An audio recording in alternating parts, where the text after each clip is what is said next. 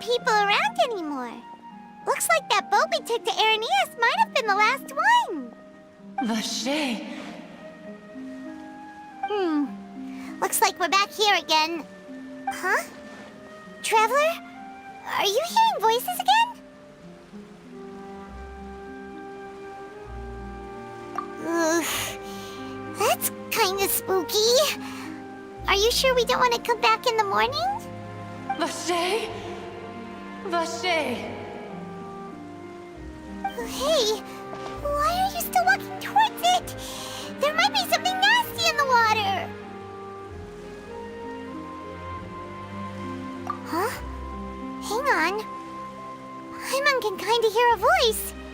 It's calling for Vache, right? Hey, Traveler? Stop walking! Come on, wake up!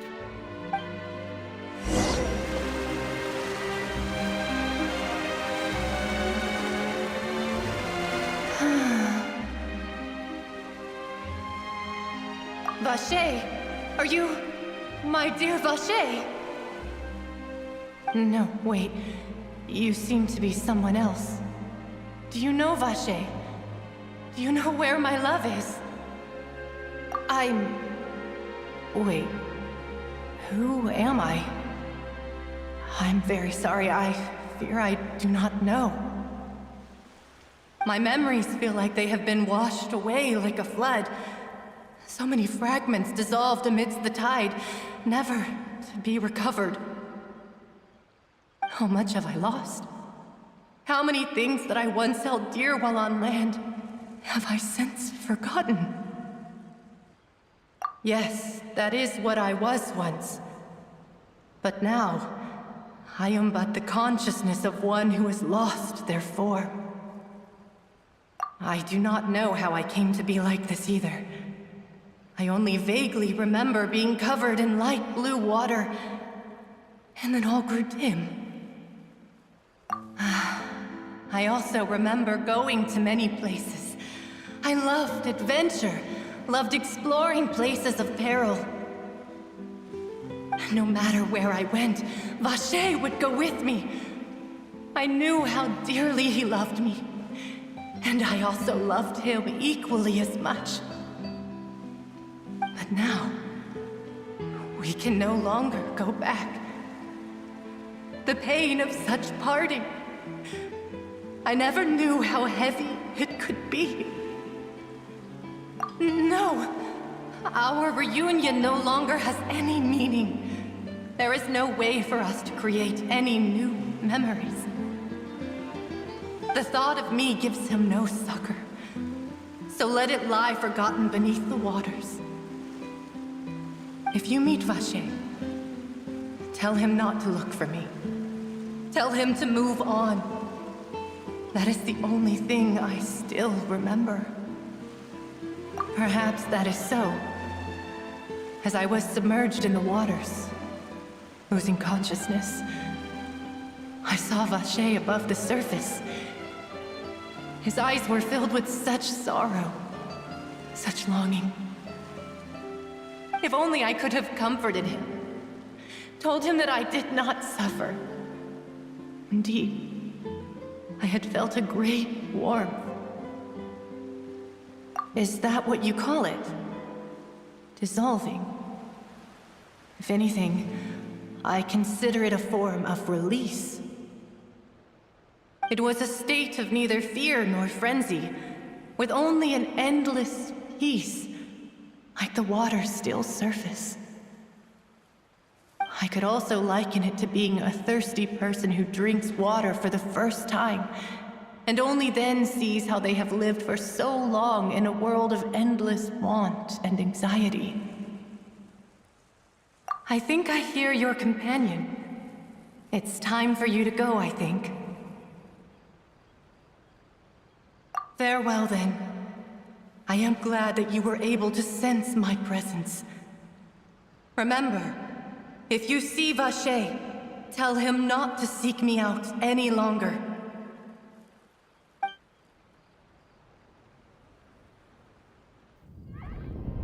Wake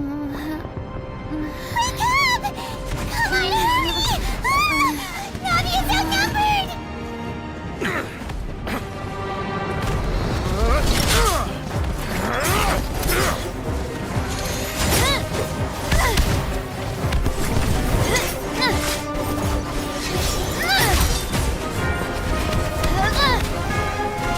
Demoiselle, look out!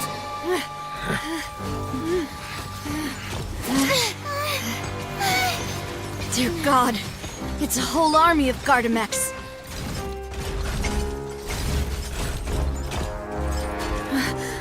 Clorand?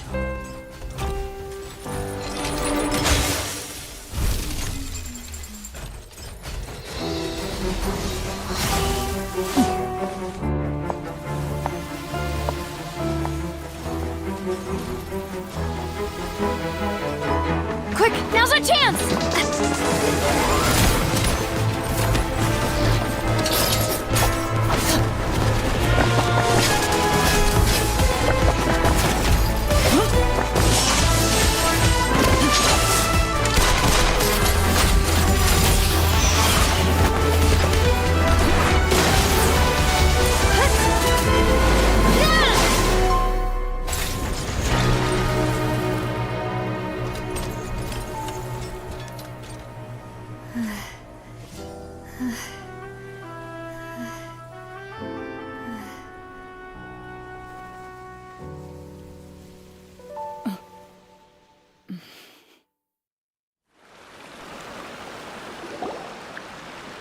I should thank you for lending us your sword there, Clorand. But before I do so, could you explain how you managed to show up here? I followed you. It seemed to me that danger has followed you more closely as of late. I believe that following someone without their knowledge is actually called stalking, is it not? Mr. Callus's last wish was for me to ensure your safety, and I will not betray his trust. He would do the same, were he alive today. Do not speak of my father! Sorry, Demoiselle. I was not strong enough. Thank you for your aid, Miss Clorand, but do keep an eye out for your manner of speech. I believe we all wish to avoid unnecessary emotional harm. Sorry, I did not consider your feelings. Whatever. What else do you know? How did you come to the conclusion that I'd be in grave danger? I doubt I know much more than you, but I believe that the mastermind behind the serial disappearances is very powerful. Your performance tonight will almost certainly attract their attention. I'm sure they've known about me. To be honest, I'm shocked it's taken them this long to act against me. And what about these Gardamex? I thought only those associated with the Maison Gardiennage could control them. None of these mecha have serial numbers. I was sure to check a moment ago. They are not the ones used by the authorities to enforce the law. I can only conclude that some powerful or wealthy party must have obtained them via illegal means, deploying them as a private force of sorts. What? Your point being that they're out of Spina di Rosula's league, then? Yes. Be careful, and do not act rashly. I will continue investigating no matter what. We will bring the truth to light. That's my father's true last wish. Regardless, thank you for your help today, Clorand. But if you get any ideas, tell me first. I don't much appreciate being followed. I do not think that they'll strike again anytime soon. So I shall stop following you. Good day, all.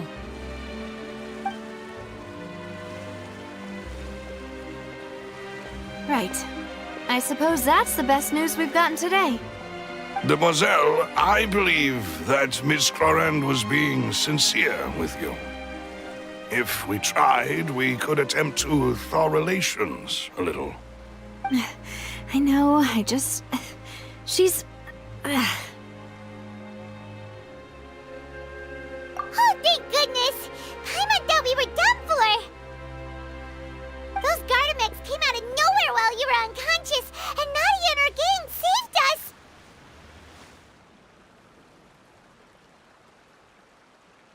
Oh, and there was that champion duelist named Chlorine who came out to save us too! We got lucky there.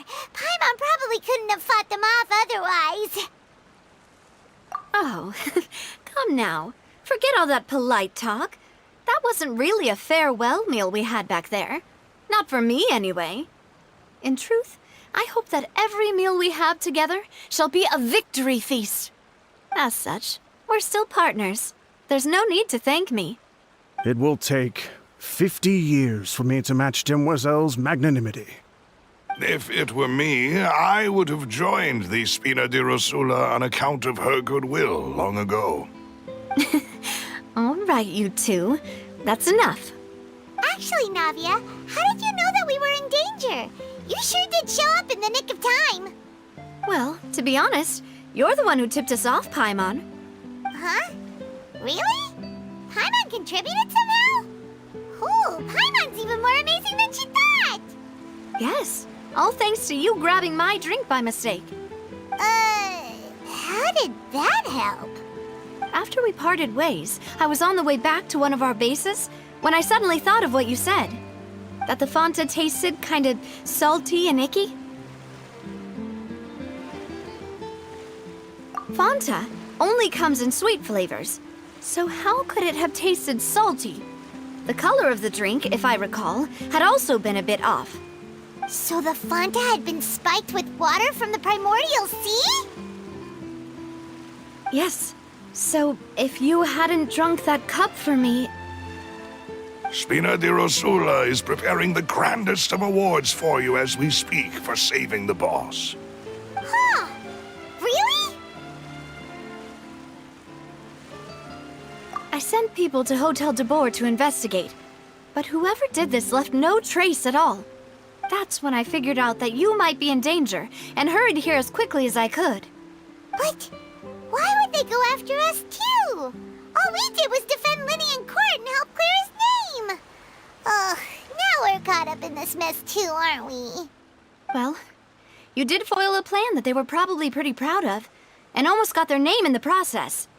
Speaking of which, did anything strange happen when you drank the primordial seawater? Well, it can't be a coincidence that the traveler fainted just now. She said that she heard that voice calling for Vache again.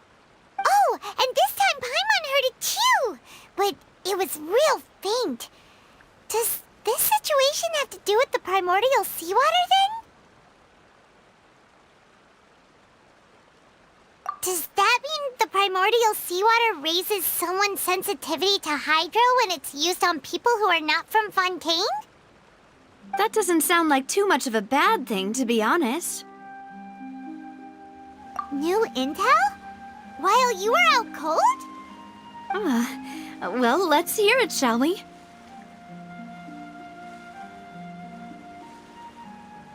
Oh, that is important. Vache. That name doesn't ring a bell. I suppose he hasn't stepped forward as a witness in court lately. Since he saw that young woman dissolve, he was at least at the crime scene. But he never gave testimony or any information regarding people dissolving in the primordial seawater. Could he have been threatened? Yes, thank you. This is very important information indeed. We will continue to investigate.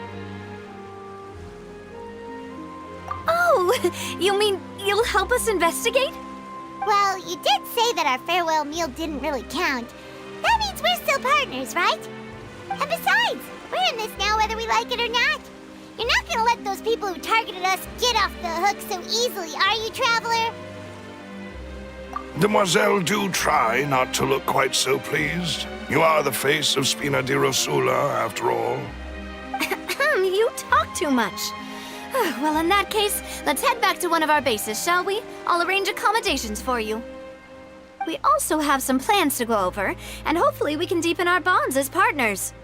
But we'll take that one step at a time, I guess. Don't worry, you two. With us around, our base is definitely secure.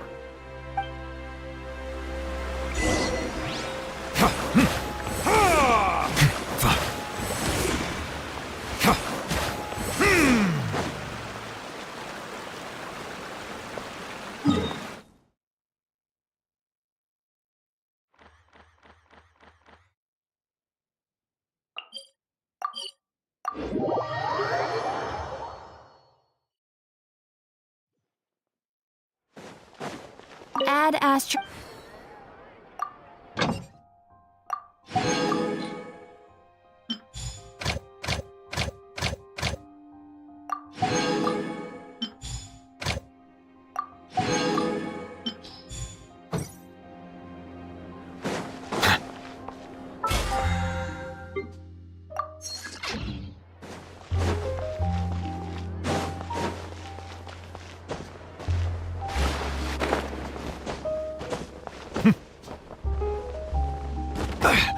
A silence fills the air. It's right up ahead, but let's make sure we weren't followed first. I've been keeping watch, Demoiselle. I haven't spotted anyone suspicious thus far. Very good. But let's not let our guard down for now. I shall find rooms for our respected guests. Thank you, Malus. Now, let's continue, Traveler.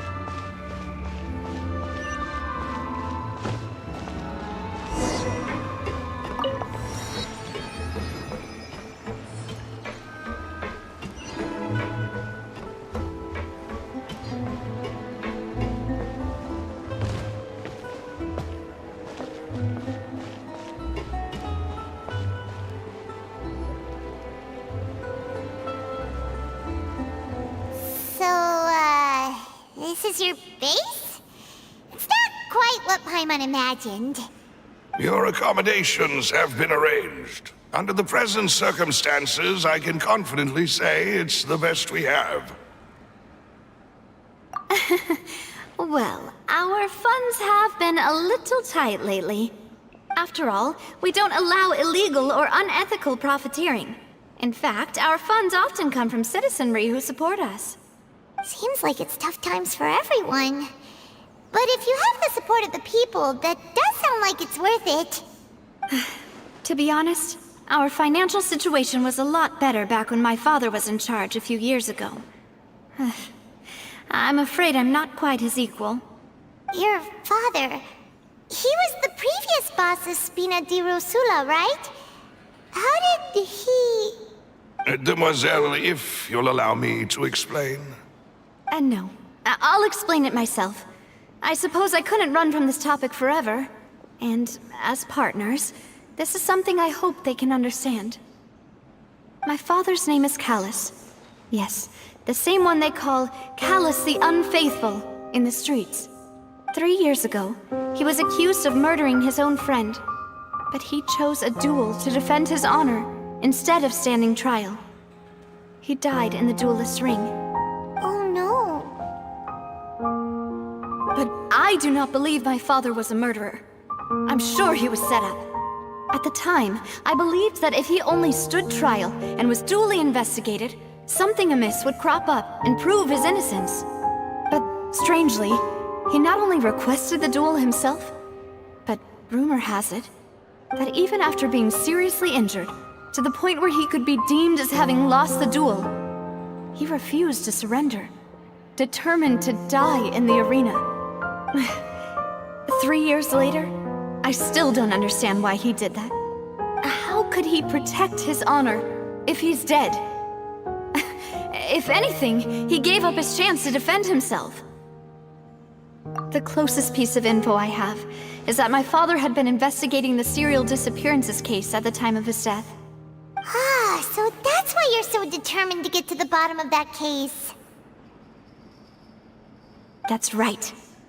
I've also tried to investigate the murder my father was implicated in, but I haven't found a single new clue in my countless reviews of the investigation records. However, I believe that if the murder case is related to those behind the disappearances, they must know something. I must know what really happened. Was my father coerced? Framed? Even if he really did kill his friend, I must get to the truth. If only he'd been more open with me when he was still alive. He even hid the fact that my mother died due to complications when giving birth to me. And now, here I am investigating his death. You really are a handful, aren't you, Papa?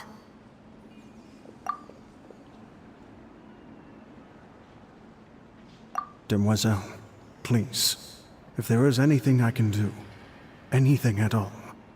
I also will never believe that Master Callus murdered anyone. There are none whom I respect more than the two of you, Demoiselle. Master Callus did so much good in life, yet all it took was one murder case for him to be dubbed Callus the Unfaithful. Even our supporters decreased greatly due to that incident, hence our strained finances at present. Wait, if Callus was such a good man, wouldn't people at least be a little suspicious when he was accused? No. Perhaps people just revel in that kind of drama. It's not something exclusive to people from Fontaine, really. Everyone's like that. People love watching the evil turn over a new leaf, but they also enjoy watching good people fall into an abyss from one slip-up just as much. But how could... never mind. If Callus was really falsely accused, we have to find the truth. He didn't deserve to have that happen to him. There is one other thing. Master Callus's opponent in the duel was Ms. Clorand. Oh, her? Well, then, isn't that as good as saying that she was the one who killed him? Yeah, that's not the sort of thing that you can just let go and move on from. Ms. Clorand has always placed great emphasis on the honorable nature of the duel. If her opponent doesn't yield, she will not stop either. She knew Master Callus beforehand and greatly respected him, but seeing how he was resolute in the arena, there was only ever one choice she could have made. It's not that I don't understand her at all, but I just can't deal with this yet. Don't worry, Navia. Paimon knows how you feel. You don't have to force yourself to do that. Afterward, Ms. Clorand told us that at the start of the duel, Master Callus requested that she ensure Demoiselle Navia's safety. Yes, that is our understanding as well. Oh, Papa. What madness drove you to ask the person who killed you to take care of me? All right, anyway, that's the information I wanted to share with you. Even if it did sound like I was just complaining towards the end.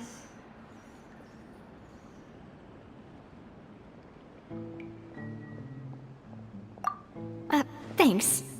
You two should go and rest. This was quite a day after all. Yeah, Paimon's beat. Please, relax and get some sleep. We will ensure you rest soundly.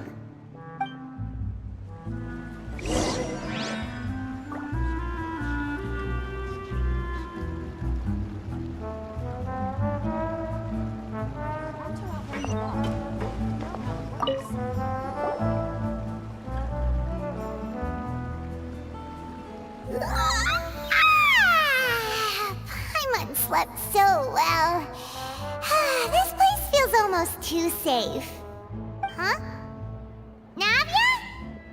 Where did the other two go? I sent them back to Poisson.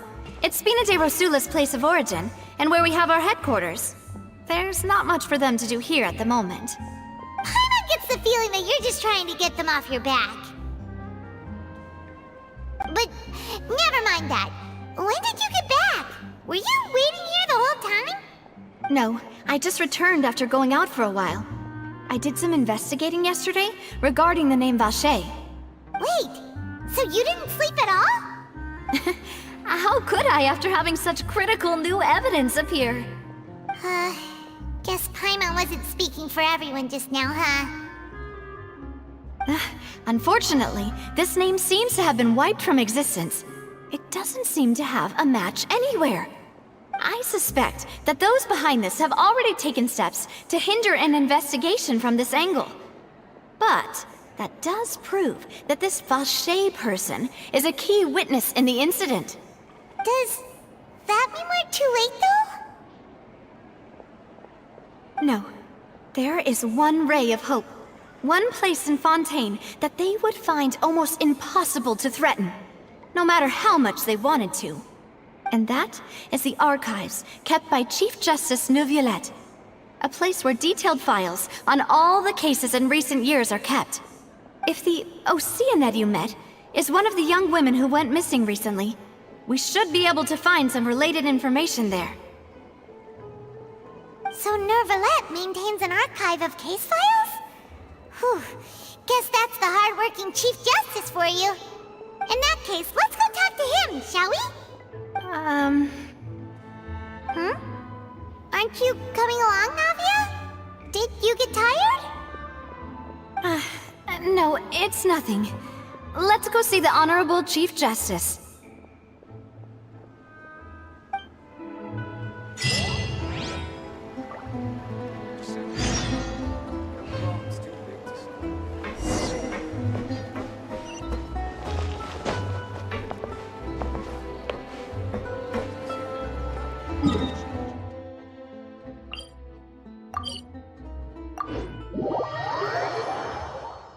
The Palais is right up ahead. Come on.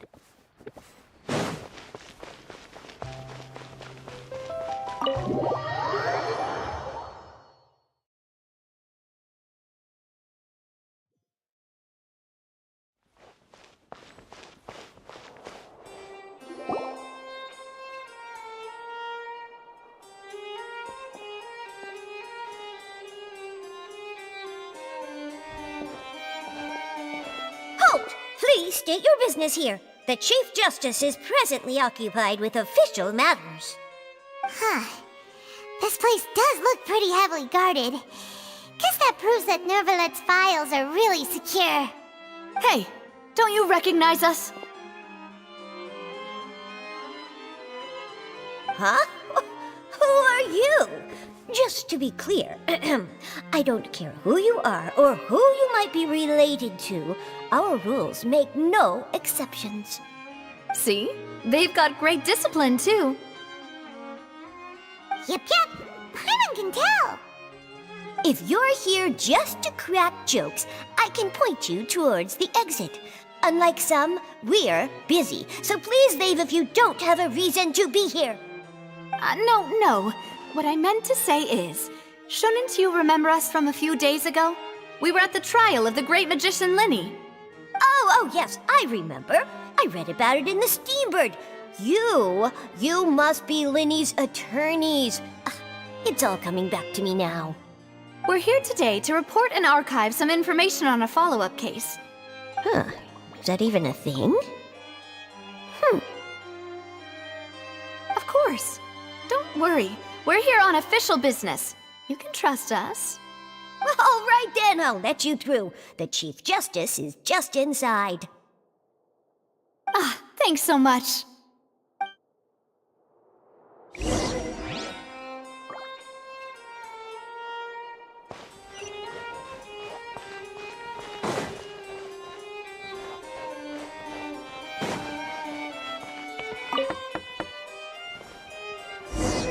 Please come in.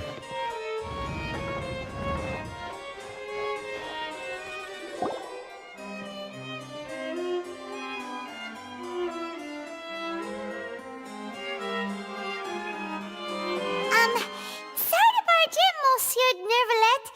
We only lied to get in because we didn't know any other way. It's all right. Please let me know how I may be of assistance to you. So you're not mad at us? We're looking for a man called Vache. He may have been an eyewitness in the serial disappearances case. If we can find him, we may be able to unearth some key information on the case. Ah, I see. In that case, please wait here a moment while I browse through the files.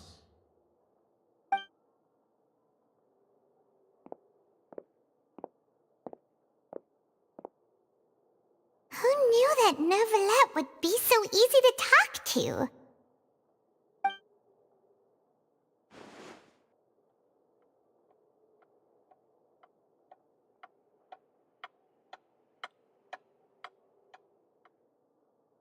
Unfortunately, I'm quite certain that no one by the name of Vache has been involved in any case, criminal or civil, in the past several years.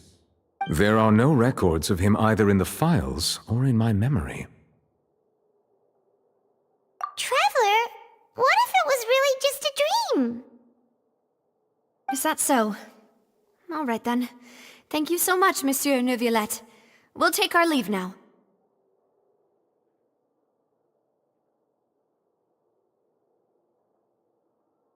Ahem.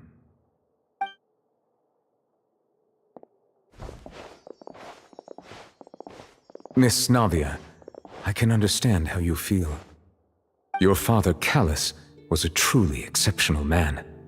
We deeply regret his passing.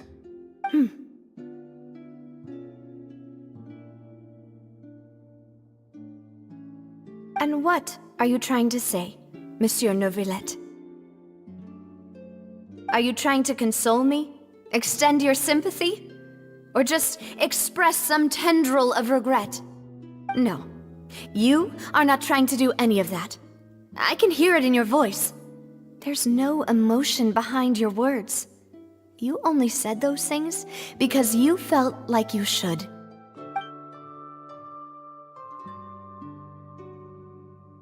It's just like last time. After my father took his place in the duelist ring, I pushed through the guards to talk to you as a last resort. You even told me then that you thought there was something fishy with the case, yet you still allowed the duel to go ahead. In your eyes, the value of a human life is nothing compared to those cold laws you hold so dear. If you truly regret my father's death, then why didn't you call a stop to the duel? Why didn't you give me the power to stop him from throwing his life away? Why did you just let him die, despised and hated by all? Everything was hanging on a thread at that moment. Just the tiniest effort could have changed everything. There are still so many things I never got to tell him. So many questions he still owes me answers to. If you really have no heart, then just look me in the eyes. I, Navia, will show you the true meaning of regret. I'm sorry, Miss Navia. You and my father are truly alike. You keep all kinds of things in your heart and never say a word to anyone. It's not so much that you can't feel, but that you would never express anything. Oh well. In any case, everyone already knows full well the apathy of the Chief Justice. My apologies for taking my emotions out on you, Monsieur Chief Justice. Let's go, Traveler and Paimon.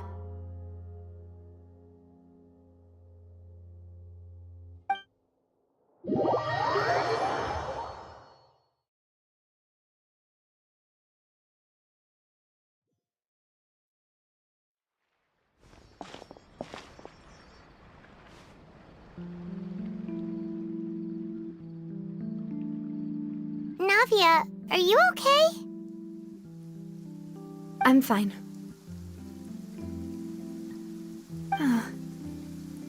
rain. It's raining. You're right. Wasn't it still sunny when we went into the building? And there shouldn't be any active trials today. How strange. Now that I think of it, on the day my father was convicted of murder, it was also raining. What is it? Did you think of something?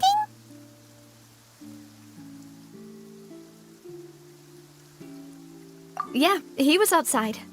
It was uncovered and the rain could fall there. Why? Do you think the rain could have affected the crime scene? That thought has occurred to us before. We've even expanded the search area to try to account for that, but didn't find anything of value. Oh? Wait. You don't mean... So you're saying that the true murderer could have been turned into water and then got washed away with the rain? Yeah, and if that's what had happened, then no one would have believed your dad, even if he explained what he saw to the authorities. I really think I found a true genius for a partner. You're completely right. How did I not connect the dots earlier? All right, let's go to Poisson. With this new lead in mind, we'll get to the bottom of my father's case for sure. Yeah, we're gonna make progress for sure this time. Do you want to go with me now? Or do you want to head over by yourself later?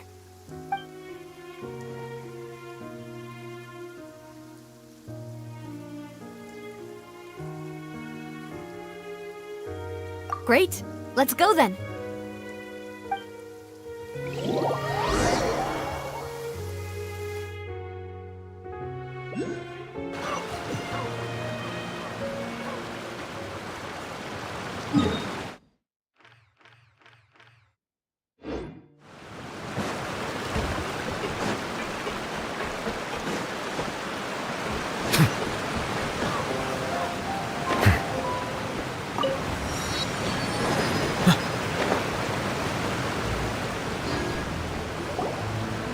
Whoa, what a huge ship! Why would a ship be anchored at a place like this? There's no need to be so surprised. While it may look like a ship, it's actually Spina di Rosula's headquarters. My father was the one who asked for it to be built like this. Perhaps our taste in exterior design is the only thing we occasionally had in common. A gigantic and glamorous ship embodies discovery, opportunity, ambition, and conquest. It symbolizes Spina di Rosula's bright and limitless future. And Paimon thought you were bluffing when you said Spina di Rosula had a glorious past.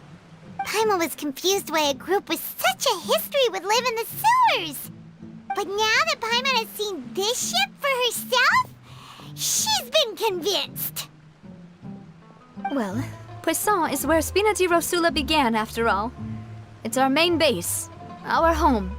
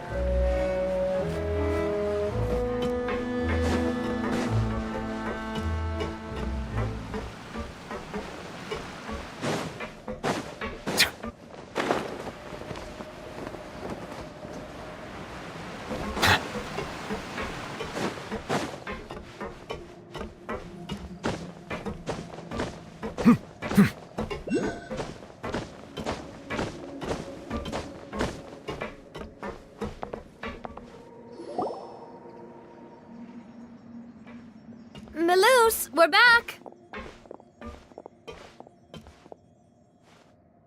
Apologies for the wait, demoiselle, and our most important partners. You said before that you still had some business at the court. What brings you back to Poisson so quickly? About that. It's because my partner here reminded me of something really important. You see, what if my father's case had something to do with water from the primordial sea? You still remember, right, Melus? On that night, it was raining? Yes, the case was quite similar to that of Mr. Linney's. Both were what you'd call impossible murders.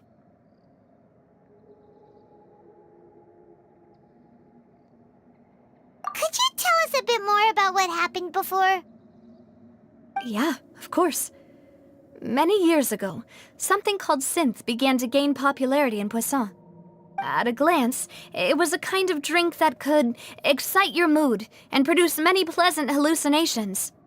Wait! Didn't that guard guy who turned into water also mention that the primordial water could be used to produce some kind of potion? Yes, he did. Considering what we know now, it's almost certain that synth is created using water from the primordial sea.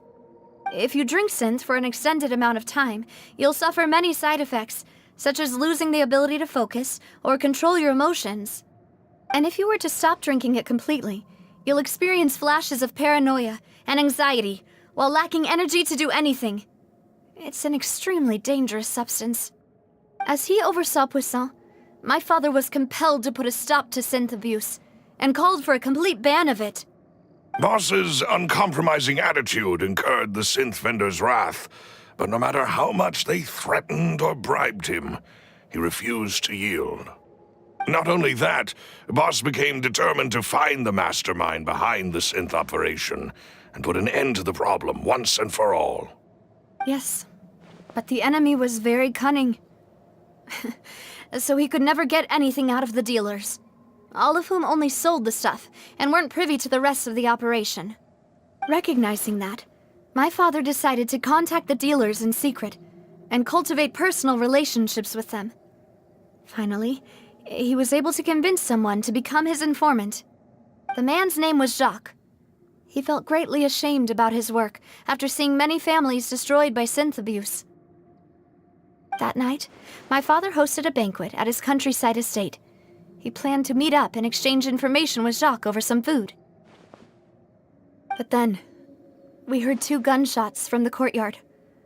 We raced to the scene and found my father, still holding a gun, and Jacques, who was already dead on the ground. Huh? How did that happen? Aren't they on the same side? Sounds just like Lenny's case, doesn't it? In both cases, the culprit seemed obvious, but neither appeared to have any motive at all. Looking back on it, though, I now believe the most important clue was something we all overlooked at the time. There were pieces of clothing left at the scene. Precisely. It's all thanks to you that I made the connection now. Back then, we all just thought they were some costumes that Jacques used to disguise himself at the banquet. But, considering it now, it's almost certain that they belong to a third person at the scene. With one extra person, we'll also need to reconsider why the 2 shots were fired.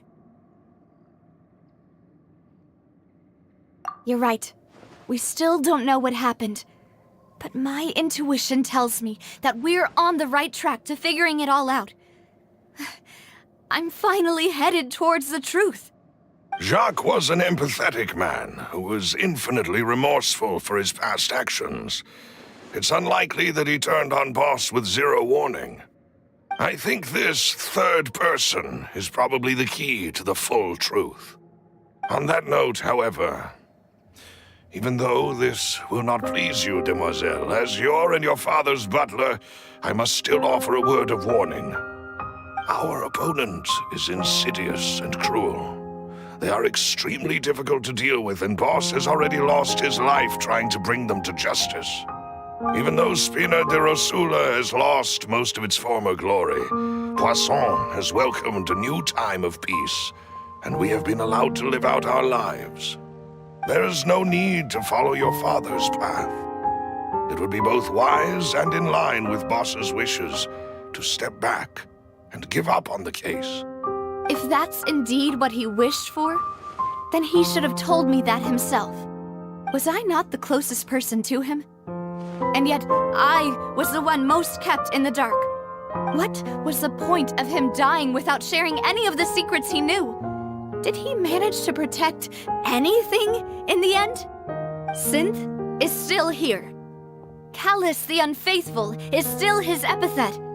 And Spina di Rosula is barely getting by. Nothing has changed. Did he think I'd just accept his meaningless death and live out my life just as meaninglessly? I've never accepted that. Ever. Not since that day, and certainly not now. I want to find out the real answer for everyone's sake. For the missing girls, for the victims, and for myself. Navia. This is indeed the best moment to act. Your partner appears to be quite reliable, and more importantly, Demoiselle, I think you're also ready to take this on. So you do know something else, Malus? Yes, I do. In fact, even before that banquet, Boss already knew of the connection between Synth and the serial disappearances case. But what drove all the tensions to the boiling point was the revelation that you, Demoiselle, had been selected as the next target to disappear. What? Boss also didn't tell you that he had been diagnosed with a rare illness. The doctors told him that he had no more than 5 years left to live, and the serial disappearances case caused him great anxiety. 5 years was nowhere near enough time to resolve this long-standing conflict, but once he passed away, all the danger would pass on to you. Knowing all of this, he decided to use one final intimidation tactic before his death. He claimed to have already gotten his hands on some key incriminating evidence for the other side, and even told some members of Spina di Rosula about the details. But as long as you remained safe, he would not share the evidence with the public. If something were to happen to you, then he and all those he told would immediately expose all they knew about Synth and the disappeared victims. Right, so nobody would be able to get off scot-free. As we've seen, Boss's tactic has worked. Even though Boss has been gone for a long time, the other side has not tried to take Demoiselle's life. No, I don't believe it. He never appeared to look sick to me. No father wants their daughter to see them weak and haggard, especially someone as proud as Boss. To him, dying in a duel and suffering lasting dishonor as the unfaithful was still far preferable than losing face in front of his daughter. So he chose to die in silence, so that he could protect me. I'm afraid you're not understanding this correctly, Demoiselle. What Boss wanted to hand to you was not a parasol, but a sword. If Boss's spirit could hear you telling me that you want to find the answer for the sake of everyone involved, I'm sure he'd be extremely proud. That fool. Couldn't he have just given it to me straight? No. He might have set up everything precisely because he never thought I'd be able to understand him. Is that the amount of confidence he had in me? And what if I was never able to make it to where I am now?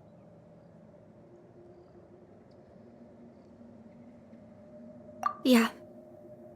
I suppose that's true.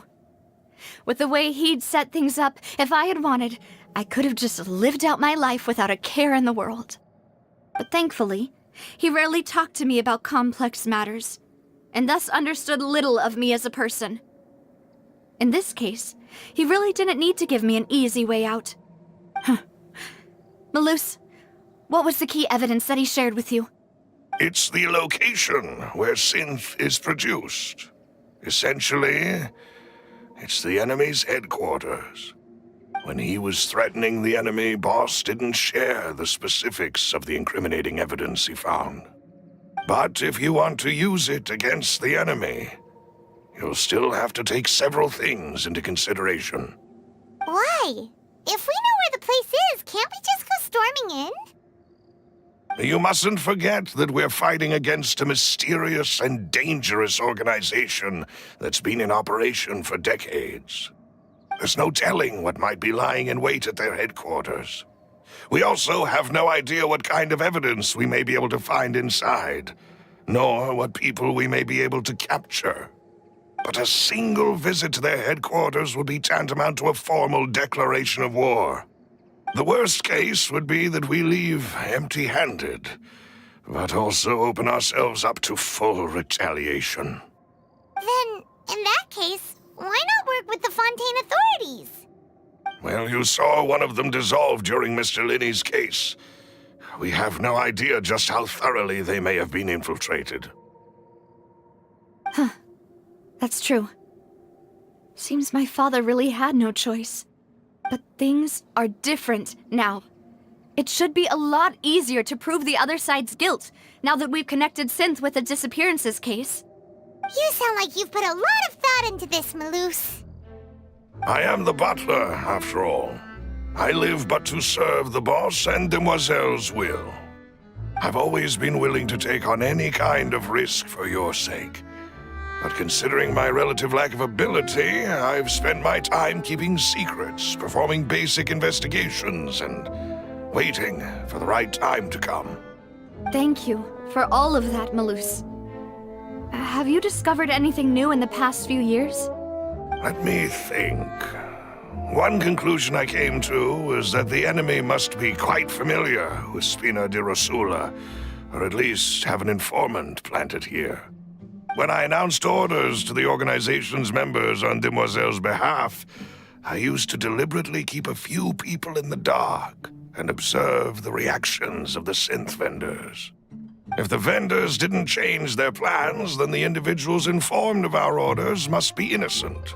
If the vendors packed up and fled, however, then someone must have given them the news. After several rounds of testing and investigative tracing, I've narrowed the suspect list down to 3 people. The first is Florent, Spina di Rosula's senior advisor. Huh? Florent? Yes, surprising, isn't it? He was one of the people Boss trusted the most, which also means that he was someone who understood Boss really well. Thanks to his position within Boss's innermost circle, he always knew our upcoming plans and could thus avoid capture this whole time. There's someone else like him too. Marcel, the head of Confrérie of Cabrières. Uncle Marcel.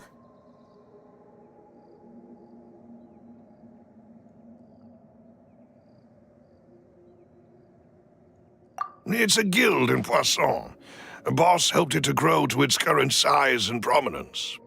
In the beginning, they were only reselling some daily goods, but now they're one of the richest guilds around with a lot of business connections in the city. So, they're like a sister organization of Spina di Rosula? Yes, you can say that. When we were fighting against the synth dealers, they provided us with plenty of support. It's a bit difficult to imagine someone using their own money to hunt down themselves. The final suspect is Thierry, the man responsible for coordinating information between Spina di Rosula and the guards.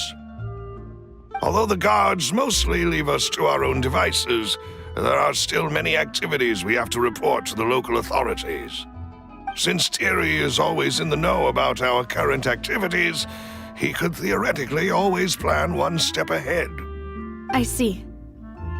These are all people who I communicate with quite regularly. To think that the enemy we've been fighting against has been right next to me all along, among those I trust the most. It's almost too hard to believe. If you want to investigate them, please take every precaution to not alert the quarry. Judging from our experience, the enemy is extremely cautious. Of course. And thank you, Maloose. You've provided us with a lot of great information. You're too kind, my lady. I'm just doing my duty. And before I forget, proving Boss's innocence would also mean clearing him of blame in Jacques' death. After that incident, Jacques' wife and daughter were taken into the Spina's care. They still live in Poisson today. If it might help, you could also pay them a visit. I can make the necessary arrangements. Aw, thank you so much, Maloose. You really are the best. A new case awaits, my dear partner. I hope we can work together to uncover the truth and end this case once and for all.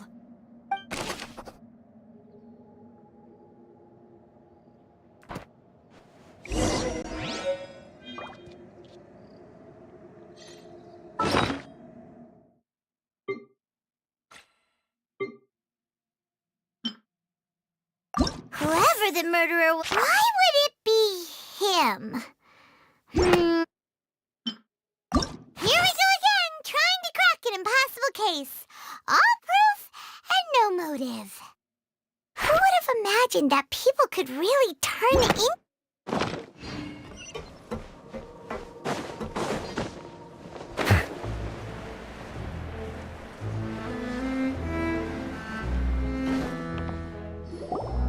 It is settled, then. Please excuse me, and enjoy your conversation at your leisure. Thank you for arranging everything for us, Malus. Excuse me, miss. Do you need anything from us? Oh, Hey, Navia's all quiet. This isn't like her at all.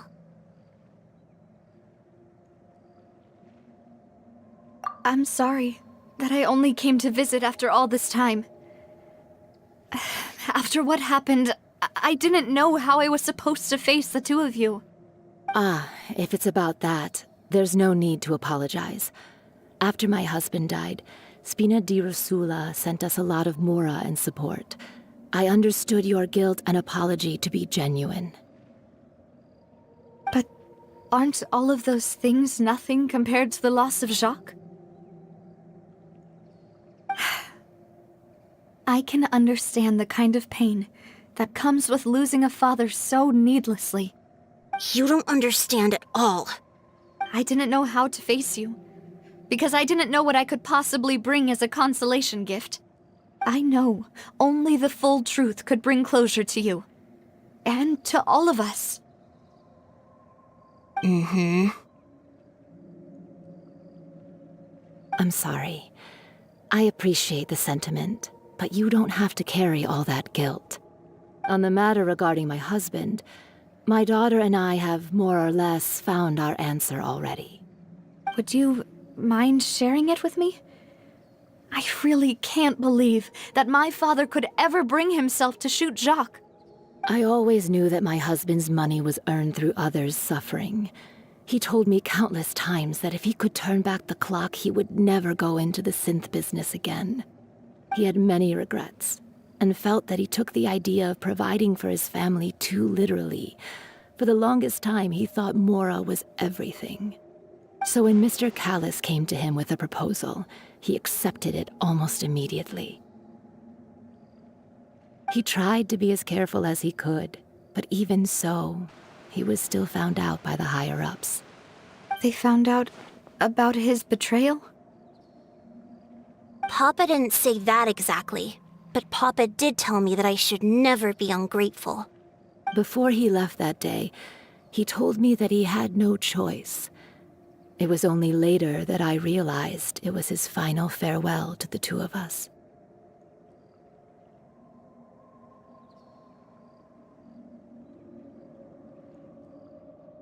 I don't know that for sure, but you could say that's the conclusion I eventually came to. Which is why I'm the one who should feel guilty. Callis had always taken great care of us, both when he was still alive and after he passed away. Even if he fired the shot that killed my husband, it was likely in self-defense. It is impossible for me to hate him for what he had done. But Mama, why is Papa still the bad guy if he did the right thing? Papa always wanted to be a good man, so why did he have to do a bad thing in the end? Well, things aren't always as they seem. You still feel like your papa was a good man, right? Yeah, Papa was a really good man. The best in the whole world. Then you should hold on to that. If a good man had to do a bad thing, then he must have had his reasons. Regardless of whether he left you a parasol or a sword. He must have done so to give you a better life. Oh. Thank you for everything you've told me. I will definitely find the truth. The current state of things is not something I'm willing to just sit back and accept. Thank you. I'm very grateful to hear this from you. Even though your personality is quite different from your father's, your determination when you speak is really similar. You really think so? That's the first time anyone said that to me.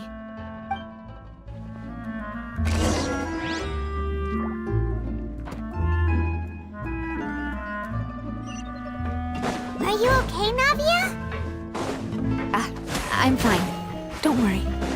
Let's investigate the 3 suspects next. Laurent should be nearby, and we should be able to find Thierry and Uncle Marcel in the city. I'll get myself together on the way, so please don't worry.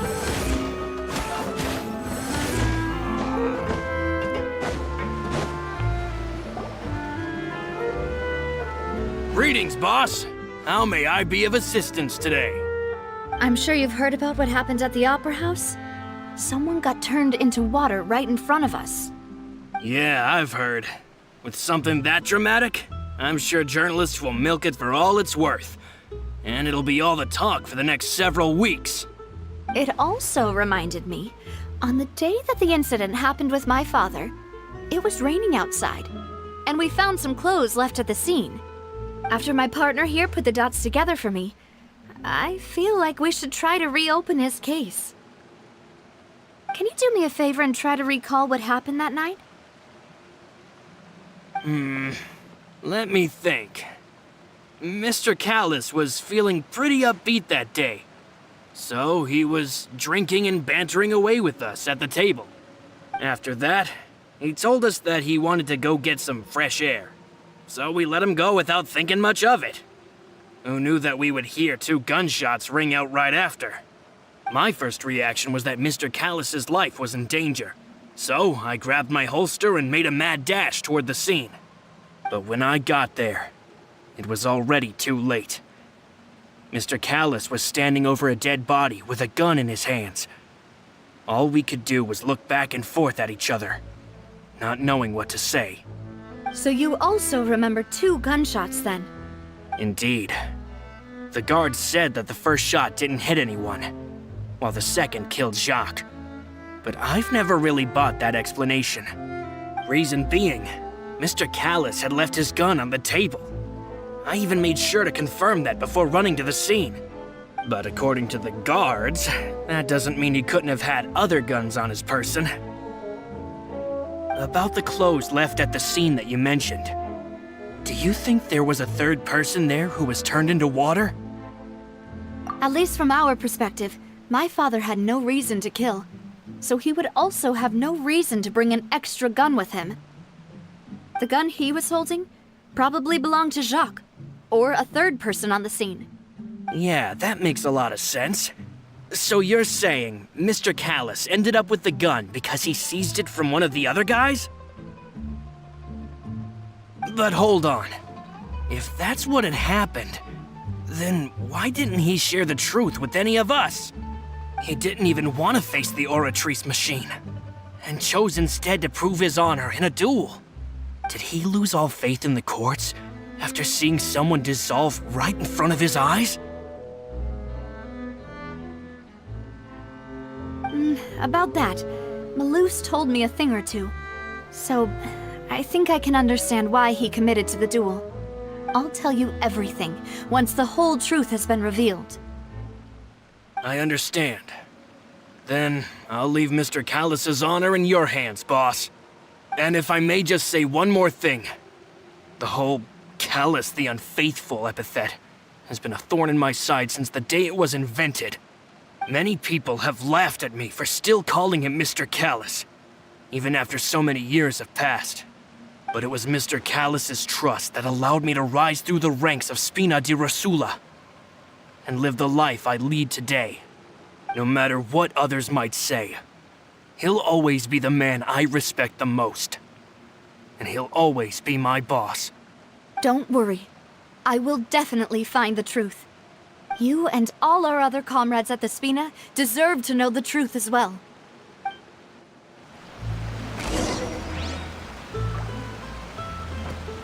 Intel is just like teachers. You gotta invest a lot before you can start earning.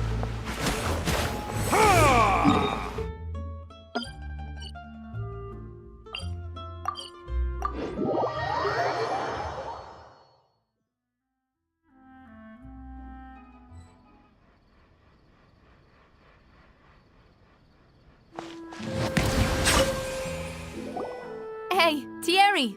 It's me! Oh, now, what brings you here, Miss Navia? I've heard that you made quite the name for yourself at the Opera House. Oh, so you've got news of that already. Oh, okay. Hey, I'm also a member of the Guards, you know. The way you make it sound, people would think I was sent off to Poisson because I had done something wrong. Are you sure there isn't a little bit of truth in that? Under normal circumstances, shouldn't you have been called back to the city already? I mean, where I work is really up to me. Let's just say I enjoy the ambiance of Poisson. Callis did a fantastic job running the town, building Spina di Rasula from the ground up and clearing many obstructions in my way. It would be next to impossible for me to find a similarly easy but high-paying job in the city. Anyway, enough chit-chat. Are these two friends of yours? You, here for some formal business? Yes. These two are my partners. What happened at the Opera House made us realize that Lenny's case and my father's may be related. We're trying to reinvestigate the details of my father's old case. Ah, I get it. You think there might be more to the case now that we know people can be dissolved into water, right? I was also flabbergasted when I first heard of it.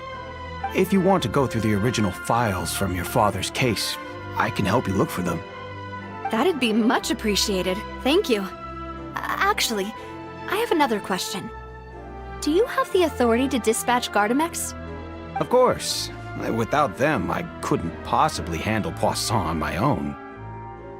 Why do you ask? We definitely can't use them to forcefully get more evidence for your father's case. Well, you see, just recently, we were attacked by a horde of unnumbered Gardamex in the city. So, if you hypothetically wanted to do something against me, all you would need to do is get rid of the mecha serial numbers and send them after me. Then you think too highly of my abilities. Dispatching mecha is very different from controlling them. If I had to make an analogy, when you order a dish, the chef will make it for you. You can ask the chef to cook, but not to massage your shoulders or carry your baggage. If you try to make unreasonable demands, the chef would just think you're out of your mind and ignore you completely. The same goes for me and my Gardamex. Removing a serial number is also not as easy as you might think. There are a lot of complex steps to it, and it's almost impossible to keep it a secret. So I can promise you, those mecha were definitely private units. They're certainly not cheap. So, whoever their owner is must be super rich, powerful, or both. Now that you mention it, though, being in the synth business would definitely be profitable enough to afford this. Oh, then you're officially in the clear, Thierry. Oh, well, thank you for the vote of confidence, Navia. Jokes aside, I'd like to wish you all the best with your investigation. I'll be staying in the city for a little while, so just come find me if you need any support from the guards.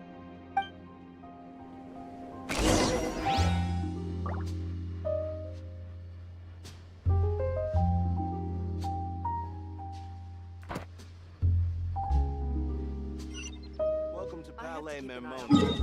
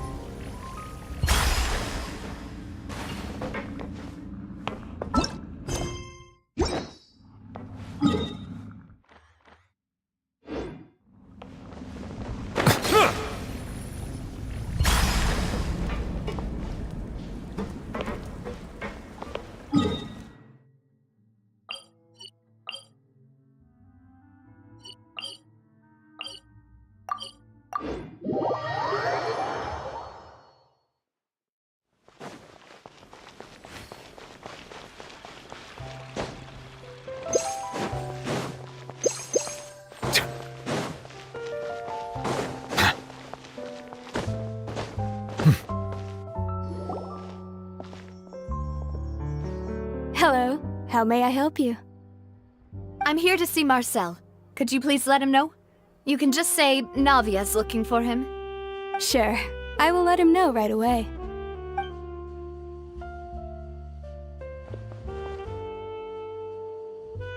Navia, hello. Sorry to keep you waiting. I'm not as young as I used to be, so my legs are giving out a bit. Oh, it's all right, Uncle Marcel. There's no need to stress. I just wanted to talk to you briefly about what happened in the Opera House. I'm sure you saw everything too, right? Yes, I've never seen anything so strange. Oh, you were at the Opera House too? That's right. I went there with Navia to see the magic show. Who knew it would turn into a whole murder mystery? I also witnessed your marvelous sleuthing work.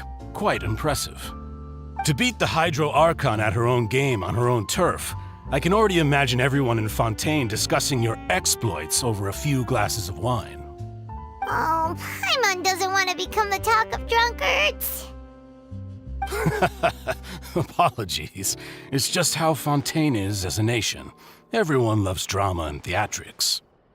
Uncle Marcel, you've also noticed that other thing, right?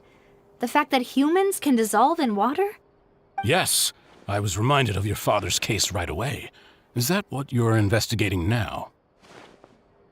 Exactly. I still don't have much solid proof, but I can sense that the other side has already begun to act. Oh, and what makes you say that? We were attacked on Araneus by some unnumbered Gardamex. And there was also an attempt to get me to drink water from the primordial sea. If not for the vigilance of my partner, I probably wouldn't even be here talking to you right now. Oh, you're giving us too much credit. Wasn't it you who protected us? Alas, it seems things are heating up again. The peace that Callus sought so dearly will soon become a thing of the past. But rest assured, Navia, Poisson will always remain a safe haven for you. If you're scared, you can always return there. If anyone dares to lay their hands on you there, the Confrérie of Cabrières will use its funds to the last Mora to bring them to justice. Thank you, Uncle Marcel. But I don't intend to go into hiding. I'm going to strike while the iron's hot. Do you have any new thoughts on my father's case? About that. Sorry, my age is catching up with me, so it'll take me a while to recall my memory. The Confrérie was responsible for that banquet, so I was out and about the whole time making sure things were running smoothly. I didn't even have the time to drink with the guests. Then I heard the sound of a gunshot, and the rest was history. Oh, it's okay. No need to push yourself. We'll ask around some more, see if there are any valuable clues elsewhere. Sounds good. Just let me know if you ever need Mora. All my wealth comes from Callus's patronage and support. I'll spend however much it takes to clear his name.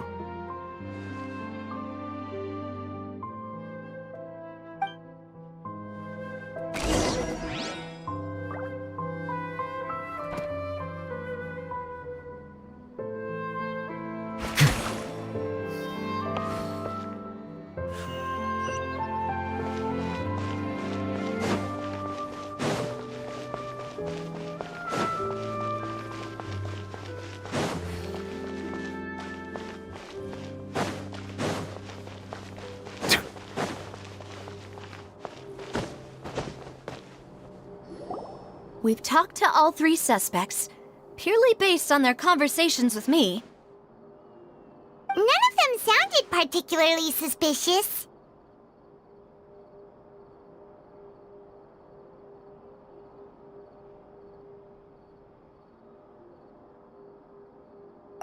I suppose that's to be expected, though.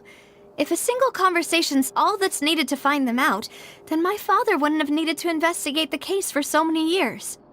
Anyway, even though we didn't make a breakthrough, let's still compile what we were able to find. But where should we start? Ah, you're right! Flora mentioned that Callus probably only ended up with the gun because of circumstance. That makes sense. According to Jacques' family members, he already told them that he had been discovered, and that he had no choice before he left home that day. If I had to guess, he probably received an order from the synth boss to kill my father. Had he refused, he and his family's lives would have been forfeit. So, Jacques fired the first shot?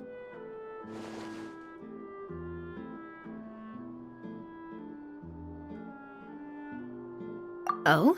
And why is that?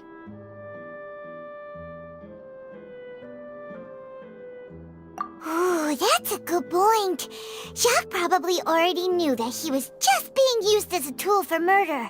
And once he had completed his mission, he'd be of no more use to his boss. So, what would make more sense from his perspective would be to turn his back on the Order and seek protection from my father.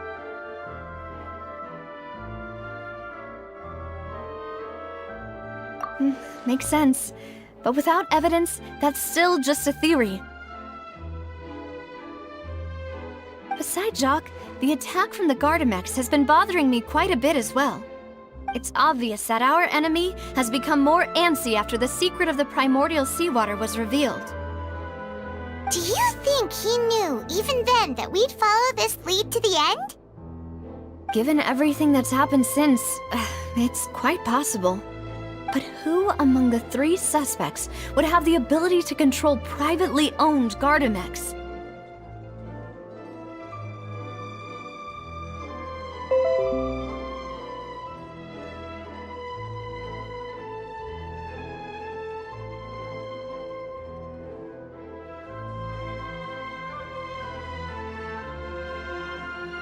Thierry, you say? It is possible that he's figured out a way to convert the Gardamex for personal use. But I didn't feel like he was lying when he was talking to us about the mecha. I also don't think he'd be able to keep that kind of tampering under wraps. Yeah, had he actually tampered with the mecha, we'd be able to prove it with a simple check of the guard's inventory. If the mecha were taken from the guards, it should be pretty easy to find out when and how that happened.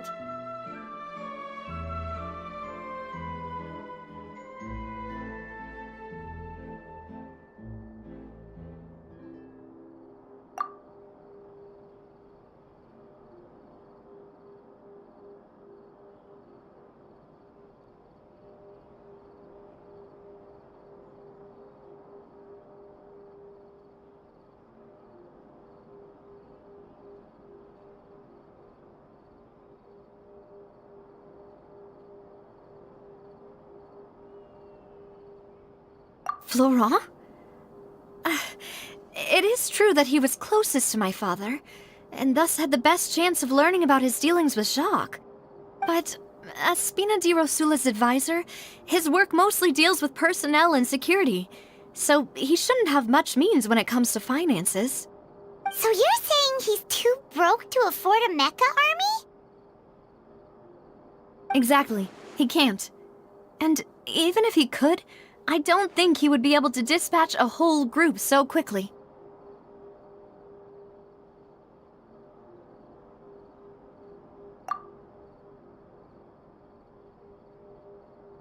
Uncle Marcel? My father did really trust him. And they worked together on a large number of projects. Maybe that's how he got to know Jacques. And with funds from the Confrérie, he could also afford a large number of Gardamex. It's still really hard for me to imagine, though. After all, Uncle Marcel has been around since I was just a child. Also, wouldn't this mean he has been spending a whole lot of mora and energy to fight his own synth business? Who could it be?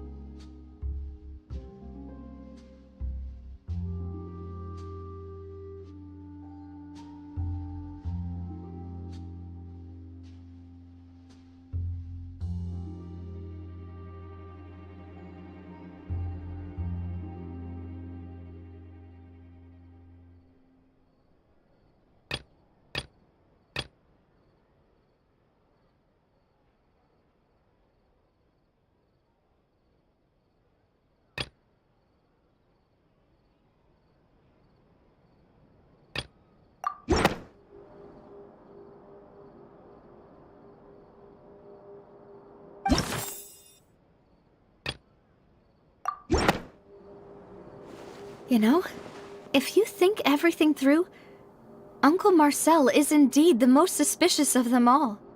Could we be missing other suspects? Malus didn't know about the people turning into water thing when he narrowed it down to these three, did he? Malus has always been very reliable, and his judgment of others' trustworthiness has been fair and well considered. When he laid out his case for the three, the rationale he gave me made a lot of sense as well. The suspect is knowledgeable about the Spina's internal affairs, has the means to dispatch Mecha to assassinate us, and possesses significant intellect and foresight. Even if I don't want to believe it, I'm starting to see how things could all tie back to Uncle Marcel.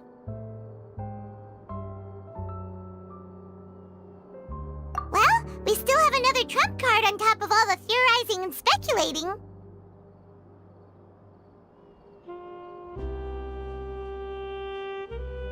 Yes, Malus did say that charging straight in there would be extremely risky, but we don't have any other options right now.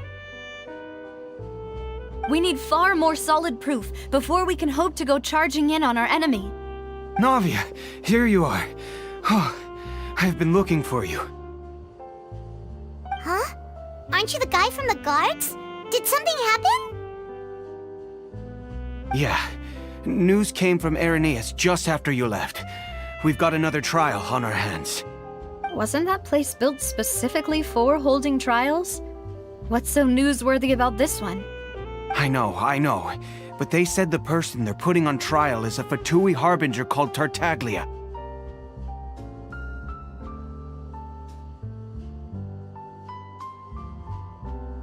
What?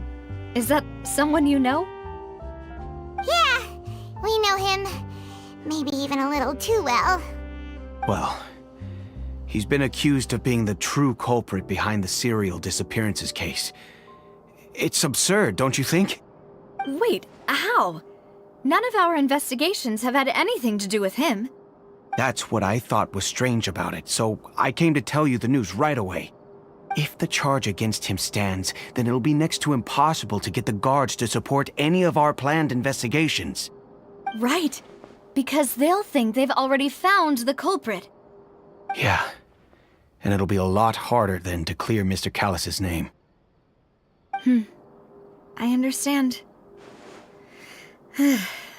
Well, partner, what do you think we should do? We still haven't found any conclusive evidence. Huh? Split up? What do you mean?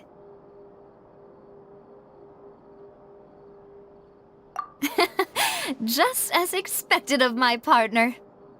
Since this is a trial about the serial disappearances case, the culprit's attention will be focused on Irenaeus, leaving his home base wide open. You're right. This is our best opportunity. All right then, let's do this. I'll stall them at the Opera House and charge Marcel as the true culprit. I won't have any chance of making that charge stick, though, unless we find more evidence. It'll be up to you to make it back in time and hand the decisive evidence to me. We'll help you, just like you helped us in Linny's trial. Demoiselle, please allow us to accompany you. I'm ready. Ah, Malus, Silver. When did you two get here? We heard that you'll be leaving Poisson and figured that you might require our assistance. It's our hope that your confidence will be bolstered with the two of us by your side. Thank you so much. Then, let's make haste for Irenaeus. Paimon, Traveler, I'll see you at the Opera House. See you then!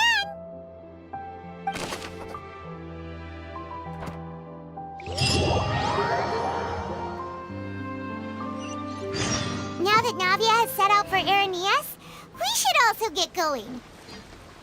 The location has already been marked on the map, so let's head over.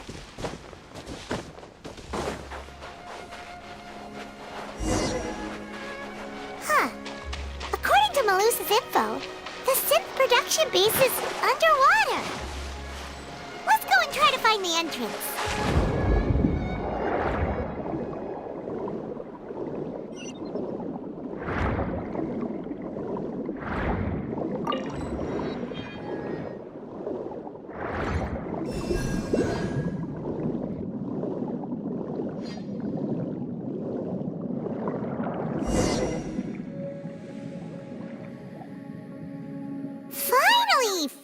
quiet.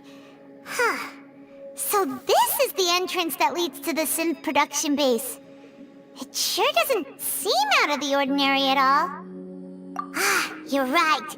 An important place like this is bound to have a ton of protective measures and mechanisms. Navia's probably arguing up a storm right now to stall for us.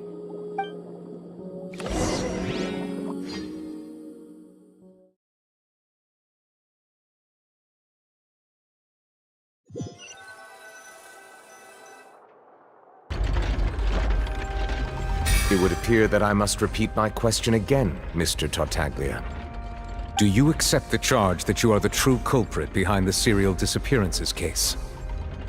To be perfectly honest, I don't understand your country's complicated court system, or the reason why I'm being charged with something I've never even heard of. However, I did hear that people who have been charged can choose to participate in a duel to clear their name. Is that right? In which case, as long as I accept the charge, I can have an all-out fight with that champion duelist Clorend, right? I've got to admit, that's one of the most enticing offers I've ever received. When I privately sparred with her last time, she was obviously holding back. Real disappointing. Hey! Don't you understand? You're currently the prime suspect for a major case. This isn't the place for you to be looking for fights. Oh? Sounds like the Hydro Archon wants to lecture me on the ways of the Opera House. Then why don't you duel me too? I'm the kind of student that learns best in the heat of battle. No. That's not what I meant. Alas, it would appear that communication with the defendant is going poorly, and we have made very little progress. In that case, let me explain everything from the very beginning again. The goal of this trial is to determine the culprit behind the serial disappearances case. That case had nothing to do with him! You've got the wrong man! Huh? What's going on? Why is she interjecting again? I told you it couldn't be one of the Fatui Harbingers. Miss Navia, this is the second time you've interrupted the court proceedings. I only tolerated your behavior last time because you were able to provide the court with a key eyewitness. But that was an exception rather than standard court protocol. I can very well charge you with contempt of court for your interjections. Oh, please. Did you ever think I had any respect for this place's pointless theatrics? We can put that discussion aside for now.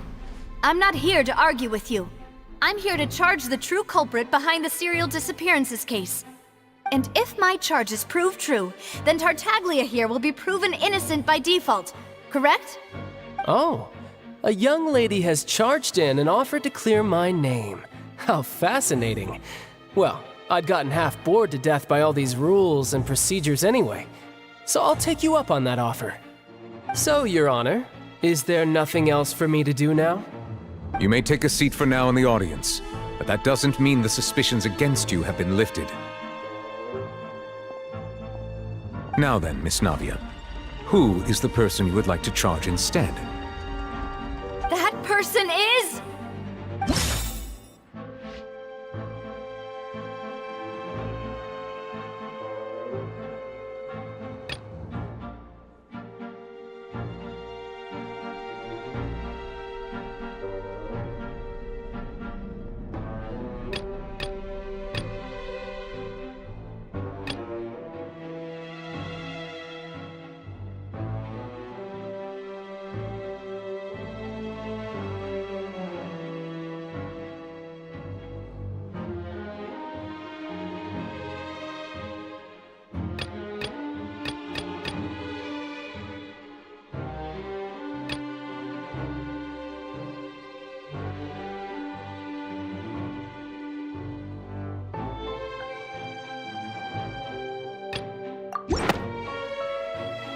Marcel, the head of Confrérie of Cabrières!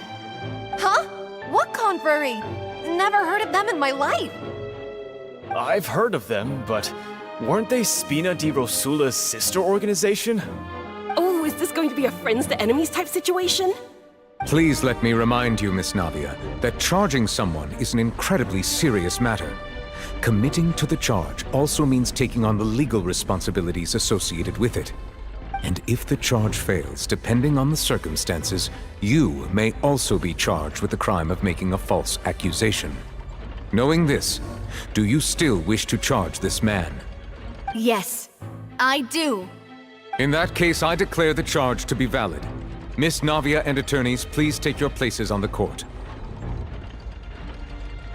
Members of the guards, please contact Mr. Marcel right away so that he may stand trial.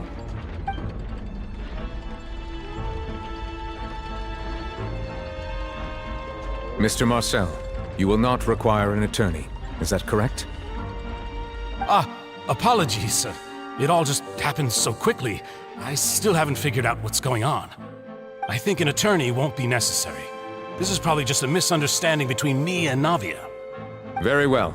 In that case, since both sides have now arrived, Miss Navia, please present your charges. I would like to take everyone back to 3 years ago, to the case of Callus the Unfaithful. Only through elucidating what really happened in that case can we connect all the dots for the serial disappearances case. Navia, do you really think that I was the one who killed your father? Come on, why would I do that? Callus was my benefactor, and remember, both you and I only ran to the scene when we heard the sound of a gun. If that's enough to make me a suspect, wouldn't that make everyone at that banquet a suspect as well? I think there's no point in getting into the specifics right now. The audience doesn't even have the big picture yet. Even I'm struggling to remember some details of that case. Exactly correct, Your Honor. I must refresh everyone's memory about that case before I can explain my charge and reasoning. I see. In which case, I will recount the findings about that case as originally recorded by Maison Gardiennage.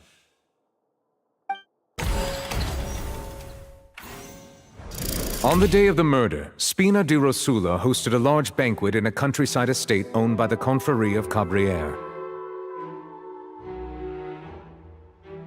During the banquet, all attending guests heard 2 gunshots from the courtyard.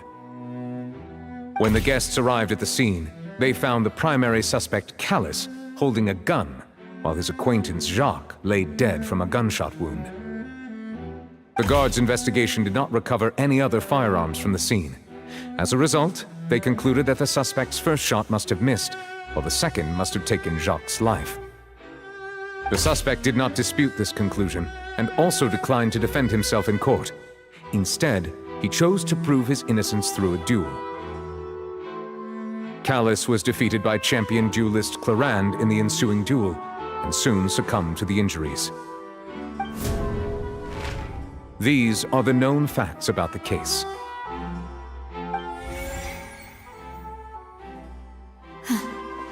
The one with the motive to kill was Jacques, not my father. And even so, Jacques still had no reason to pull the trigger. In truth, the third person shot Jacques first, and was shot in turn by my father when my father seized the gun from him. After that, the true culprit turned the third person into water, erasing all traces of him from the scene. Thank you for the summary, Your Honor. Of course, the guard's conclusion appeared quite sensible to us at the time. However, we should revisit the case now that we've gained new information about the abilities of water from the primordial sea.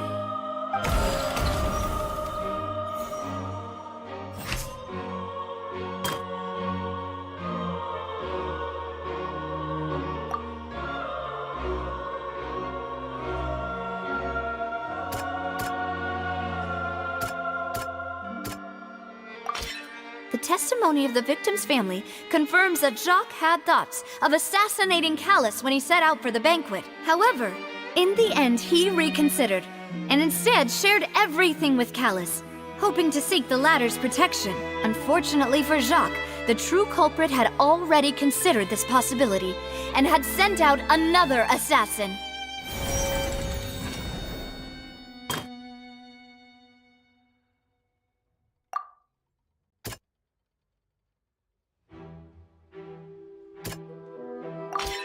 This assassin first shot Jacques, then turned to shoot Callus.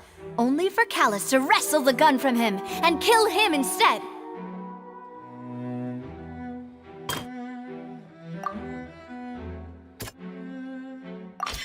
A pile of clothing was found at the scene. The guards once believed they were used by Jacques as a costume to disguise himself. But now, it is clear that the clothes were proof that there was a third person at the scene, and that they were turned into water after committing the murder. Since it was raining that day, the culprit was confident that they could use the rain to wash away all traces of their dissolved accomplice. Realizing this, the true culprit caused the hired assassin to dissolve into water, leading everyone to believe Callus was responsible for Jacques' murder. This is the true version of events.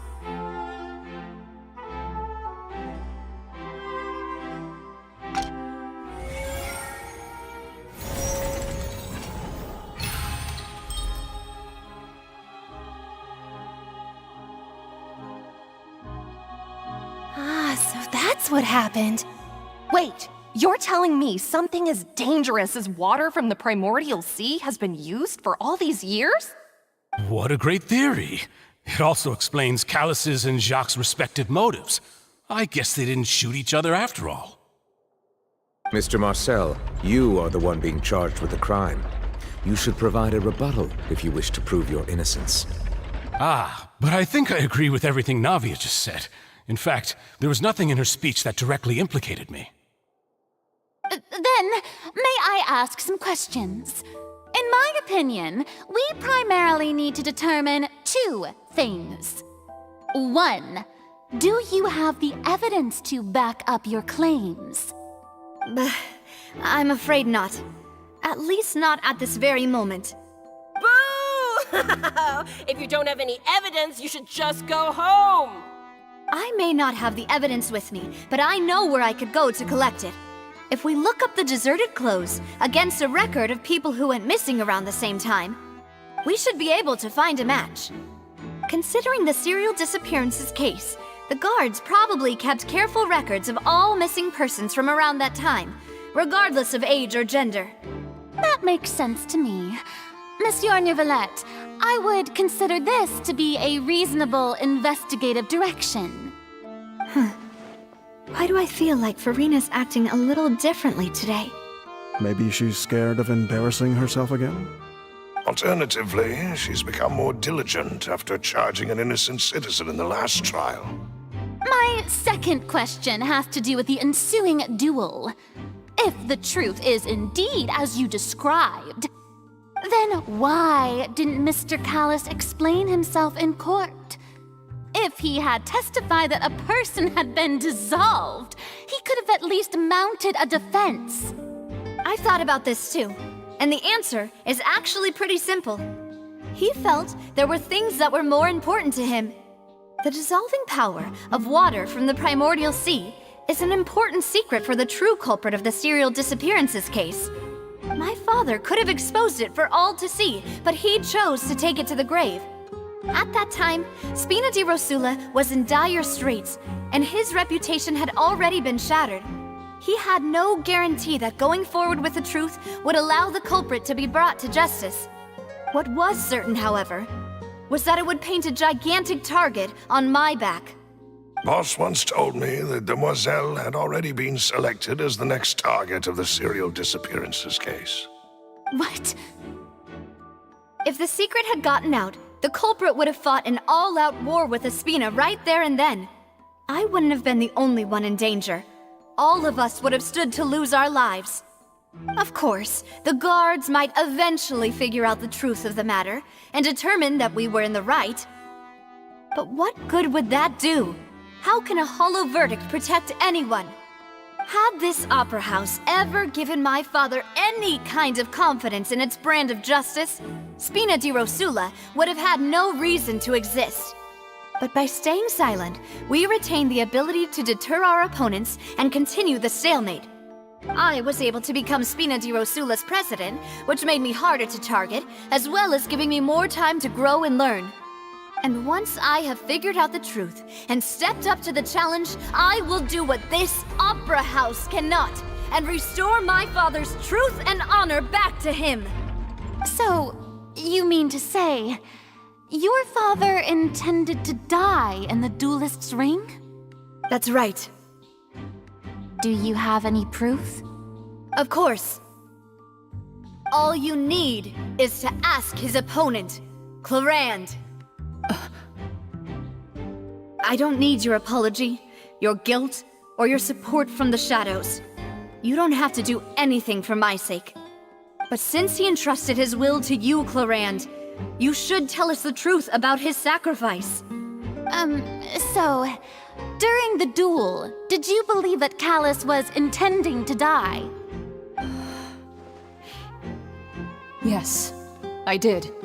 As a champion duelist, I've fought many battles and taken a countless number of dishonored lives. In my line of work, I've seen all kinds of people give their all for the faintest hope to continue living. Some were determined, others passionate, and some even manic and twisted. Just one look and I can tell if a duelist is hoping to live or if they're looking to die. I hereby swear on my name and honor as a champion duelist that Mr. Callus never intended to leave the ring alive. Since that's your testimony, I have no more questions. It appears there really are good grounds to reopen this case. I concur. However, Miss Navia, you still have not explained the link between your father's case and the serial disappearances case. Right?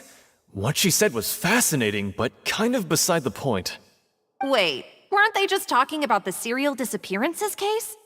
Of course, Your Honor. The two cases are connected via a matter of timing. In my father's case, the culprit intended to kill both Jacques and Callus. As a result, they planned to act after hearing 2 gunshots. And at the end of Linny's trial, the culprit also only dissolved the victim in front of everyone because they realized they were at risk of being identified. The culprit could only time their actions so precisely if they were already at the scene. Coincidentally, Marcel attended both the banquet and the trial. So that's why you suspected me. Even after hearing your reasoning, I still can't help but find it a little preposterous. I'm used to it, though. You've always been an impulsive and sentimental child, Navia. It's one of your most endearing traits. No need to appeal to pathos. I won't try to refute your points one by one, but even if everything you just said was true, can you prove that I was the only person present at both events? On top of that, does a person have to be physically present to control the timing? Can't someone remotely monitor the place?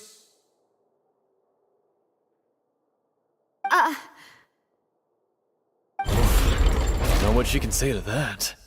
I know that even with that, you might still think you can reduce the list of suspects with some further investigations until I'm the only one left on the list. Alas, who won't feel at least a little hurt by an accusation of murder from a girl you see as your own daughter? But if I were to dismiss this completely, you'd also think I'm not being considerate of your feelings. Ah well, let Uncle Marcel teach you another lesson. Do you know what the biggest flaw in your reasoning is? I suppose you're gonna tell me anyways. It's timing again. I'm a businessman by trade. From that standpoint, there's no reason for me to kidnap young women. It's a high-risk action with nothing to gain. In addition, I left my home in Snezhnaya when I was young to come to Poisson and work in some trade. My business only thrived when I received Callus's patronage. But the disappearances began before I ever stepped foot in Fontaine. I do apologize, demoiselle. This was my mistake. No, it's not your fault. I'm sure he had come prepared. Is there anything else you'd like to say? Would you like to check the date of my first business license against the first known case of the serial disappearances? You can also take a look at my border entry records, or ask my friends and family when I left Snezhnaya for the first time. Could those records and testimonies do something to appease the unspeakable anguish in your heart? Seems like she got the wrong guy. At this rate, Navia will be convicted for falsely accusing him. I think you've done a superb job of dissecting your father's feelings as he neared the end of his life. But aren't you going against all of his wishes and expectations right now? He wished for you to become more rational, collected, and conscientious, instead of dwelling only on your own feelings. Once you've learned to be more considerate of others' feelings, and to stop rushing headlong into things, you'd have met most of his expectations. This isn't just about me, and it never has been.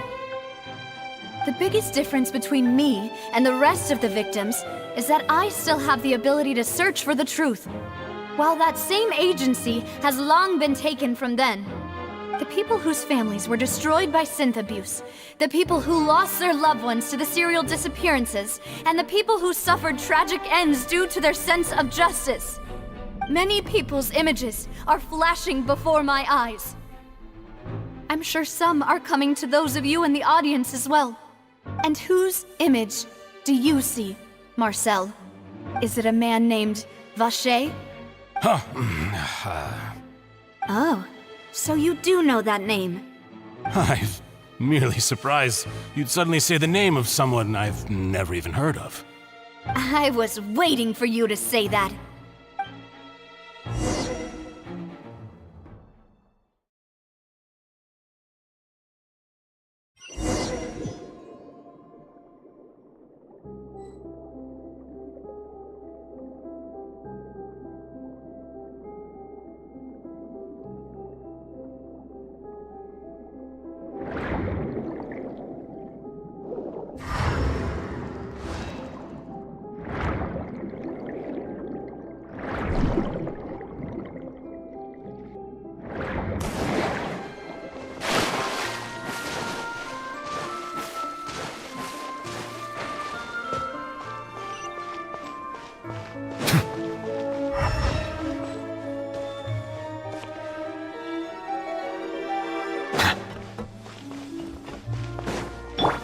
Everyone hold hands. Sharing my knowledge. Stabilize! Illusion shattered! Silence!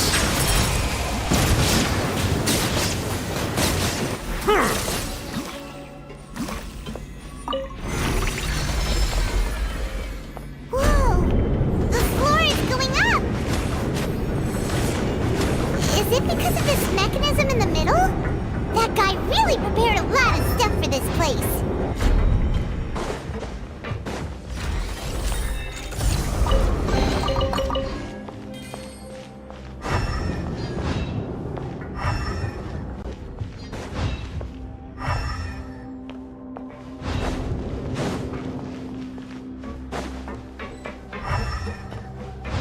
Paimon thinks we need to go up, but Paimon doesn't see a way.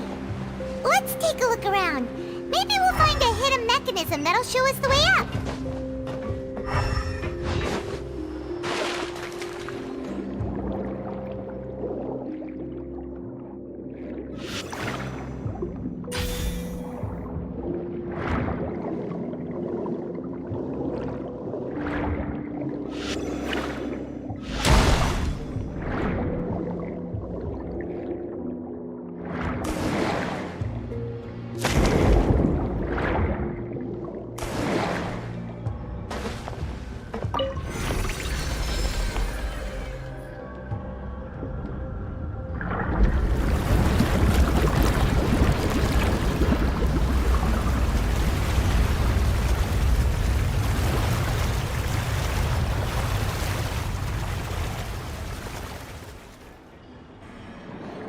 The water level is rising.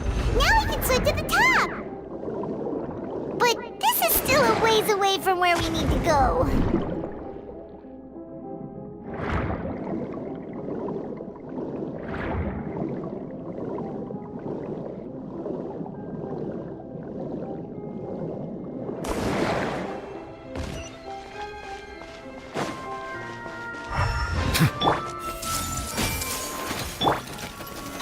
Solidify! Bow your head.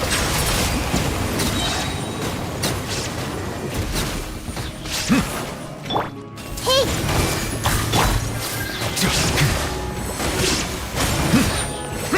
Silence!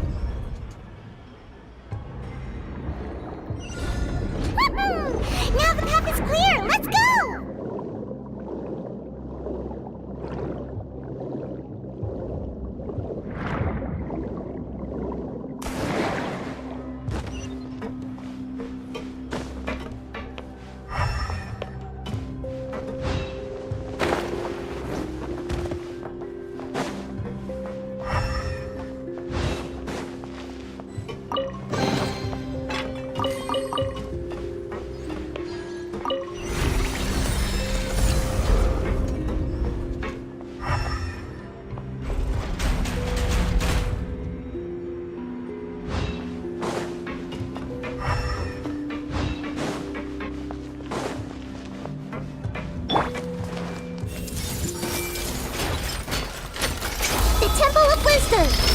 Commit it to memory! Settle down! Absurd! Shine down! Let the mighty be humble!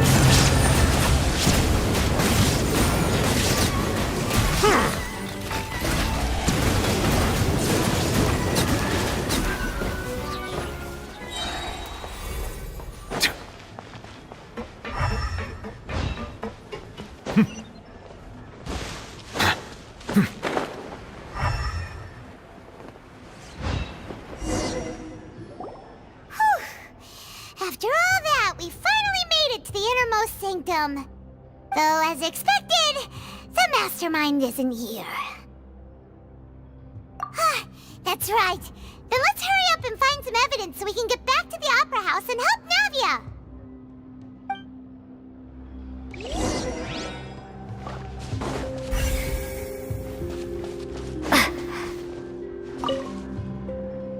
What's all this? It's a bunch of really cute things. Pink accessories, a hair tie, a necklace, even a makeup box. Oh, Paimon sees it too, but why are all these cute things labeled with different girls' names?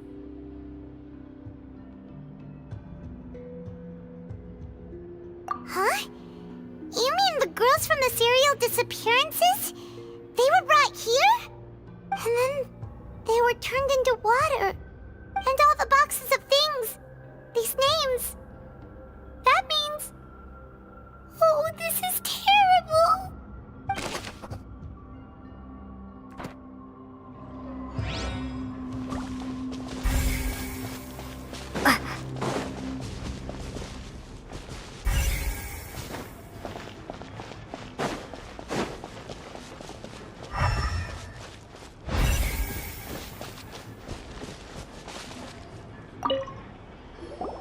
Oh, look!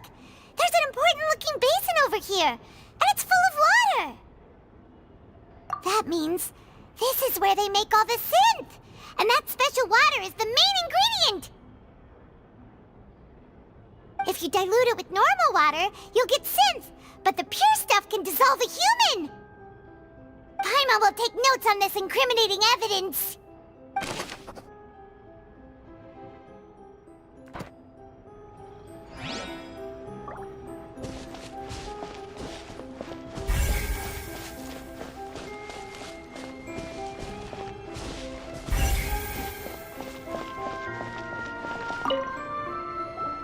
Whoa!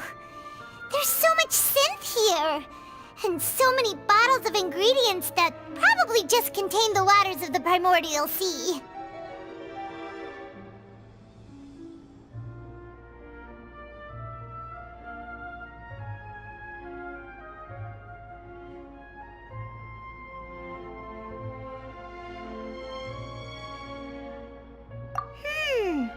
Mixing in progress, ready to drink, stock sample? Huh. They've also got all the synth pretty clearly labeled. Whoa, there's even fruit-flavored synth?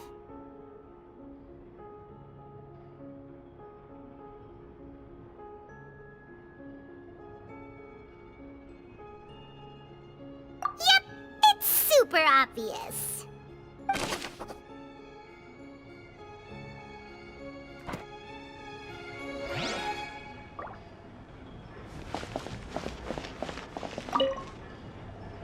What's this over here? Looks like some kind of place for research. Experiment number 16 aims to verify Jacob Ingold's research conclusions on the primordial sea and use his theory as a foundation to achieve a breakthrough. The experiment was a failure. No individual managed to resurface from the water from the primordial sea.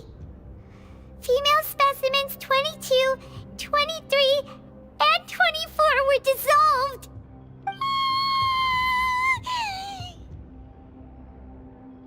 Sorry, Traveler. Paimon will try her best. It's just that Paimon's never read something so scary before. How can someone write something that terrible in such a matter-of-fact tone? You read the rest. Paimon's too scared to keep going.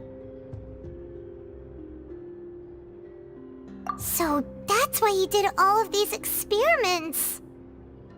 Wait, did he really think he'd be able to find a way just by dissolving people over and over? That's just insane!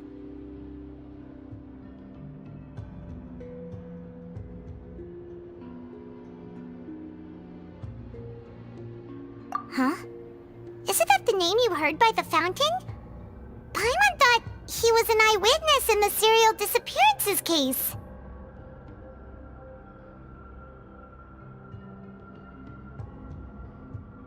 Ah, you mean Vache is the one who did all of these... experiments?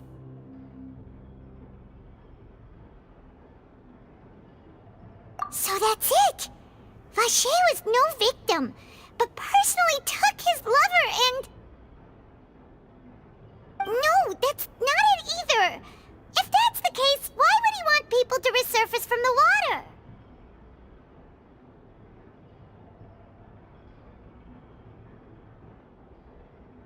In any case, Paimon will write it all down.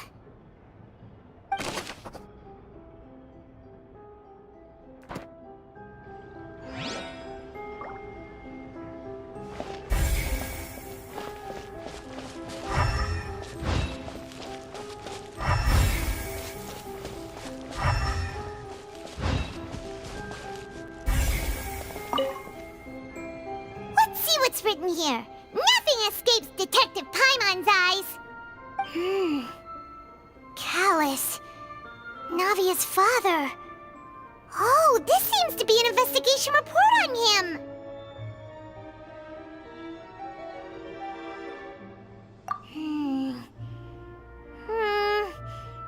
Yep, it's about finding someone to assassinate Jacques and Callus because of a lack of confidence that Jacques himself would go through with it. This should prove the existence of the third person, right?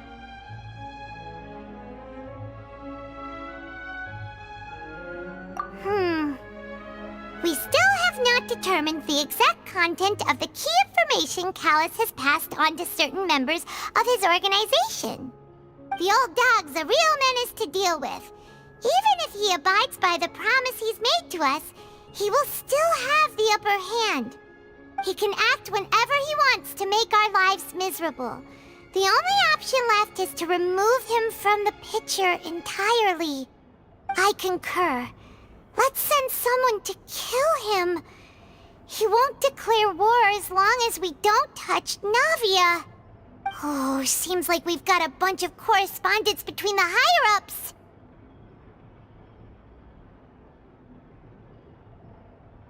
They're all just so evil.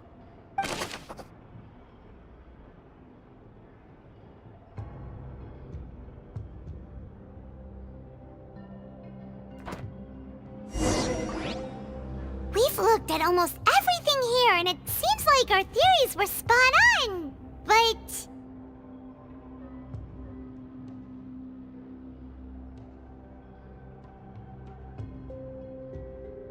Yeah, we haven't found anything that reveals his true identity. No wonder even Nervalette wasn't able to find anything. Whoever it is probably destroyed everything to do with that name a long time ago. That way, even if we bring all this back to the opera, we won't be able to identify the true culprit.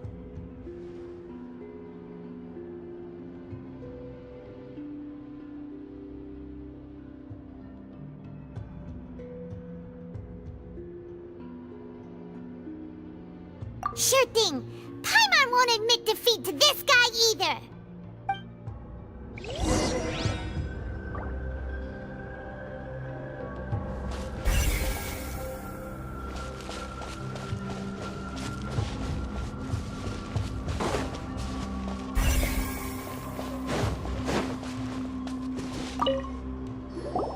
You take that side and Paimon will take this side. Check everything carefully. We'll find something for sure.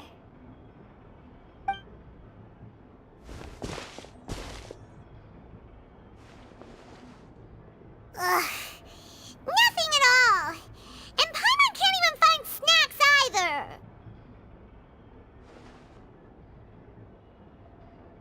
Whoa, really? Let Paimon see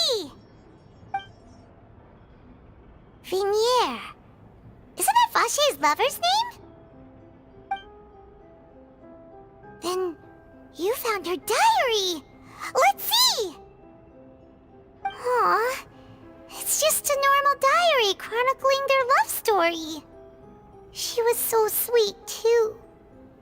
Oh, Paimon feels even worse for her now.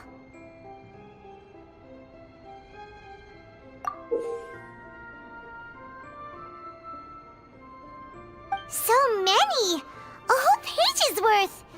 But they're all crossed out. Was she unhappy with all of them?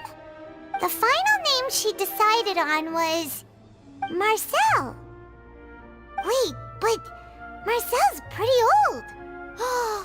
Has this case been going on for so long that he's Vacher and Vinier's grown son?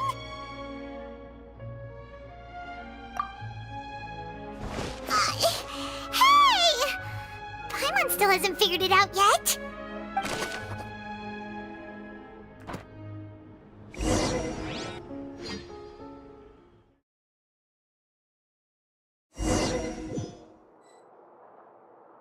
And whose image do you see, Marcel? Is it a man named Vacher? Oh, so you do know that name. I'm merely surprised you'd suddenly say the name of someone I've never even heard of. I was waiting for you to say that. Navia! We're back! As expected of my partner. I just knew you'd return in the nick of time. Just how often do you intend to flout the rules of this court? It's all right, Monsieur Nervalette. Given their confidence, I expect they've found the crucial evidence.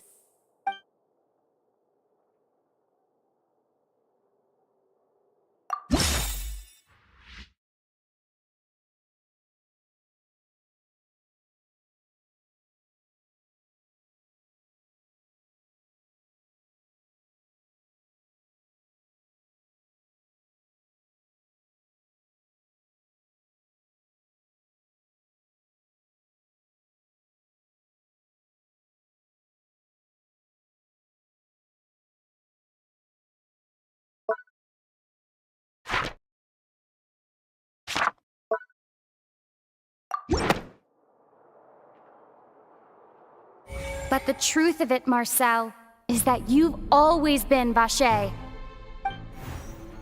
Huh? We've investigated your lair and we already know everything!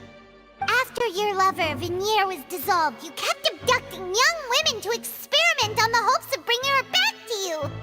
You even created Marcel as a new identity and destroyed all records of your past as Vacher! So that's it. Even the villains in opera performances rarely go that far.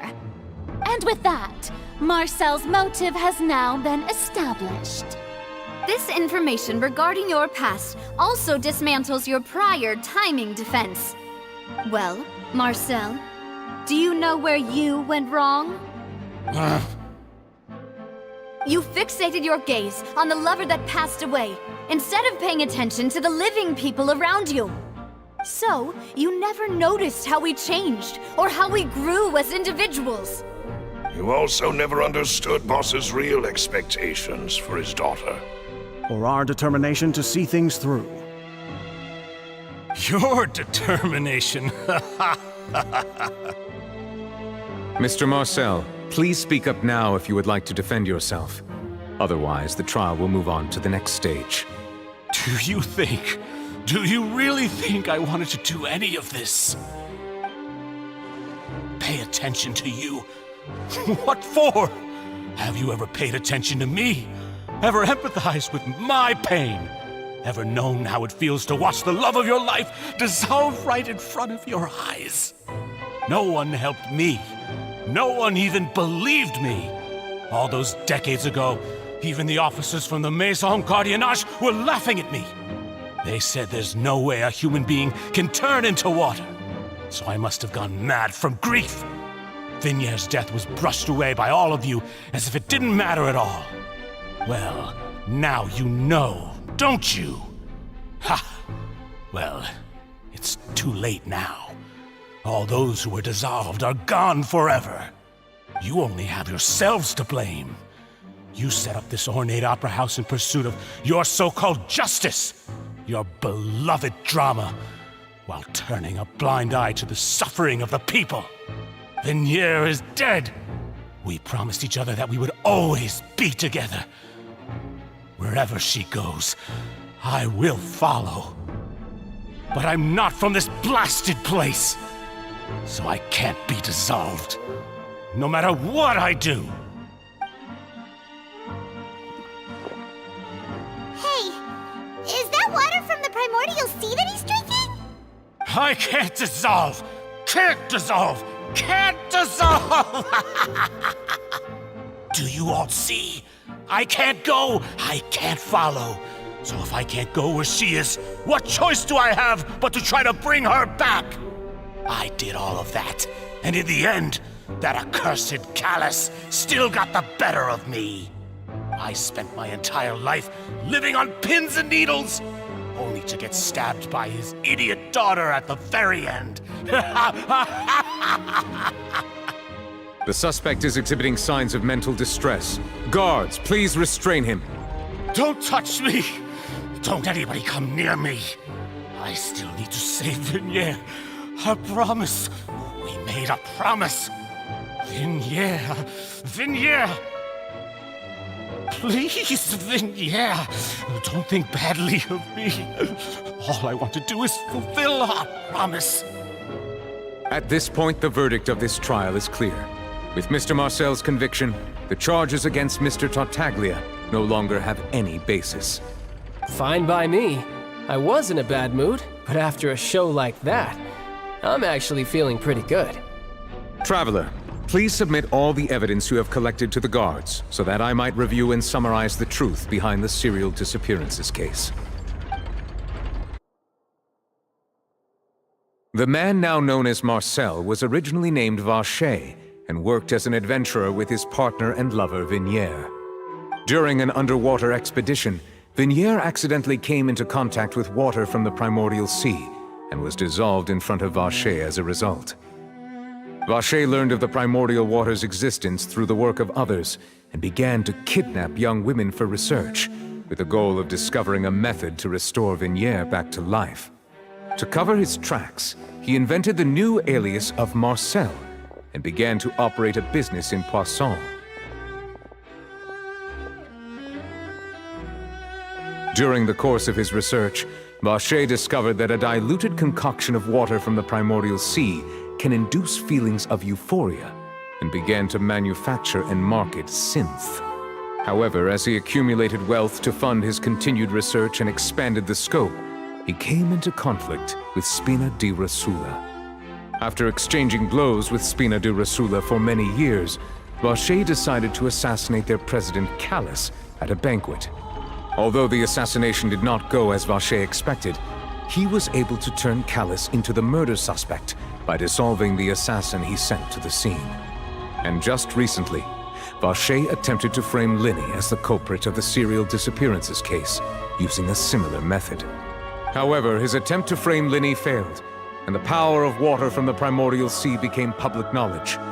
This case also exposed enough of Vacher's machinations that he was eventually successfully charged in court. Thus concludes the enigmatic history of the serial disappearances case, with the truth revealed to all.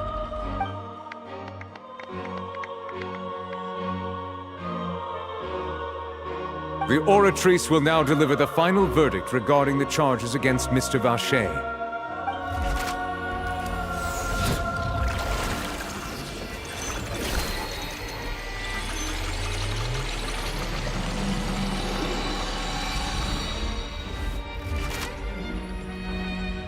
According to the judgment of the Oratrice Mécanique d'Analyse Cardinale, Mr. Vacher is guilty.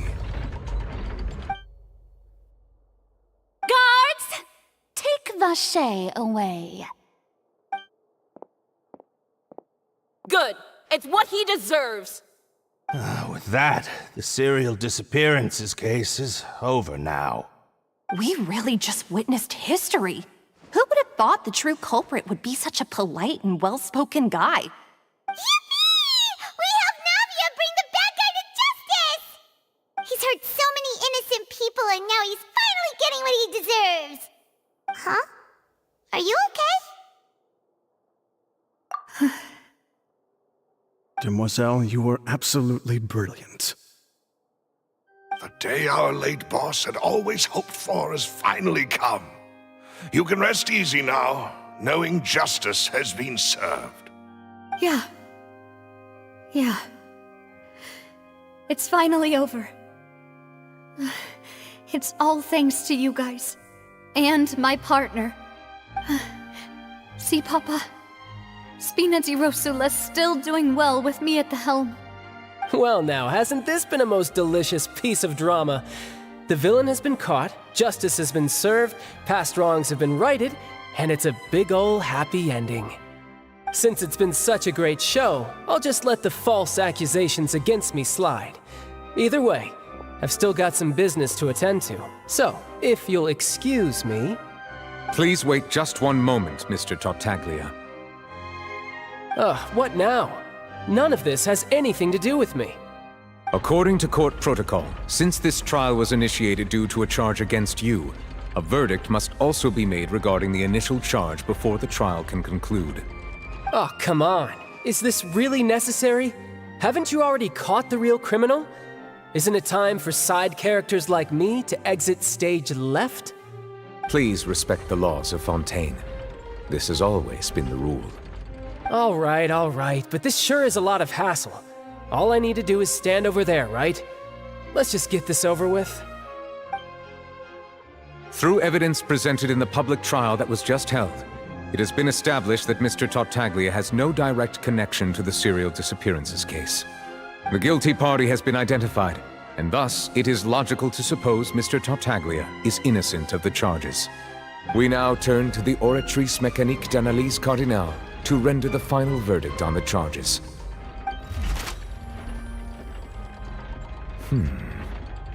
According to the judgment of the Oratrice Mécanique d'Analyse Cardinale, Mr. Tartaglia is guilty. What? Hey! That's not funny! Didn't you just say I'm supposed to be innocent? What's with this verdict? Is your justice machine malfunctioning? Huh? This has never happened before. The Oratrice actually returned a different verdict from the Chief Justice. I mean, have you ever heard of an innocent Fatui Harbinger? Do you think the Oratrice might have just convicted him on general principle? But weren't the charges about the serial disappearances case? No matter what else he's guilty of, it shouldn't affect the verdict in this case, right? The judgment of the Oratrice Mécanique d'Analyse Cardinale is, by law, the final verdict of the court. We must accept the guilty verdict. Guards, please take the suspect into custody per court protocol.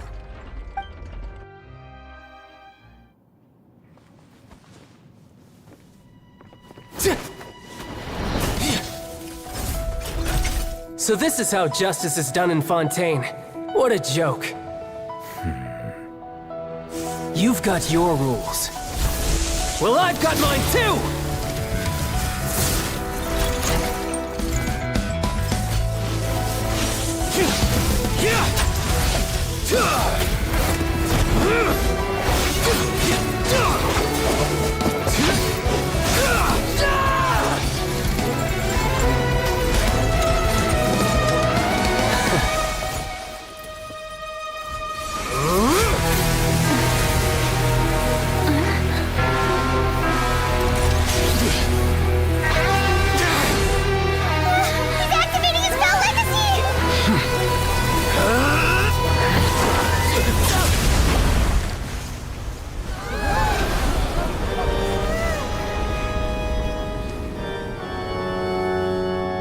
I am sorry. If you have been wronged, we will find the truth. But the rules of the court must be upheld.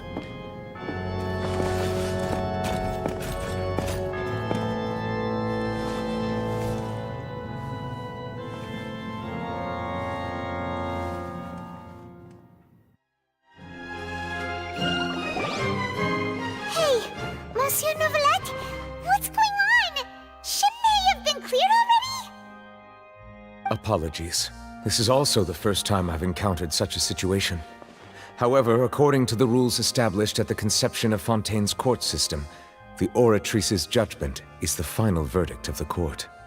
All I do is follow court procedure. As for why the Oratrice arrived at the conclusion it did, you should probably ask someone more knowledgeable than me.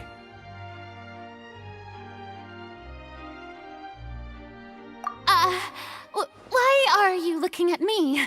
I had nothing to do with it! I don't know what happened there either! Hey, stop staring at me! What does Lady Farina mean by that?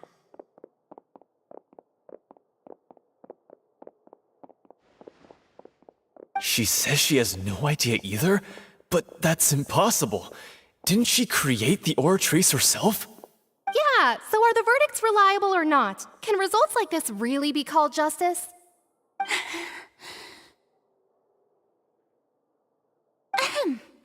My dearest citizens, did you really think we'd allow an incorrect verdict to be handed out in this court? Did you really believe that the judgment could be mistaken or be the result of some sort of random mishap? Don't tell me you thought even I had been blindsided by the Oratrice's result. But the way she looked just now, it was pretty obvious she had no idea what was going on.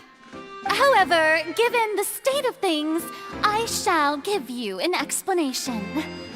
Everything that just took place, including my supposed shock and bafflement, was a part of an elaborate performance, with every action meant to stir up drama and excitement. And, of course, for every performance there is a script. Everything has unfolded exactly as I expected from the very beginning. As the embodiment of the very concept of justice, the Oratrice shall never render an arbitrary judgment! If you thought Child had nothing to do with the serial disappearances case, it is only because you've been blinded by the superficial appearance of innocence. Everything he's done, not to mention the danger he poses, are beyond ordinary comprehension and completely unforgivable! All shall be revealed in time. You will come to understand my noble intentions, as well as the absolute correctness of the Oratrice's verdict.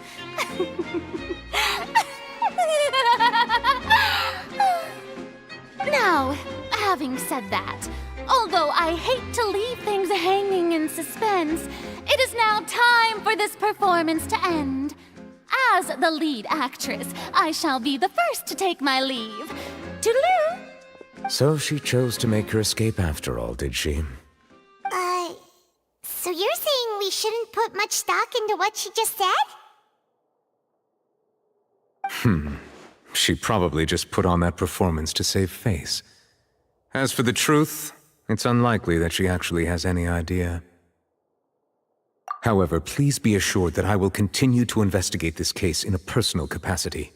Just as I promised, if the judgment has been incorrect, we will do our utmost to clear his name. All right. Even though we feel pretty badly for him, we'll take your word for it for now. After all, he's done plenty of bad stuff, so he should have known he'd go to prison someday, right?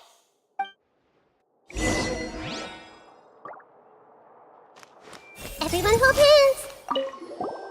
Oh, Monsieur Nervalet! That power you showed when you took him down. Who are you really? I'm the Chief Justice of Fontaine, of course. If officers of the law lack the strength and capability to enforce it, then it makes a mockery of justice.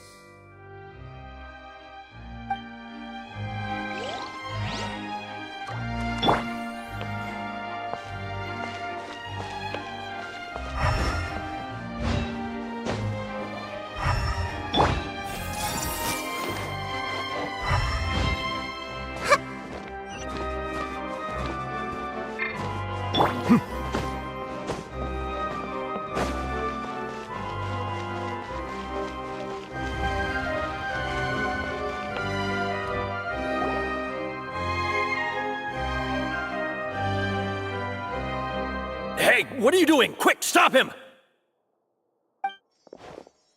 Traveler! Hey! Traveler! Marcel! What are you doing over here? Stop resisting arrest! Cease, or we'll add another charge to the list! No, wait! I just want to ask the Traveler something. I'm not looking to run away. Please, just let me ask this one small thing. Go on. Thank you. I was being led away when I finally realized something. Where did you first hear the name Vacher? I erased all records of that name. So, unless... Are you still trying to prove your innocence? Give it up, you've already been convicted. Really? You did? You're sure? You met her? But how could that be? How did you manage to do it? The Fountain of Lucine? Then she's been so close to me all along. And I just never... Please give me a chance to talk to her again. Just let the Traveler take me to the fountain to see her one last time. This is the last request I'll ever make in my life. You can do whatever you want to me afterwards. I don't care. What? Give an inch and you want to take a mile? Do you think serial killers get to make requests like that? Paimon agrees. Why should we give him what he wants when he's only done a ton of super terrible things? This request, is it worth as much to you as your life? Of course! Wait, no. It's worth even more than my life. Humans. Will they betray the instinct to live just to satisfy spiritual needs? Very well. I will grant your request. Your Honor, I fear that... I will go with him. You do not need to worry about any escape. In that case, I shall leave him in your most capable hands, Chief Justice. Thank you, Your Honor.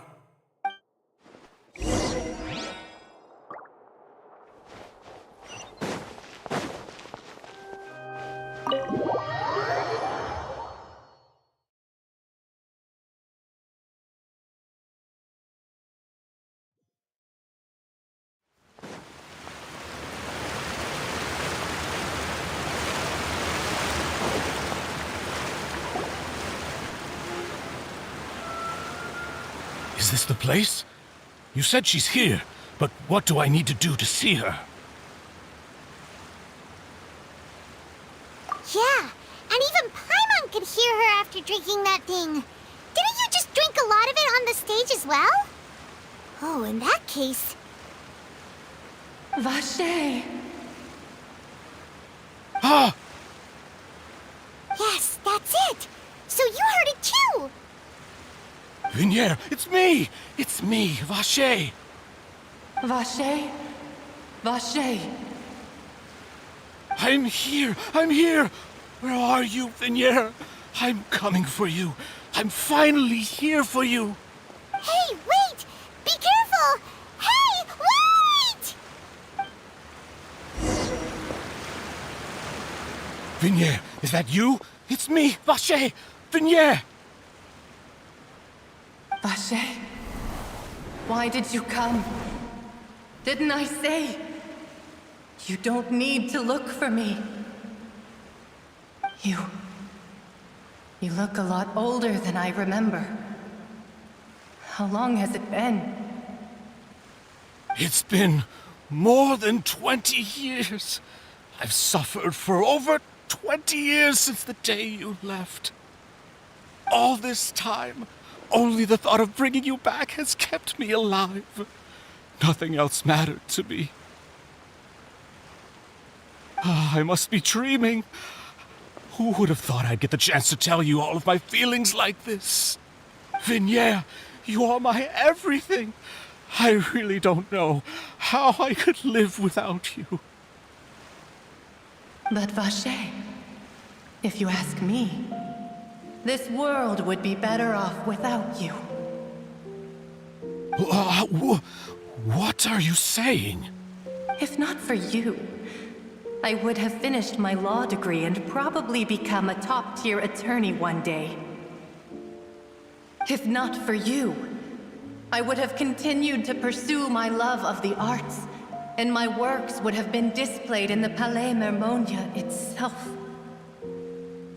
If not for you, I would at least have been able to take care of my mother. And she would not have grown old and died alone, with nothing but the tears on her cheeks. It's all because of your selfishness, Vache. It's all because of you. You...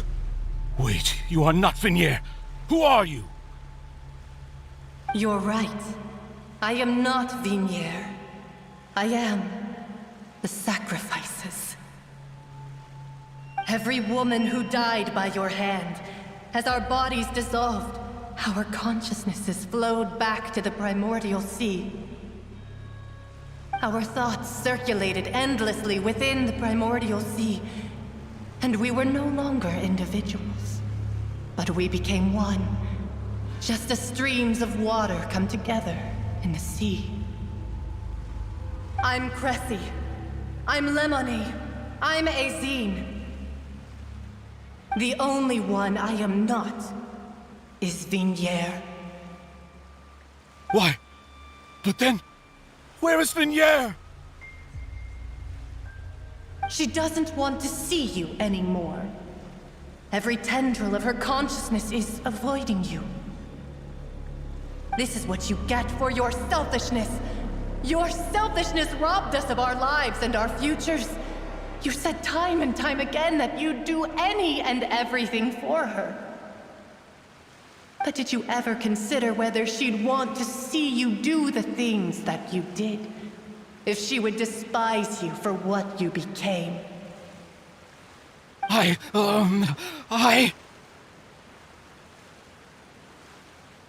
You are a liar, a heartless murderer, and a cowardly narcissist. The only thing you are not is Vignier's beloved. From the moment your first victim died and her consciousness merged with Vignier's, she has had nothing but pure hatred for you.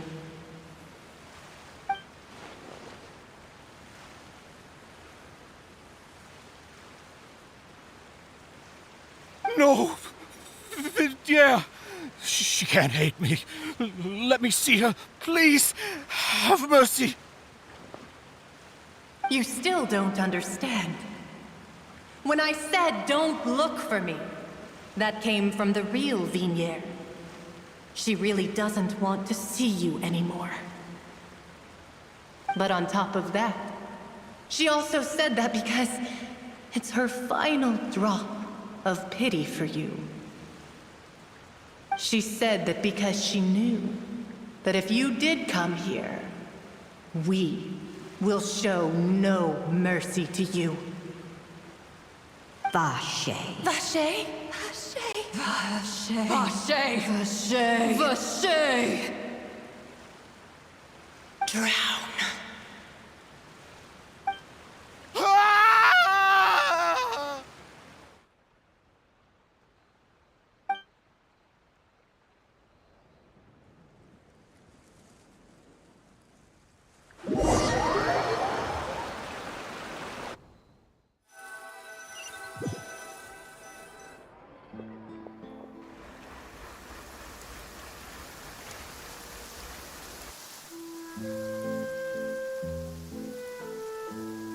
Finally, we have some time to do shopping.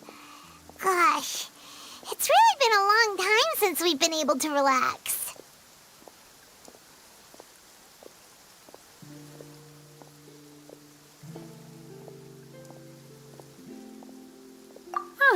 Well met, partner. I knew something great was going to happen when I woke up in such a good mood today. Even this weather can't put a damper on the demoiselle's mood. It's a pleasure to see you both again. Oh, hey, Navia! It's been a few days. Paimon's already started to miss you. Oh, now that I believe. I'm easy to work with and always bring home the bacon. Who wouldn't treasure having a partner like me? Sounds like you're really enjoying life these days, Navia. What have you been busy with since the trial? It's just been one thing after the other. I've been making non-stop trips between Poisson and the courts in Sen.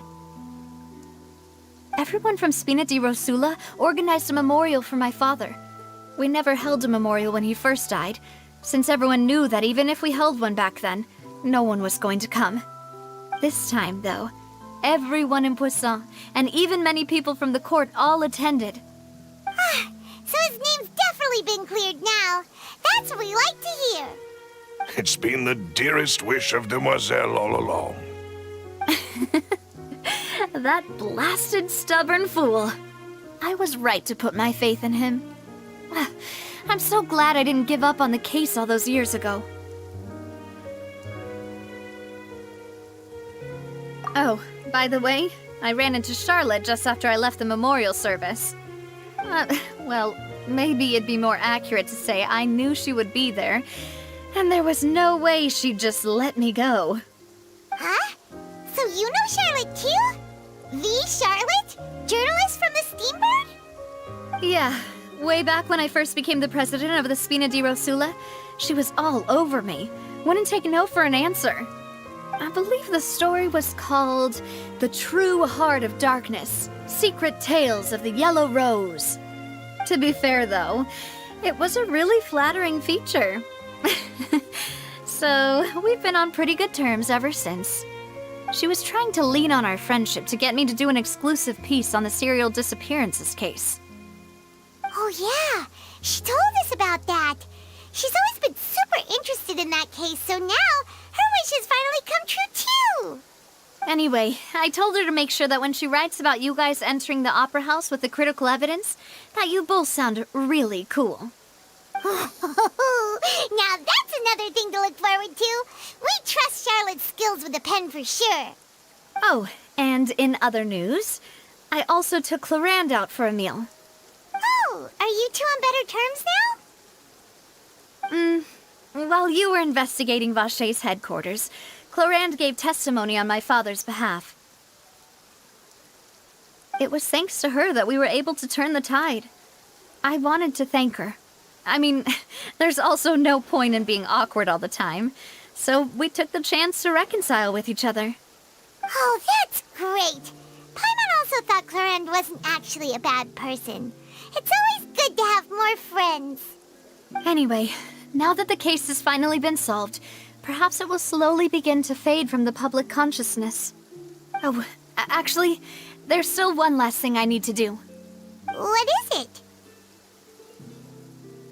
I should pay a visit to my father's grave and tell him the truth of what happened, as well as how it all ended.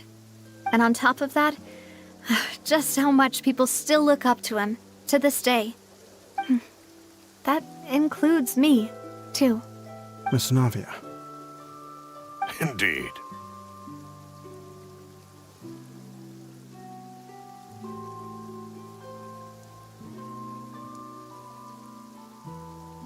We want to go too! We also think Callus is a really admirable person.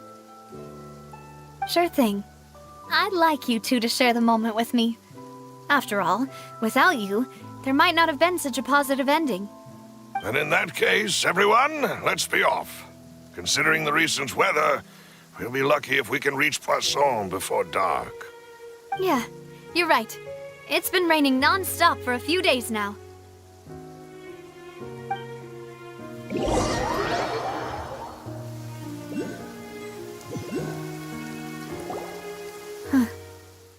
This is where my father's grave is. To be perfectly honest, even I haven't been back here for a long time. Huh? There's someone there already. Wait. That figure. It can't be... Isn't that Nervalette? Why would the Chief Justice be here? Huh? Navia?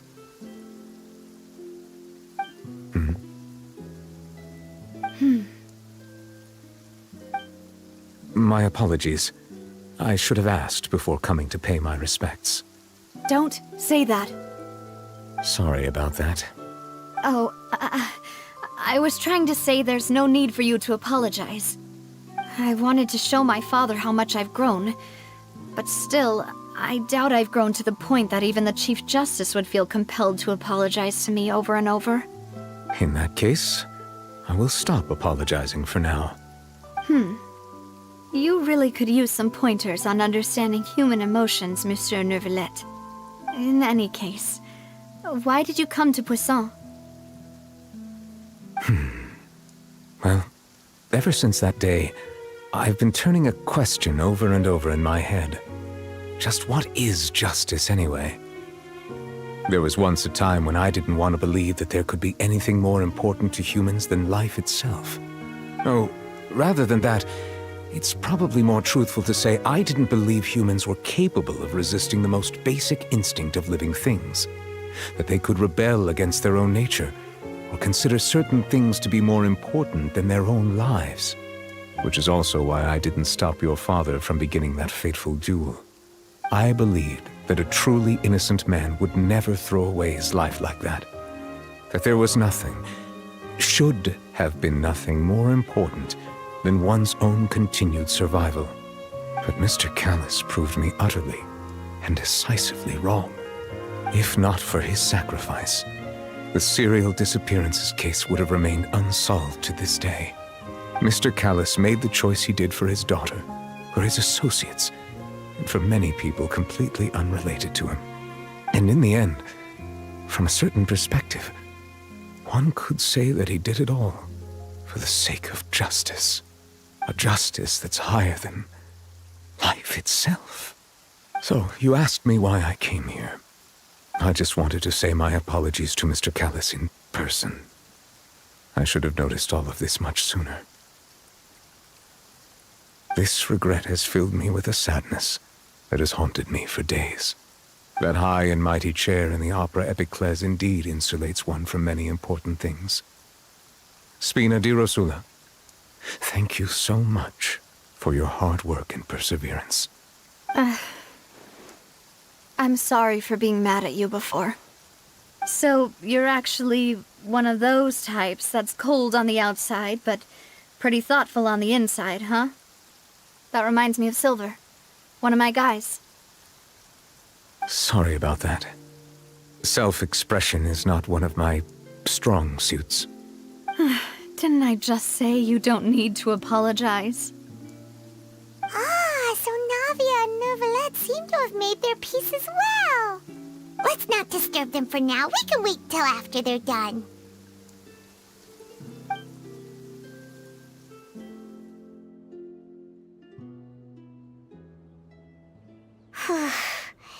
Paimon's never paid respects at someone's grave before. Did Paimon do anything rude there? Huh? Oh, Paimon didn't know that was a thing. But Paimon doesn't know what she would do if she can't fly. Oh no. Paimon hopes Miss Navia won't be too mad.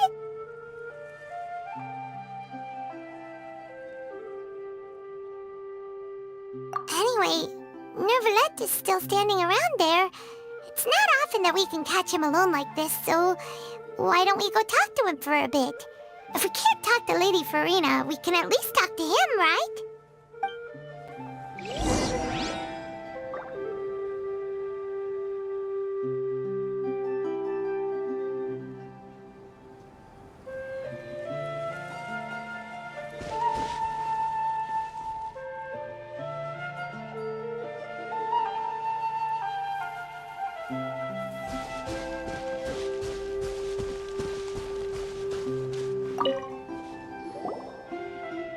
Oh, it's you two. Did Miss Navia invite you to come pay your respects to her father? Mm-hmm. We ran into Navia on the streets today, so we just followed her here. I see. Then is there something that I can help you with? Well, it's pretty hard to run into you like this, since you're usually super busy. So we figured we could try to ask you a few questions, if that's okay. Please feel free. Though outsiders, you helped us solve one of the greatest mysteries in Fontaine, and it would be my pleasure to return the favor.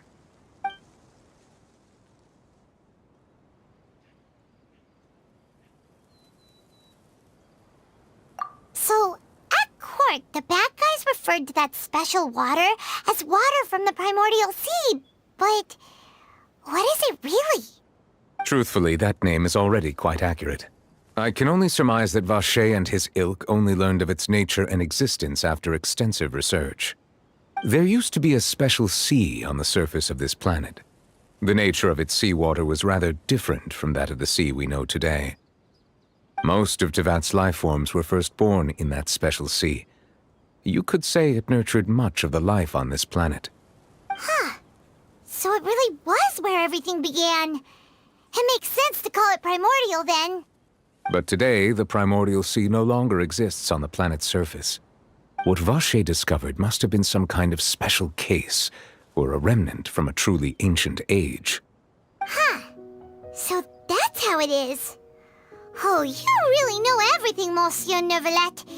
But if that's the case, then why would people, at least people from Fontaine, dissolve in that kind of water?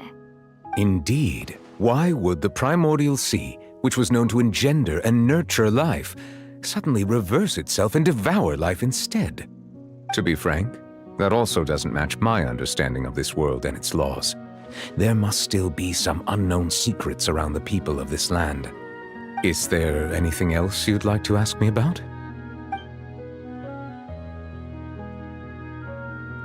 That the sea levels will rise and everyone will be dissolved in water, leaving Farina crying alone on her throne, but the sins of the people will be finally washed away for good. Does that appropriately summarize the version you've heard? That's right! It was Linny that told us back then. And that about covers all the main points. Yes, up to the present, I think we reached a point where we have no choice but to confront this prophecy directly. Rumors have it that this prophecy is rooted in the last words the former Hydro Archon left to the world before she passed away. A prophecy? Of the former Hydro Archon? Wow. This is the first time that we've ever heard of it. Two parts of the prophecy have already proven correct. The rising sea levels and the ability of the people of Fontaine to be dissolved. We should be more vigilant and stay on the watch for further signs. Speaking of the prophecy, Farina has also always taken it quite seriously. Indeed, she has been collecting information and intelligence from across Tevat for this purpose. If the rumors were true, then perhaps this prophecy is the conundrum left to Farina by her predecessor. But with Farina being the way she is, can we really trust her to solve it? Is there anything else you'd like to ask me about? My apologies. My investigation has still not reached its conclusion. However, I still believe the judgment of the Oratrice was not rendered arbitrarily. Huh? But you also said you thought he was innocent. For many years, I have been quite aware that the Oratrice does not simply mechanically repeat the verdict that I give on each case. As a divinely created mechanism, the people's unified faith in the concept of justice is integrated into it. Not only can it produce the incredible power of indemnitium, but it likely also possesses other traits, such as self-awareness. Which is all to say, I have been prepared for a situation like this for a long time. Huh. So when Linny told us that he heard a human voice from the room where the Oratrice's core is stored... I was not aware such a thing had occurred. Perhaps that could serve to prove my conjecture. I will add that to the list of items to investigate. In any case, I am inclined to believe that the Oratrice does have a methodology all its own. We just do not have enough information. Based on Farina's reaction, I doubt even she had any idea what was going on.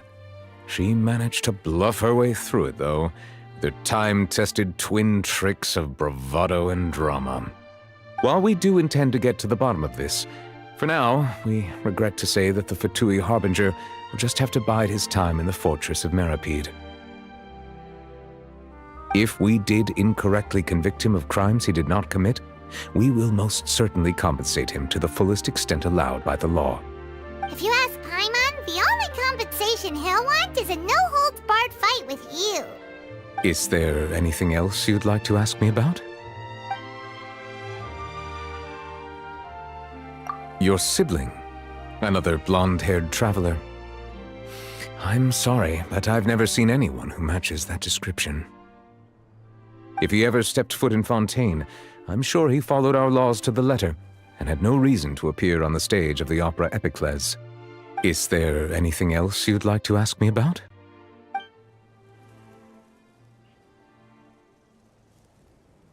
Very well. It was my honor to provide you with what answers I could. I very much enjoyed conversing with you. It will soon be time for me to leave this blissful tranquility behind and return to Palais Memornia. You really are super busy, Monsieur Neuvillette. Paimon thought you only came here to pay your respects today because you had the day off. Crime and villainy do not have the day off, and so justice must work around the clock as well. This is merely the nature of a justice's work. All right. You've got a point. Huh? Paimon just noticed that the rain has stopped.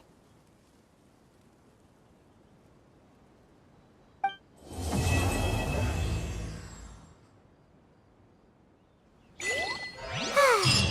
know, we've been walking around for a while now. Why don't we go back to the Spina di Rosula base in the court of Fontaine and have a rest? Nadia said something about having a place ready for us there, didn't she? Come on, let's go!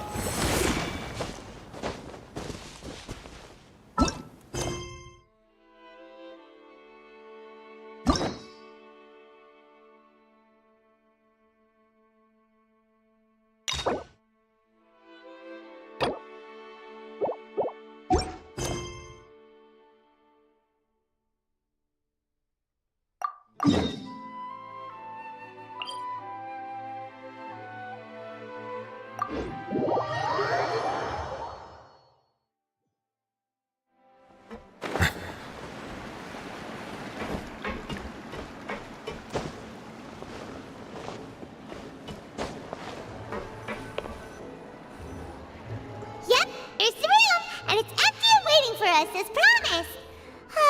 Navia is such a good person. Now that the serial disappearances case has been solved, no one's going to come after us for anything. Even without Silver standing guard, we can just completely relax. Why don't we stay and rest up here for a while? Even machines in Fontaine need to stop and recharge now and then. Oh, come on! This place isn't that bad. Besides, how often do we get to stay in an actual base? Oh, fine. Remember that detective story Paimon read before?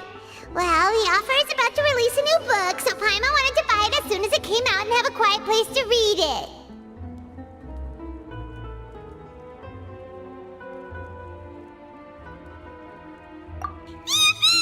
Then it's agreed. Come on, let's get some sleep. We'll need to be up first thing in the morning to get in line and buy a copy.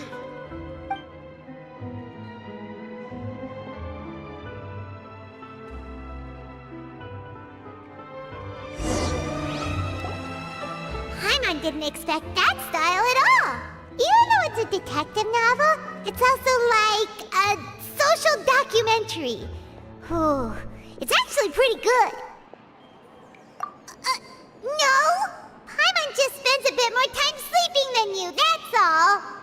Excuse me, but do you know if the Traveler and Paimon are lodging here? Huh? Who are you? Paimon doesn't recall seeing you before. Wait, you're not here to give us trouble, are you? A blonde traveler and a chatty little fairy. Whew, looks like I found the place. Good thing I asked the Spina di Rosula. Seems they sent me the right way. Hey, what do you mean by chatty? Paimon's always careful not to talk too much. Most of the time, anyway. It's an honor to meet you both. I was sent from the Palais Mermonia. Monsieur Neuvillette wishes to see you. It seems he has something important to discuss in person. Neuvillette? He wants to see us again already? talked so much the last time we met. Has something happened since then? I am not privy to the details. It would be best if you came to the Palais Marmonia and asked Monsieur Neuvillette in person. If you say so, but Paimon has a bad feeling about this. Now that I've delivered the message, I'll take my leave. Thanks! We haven't left the room for a few days, so we'll head over once we've freshened up a bit.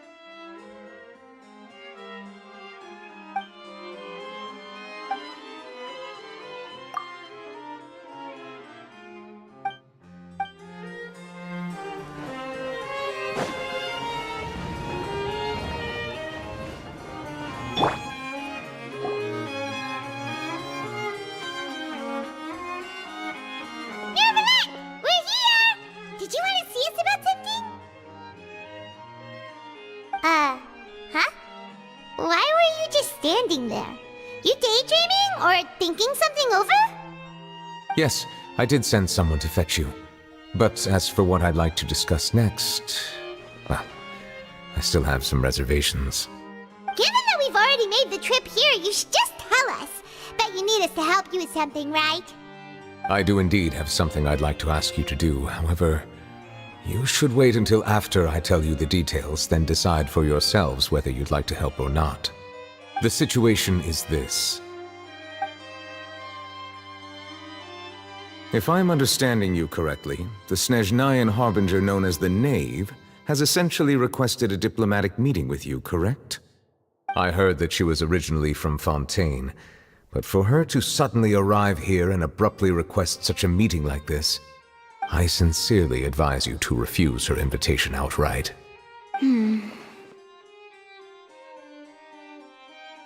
I'm sure you're aware that her purpose is most likely related to Child's recent predicament. We convicted one of the Snezhnayan Harbingers in a court of law, but we have yet to provide any form of detailed report on the matter.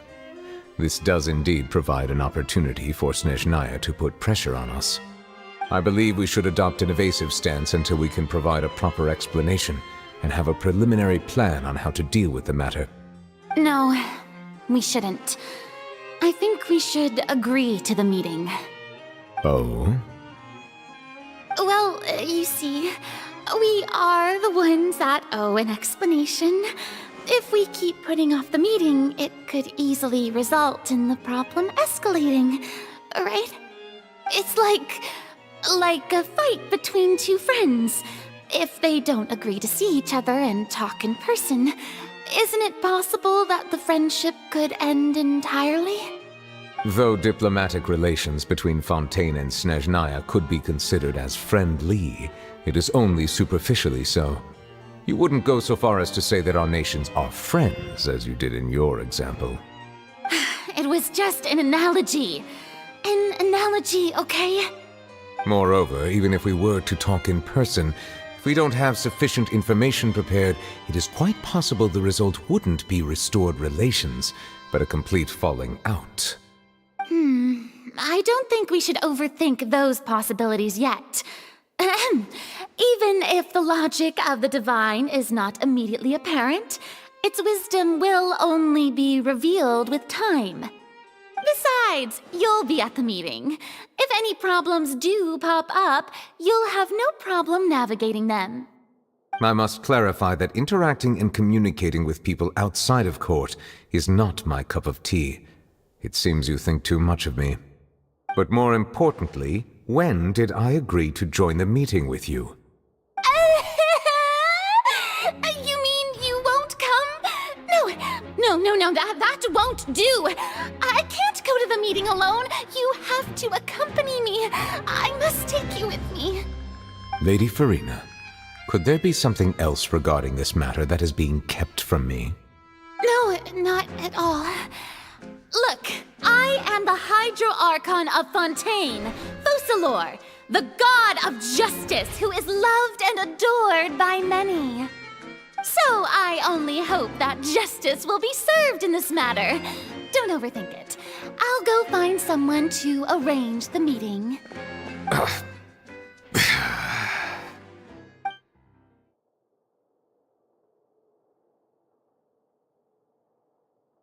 Though it could officially be considered a diplomatic conference, I prefer to see our meeting today as an ordinary tea party.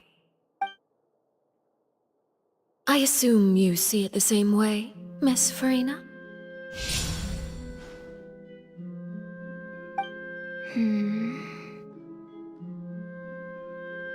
Lady Farina? Yes, that's right. Just like you said, a tea party. I should thank you for providing the pastries. They look delectable. To make this tea party even more lively, I've invited someone else to join us today. It's a pleasure to meet you, Monsieur Neuvillette. I was born in Fontaine, so naturally, there's no need to introduce the nation's revered Eudex to me. Hello. The pleasure is also mine. First, I would like to thank the two of you. I'm often away on business outside of Fontaine, and I'm told that the children of the House of the Hearth have been well taken care of by you. Oh, I'm not referring to when my children, Linny and Lynette, were falsely accused by you. Please don't misunderstand. The children of the House of the Hearth are often misunderstood. Perhaps due to the reputation of the Fatui. There's no getting around that. All I meant to say is that Fontaine has been stable in recent years. The people are well off and the children lead happy, fulfilled lives. That is something truly worth cherishing, and no one wishes to disrupt such peace. Now then, you have come regarding the matter of child, correct? Well, yes. It appears the ever-busy Eudex Neuvillette doesn't wish to waste time with diplomatic pleasantries, and hopes that we can get straight to the point of our talk. Yes, as you surmised, understanding child's situation is indeed one of the goals of this trip. As we are both diplomats from Snezhnaya, as well as Fatui harbingers, Child and I have always been colleagues.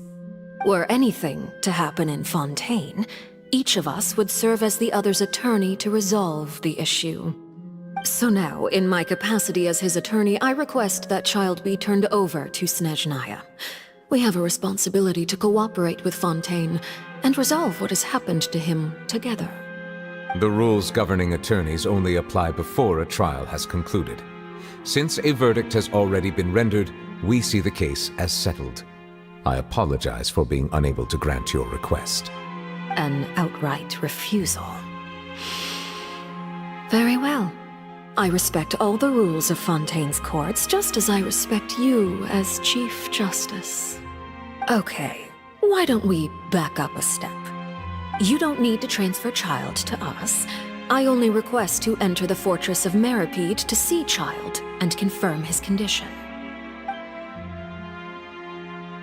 It's not like you couldn't even manage to fulfill a simple request like that.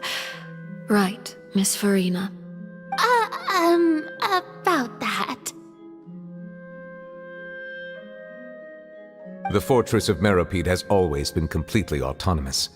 Even we have no authority to interfere there, and diplomatic issues do not suffice as an excuse. However, if you absolutely must confirm the situation of the Harbinger, I have a proposal.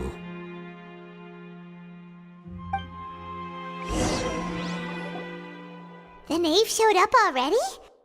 Well, Linny did say that Father will be returning soon. We didn't even know that Lenny was from the House of the Hearth at the time, so we kinda overlooked that information. Yes, thank you for your kind advice. I'm well aware of the situation. I also noticed that Lady Farina acts a little odd and unnatural whenever I bring up matters related to the knave. Could the knave be threatening Lady Farina or something? If that were the case, then why wouldn't Lady Farina inform me? And what means could the knave possibly have to twist the arm of an Archon? So maybe that's not very likely. Even though Farina can act a little weird at times, she's still an Archon. In reality, this problem is even more thorny than it appears. According to reports from the fortress of Meropide, Child recently disappeared under mysterious circumstances. The details are still unclear. We cannot rule out an escape, but there have also been no reports of him outside of the fortress of Meropide. Special guards oversee the fortress, and its internal systems are extensive. Combined with the special characteristics of the surrounding terrain, an escape should not be possible. I suspect that there's something else behind Child's disappearance. I was only willing to share this information with you because you are friends of Child, and it is my duty to see justice done. So this is what you wanted to see us about before. Yes. I would like you to go to the fortress of Meropide and investigate Child's disappearance. This was my proposal during our meeting with the knave. Rather than allowing her to intervene, I offered to send someone to find out about Child's situation and report back to her in detail. The knave did not seem satisfied by my proposal, but she still agreed to go along with it for the time being. Her words were, "We will talk more once we have that report." So that means we bought ourselves some time. Firstly, you're already acquainted with Child. Your eyes may discern relevant details there that others would miss. And secondly, is the consideration of the unique nature of the fortress of Meropide. Isn't it just Fontaine's prison? I would not define it so crudely. The fortress of Meropide is not affiliated with the court system of Fontaine on paper. It has always existed as an autonomous entity. Early in Fontaine's history, criminals were punished with exile, not imprisonment. Even today, sentences against convicted criminals still include exile, just as before. The fortress of Meropide may seem like a prison, but it should in fact be regarded as a gathering place for exiles. All we do is dispatch guards to keep watch and help maintain security, but we have no right to get involved with any other matters. Although I do have a personal relationship with the administrator there, neither myself nor the courts have the right to be directly involved with the investigation, no matter how serious the grounds. Oh, Paimon gets it now. That's why you need us to conduct our own investigation as a third party, right? Correct. I will arrange false charges against you so that you may secretly investigate inside the fortress during your detention. This will save us a lot of unnecessary trouble. So, are you two willing to accept my proposal?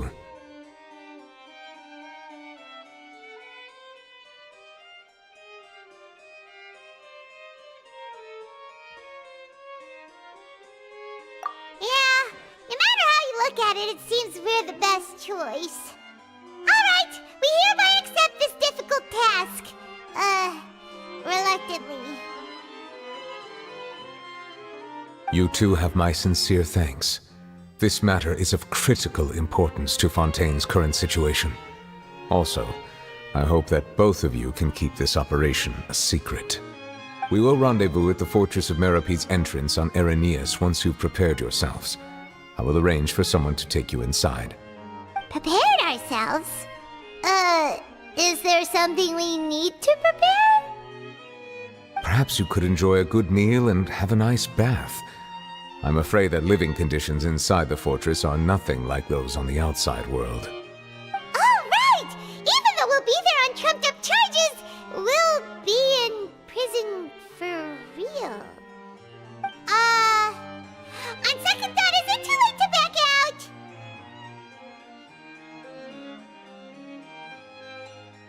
Please do not worry. Since you are sacrificing both your time and quality of life for the sake of delivering this report, you will be compensated according to the highest standards permitted to legal staff, regardless of the outcome. Now that's more like it! Come on, Traveler, let's go eat the best meal we can find! We'll eat so much that we won't need to eat another meal for a whole month! Your treat! Are you leaving now? In that case, please take this cake as a token of my personal gratitude.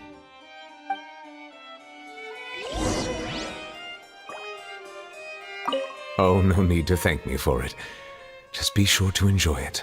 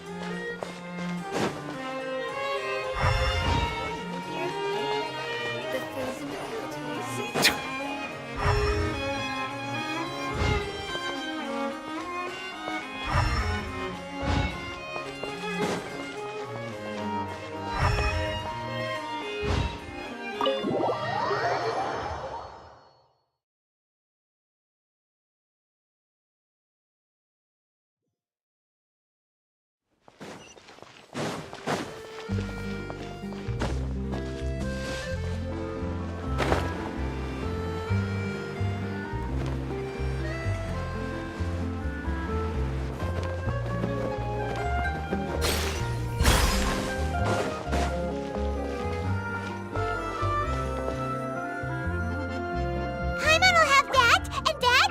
Oh, and one of those too? No, Fontaine, thank you!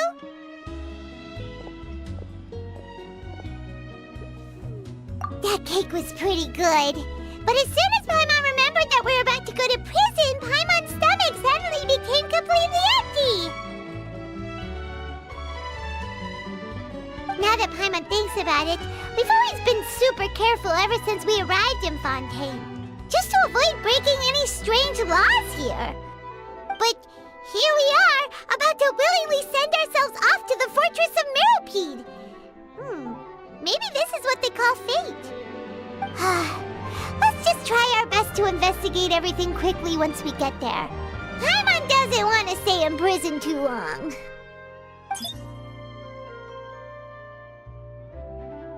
Oh, what is that I hear? Is it the taste of a breaking story? Hey! You can't hear a taste! And what are you doing here, Charlotte? Oh, don't remind me. I invited an eyewitness to a case to eat here, and I was planning to get some great material out of him. But he didn't even show up. Calm down, calm down. This is nothing new. As a journalist, you should be used to this by now. And as long as you can score some juicy tidbits from the Traveler, you might still be able to recover the cost of the meal. You know we can still hear you, Charlotte. Never mind. It's nothing. I just heard you mention the Fortress of Meropide. You didn't commit a crime, did you? Please tell me all about it. No way! We would never! We're just going there to...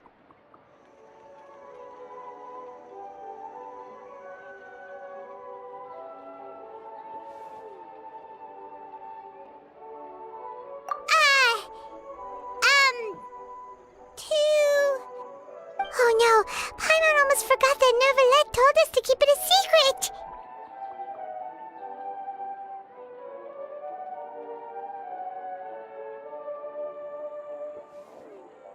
Huh? You're being arrested for that? Oh, but now that I think about it, I suppose that's not completely unreasonable. That's pretty despicable, almost as offensive as committing theft. You mean Paimon really did something that serious?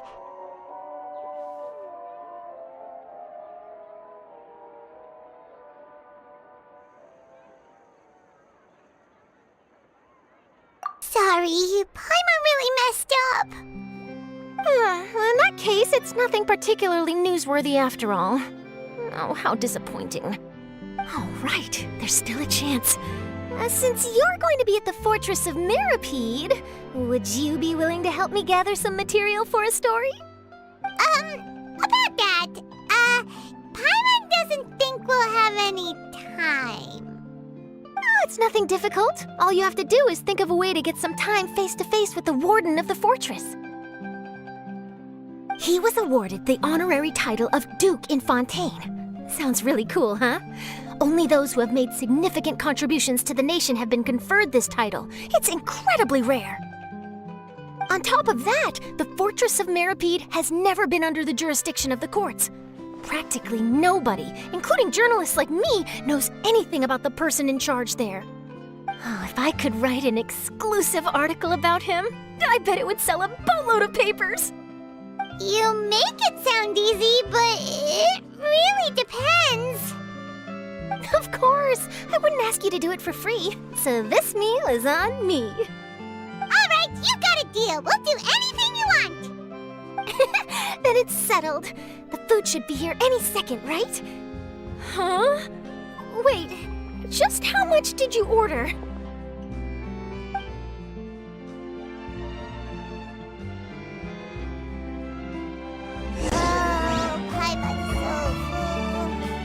Well, guess we have nothing to regret now, so let's get going! I had no idea you could eat so much. That didn't go according to plan. Please, please, don't forget about the material for my news article.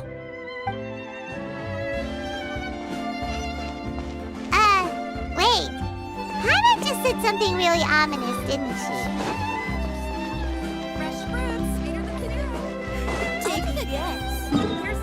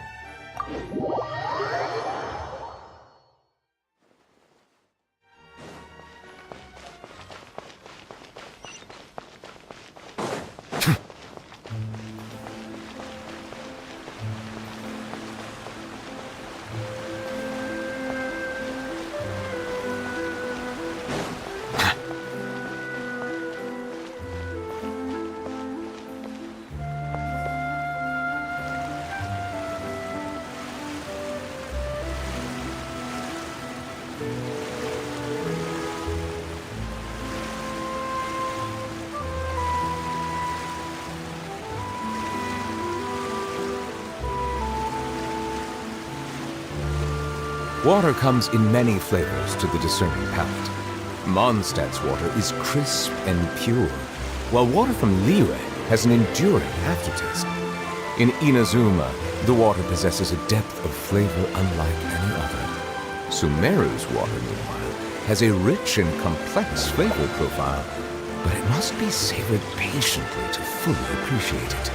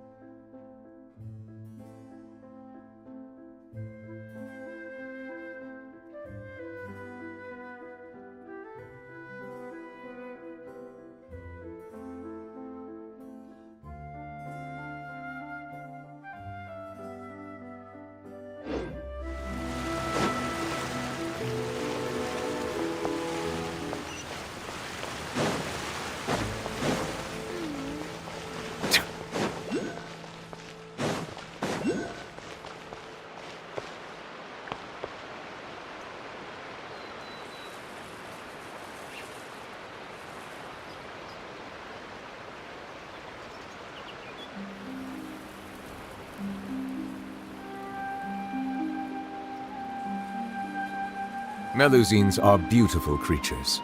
They are the pride of Fontaine. Be sure to befriend them and cause them no harm.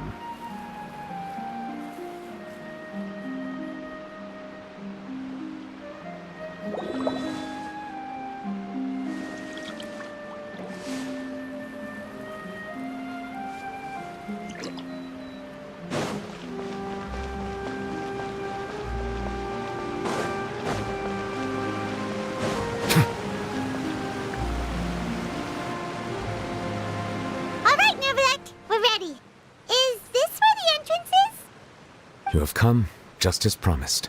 Yes, this is the one and only entrance to the fortress of Meripede from Irenaeus. Careful. You may want to step back a bit. Whoa! So you have to go down from here? Is the prison underwater? Utilizing both the barrier of the water as well as the fear humans have of the depths, the fortress of Meripede is naturally the perfect place to confine and guard criminals. But do not worry. It is not nearly as frightening inside as you may think. You will see for yourselves once you are down there. Paimon hopes you're right. Don't know about you, but just thinking about being at the bottom of the sea like that gives Paimon the heebie-jeebies. Oh, and there's one more thing. I mentioned that I have had personal dealings with the administrator of the fortress, Wriothesley. He's a very shrewd fellow. Yeah, we heard about him too. He's that Duke, right? Correct. He is the highest-ranking manager of the underwater prison. Even though you are going there to investigate at my behest, it would behoove you to avoid any confrontation with him or any of his subordinates. The Duke rarely ever leaves the fortress of Meripede, but that does not mean he is not privy to all that is happening inside and outside the fortress. He is quiet, but not unaware, so please bear that in mind.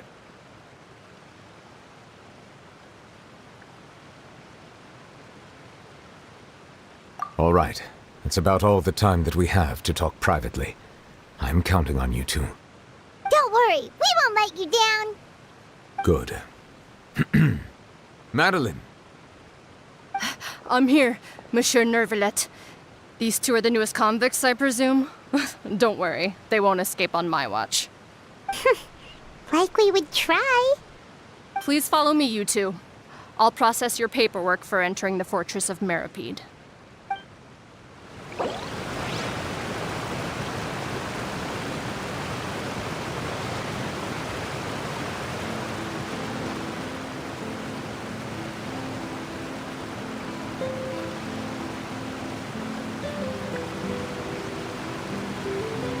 I see the value in my own work, but I also see the meaning in all the endeavors of the people of Fontaine.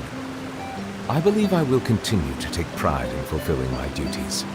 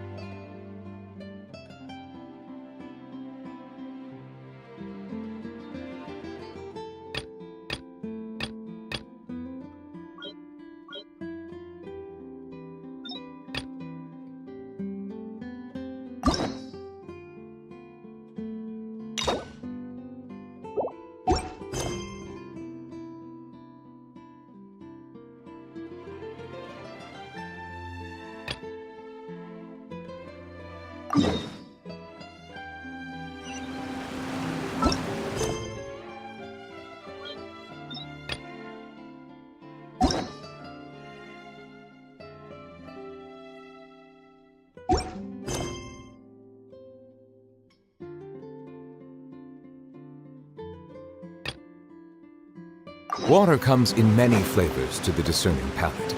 Mondstadt's water is crisp and pure, while water from Liyue has an enduring aftertaste. In Inazuma, the water possesses a depth of flavor unlike any other. Sumeru's water, meanwhile, has a rich and complex flavor profile, but it must be savored patiently to fully appreciate it. Are we already underwater now? Huh. So this is what it feels like to be a criminal in Fontaine. you two seem to be taking this pretty well. It's rare to see convicts in such a good mood. Melusines are beautiful creatures. They are the pride of Fontaine. Be sure to befriend them and cause them no harm.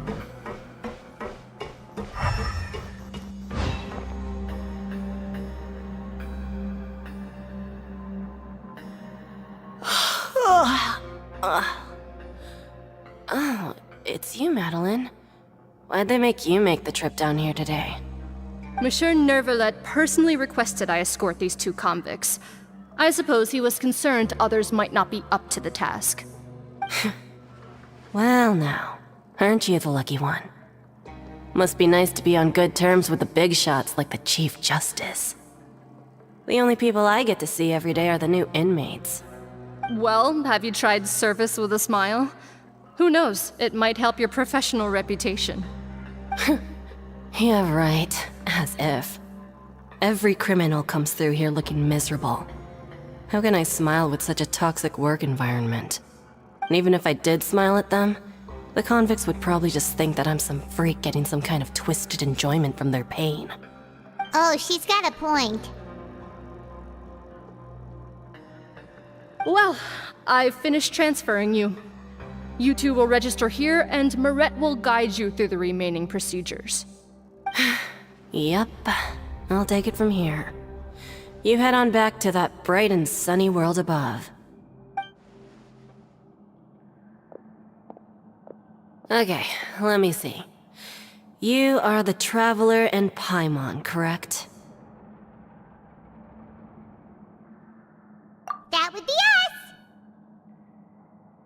Let me confirm your charges and sentence. Let's see. You two are charged with eating a cake specially prepared for the Archon by a Snezhnayan envoy without the Archon's permission, thereby incapacitating the political center of Fontaine for a brief period. Sentence: 45 days? Huh? Wait, you mean the cake that Nervalet gave us was... Just looking at the charges, it seems you two are capable of causing some serious trouble. And considering how fond Lady Furina is of sweets, this crime is tantamount to trying to assassinate the Hydro Archon herself.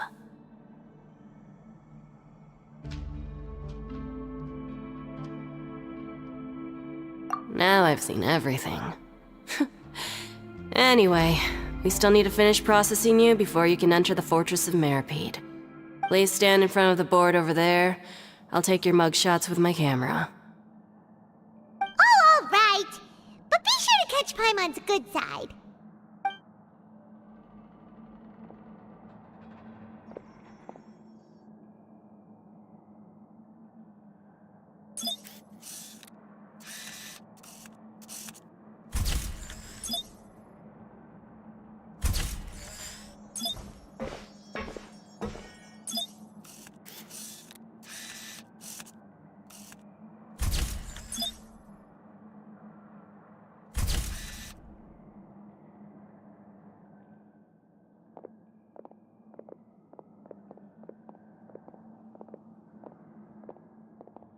And we're done. Thank you for your cooperation. Next, someone will be along to guide you inside the fortress. Please be sure to cherish this opportunity for rebirth.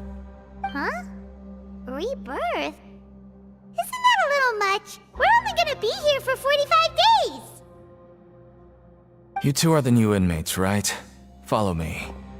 Oh, okay! Paimon is Paimon and this is the Traveler! Save it. Not like I'll remember your names. Move it.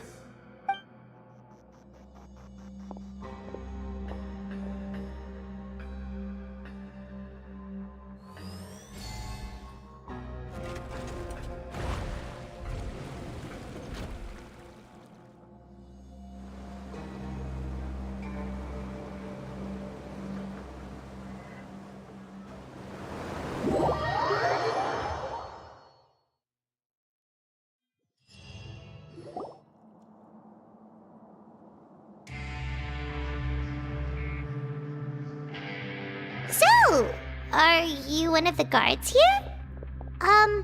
Is there anything we should be careful of while we're here?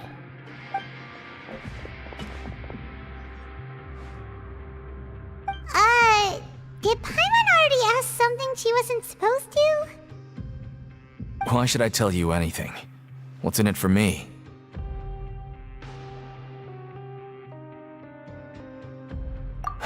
This is exactly why I can't stand new fish. I wouldn't even be doing this if it weren't for the credit coupons. Credit coupons? Alright, seeing as you're not the annoying kind that's getting dragged in here crying and blubbering, I guess I can tell you a few things. But next time, it'll cost you some coupons. Mora means nothing here. Here, we use credit coupons. Coupons can get you almost anything in the Fortress of Meripede. Desires? Fulfilled. You want power? No problem. Coupons can even change fate itself. So, credit coupons are a currency that can only be used here? It's not as simple as that. Like Moret said, everyone gets a chance at rebirth. No matter how much money or power you had before, it means nothing once you set foot inside the Fortress of Meripede. You have to start over and earn your coupons. Everyone starts from the same place, and you have a chance at a new, less terrible life. I guess that's the real purpose of the coupons. They symbolize true fairness and true justice. And this is also exactly why so many criminals choose not to return to the outside world, even after they've served their sentence. Oh, so that's what the Fortress of Meripede is like. Huh. Paimon was under the impression that it'd be more like a prison. It certainly ain't all sunshine and roses here, but it's also not the worst place to be. You'd better take a good look at the scenery now. It'll be the last chance you get for a while.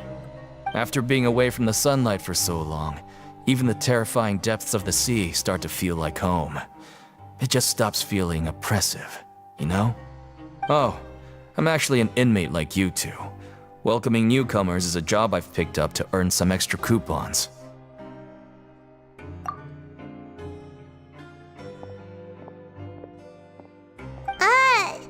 Why aren't you answering us again? I've told you enough for free. Any more info is gonna cost you. So all you care about is Mora! Wait, no. Coupons? Almost there. It's down through here. Your turn to give it a try.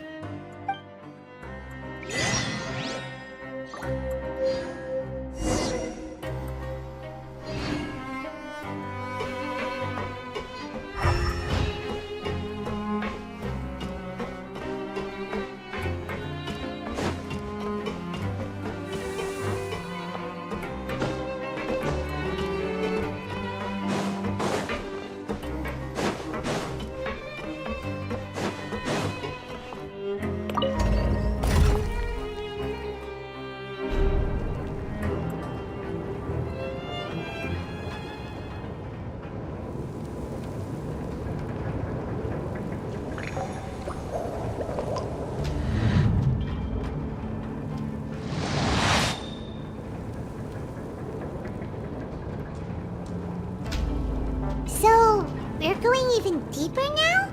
Just how deep down are we? It's like a metaphor for your previous life, isn't it? Our lives weren't that bad.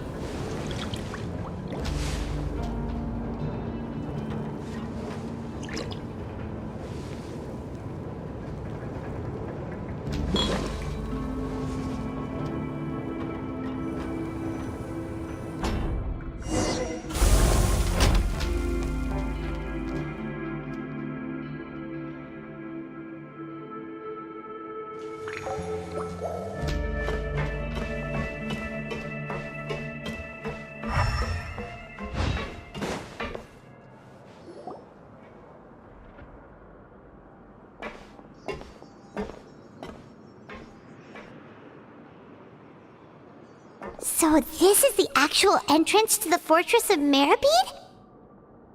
Huh. It looks like there are other new arrivals too. Oh, they sure don't look happy. Maybe we look too relaxed for fresh convicts.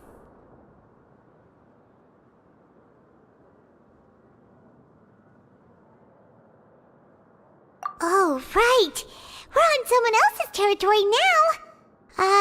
We need to think of a good way to act like criminals to get by. If we're discovered, even Neuvillette might not be able to rescue us. Hey! Don't scare Paimon! Oh, Paimon's not ready for all this! Look, I don't really know you, and I have no idea what kind of crime you committed, but... You wouldn't have happened to anger someone important, did you? Someone important? Paimon doesn't think so. Wait, why are you suddenly trying to talk to us now? Now's not the time to worry about that. Anyway, it's over there, so... You just go on over there by yourselves. I've done my job, so... Good luck. What was that all about? Wait a second. Are there usually so many Gardermechs around here?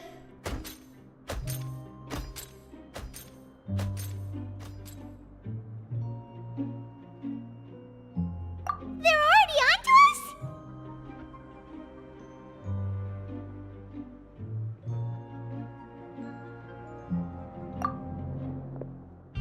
Prisoners numbers 7459 and 7560. Welcome. Oh, no need to be anxious. These Gardermechs aren't here to attack you. In fact, they're here as your honor guard. When I heard that you were friends of Monsieur Neuvillette, I had the Gardermechs come and wait in formation. Wait! You know about our connection with Neuvillette? The seafloor isn't as cut off from the world as you might imagine. However, I'm afraid that I know nothing more than that you are friends of the Iudex. And as you can see, committing a crime means being sentenced here, even if you're friends with the Chief Justice. Quite fair.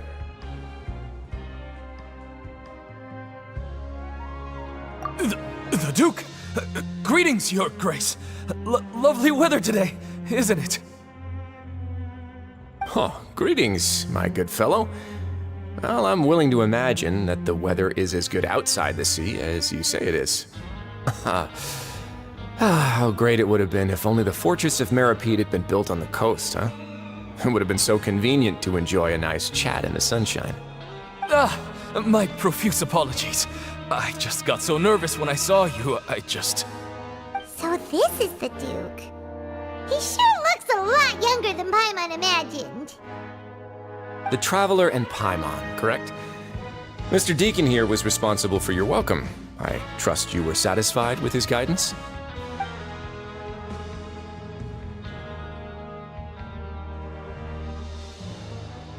Ah, I see.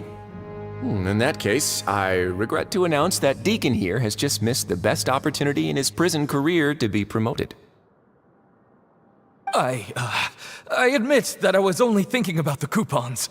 I'm sorry to have disappointed you, Your Grace. I once hoped for a chance to do some higher-level work. I had no idea you two were big shots who were worthy of speaking with His Grace. Losing out on such a big opportunity because I couldn't see past my own nose. Plenty of time ahead, Deacon. There'll be more opportunities. Well, I believe that concludes the introductions.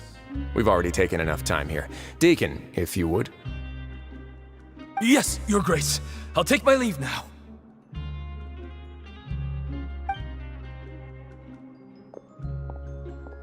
Please, follow me.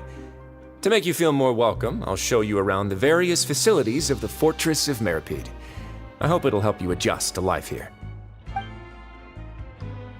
He's going to personally give us a cure? Huh. Paimon can't figure out what this guy's thinking at all. No wonder Charlotte's so interested in him. He's one of those mysterious types. Alright, let's keep up with him.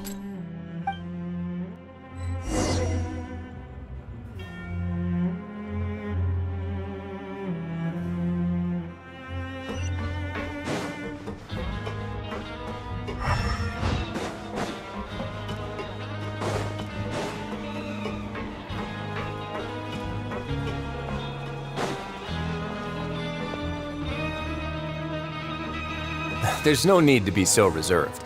The label of criminal is nothing but one of many identities, and being criminally inclined here at the fortress is just one of many ways to survive. Is it really okay for the warden to think like that? We're real criminals, you know. What if we're too difficult to handle? Well, then maybe you'll be able to carve out a name and a place for yourselves in this underwater world, But before you go in swinging, please remember that in the Fortress of Meripede, it's better to not cause trouble for yourself or for the guards. Now, we've arrived at a very important place, the Coupon Cafeteria. You can come here and claim one welfare meal each day. Welfare meal? You mean it doesn't cost anything? That's right.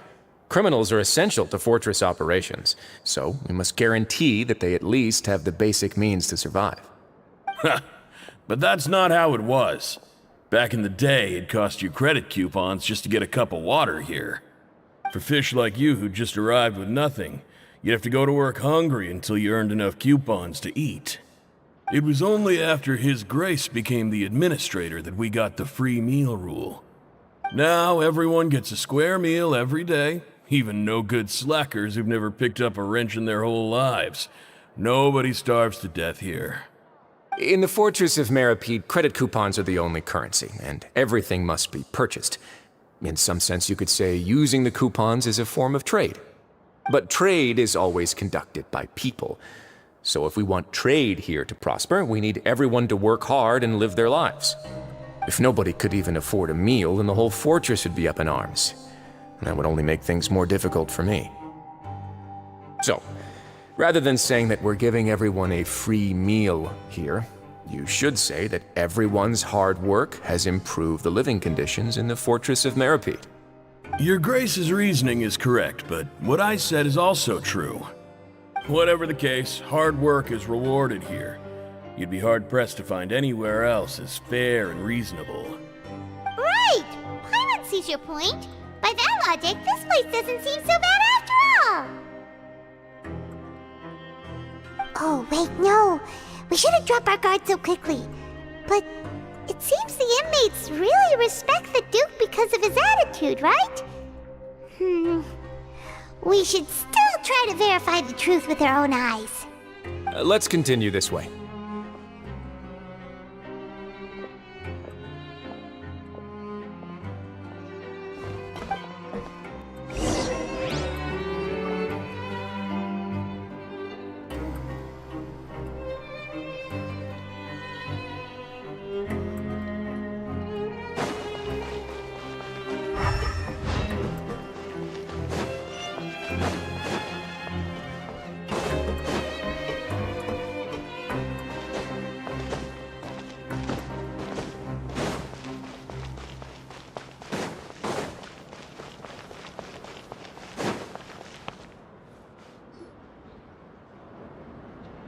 This place is known as the Pancration Ring. Sometimes we have criminals who have more energy than they know what to do with. Their daily work alone isn't enough of an outlet for them. So, instead of leaving them to their own devices, we've provided them with this dedicated venue. This way, nobody will get involved unless they want to be. Pancration matches? And you can earn extra coupons? Oh, what do you think, Traveler? Interested? But I must warn you that your sentence will be extended if you fail to restrain yourself and end up seriously injuring or killing your opponent. So, did you set this place up too? No, actually. I just granted approval for the organizer to use this area to build the ring, and I collect a portion of the proceeds in return. Of course, the fees are also quite useful. Oh. Do you mind if we ask what they're used for? Sure. Ensuring personal safety, maintaining the arena, and resolving any conflicts that arise. Why? Are you interested in how to manage a pancration ring? Oh, no. Paimon was just wondering if that's how you paid for everyone's welfare meals. A reasonable guess. I see you have a talent for entrepreneurship. Oh, you hear that? Paimon has a talent! So we can start a business here? That is something you can discuss between yourselves later. Let's move on for now.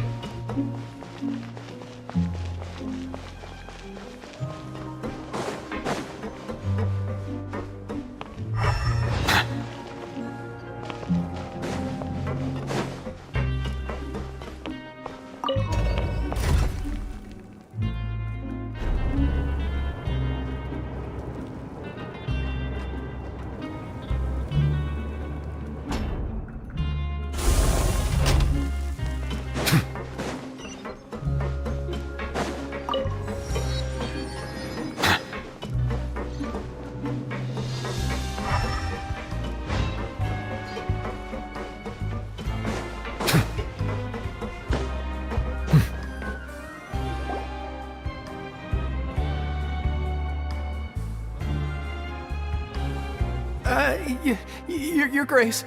Good morning. I mean, good afternoon. No, wait, what time is it again? What time indeed? Time waits for no one, so it's best to keep an eye on it.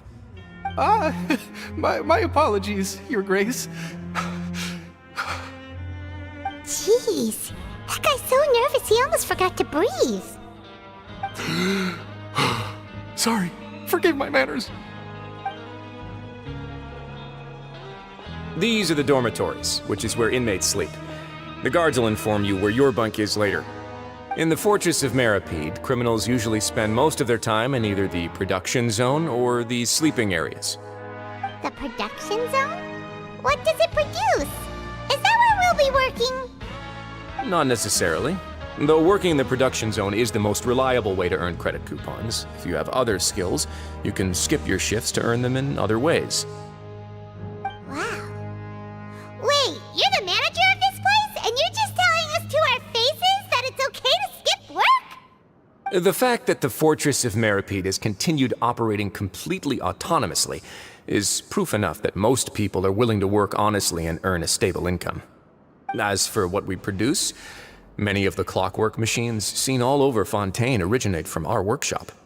Therefore, the Fortress of Meripede is not only a place where criminals serve their sentences, but also a giant machine factory. There's no need for me to get into specifics about the production process now. You'll experience it all firsthand when you report for work tomorrow.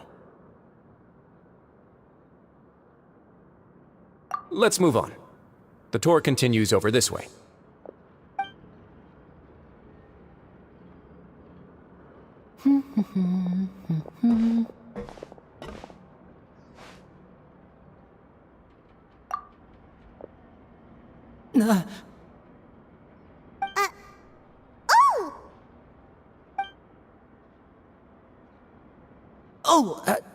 You really scared me there. I didn't expect to see you here, Your Grace. I thought maybe I was so tired from work that I was starting to see things. The only thing you should be seeing is the work in front of you. Stay focused and keep up the pace. Oh? Is something the matter? It's nothing. Paimon's just worried about how hard we'll have to work tomorrow.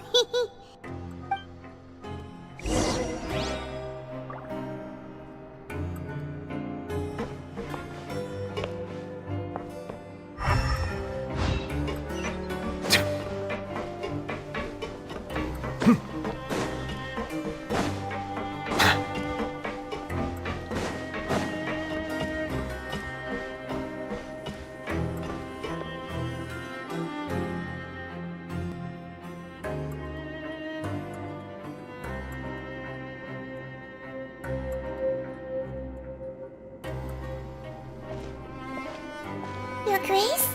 What are you doing in the infirmary at a time like this? Oh no, you didn't injure yourself, did you? Not yet, unfortunately for you. But thank you for your concern, Sigewin. Then you must be here for those two.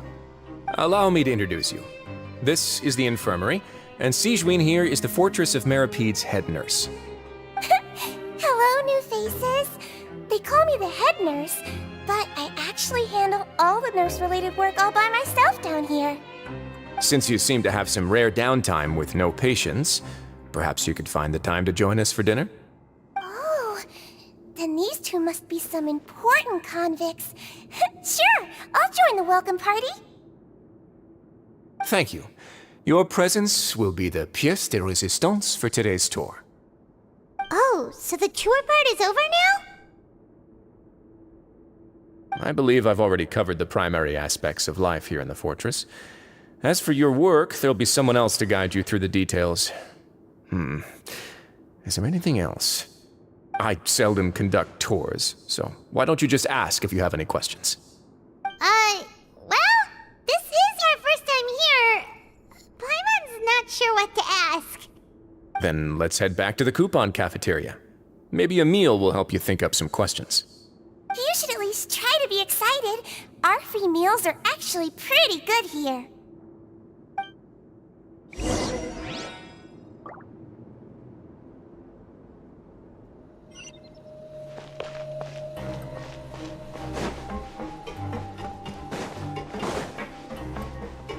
Kids these days, they just...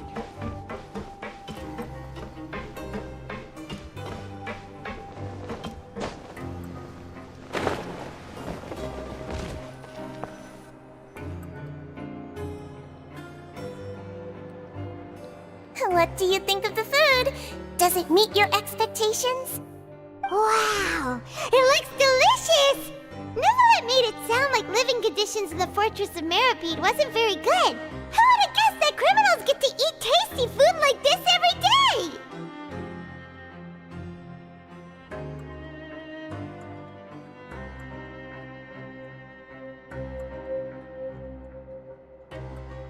Oh, isn't that the meal box that only super lucky people manage to draw? Seems like you two are quite fortunate. It actually has nothing to do with luck in this case. I had a word with Walsey, so you didn't have to draw lots like everyone else. Oh, you mean the meals are random? Yes, what you get to eat depends completely on your luck. You could say that it's a distasteful little game that Chef Walsey likes to play here in the cafeteria. Paimon knew it! If criminals got to eat tasty food like this every meal, the crime rate in Fontaine would skyrocket for sure!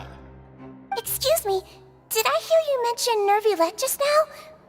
I've been wondering how he's doing. Is he busy with work? Has he been taking care of his health? He seems healthy no matter how you look at him, but he works so hard all the time, so it must be really tiring. Sounds like he hasn't changed a bit. Looks like you can stop worrying so much, Sigewinne.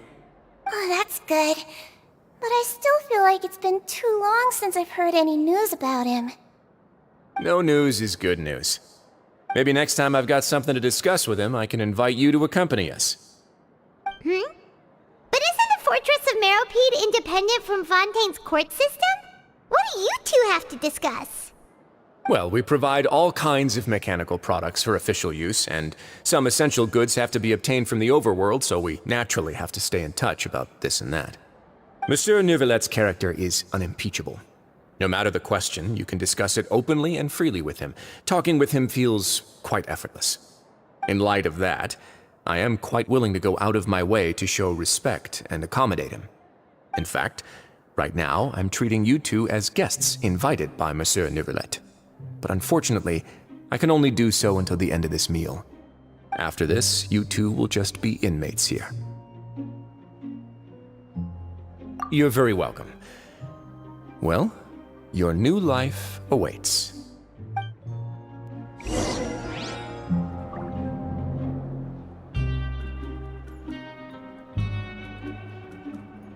Are you finished eating? Then I recommend that you return to the dormitories and rest. You have work to do tomorrow. Perhaps you were hoping to ask for some special privileges? Sorry, you'll have to use credit coupons like everyone else.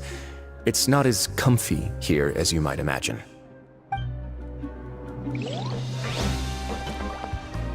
Grab yourself a welfare. Now that I've gotten a good look at you two, I think you're very cute. After all, heavy is the head that wears the cutesy crown. I guess I just want to say, Just take care of yourself and don't get hurt.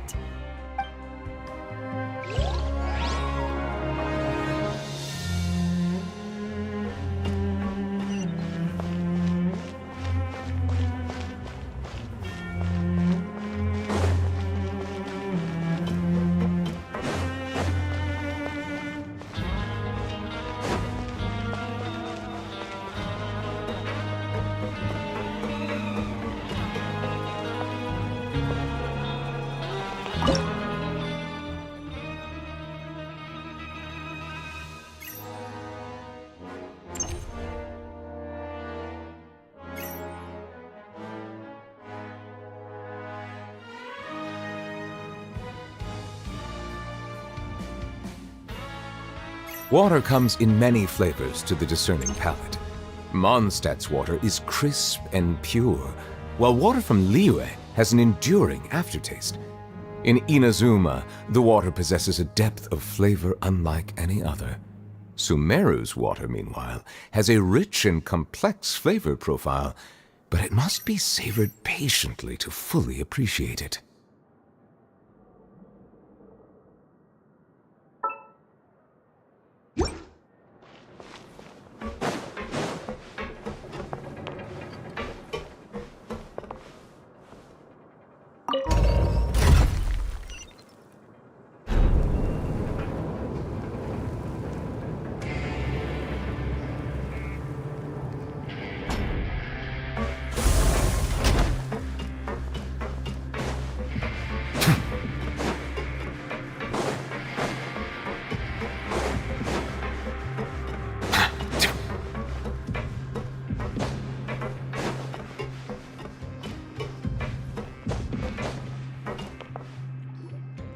Traveler in Paimon, right?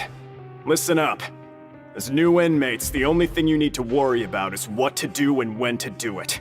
Don't make any extra trouble for yourself. Your bunks are right over there. Follow me.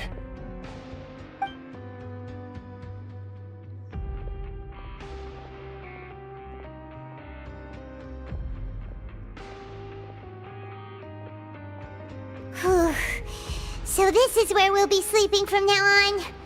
Oh, Paimon can't believe this! The days of staying home and reading detective stories are like a dream now. By the way, Traveler, we saw a lot of things worth investigating just now.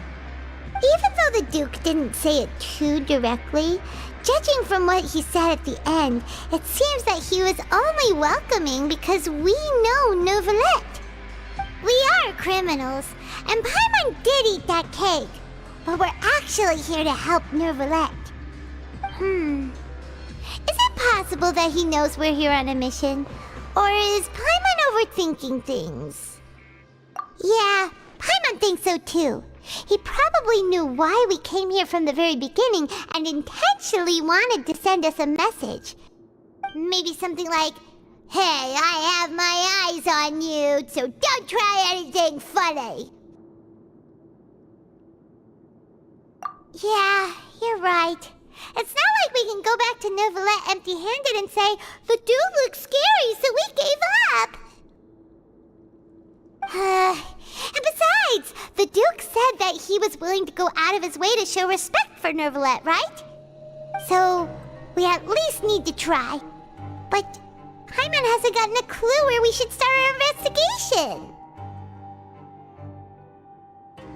You mean...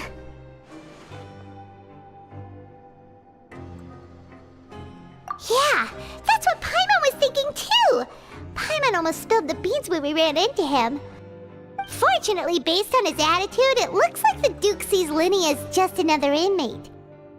We worked so hard to help clear Linny and Lynette's names, and yet we turn around and BAM! He's in prison anyway! Oh, right! Linny and Lynette are from the House of the Hearth. They work for the Knave, so they could be here to investigate too! Huh? Oh, it's a card! Paimon didn't notice it earlier. It looks like a magician's prop. Lenny must have left it here. He's in prison and still doing his little tricks, huh? Let Paimon have a look.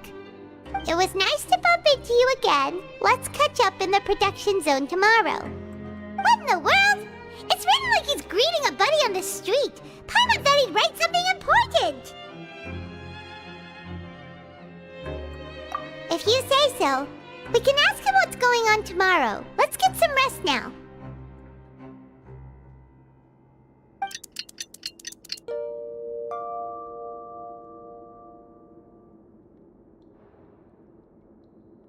Hey, you're finally awake!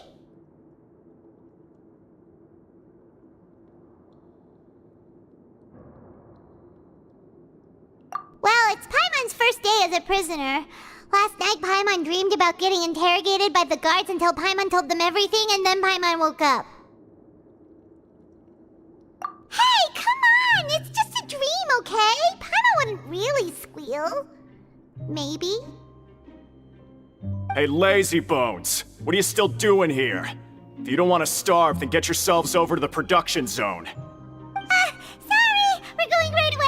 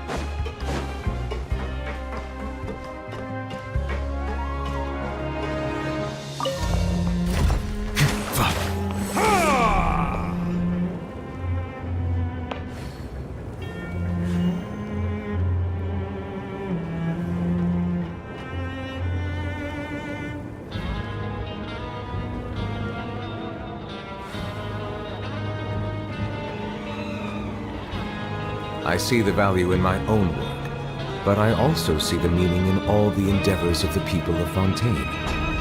I believe I will continue to take pride in fulfilling my duties.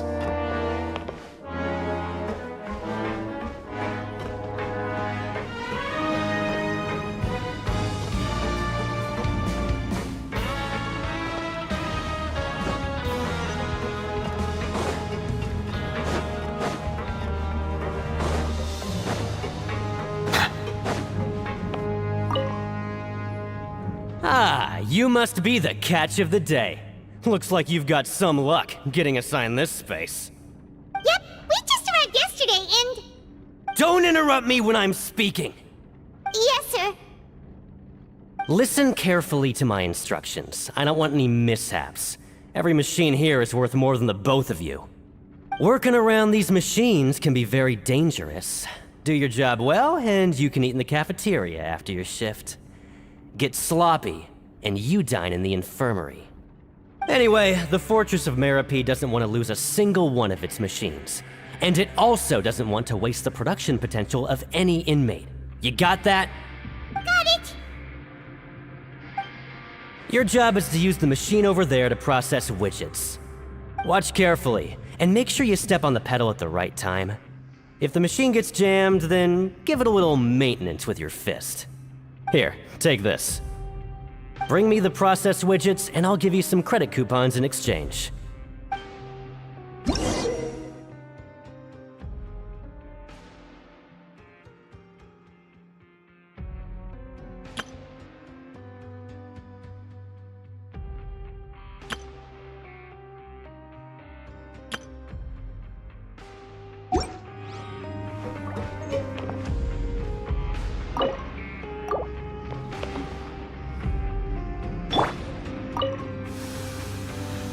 Once the widget is hot enough to glow, jump to step on the pedal and hit the widget with the...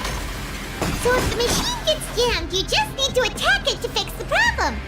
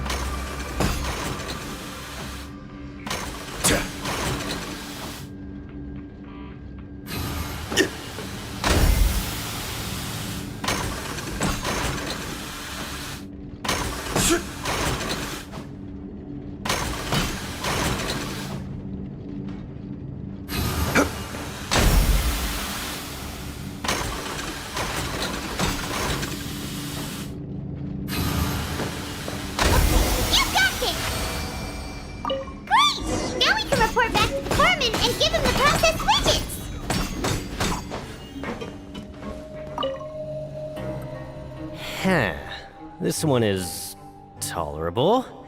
Though, since the processing is done by machine, the product is all pretty much the same anyway. Alright, I'll pass you for now. And we'll count up how many credit coupons you've earned.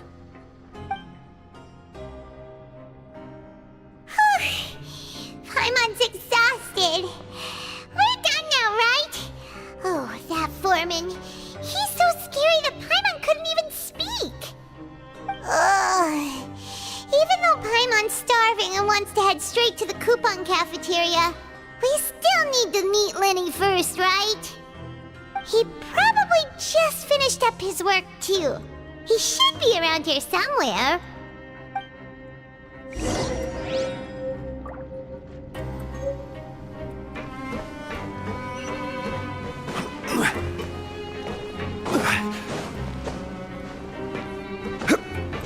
Lenny? Mr. Magician? Where are you? Oh, this had better not be some disappearing act. He doesn't seem to be around here. Let's try looking somewhere else.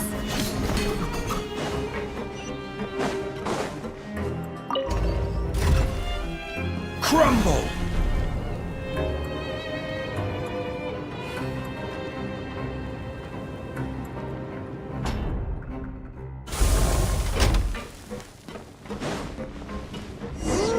Where could he be? Did he decide to slack off and sleep the day away?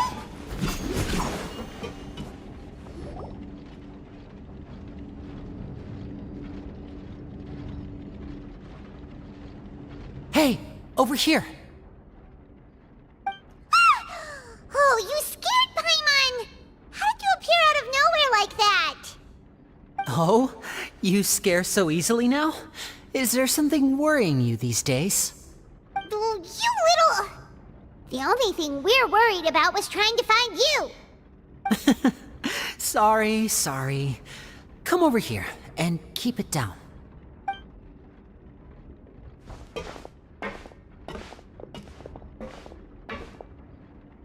Oh, Lynette! You're here too! You two really are inseparable. That's right. My brother simply can't stand to be away from me.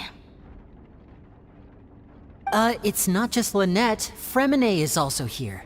Do you still remember him? Oh, you mean that diver from the House of the Hearth, right? Paimon remembers seeing him in the court of Fontaine before. Now hurry up and tell us, how did you end up as criminals this time? We fought so hard at court to prove you were innocent, but now it looks like our incredible court battle was for nothing! Sadly, even the teeniest of things can land you in prison these days. I put together a street performance and used the popularity we gained from the Opera House incident to attract a big crowd. And then? Next, I invited several audience members to participate in the show. And then, with the entire audience watching, their wallet suddenly disappeared. My brother was charged with theft, and I was charged as his accomplice, having assisted him in his crime. It really isn't that bad. The missing wallets are all in the leftmost drawer of the Maison Gardiennage's big filing cabinet. We just need to see how long it takes to discover them. Yep, we should be released then. In terms of the magic trick itself, I think the performance went perfectly. Leave it to Lenny to magic himself into prison. Indeed.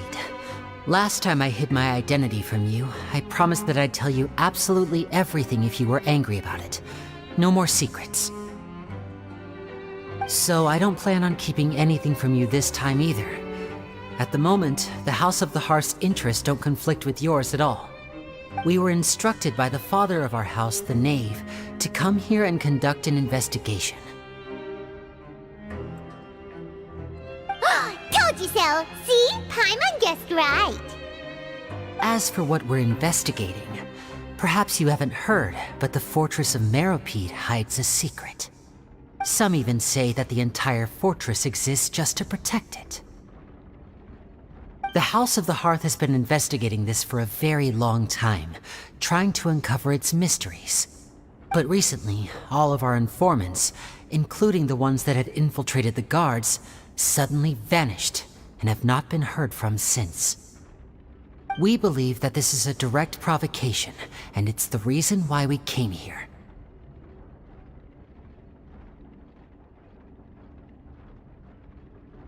Father has somehow managed to confirm that Focalors does not have Fontaine's gnosis.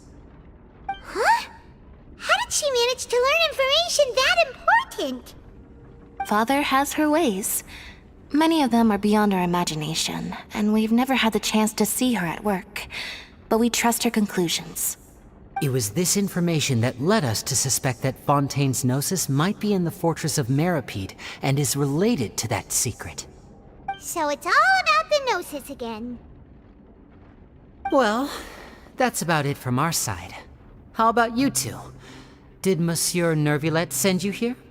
Bingo! The Knave has been applying a lot of pressure. She wants to know what happened to Child, so we came here to investigate. Traveler, are we allowed to tell them?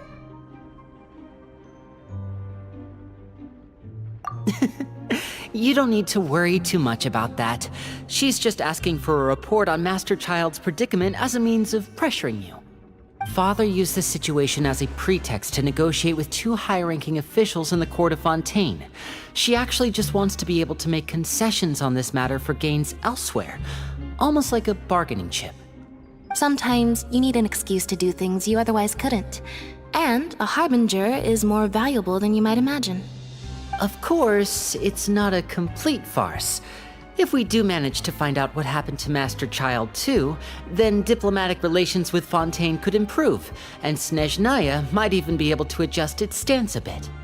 Is it just Paimon, or does it feel like we're the only ones who actually care about Child's situation? The relationship between the Harbingers must be as bad as ever. I wouldn't go that far. Father just has different standards than we do when it comes to what can be sacrificed for an advantage. By the way, I have a suggestion. Why don't we team up? Even though we have different objectives, we're both here to investigate the fortress of Meropide. It would be more efficient for us to work together. As you know, the House of the Hearth has many reasons to seek the Gnosis, but our highest priority remains resolving the prophesized crisis. You can trust us on that.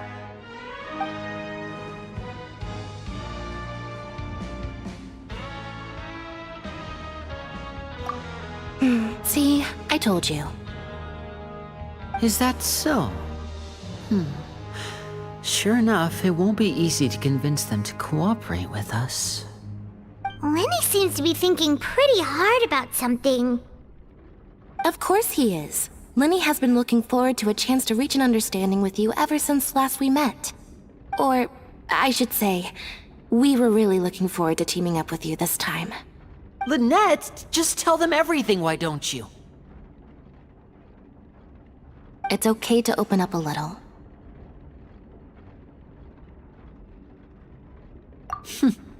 Very prudent of you, and consistent with your behavior since we first met. That's reasonable enough, and I agreed to cooperate on these terms as well. I was prepared for the worst, but you were actually more agreeable than I anticipated. All right then, there's no time to lose. I have some information to share, so listen carefully. Since Lynette and I arrived here, our investigation uncovered the fact that the fortress of Meropide has a forbidden zone.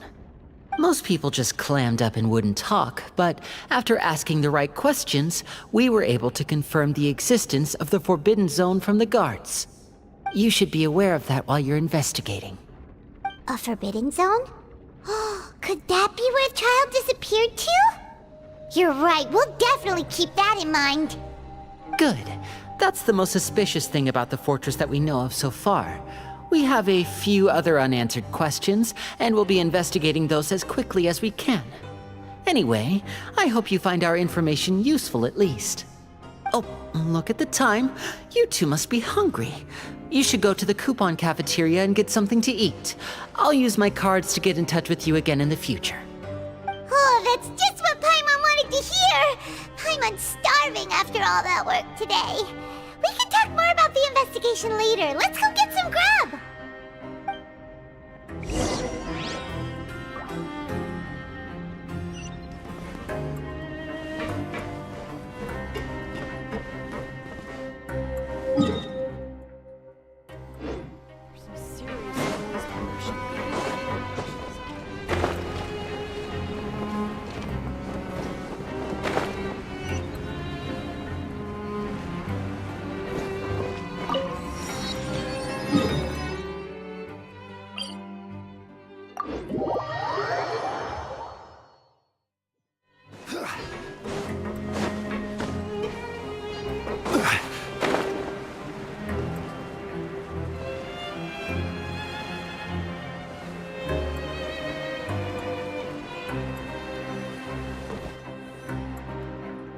Oh, he wasn't kidding.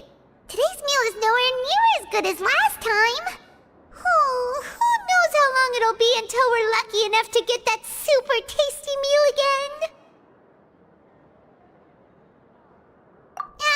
Forget about it then. We'll just deal with the regular food for the time being. Let's just get out of here as soon as possible. But life here doesn't seem all that bad. Other than the foreman being kinda mean and the work being pretty tiring.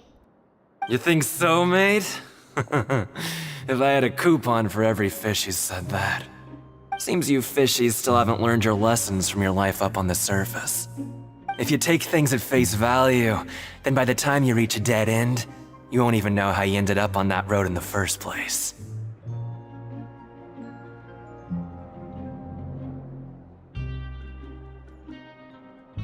I like your attitude. I can, let you in on a little something. Everyone's been telling you to just follow the rules and not cause any trouble for yourself. Am I right? But what they don't tell you is that the rules aren't exactly what they pretend to be. The rules for being a prisoner. The truth is, this place has a lot of hidden rules. Huh? Hidden rules? What do you mean? Not everyone knows about those rules, but whether you know them or not, once you break one, you might encounter something even worse than death. Really? Oh, now you're really scaring poor Paimon. Don't joke around like that! Of course. And I'd say that just disappearing would be one of the better outcomes. Oh, you mean that if there really are hidden rules, then Child's disappearance might have something to do with that?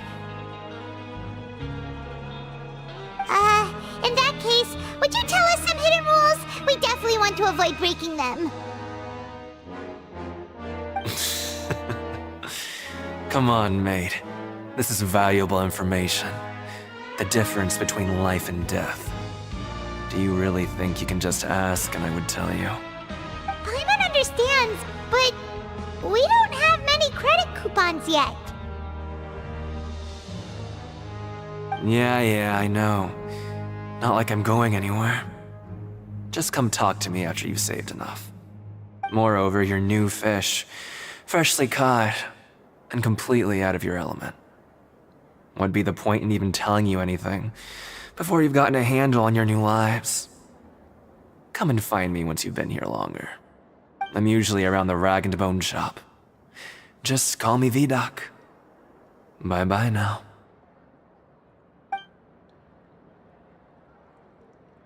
He left. Just like that. trying to scare us into buying fake information from him? Yeah, it might be a good place to start in our investigation. Hidden rules, huh? But, like he said, we don't have any coupons and we're still not familiar with this place. Oh, there's nothing we can do about it now. Ah, we were so busy talking we almost forgot to eat. Even if it's not the best, it's probably better while it's warm. Come on, dig in before it gets cold.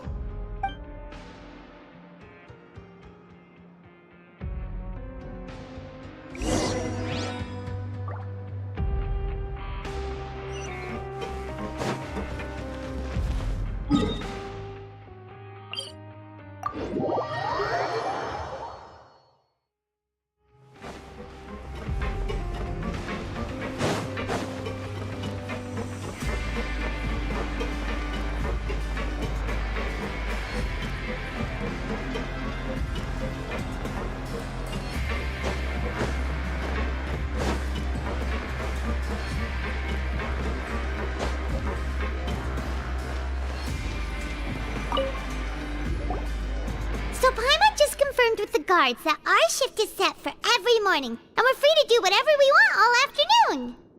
But it seems like most of the other inmates choose to continue working through the afternoon to earn more credit coupons. Oh, and they also said that you can use coupons to skip work in the morning and free up your time. They weren't kidding. Credit coupons really can be used to do anything here. Paimon's so tired. And we'll need to wake up and go to work in the morning. Without any credit coupons, it's not like we can really do anything else. Nighty-night, Traveler. Paimon hopes we can keep making progress on our investigation tomorrow.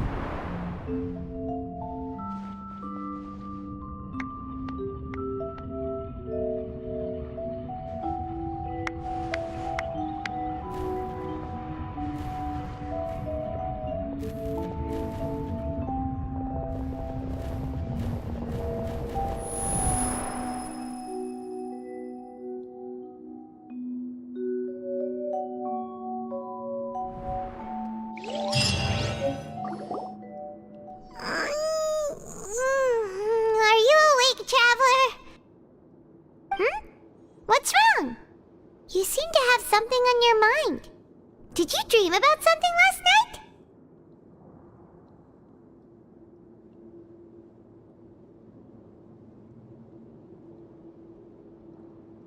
Is that even possible? Unless it wasn't an ordinary dream? Oh, Child's vision! So you had it with you this whole time? Maybe the vision connected Child's consciousness to yours. And our investigation has its first major breakthrough! Good thing you brought the vision with you here. So what did you see in the dream? Do you know where Child went? Huh. Okay. Well, hopefully it'll be a bit more helpful in the future. What's more important now is that it's the start of another new day as prisoners. Let's do our best to earn more credit coupons. What's the plan for today?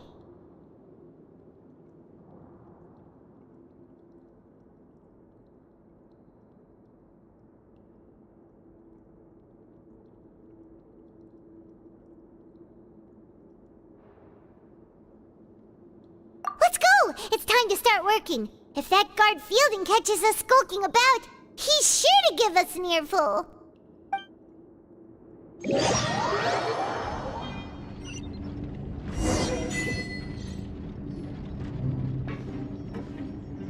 Look who decided to show up! Get your butts in gear and get to work. Time's a-wasting.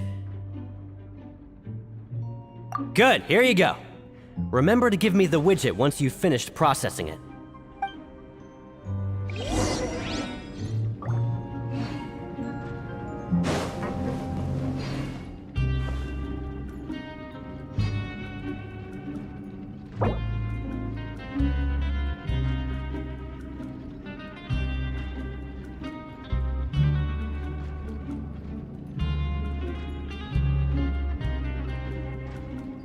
Osmanthus wine tastes the same as I remember.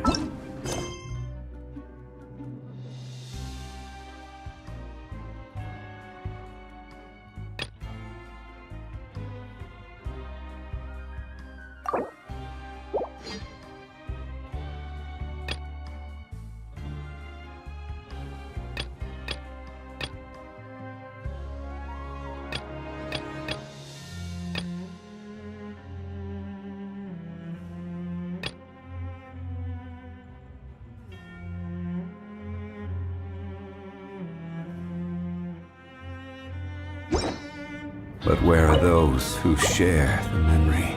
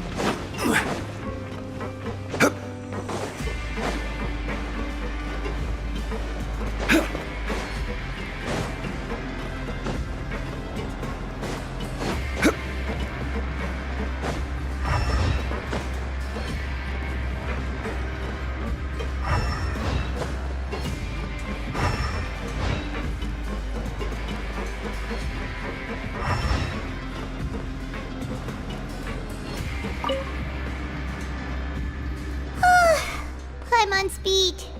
But after so many shifts, it seems we're really getting the hang of it now. Hey there, fellow shift mates. I saw you finished your work, so I thought I'd come over and say hi.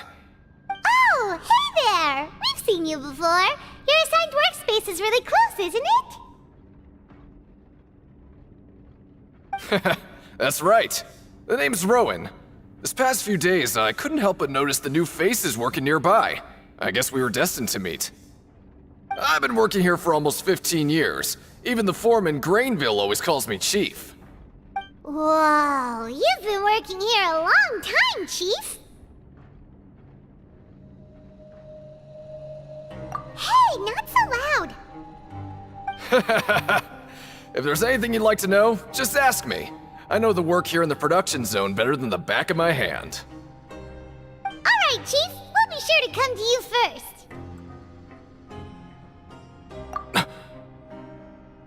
Did you just ask about the rules? Pretty sharp for newcomers. You've already heard about the rules, huh? Who'd you hear it from?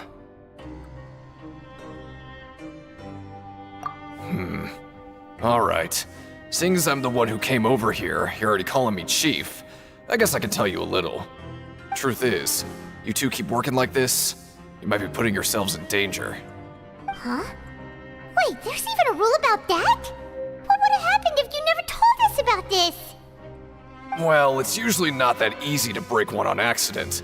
The conditions of the hidden rules are usually pretty specific. But once you do break one, bad things happen.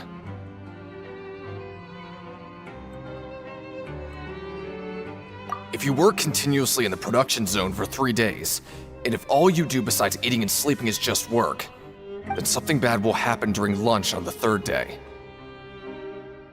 Huh? Like what? Oh, don't scare Paimon! If I knew that, then I wouldn't be standing here talking to you, now would I? You mean, even you have never tried working 3 days like that before? There's actually a legend about this rule. They say that there was a worker who worked way harder than me. He was both efficient and eager on the job, and most other workers couldn't hold a candle to him. One time, he tried to test his limits and worked as long as he could. Then during lunch on the 3rd day, he disappeared into thin air, as if he'd evaporated. Later, some people went and asked some of his past friends about him, but they said, never heard of the guy. What the? How could that happen?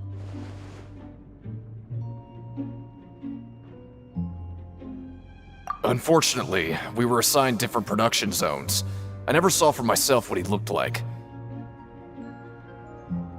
Wait, are you thinking that it was...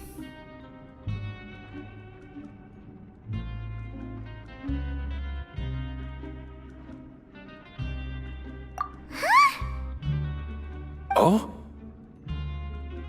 You... Listen, kid. This ain't the kind of thing you should be curious about. Let me tell you, you're better off forgetting about it and looking after yourself. Now I kinda regret ever telling you. Yeah, I agree with Chief here. Do you really want to try?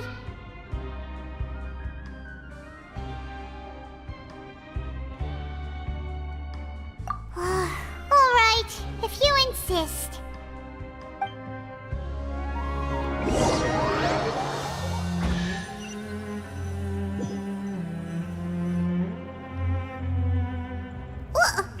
What is this garbage? Ooh, it looks disgusting! Oh, Paimon misses your cooking now. What would you like to do this afternoon?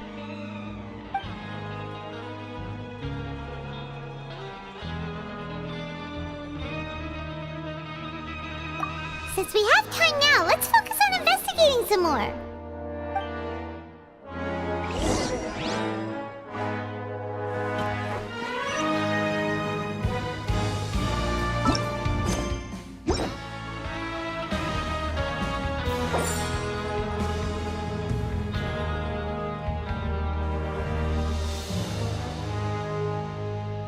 Grab yourself a welfare meal.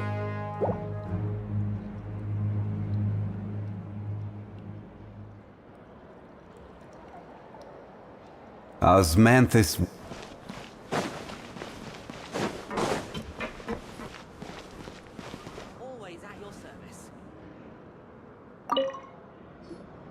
Oh, hello. You two are the ones who were with His Grace. No need to be so nervous. Sorry, I couldn't help but think of His Grace once I saw you, and I...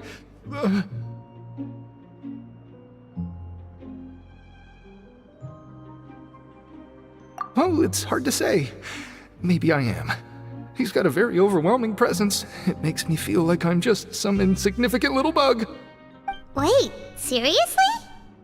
Oh, I'm always indecisive, and I tend to make a mess of things. It's like a reflex. I just instantly start to tense up the moment I see a smart and capable person like His Grace.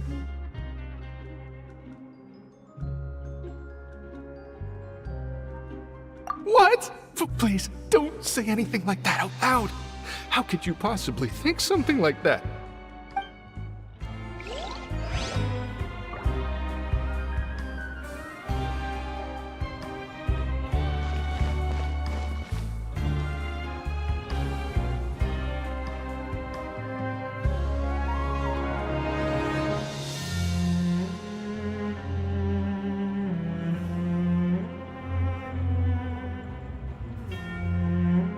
Always at your service.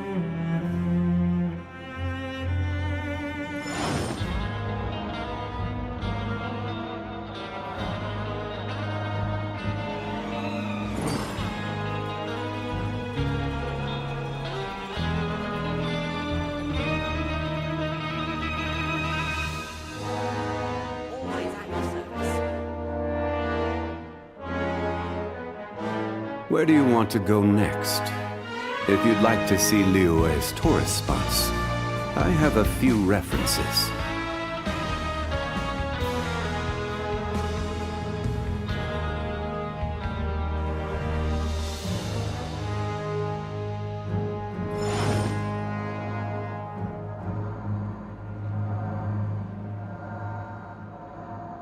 Always at your service.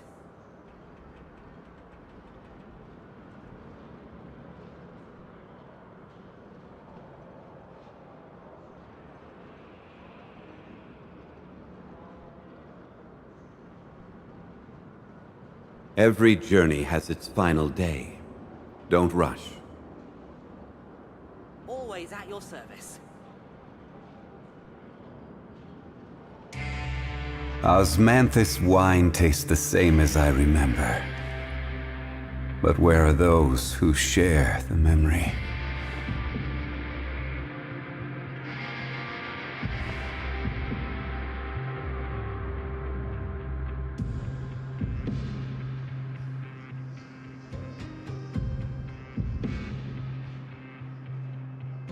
Always at your service.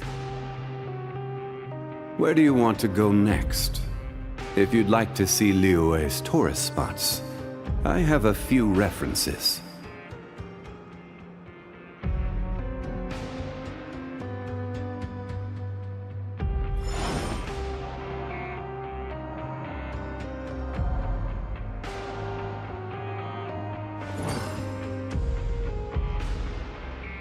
Always at your service.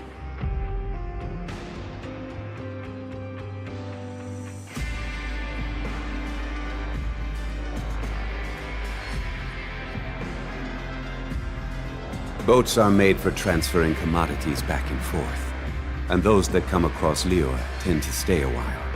So it is where many things come to settle. Always at your service.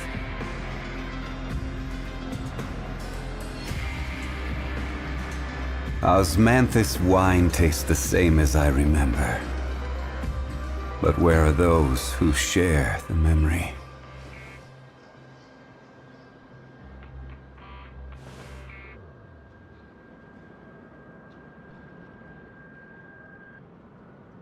Always at your service.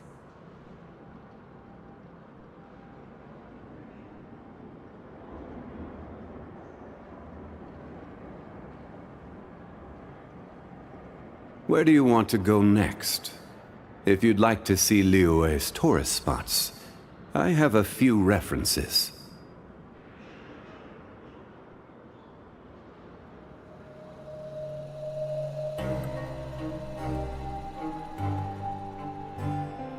Always at your service. Osmanthus wine tastes the same as I remember. But where are those who share the memory?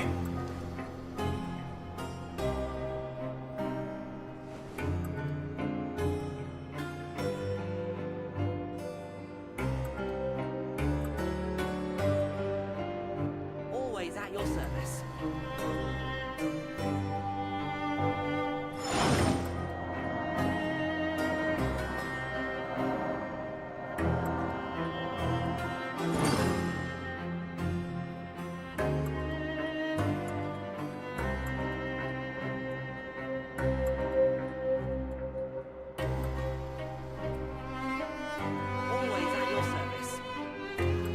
Every journey has its final day. Don't rush.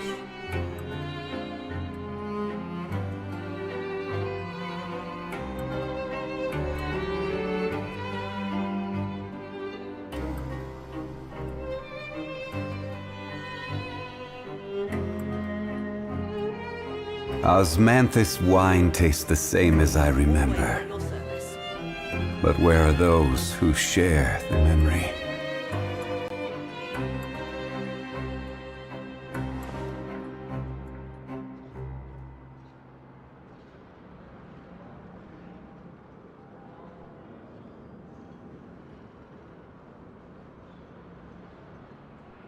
Always at your service. Where do you want to go next?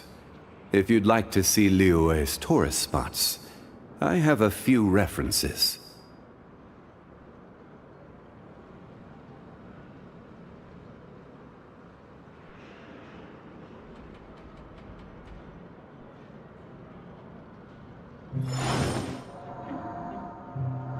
Always at your service.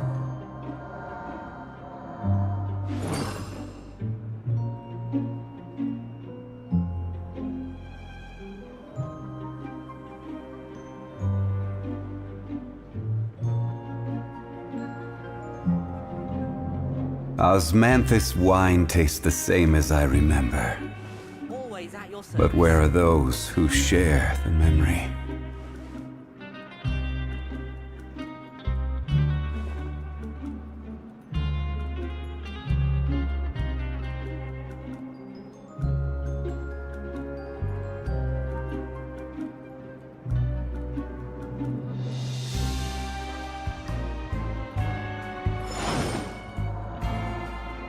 Always at your service.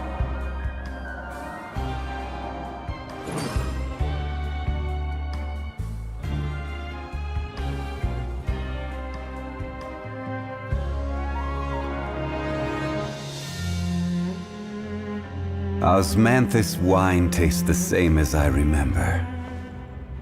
But where are those who share the memory?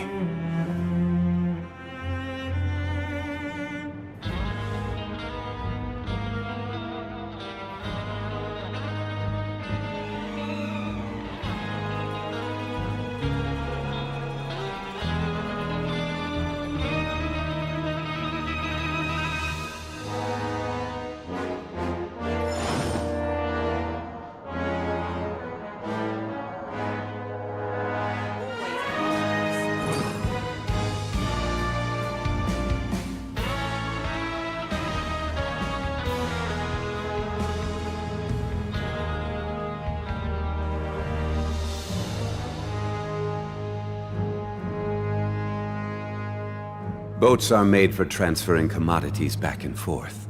And those that come across Liyue tend to stay a while. So it is where many things come to settle. Always at your service.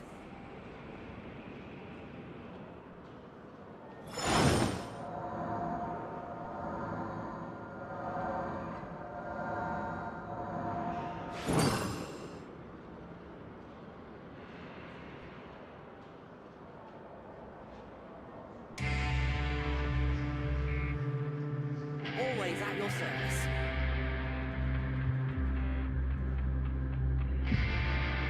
Every journey has its final day. Don't rush.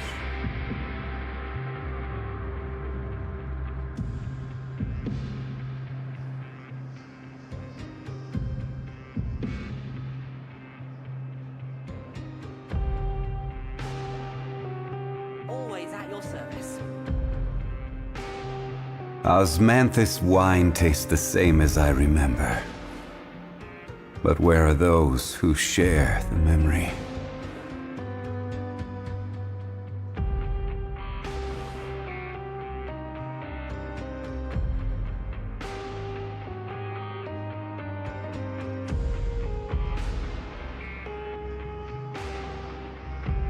Always at your service.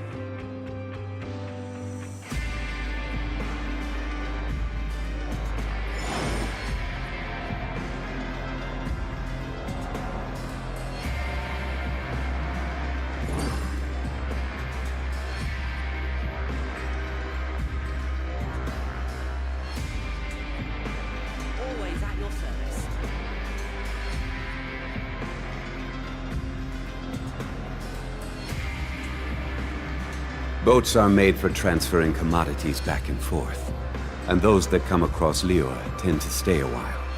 So it is where many things come to settle.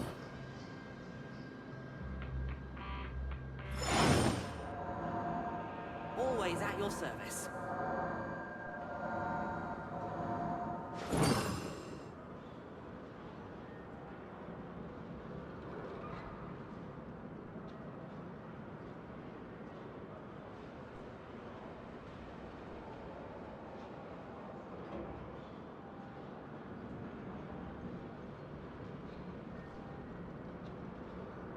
Every journey has its final day. Don't rush.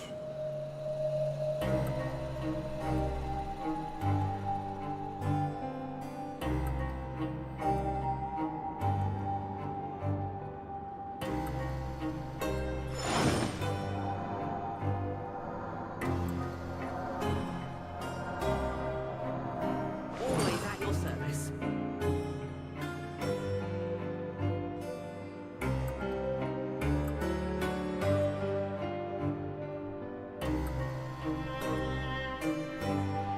Where do you want to go next? If you'd like to see Liyue's tourist spots, I have a few references.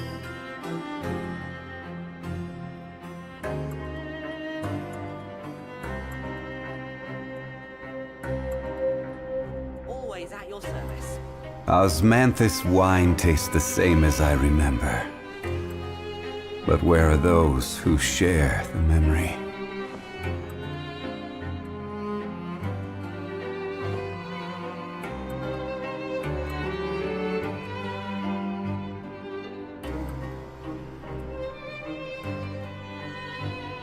Always at your service.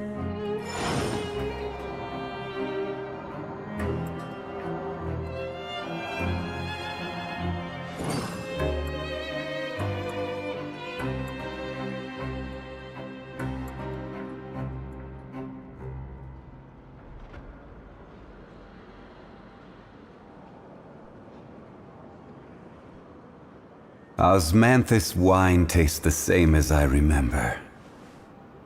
But where are those who share the memory?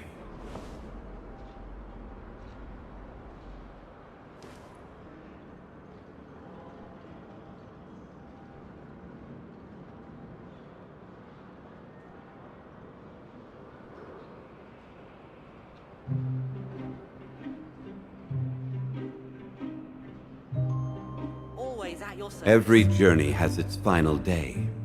Don't rush.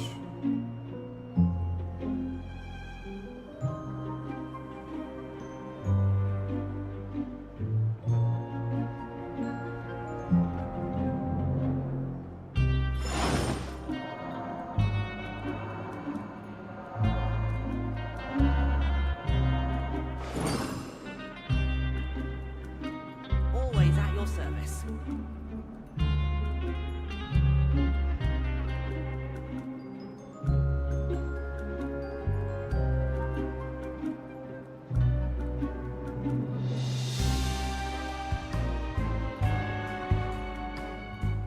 Osmanthus wine tastes the same as I remember.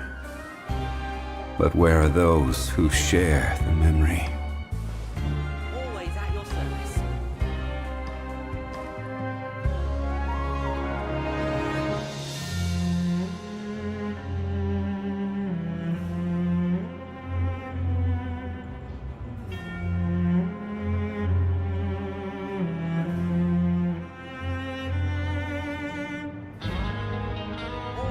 Boats are made for transferring commodities back and forth, and those that come across Liyue tend to stay a while. So it is where many things come to settle.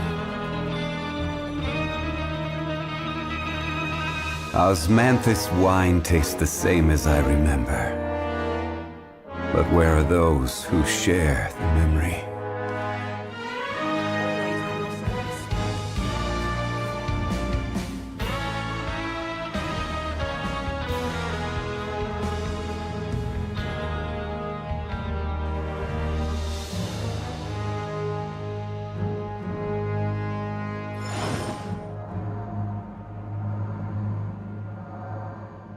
Always at your service. service.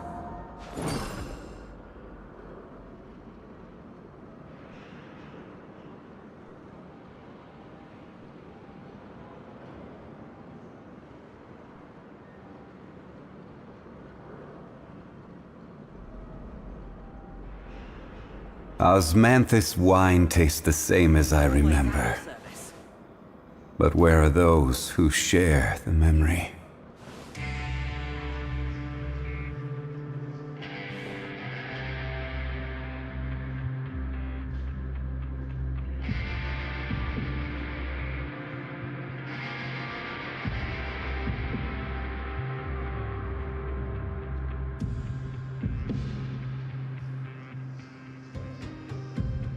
Always at your service.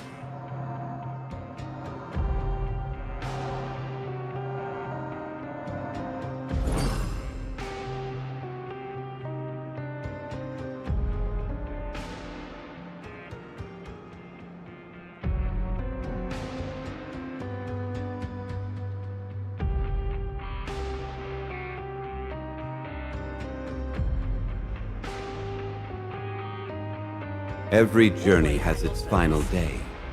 Don't rush.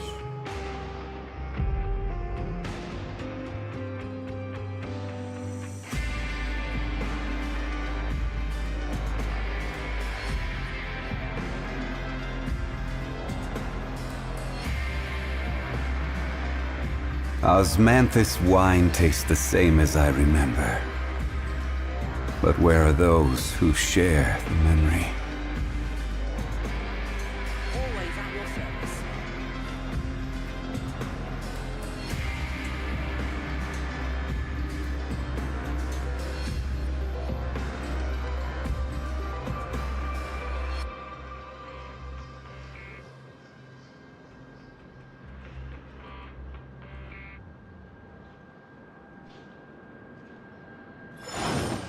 Always at your service.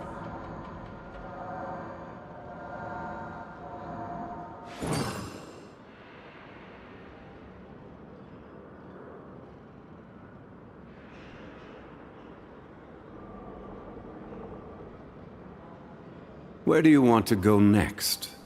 If you'd like to see Liyue's tourist spots, I have a few references. Always at your service.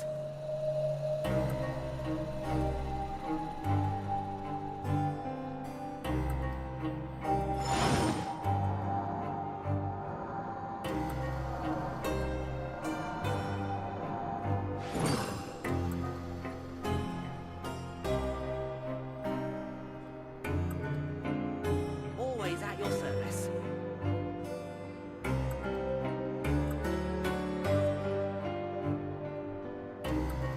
Osmanthus wine tastes the same as I remember. But where are those who share the memory?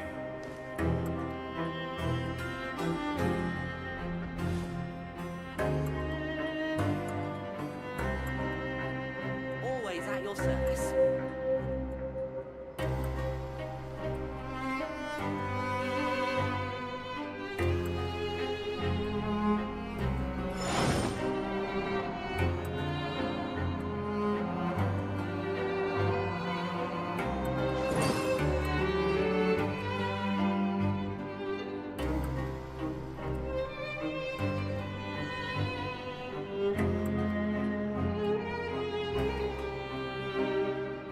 Boats are made for transferring commodities back and forth, and those that come across Liyue tend to stay a while.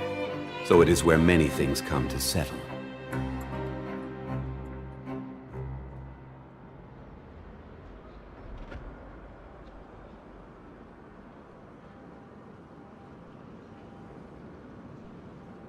Osmanthus wine tastes the same as I remember. But where are those who share the memory?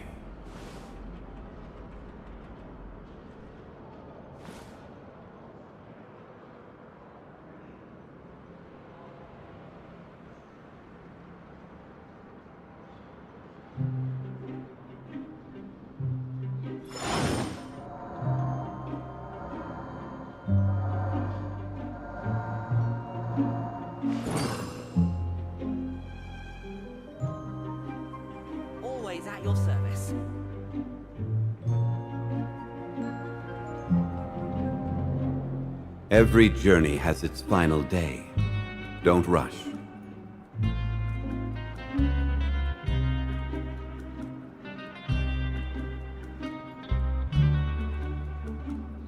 Osmanthus wine tastes the same as I remember. But where are those who share the memory?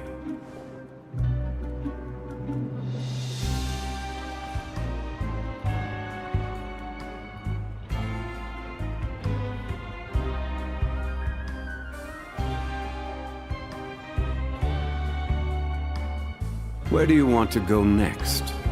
If you'd like to see Liyue's tourist spots, I have a few references.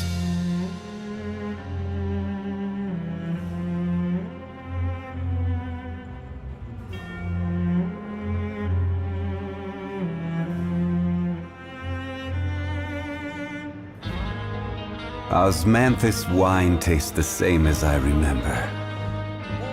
But where are those who share the memory?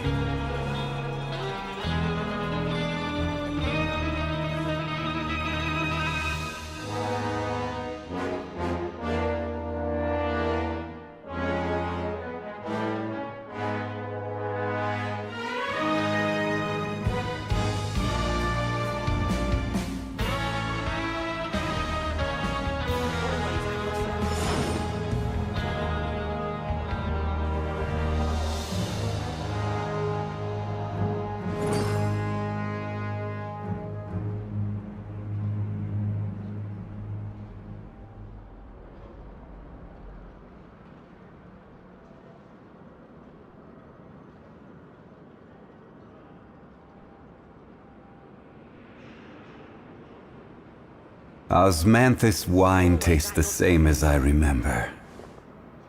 But where are those who share the memory?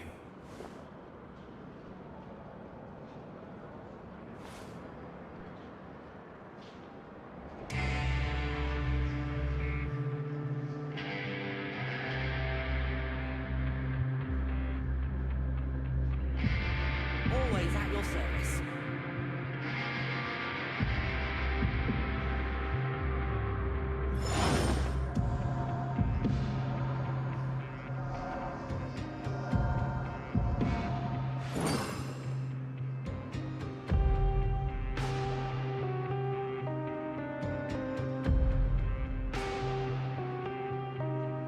Always at your service.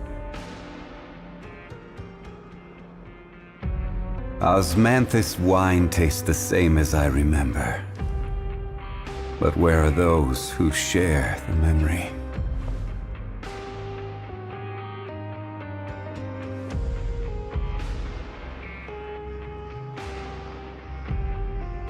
Always at your service.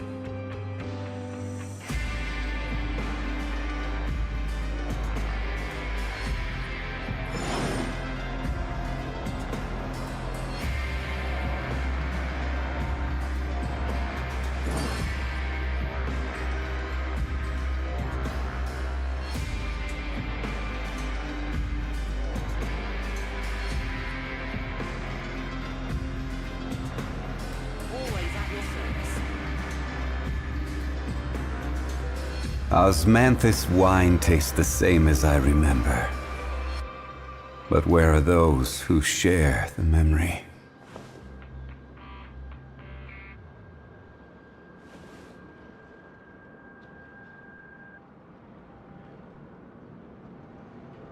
Always at your service.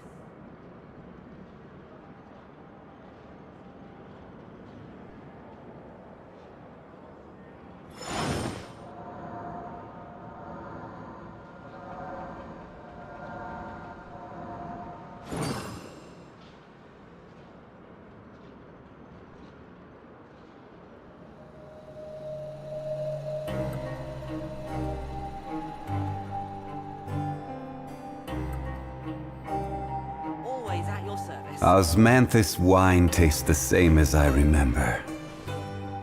But where are those who share the memory?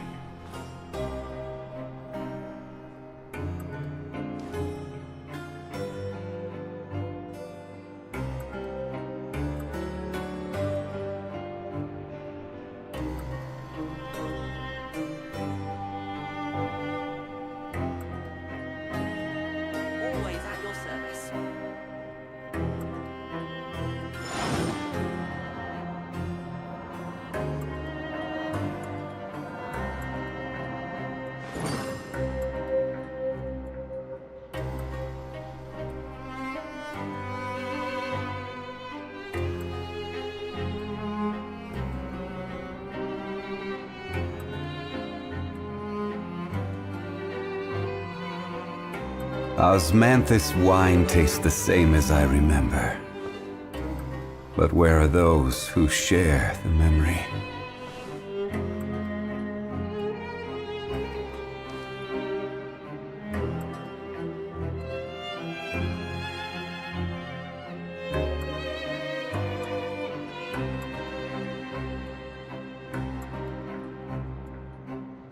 Always at your service.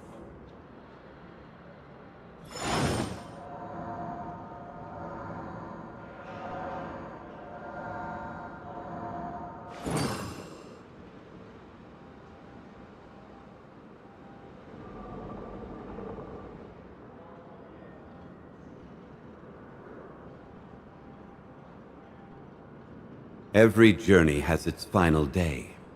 Don't rush. Always at your service.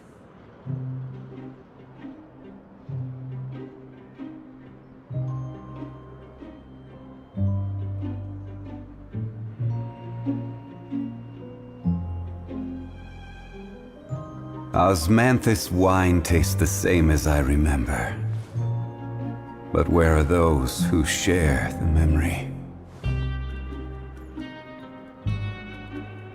Always at your service.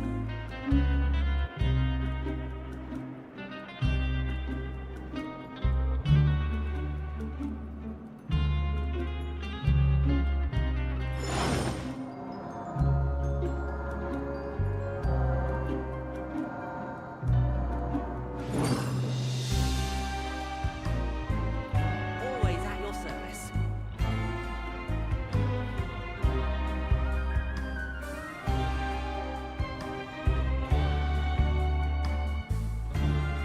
Where do you want to go next? If you'd like to see Liyue's tourist spots, I have a few references.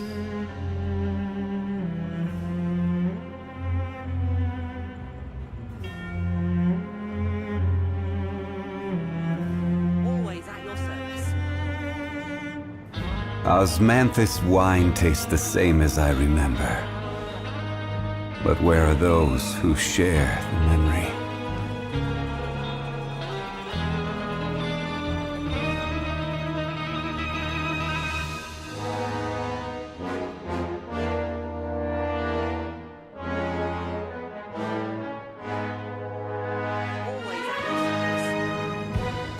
Boats are made for transferring commodities back and forth, and those that come across Liyue tend to stay a while. So it is where many things come to settle.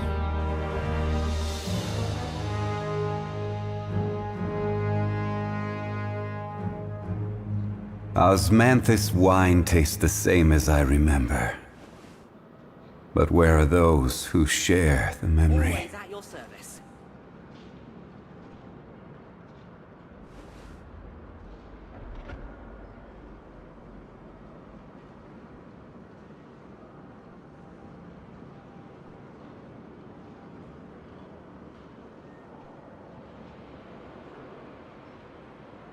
Every journey has its final day.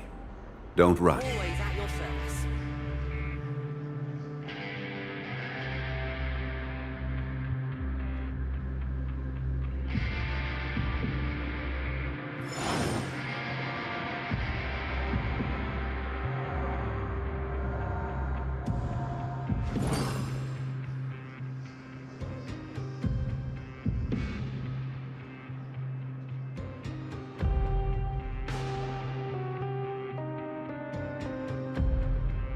Always at your service.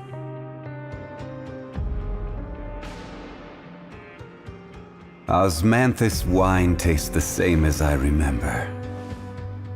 But where are those who share the memory?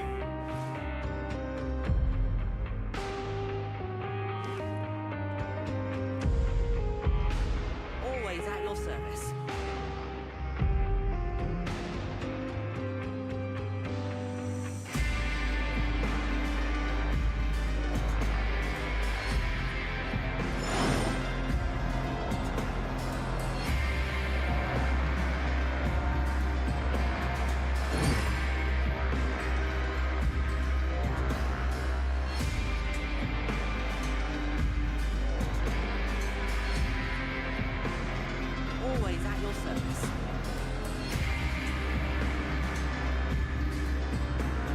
Boats are made for transferring commodities back and forth, and those that come across Liyue tend to stay a while. So it is where many things come to settle.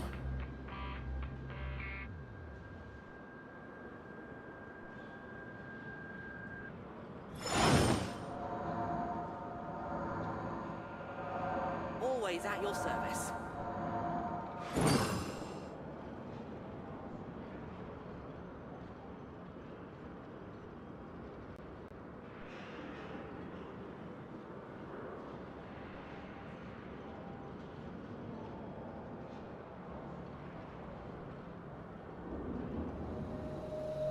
Osmanthus wine tastes the same as I remember. But where are those who share the memory?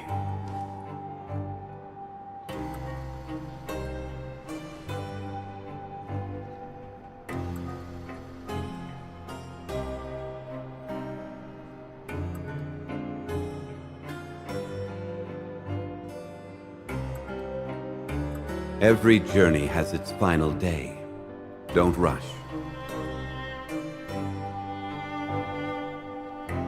Always at your service.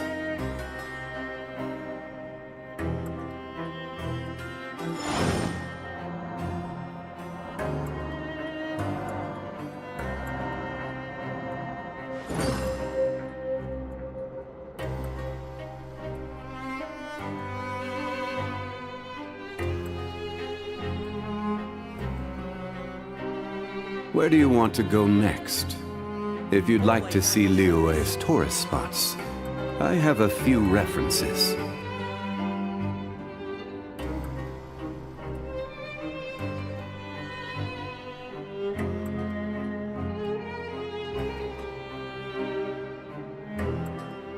Osmanthus wine tastes the same as I remember.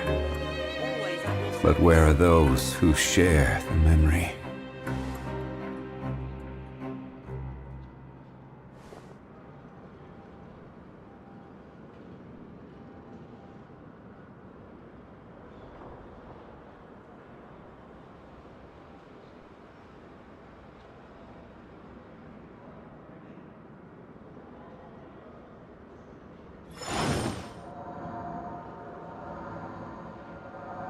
Always at your service.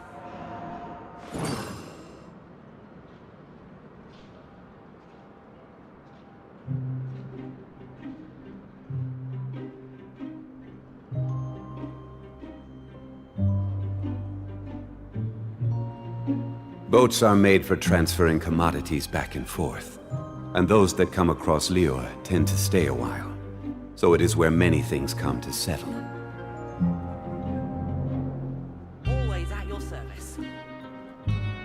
Osmanthus wine tastes the same as I remember. But where are those who share the memory?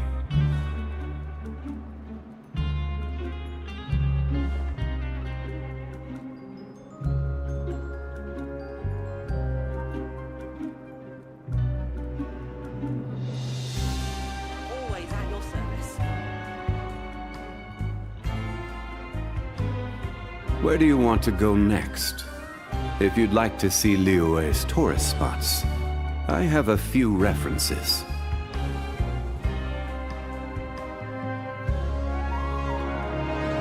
Osmanthus wine tastes the same as I remember.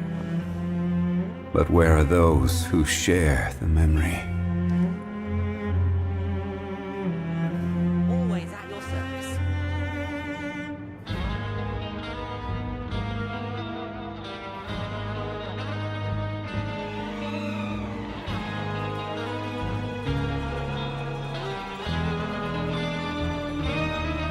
Every journey has its final day. Don't rush. Always at your service.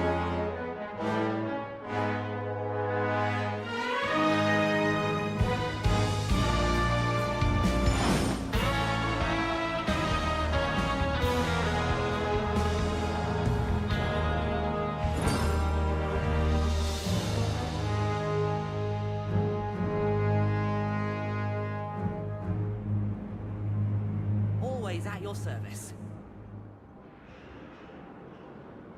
Osmanthus wine tastes the same as I remember. But where are those who share the memory?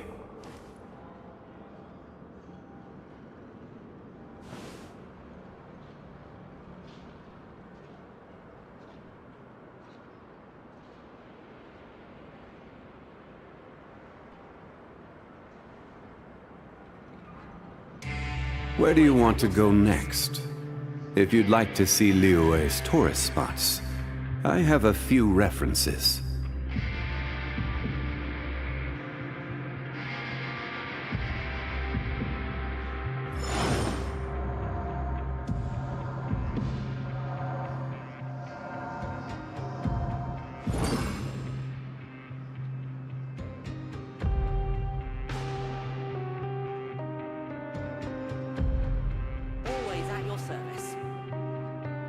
Boats are made for transferring commodities back and forth, and those that come across Liyue tend to stay a while, so it is where many things come to settle.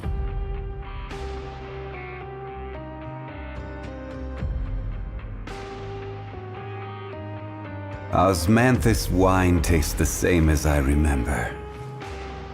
But where are those who share the memory?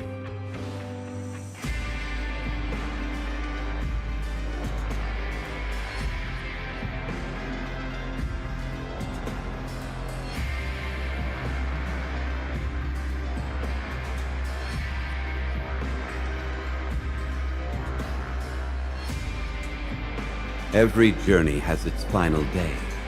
Don't rush.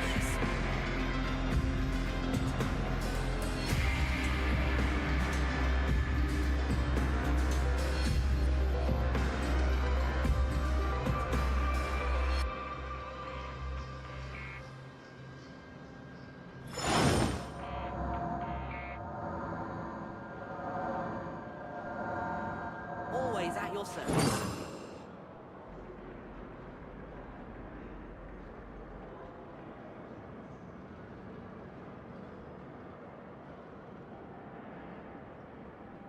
Osmanthus wine tastes the same as I remember. But where are those who share the memory?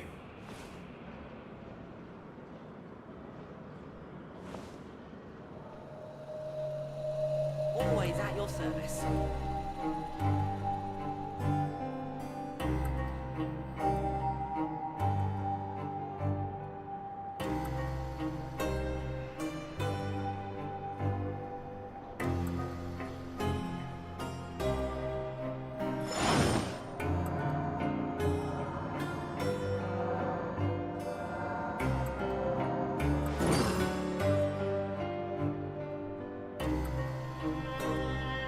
Always at your service.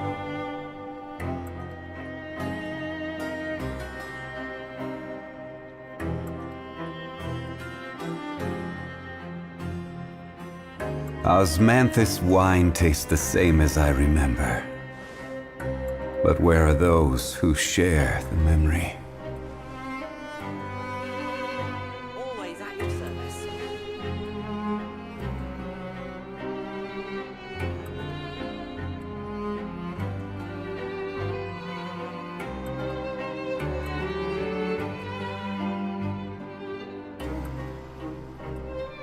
Boats are made for transferring commodities back and forth, and those that come across Liyue tend to stay a while, so it is where many things come to settle. Always at your service.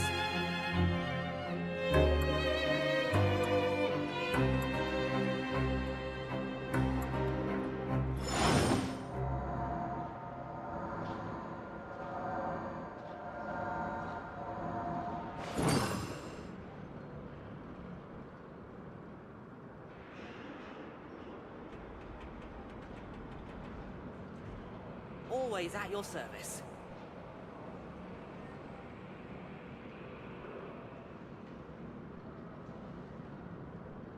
Where do you want to go next? If you'd like to see Liyue's tourist spots, I have a few references.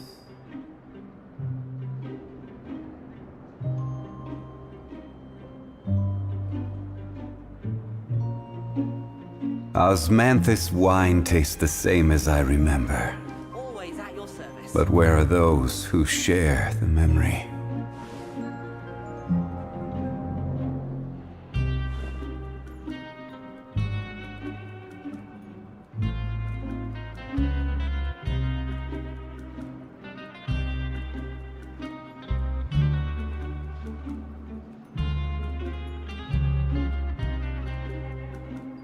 Always at your service.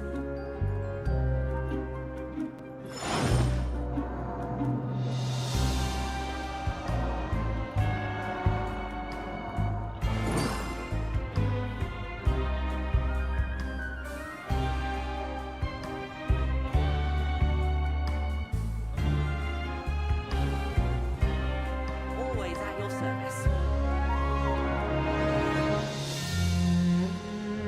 Osmanthus wine tastes the same as I remember. But where are those who share the memory?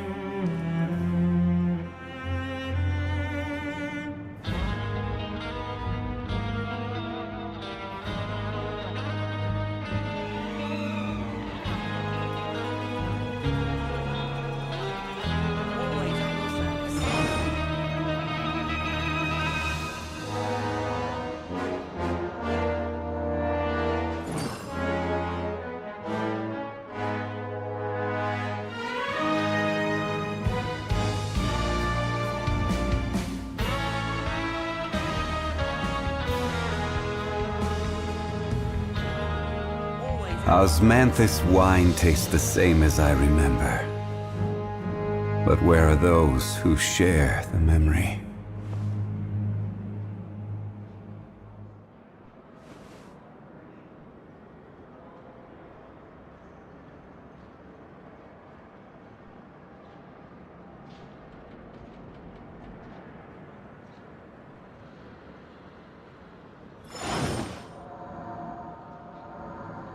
Always at your service.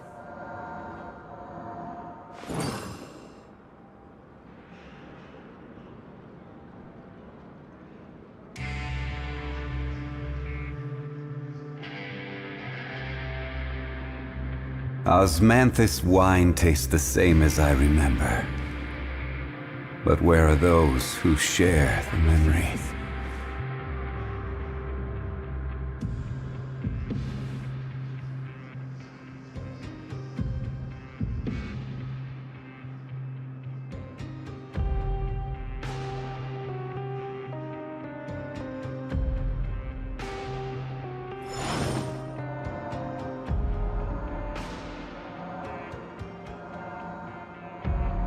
Always at your service.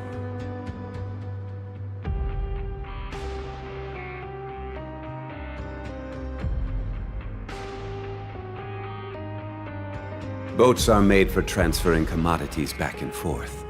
And those that come across Liyue tend to stay a while. So it is where many things come to settle.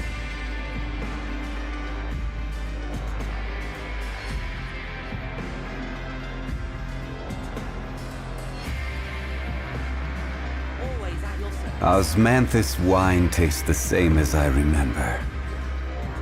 But where are those who share the memory?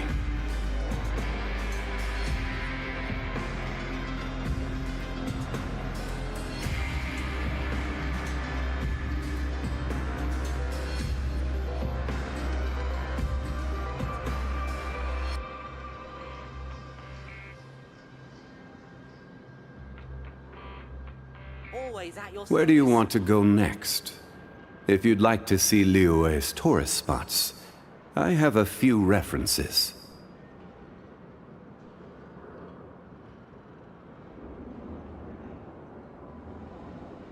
Osmanthus wine tastes the same as I remember.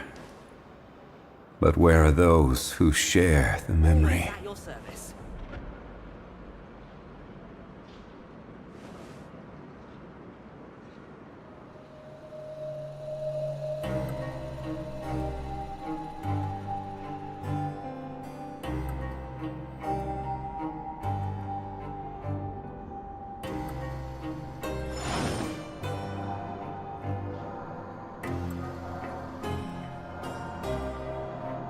Always at your service.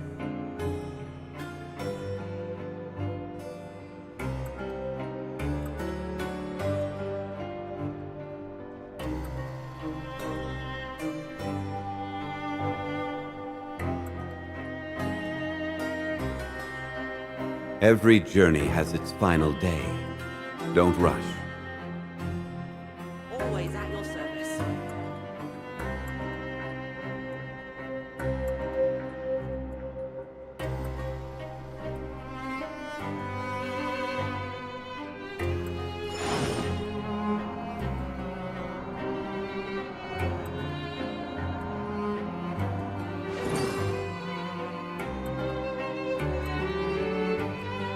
Always at your service.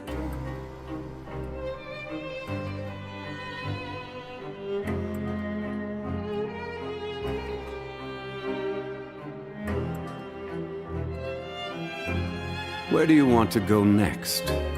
If you'd like to see Liyue's tourist spots, I have a few references. Always at your service. Osmanthus wine tastes the same as I remember. But where are those who share the memory?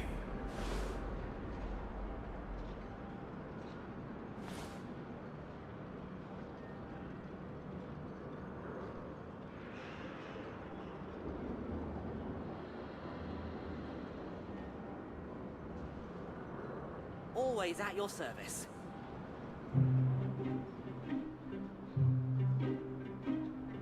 Boats are made for transferring commodities back and forth. And those that come across Liyue tend to stay a while. So it is where many things come to settle.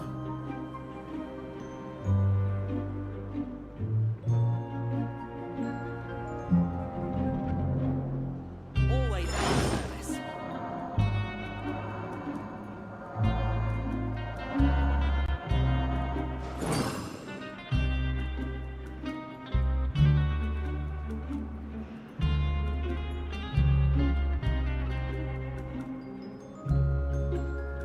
Every journey has its final day. Don't rush.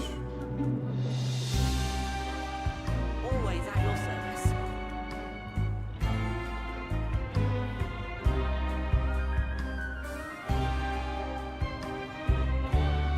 Osmanthus wine tastes the same as I remember. But where are those who share the memory?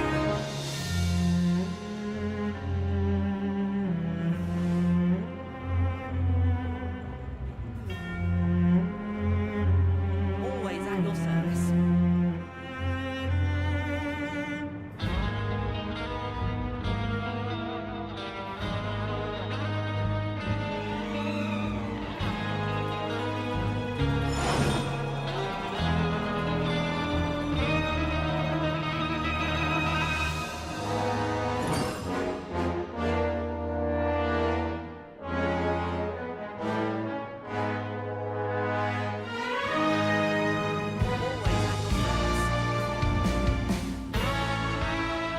Osmanthus wine tastes the same as I remember. But where are those who share the memory?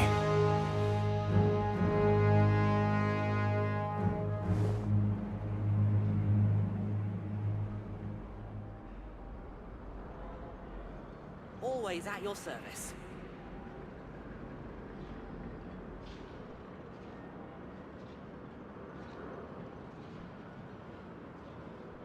Boats are made for transferring commodities back and forth. And those that come across Liyue tend to stay a while. So it is where many things come to settle. Always at your service.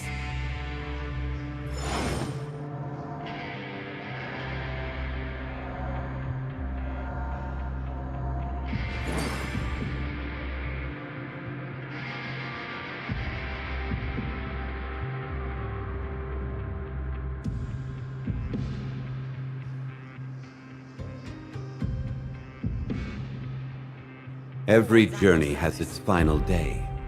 Don't rush.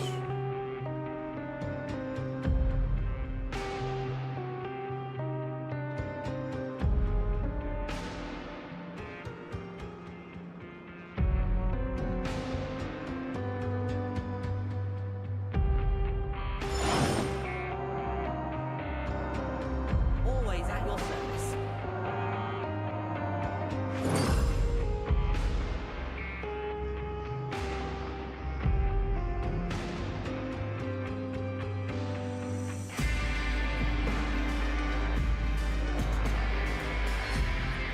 Osmanthus wine tastes the same as I remember. But where are those who share the memory?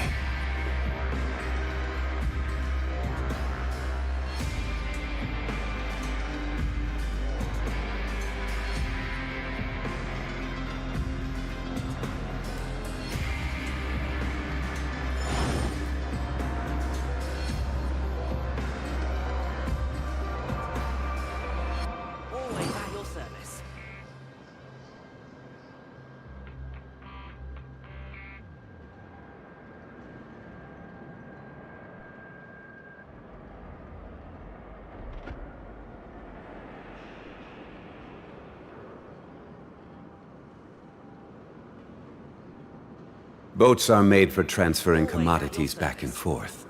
And those that come across Liyue tend to stay a while. So it is where many things come to settle.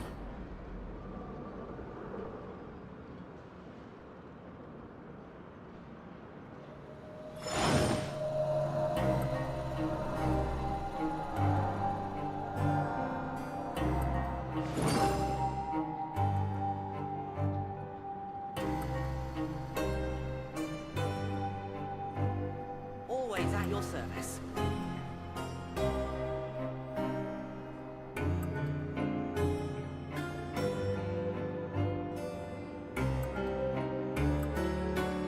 Where do you want to go next?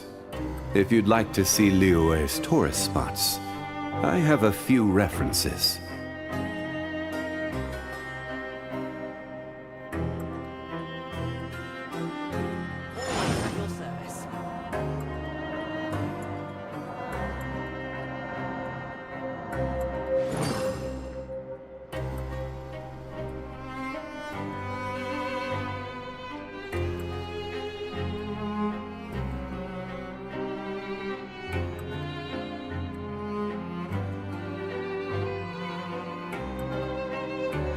Osmanthus wine tastes the same as I remember.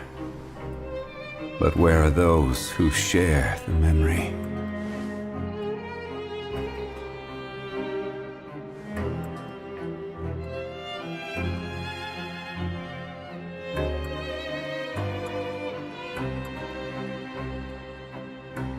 Always at your service.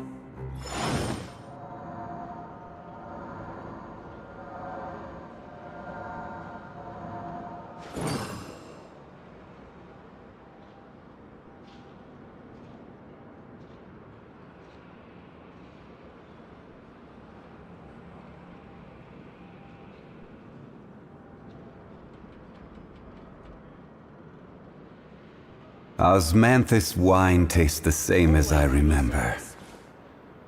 But where are those who share the memory?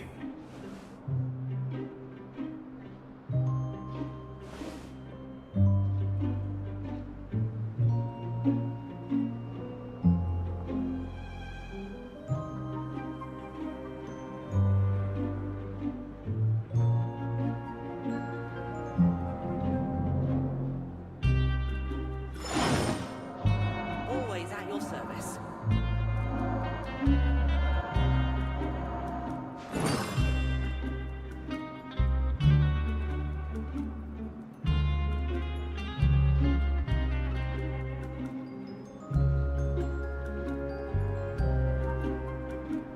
Boats are made for transferring commodities back and forth.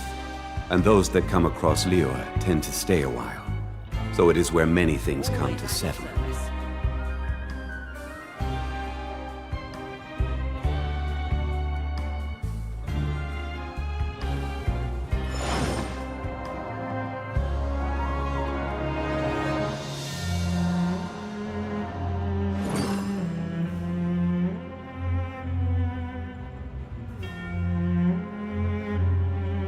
Always at your service.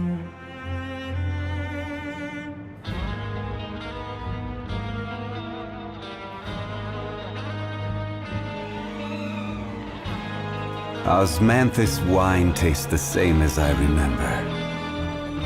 But where are those who share the memory?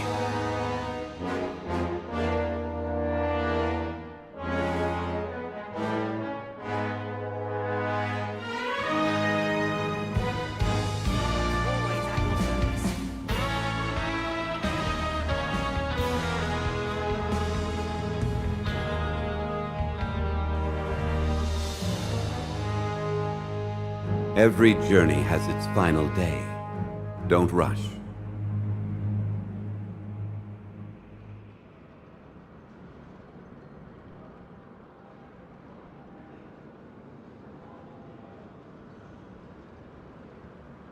Always at your service. Osmanthus wine tastes the same as I remember. But where are those who share the memory?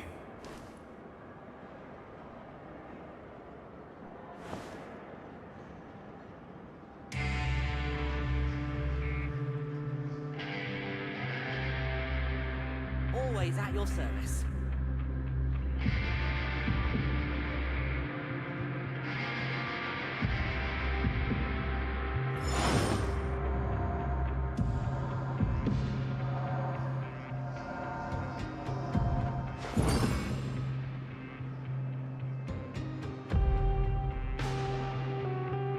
Always at your service.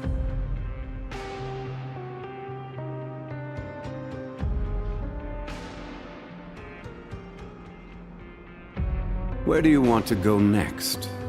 If you'd like to see Liyue's tourist spots, I have a few references.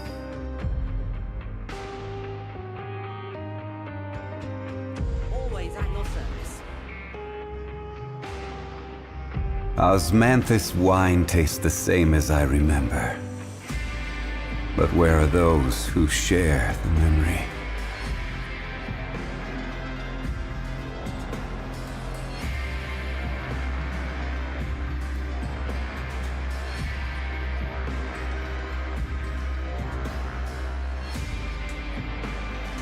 Always at your service.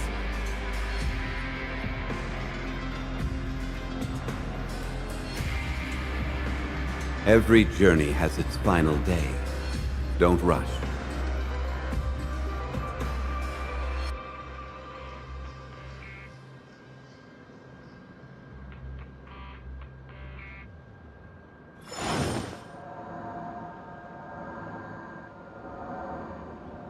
Always at your service.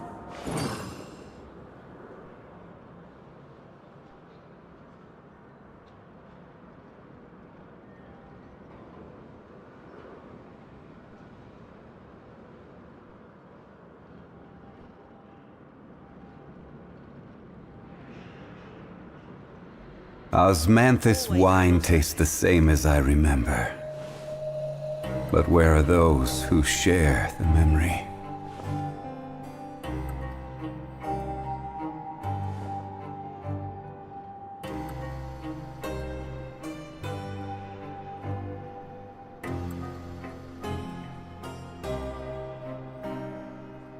Always at your service.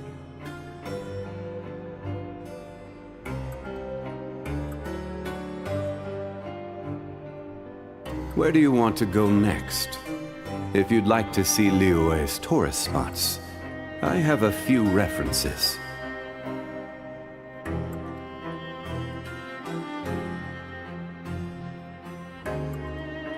Always at your service.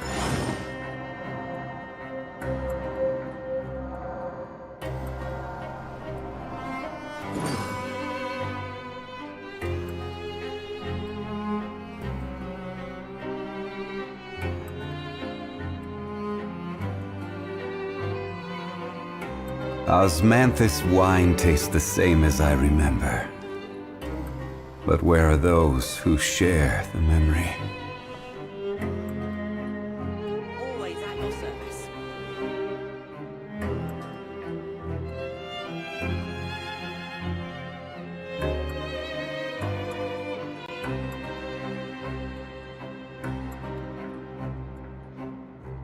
Every journey has its final day.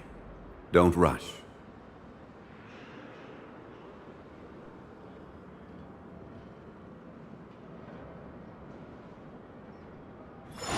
Always at your service.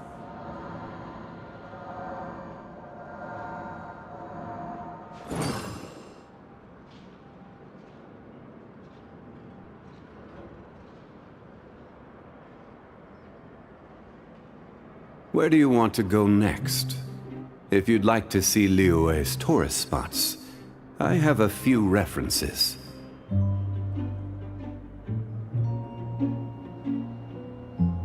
Always at your service.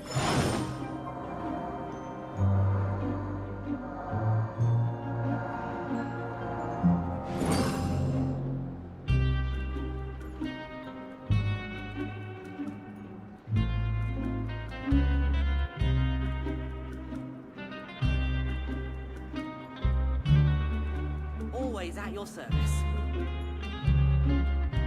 Osmanthus wine tastes the same as I remember. But where are those who share the memory?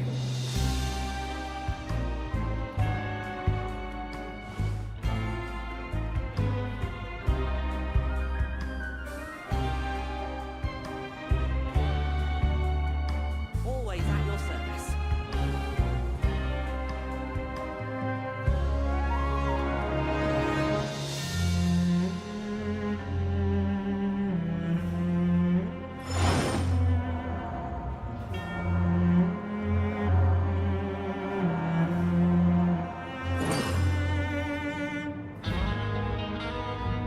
Always at your service.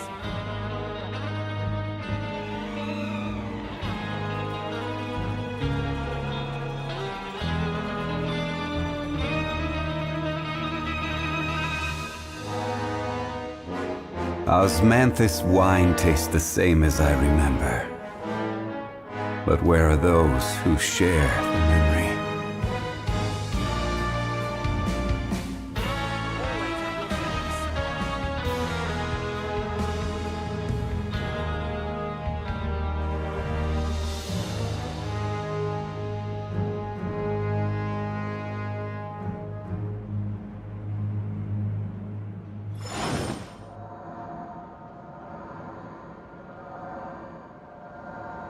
Always at your service.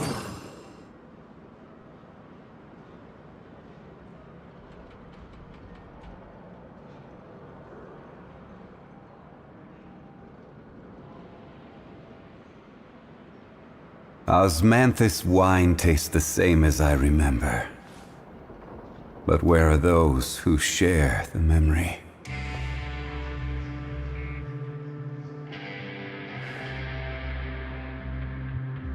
Always at your service.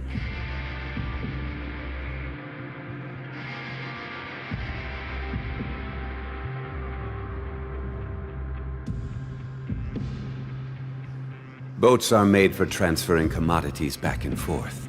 And those that come across Liyue tend to stay a while. So it is where many things come to settle.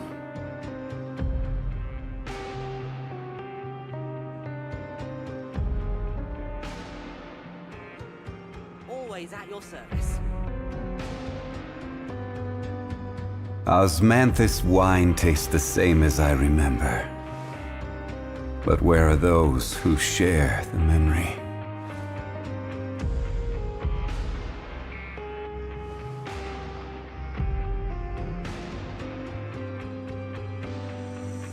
Always at your service.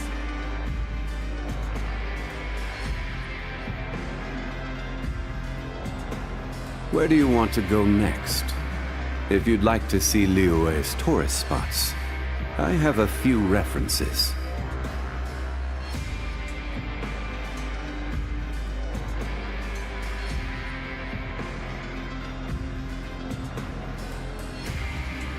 Osmanthus wine tastes the same as I remember. But where are those who share the memory?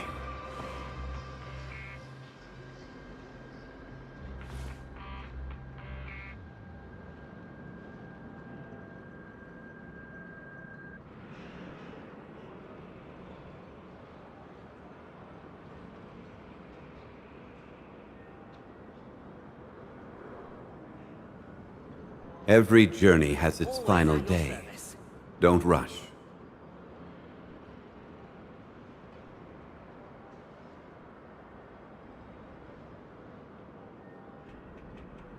Osmanthus wine tastes the same as I remember. But where are those who share the memory?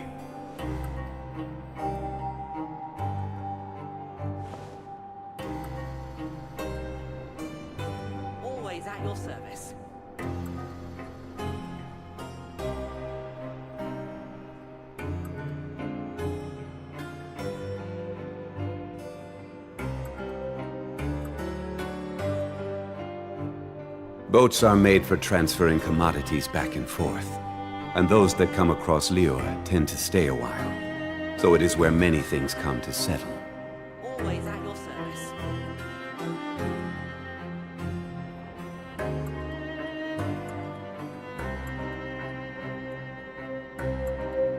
Osmanthus wine tastes the same as I remember. But where are those who share the memory?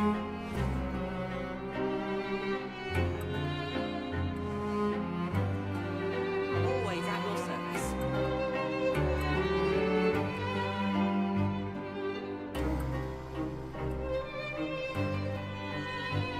Where do you want to go next? If you'd like to see Liyue's tourist spots, I have a few references.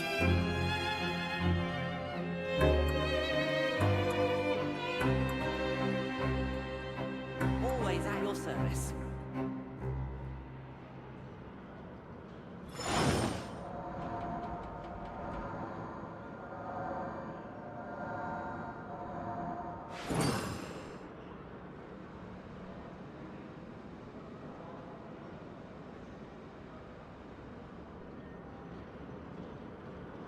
Always at your service. Boats are made for transferring commodities back and forth, and those that come across Lior tend to stay a while. So it is where many things come to settle.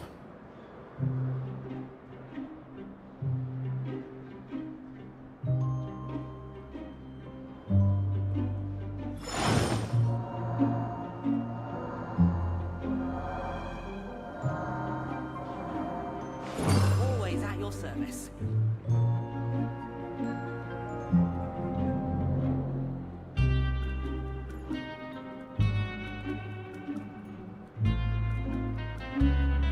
Where do you want to go next? If you'd like to see Liyue's tourist spots, I have a few references. Always at your service. Osmanthus wine tastes the same as I remember. But where are those who share the memory?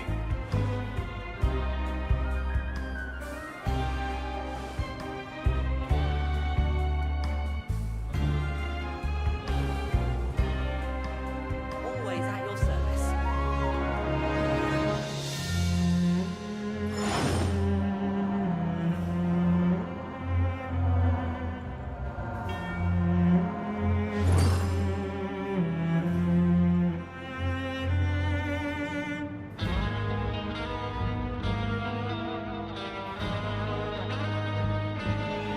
Boats are made for transferring commodities back and forth, and those that come across Lior tend to stay a while. So it is where many things come to settle.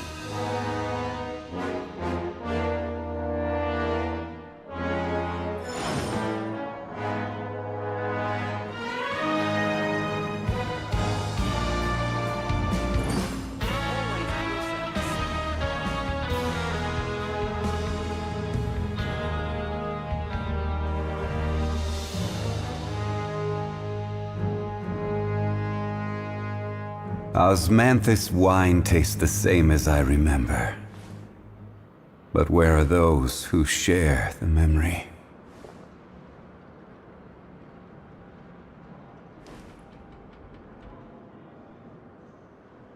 Always at your service.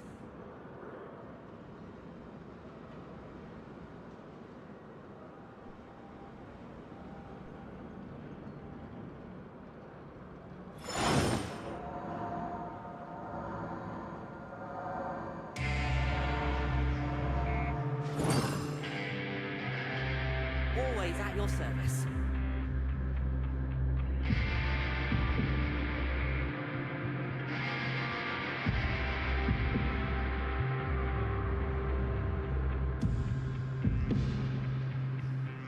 Osmanthus wine tastes the same as I remember.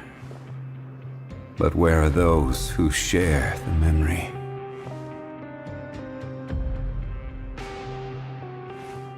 Always at your service.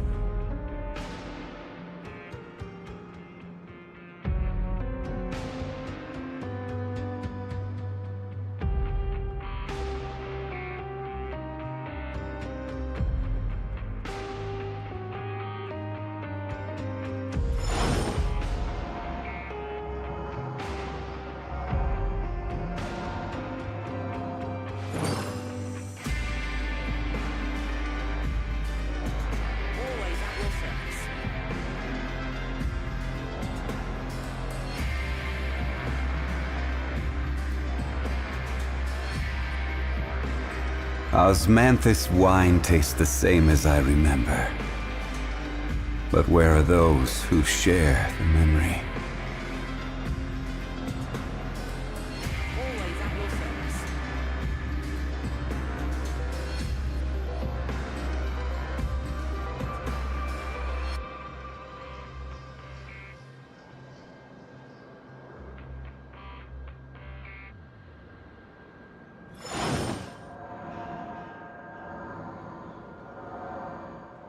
Always at your service.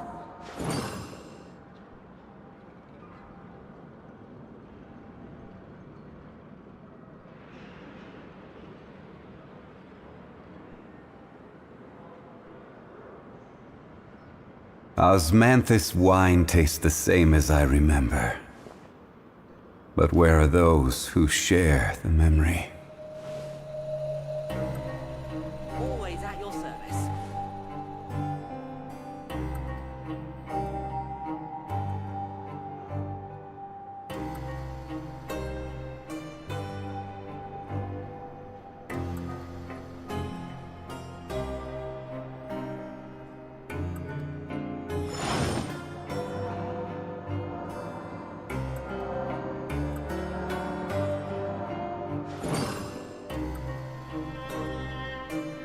Always at your service.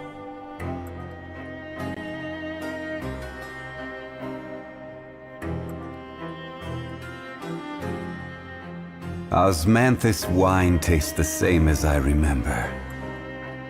But where are those who share the memory?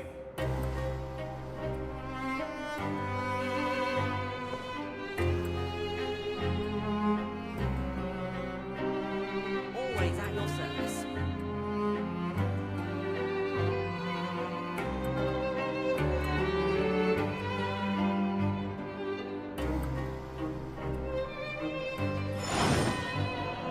Always at your service. Osmanthus wine tastes the same as I remember.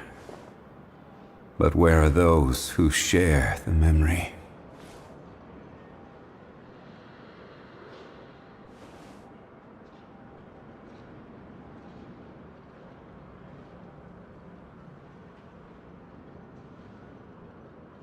Always at your service.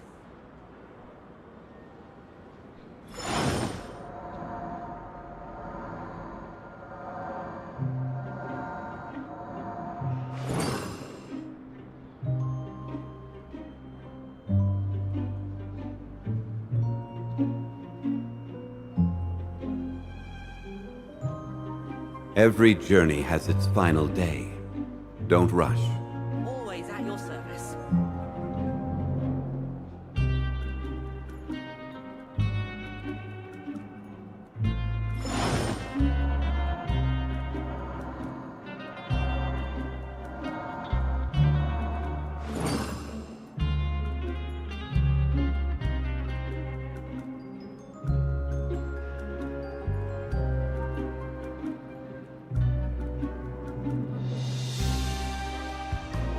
Osmanthus wine tastes the same as I remember. But where are those who share the memory?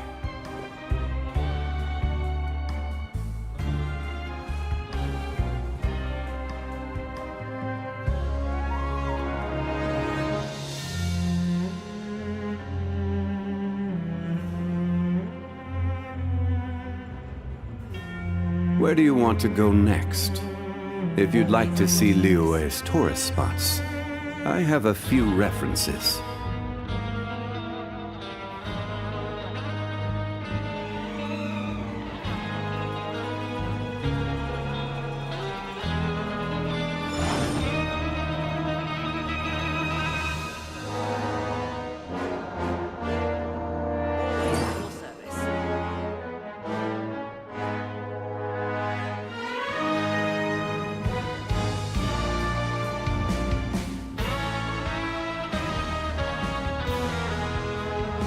Osmanthus wine tastes the same as I remember. But where are those who share the memory? Always at your service.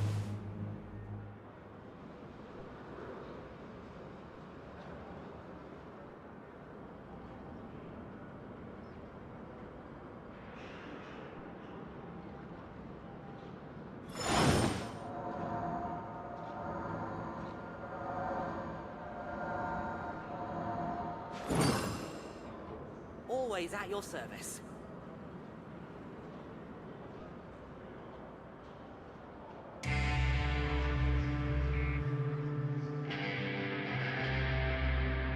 Osmanthus wine tastes the same as I remember. But where are those who share the memory?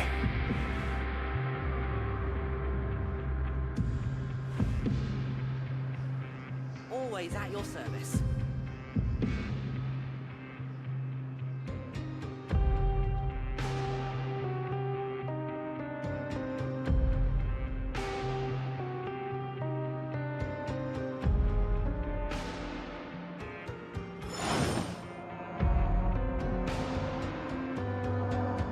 Always at your service.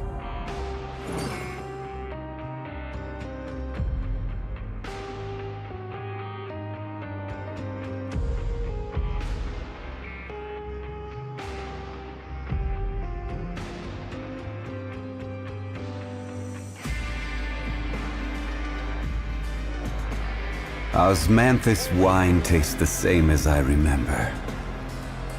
But where are those who share the memory?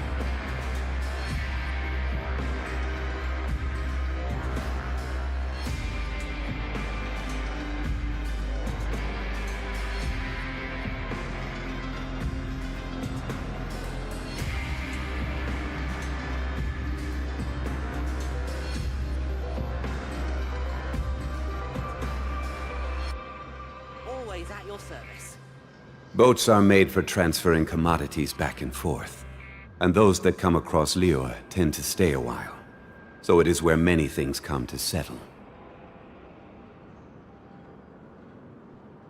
Osmanthus wine tastes the same as I remember. But where are those who share the memory?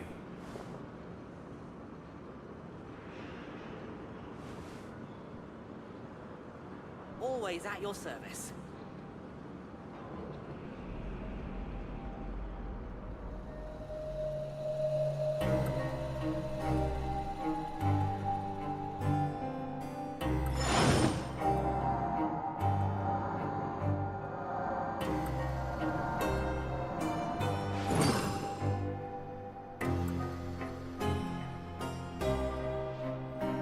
Always at your service. Where do you want to go next? If you'd like to see Liyue's tourist spots, I have a few references.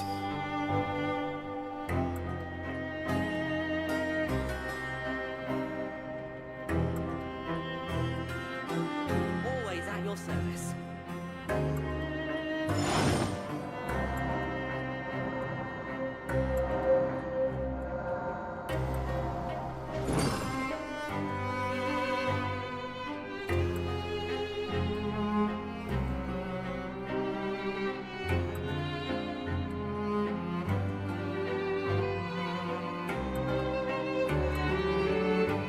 Osmanthus wine tastes the same as I remember.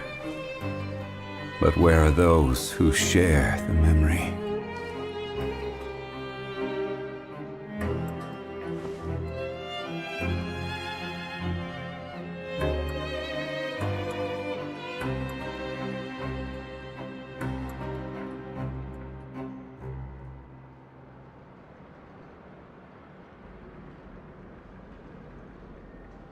Always at your service. Boats are made for transferring commodities back and forth. And those that come across Liyue tend to stay a while. So it is where many things come to settle.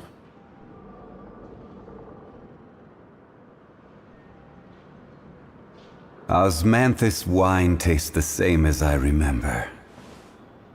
But where are those who share the memory?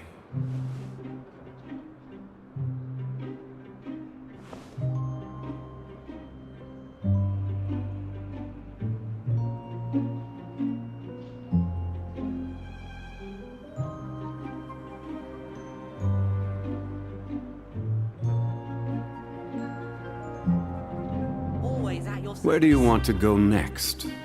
If you'd like to see Liyue's tourist spots, I have a few references.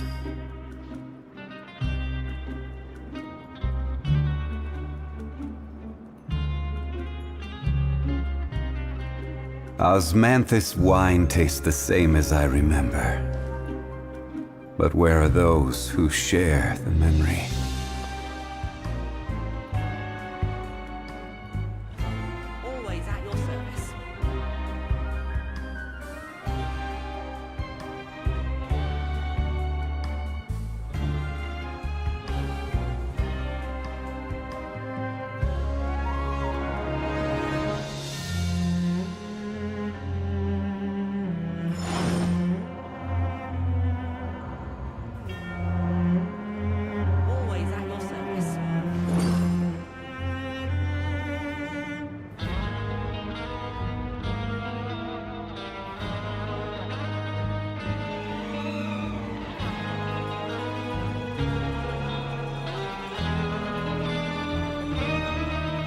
Every journey has its final day. Don't rush.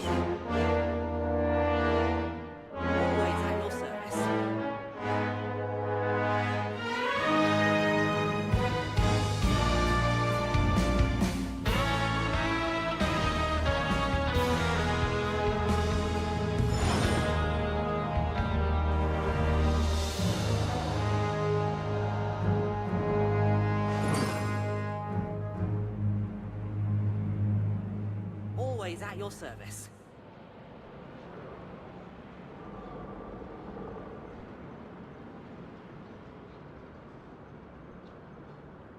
Where do you want to go next? If you'd like to see Liyue's tourist spots, I have a few references.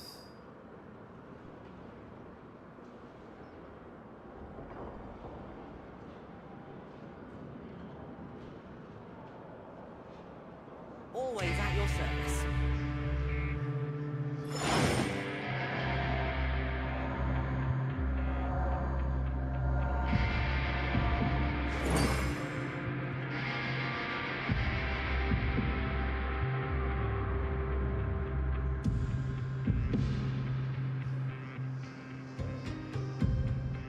Always at your service.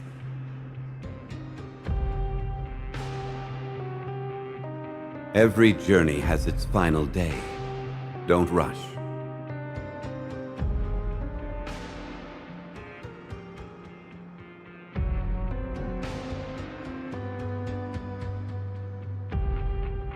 Osmanthus wine tastes the same as I remember. But where are those who share the memory?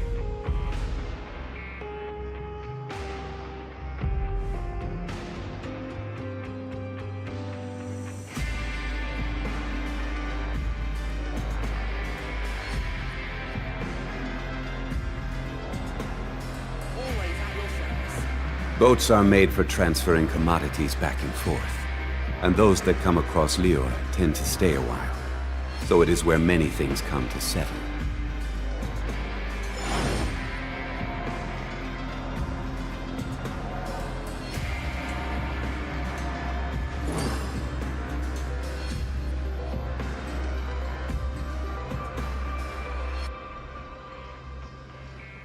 Always at your service.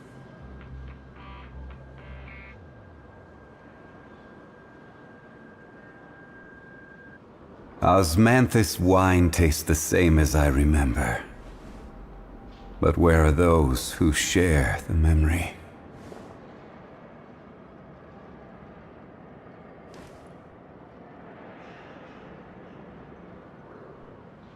Always at your service.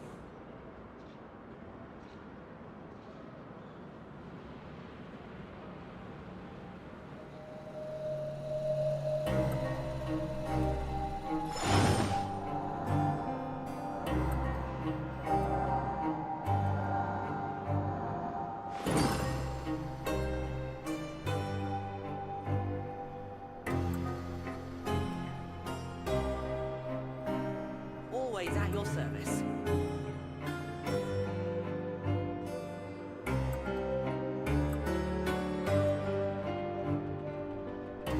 Osmanthus wine tastes the same as I remember. But where are those who share the memory? Always at your service.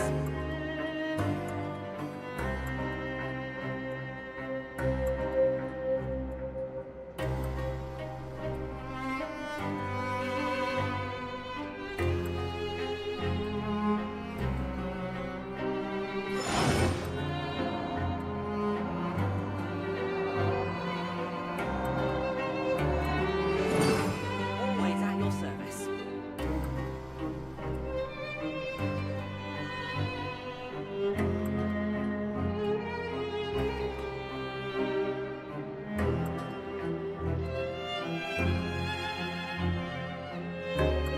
Osmanthus wine tastes the same as I remember.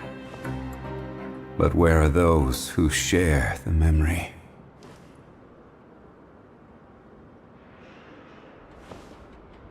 Always at your service.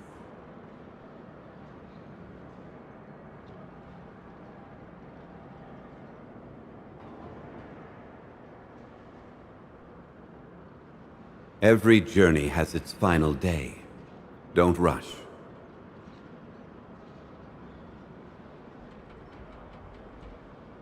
Always at your service. Osmanthus wine tastes the same as I remember. But where are those who share the memory?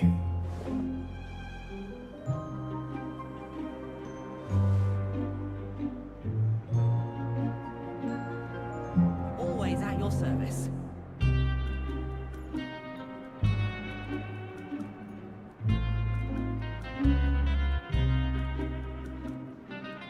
Where do you want to go next? If you'd like to see Liyue's tourist spots, I have a few references.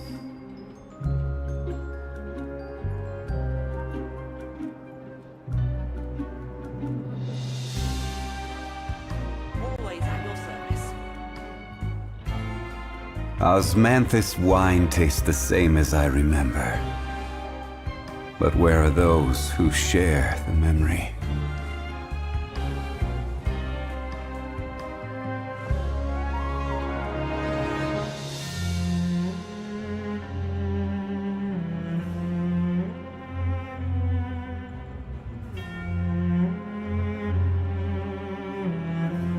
Boats are made for transferring commodities back and forth, and those that come across Liyue tend to stay a while. So it is where many things come to settle.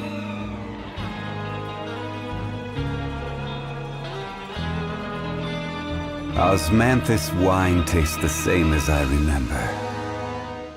But where are those who share the memory?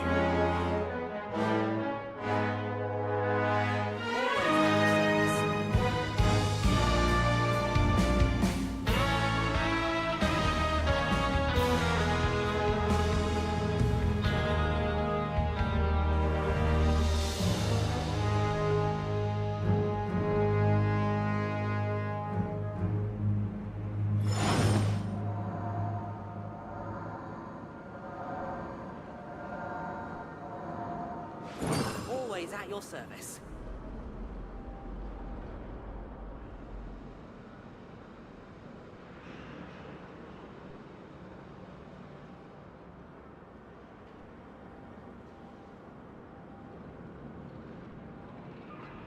Osmanthus wine tastes the same as I remember. But where are those who share the memory?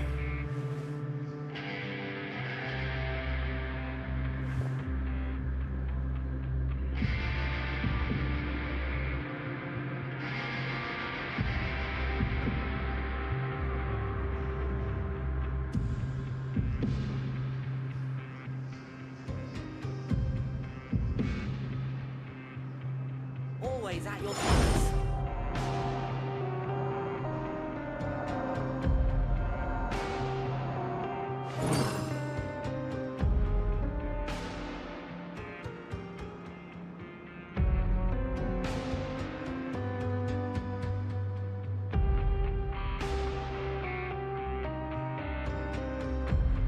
Where do you want to go next? If you'd like to see Liyue's tourist spots, I have a few references. Always at your service.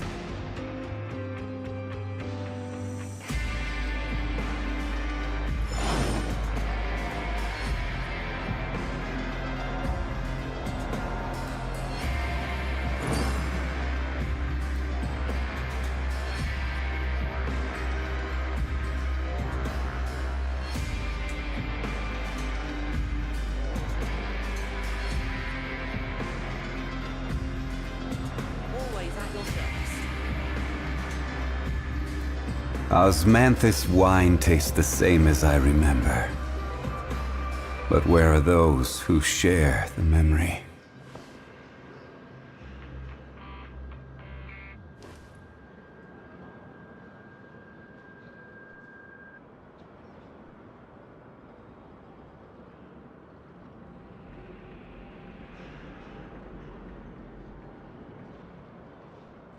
Always at your service.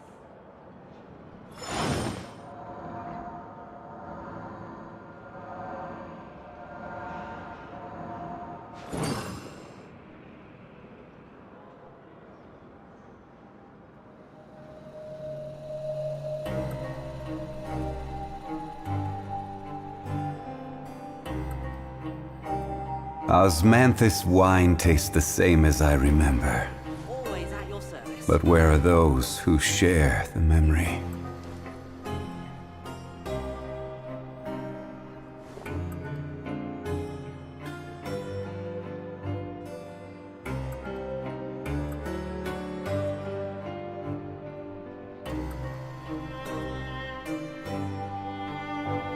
Always at your service.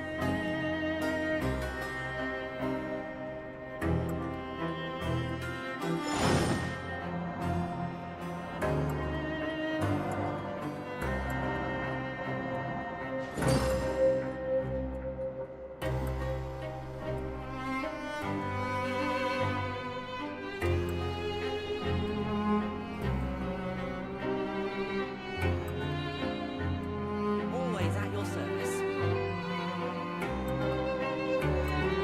Every journey has its final day. Don't rush.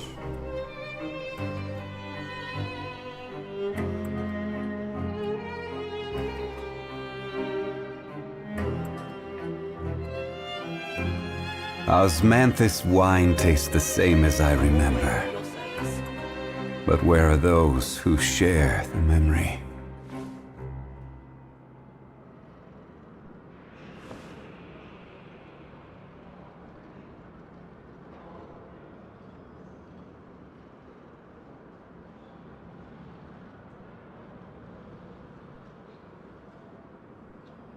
Always at your service.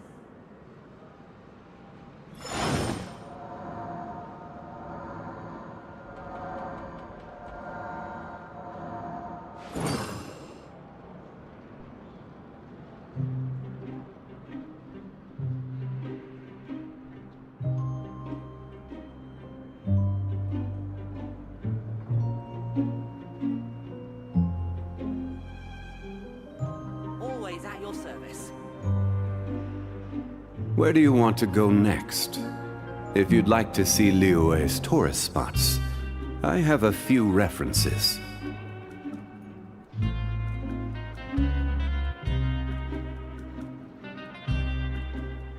Osmanthus wine tastes the same as I remember.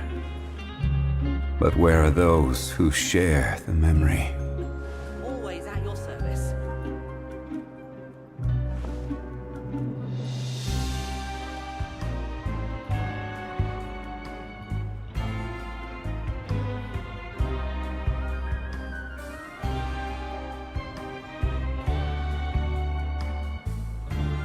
Boats are made for transferring commodities back and forth, and those that come across Liyue tend to stay a while. So it is where many things come to settle.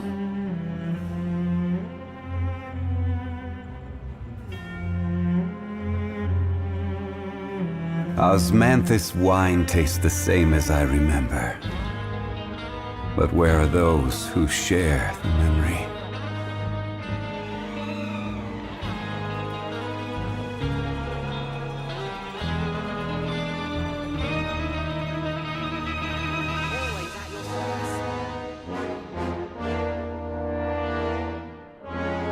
Every journey has its final day. Don't rush.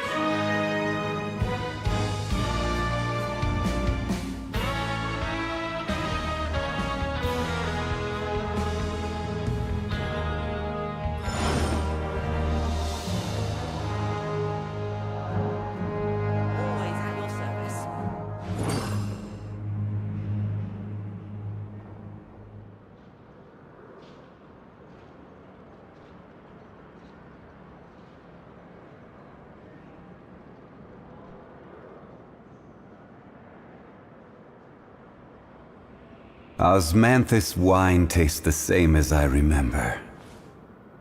But where are those who share the memory? At your service.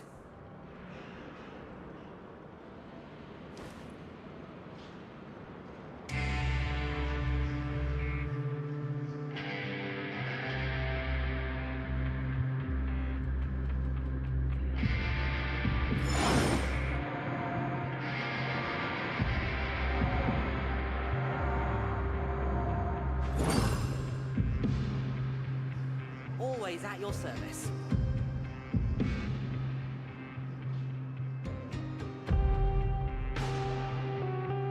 Where do you want to go next? If you'd like to see Liyue's tourist spots, I have a few references.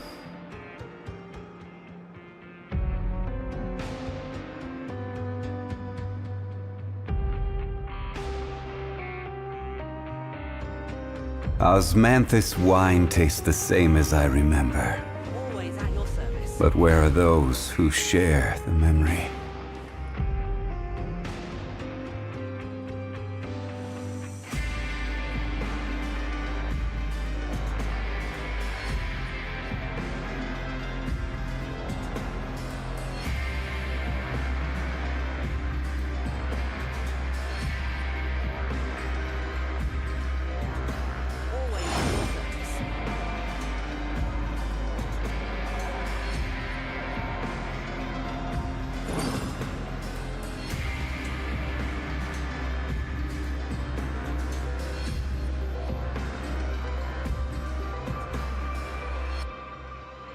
Boats are made for transferring commodities back and forth. And those that come across Liyue tend to stay a while. So it is where many things come to settle. Always at your service.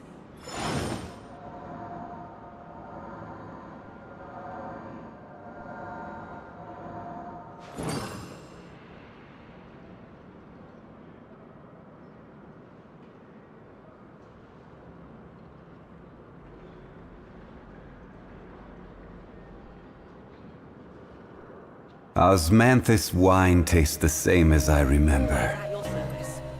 But where are those who share the memory?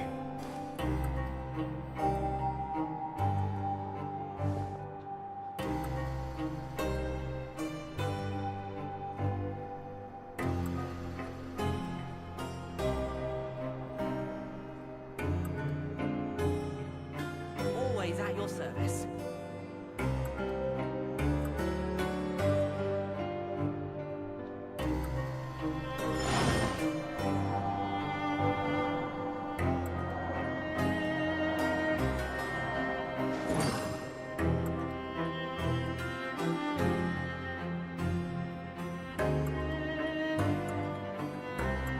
Always at your service.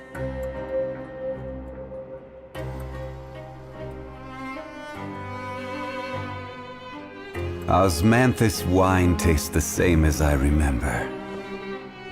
But where are those who share the memory?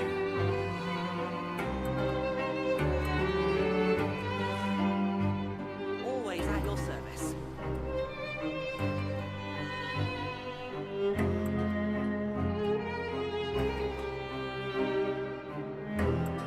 Every journey has its final day. Don't rush.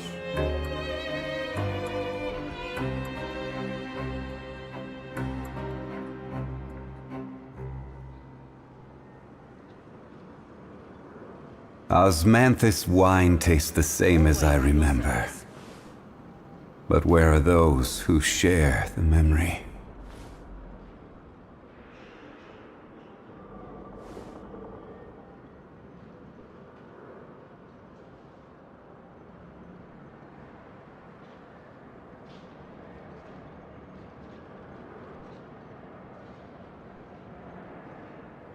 Always at your service. Boats are made for transferring commodities back and forth. And those that come across Liyue tend to stay a while. So it is where many things come to settle.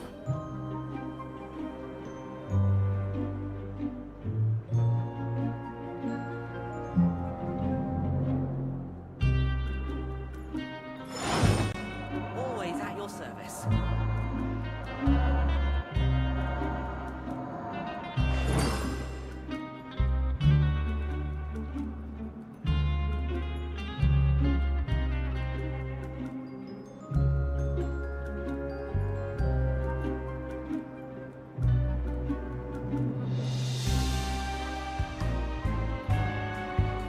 Where do you want to go next? If you'd like to see Liyue's tourist spots, I have a few references.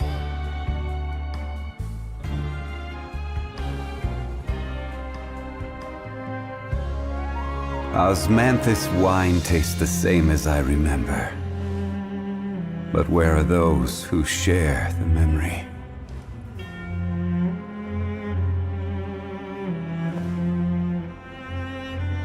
Always at your service.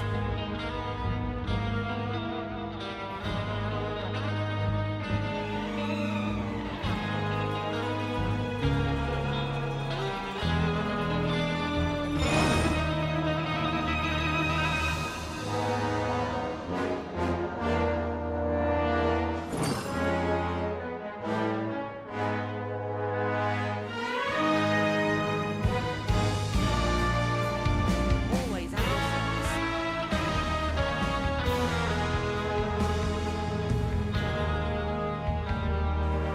Boats are made for transferring commodities back and forth. And those that come across Liyue tend to stay a while. So it is where many things come to settle.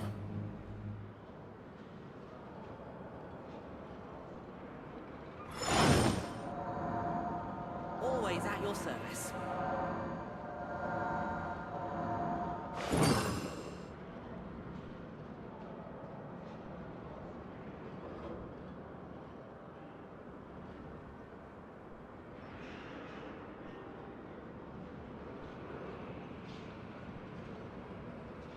Osmanthus wine tastes the same as I remember. Always at your service.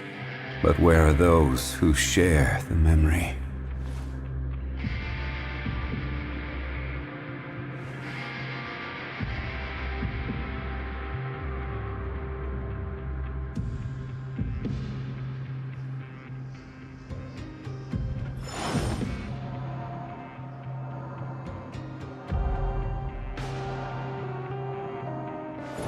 Always at your service.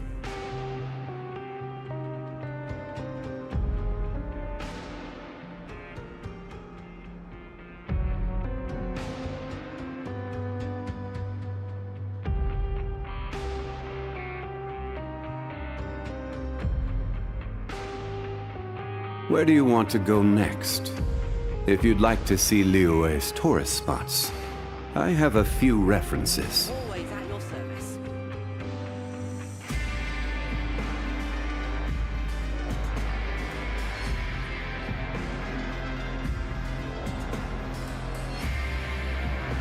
Osmanthus wine tastes the same as I remember. But where are those who share the memory?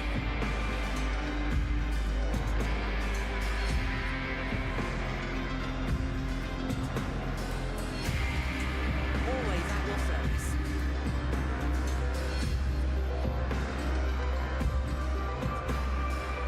Every journey has its final day. Don't rush.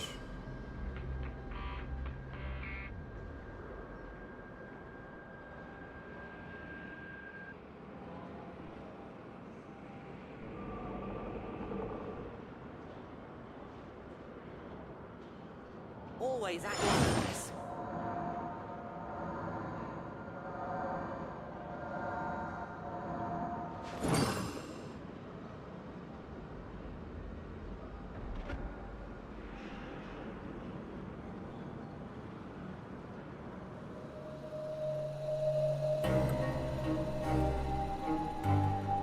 Boats are made for transferring commodities back and forth.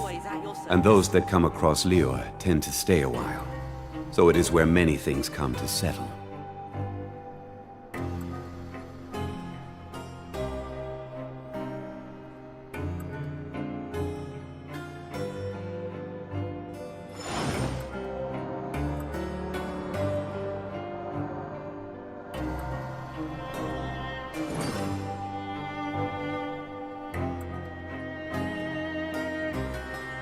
Always at your service.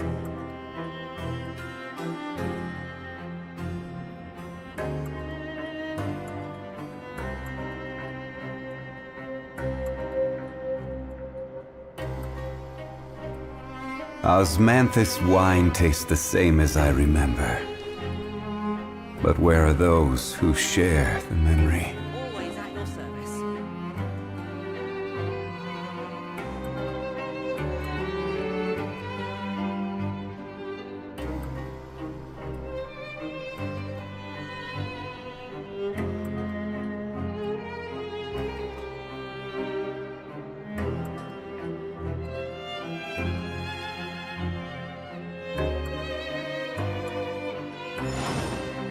Always at your service.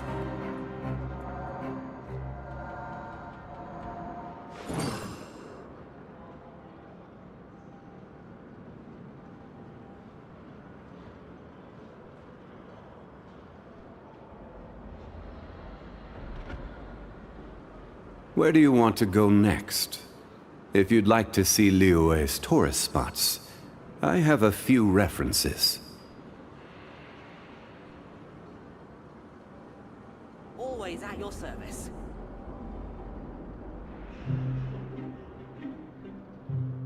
Osmanthus wine tastes the same as I remember. But where are those who share the memory?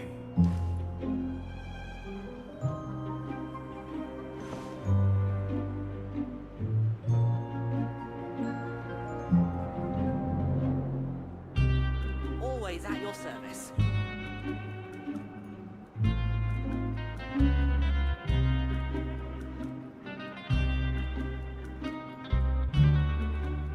Every journey has its final day. Don't rush.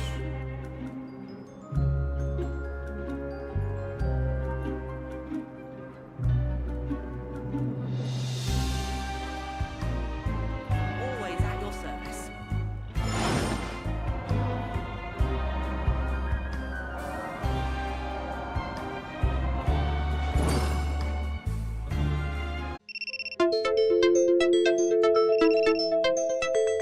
Osmanthus wine tastes the same as I remember.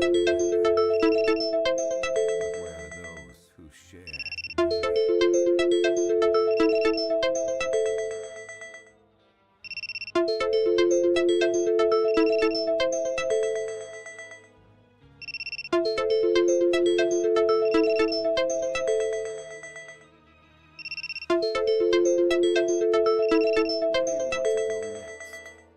If you'd like to see Liyue's tourist spots, I have a few references. Osmanthus wine tastes the same as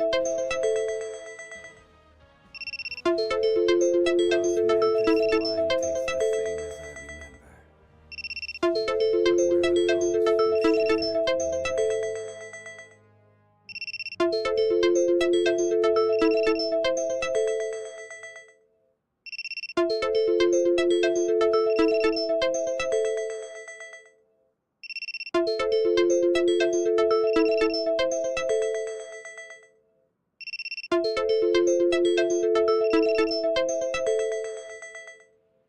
Every journey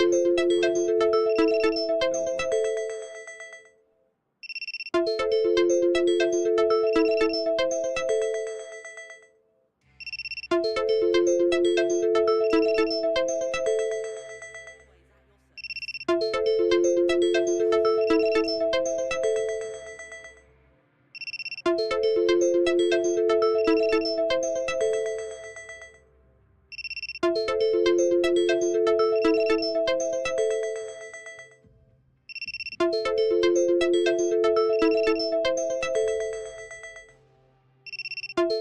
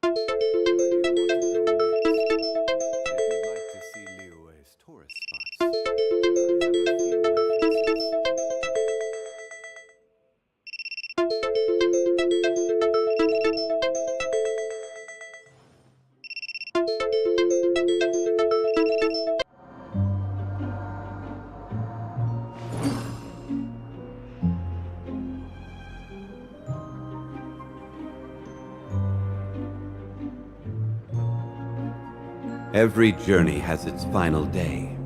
Don't rush.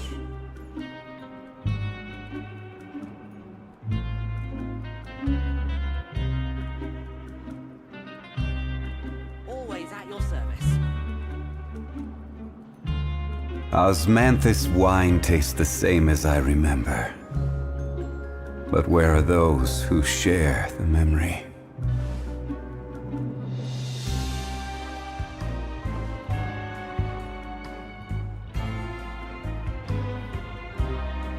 Always at your service.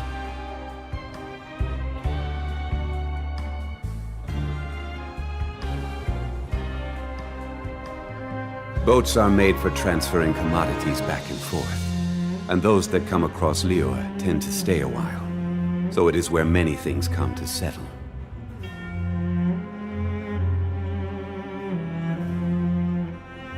Osmanthus wine tastes the same as I remember. But where are those who share the memory?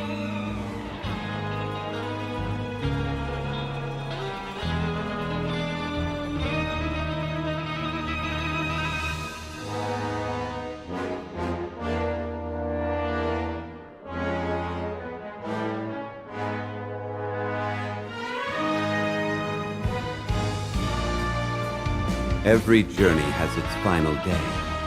Don't rush.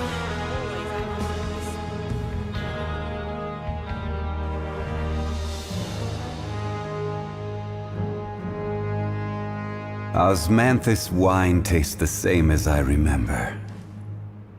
But where are those who share the memory?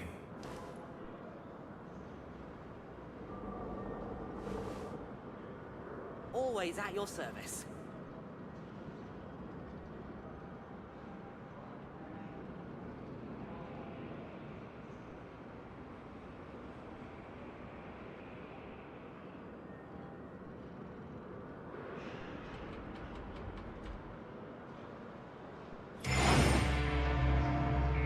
Always at your service.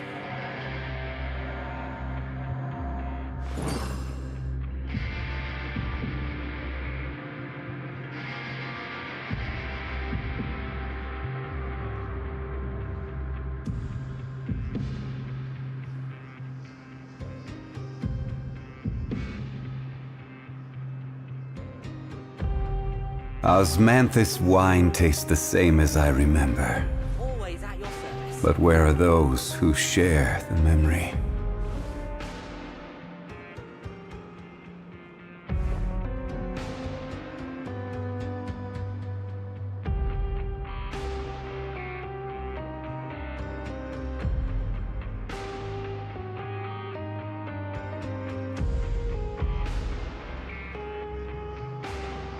Always at your service. Boats are made for transferring commodities back and forth. And those that come across Liyue tend to stay a while. So it is where many things come to settle.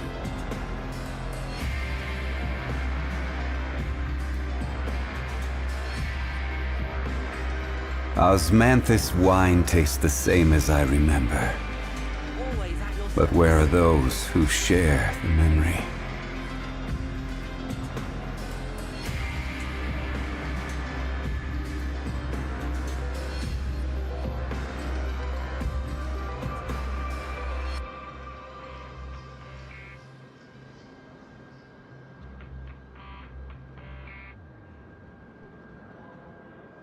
Always at your service. Every journey has its final day. Don't rush.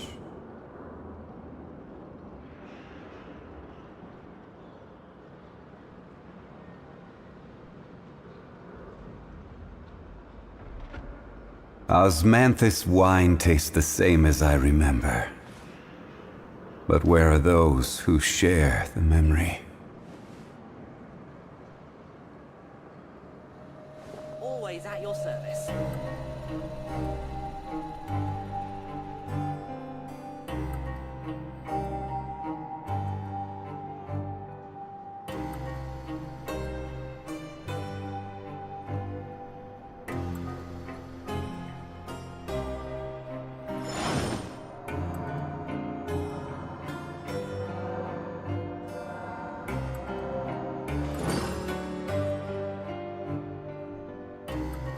Always at your service.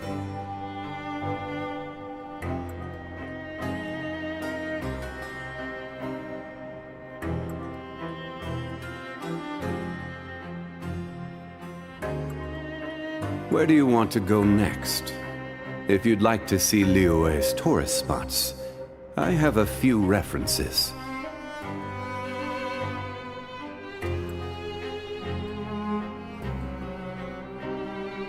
Osmanthus wine tastes the same as I remember. But where are those who share the memory?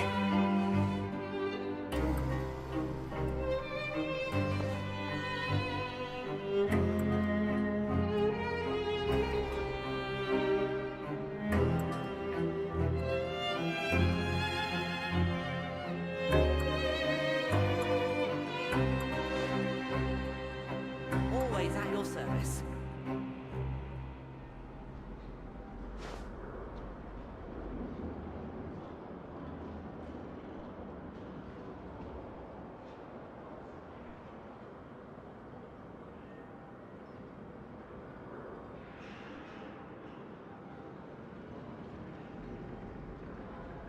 Always at your service. Osmanthus wine tastes the same as I remember. But where are those who share the memory?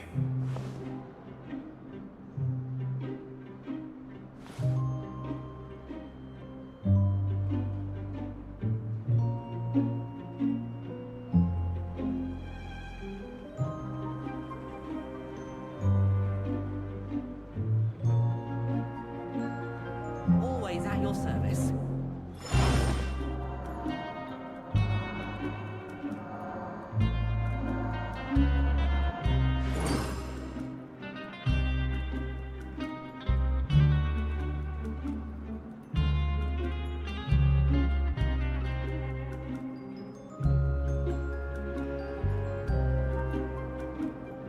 Always at your service. Osmanthus wine tastes the same as I remember. But where are those who share the memory?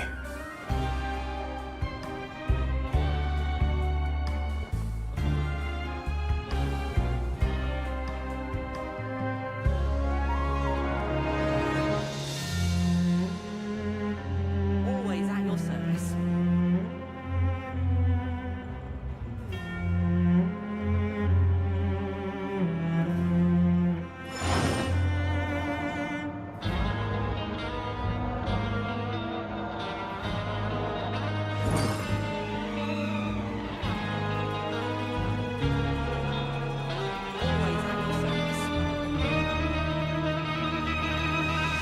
Osmanthus wine tastes the same as I remember. But where are those who share the memory?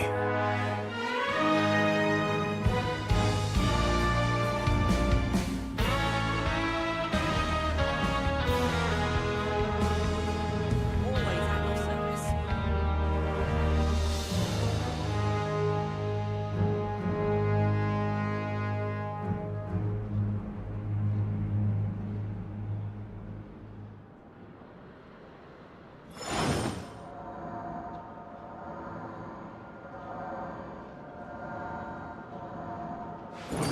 Always at your service.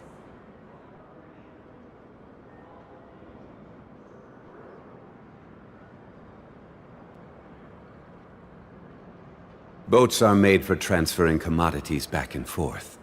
And those that come across Liyue tend to stay a while. So it is where many things come to settle.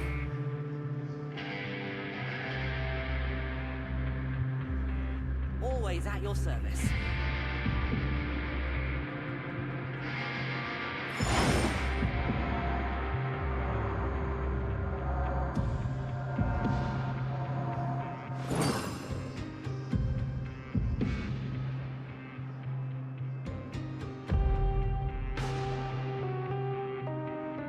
Always at your service. Osmanthus wine tastes the same as I remember. But where are those who share the memory?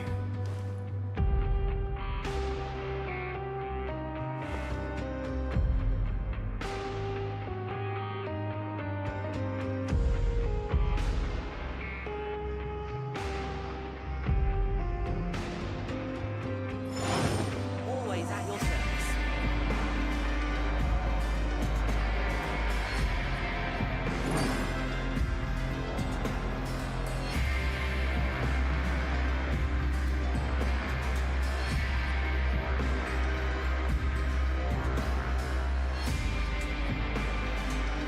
Osmanthus wine tastes the same as I remember. But where are those who share the memory?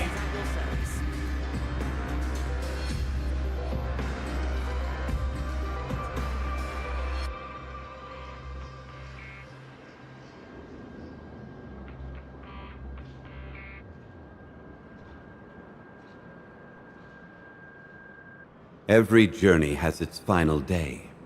Don't rush. Always at your service.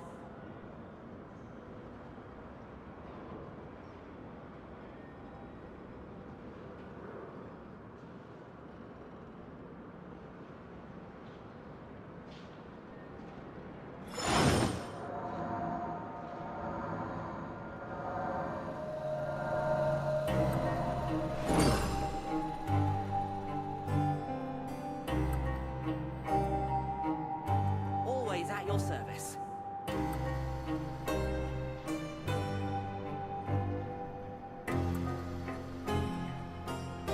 Osmanthus wine tastes the same as I remember.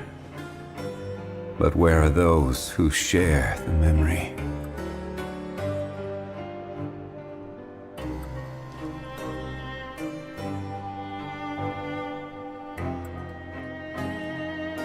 Always at your service.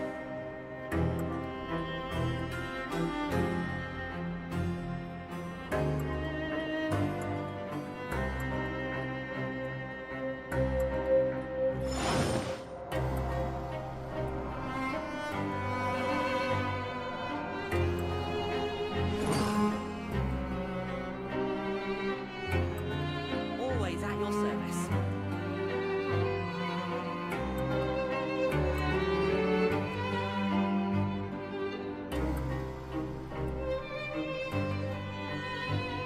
Boats are made for transferring commodities back and forth.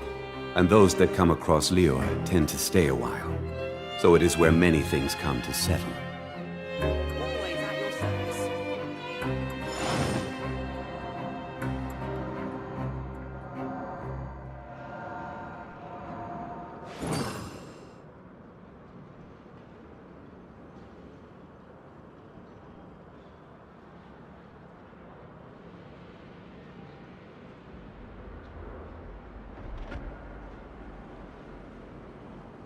Osmanthus wine tastes the same as I remember. But where are those who share the memory?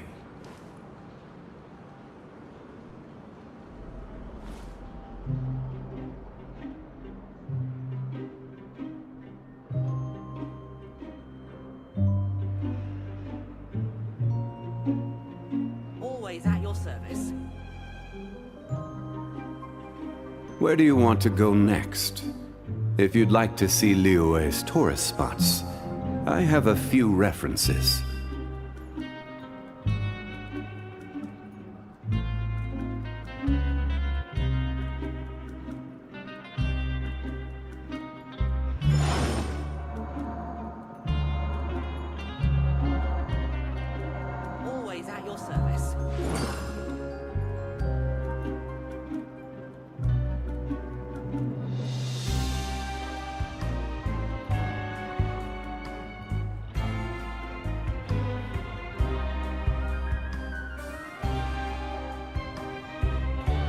Osmanthus wine tastes the same as I remember.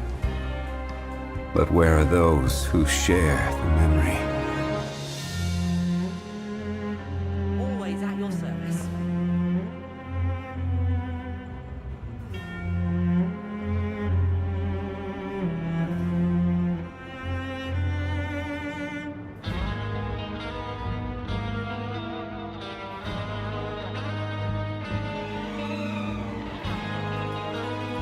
Boats are made for transferring commodities back and forth, and those that come across Liyue tend to stay a while. So it is where many things come to settle. Always at your service.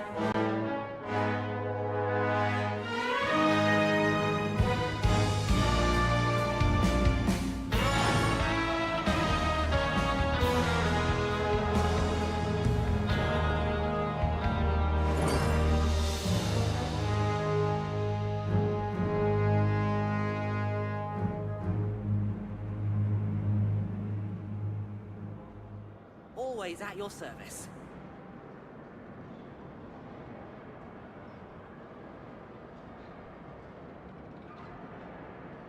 Every journey has its final day. Don't rush.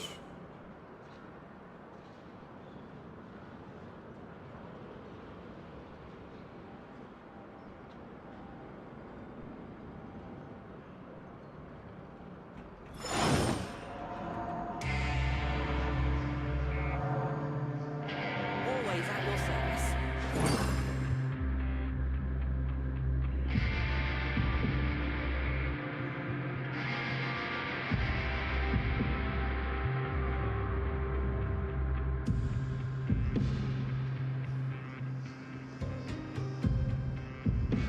Osmanthus wine tastes the same as I remember.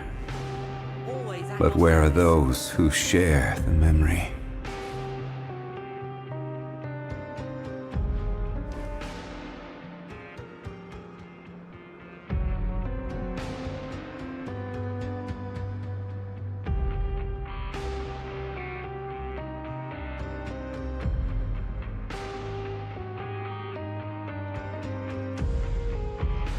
Always at your service.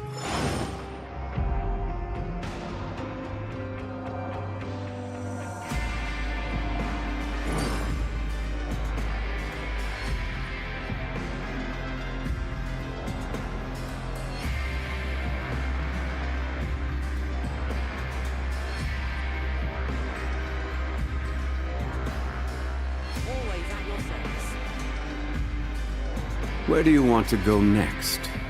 If you'd like to see Liyue's tourist spots, I have a few references.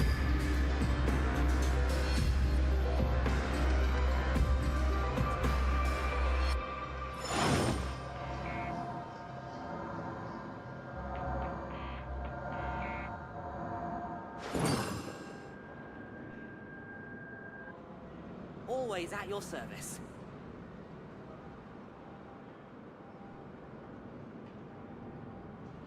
Every journey has its final day. Don't rush.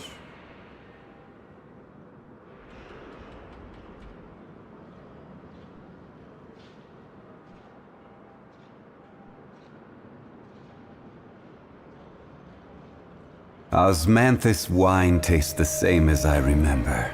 Always at your service. But where are those who share the memory?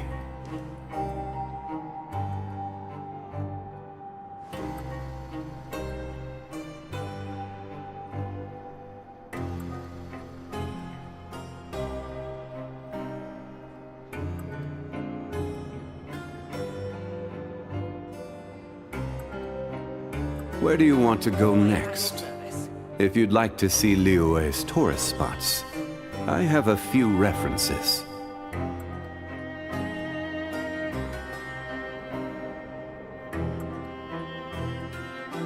Osmanthus wine tastes the same as I remember. But where are those who share the memory?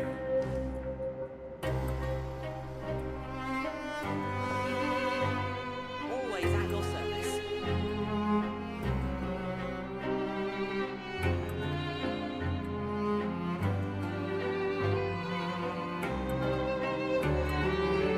Every journey has its final day. Don't rush.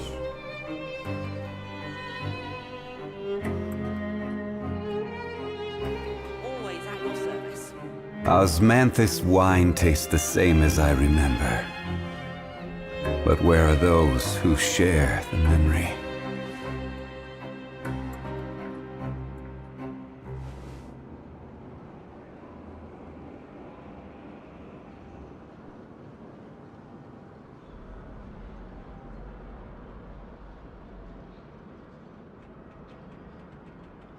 Where do you want to go next? If you'd like to see Liyue's tourist spots, I have a few references.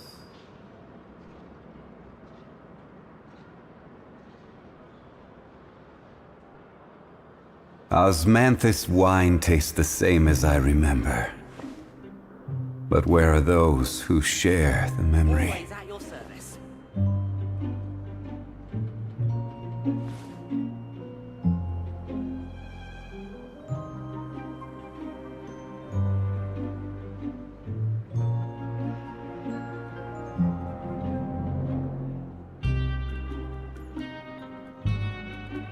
Boats are made for transferring commodities back and forth. And those that come across Liyue tend to stay a while. So it is where many things come to settle. Always at your service.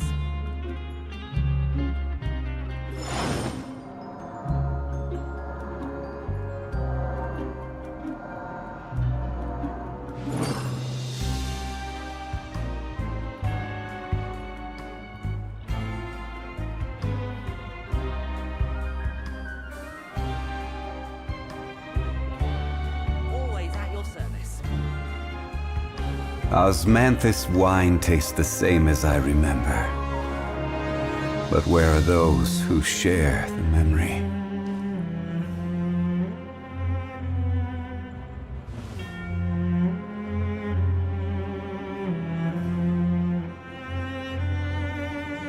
Always at your service. Always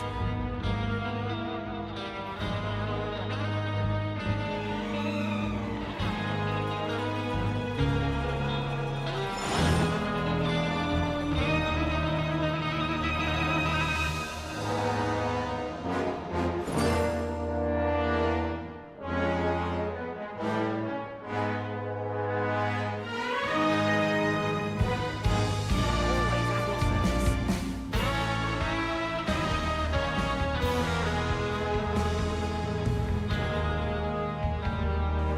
Every journey has its final day. Don't rush.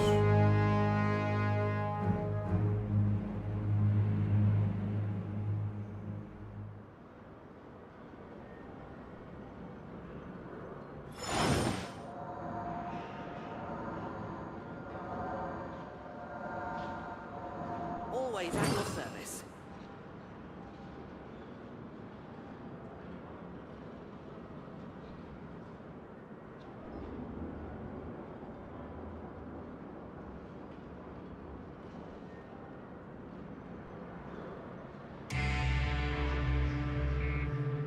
Osmanthus wine tastes the same as I remember.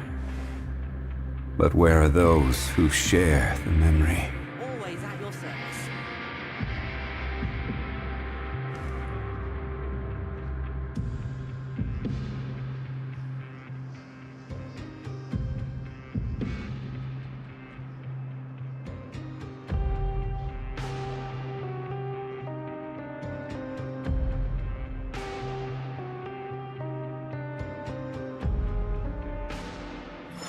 Always at your service.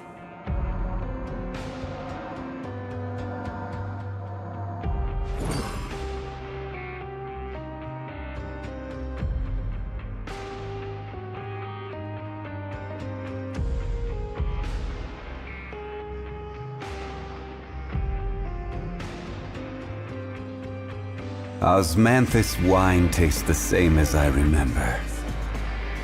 But where are those who share the memory?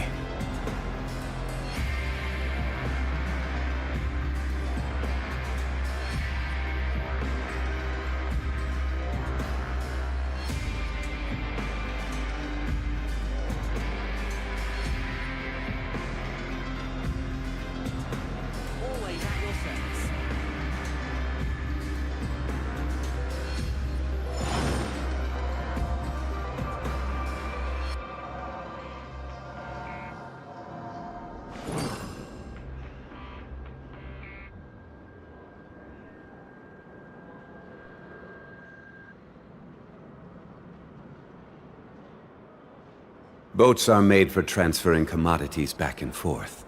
And those that come across Liyue tend to stay a while. So it is where many things come to settle.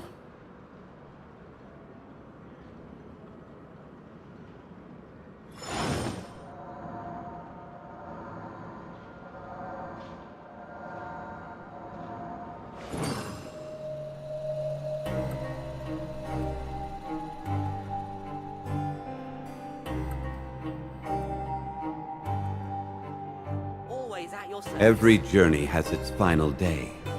Don't rush.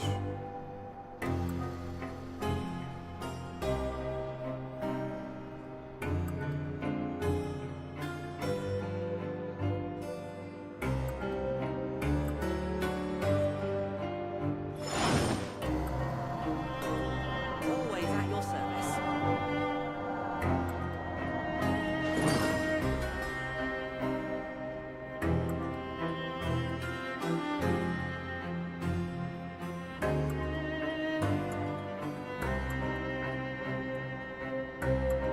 Where do you want to go next? If you'd like to see Liyue's tourist spots, I have a few references. Always at your service.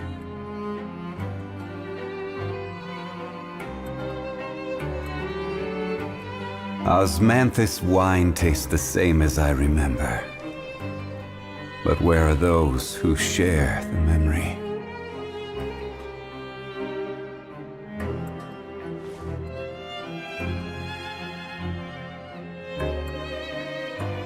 Always at your service.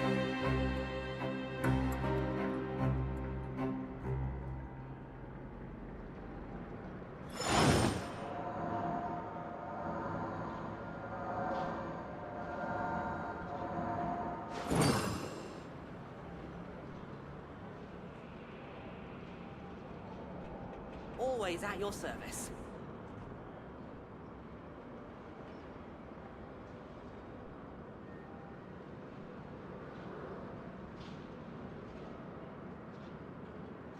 Osmanthus wine tastes the same as I remember. But where are those who share the memory?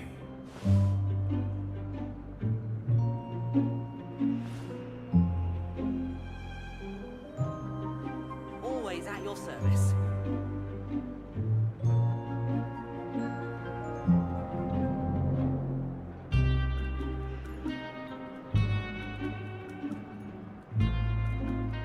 Every journey has its final day. Don't rush.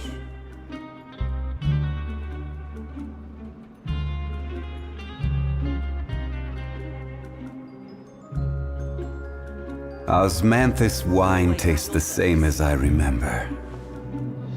But where are those who share the memory?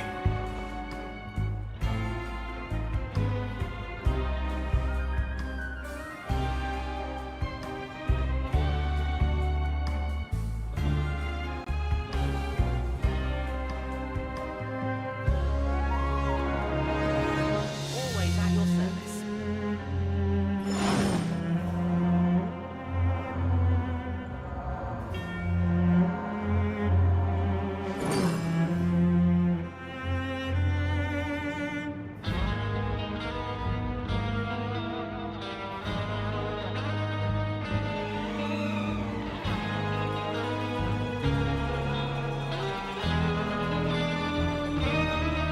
Osmanthus wine tastes the same as I remember. But where are those who share the memory?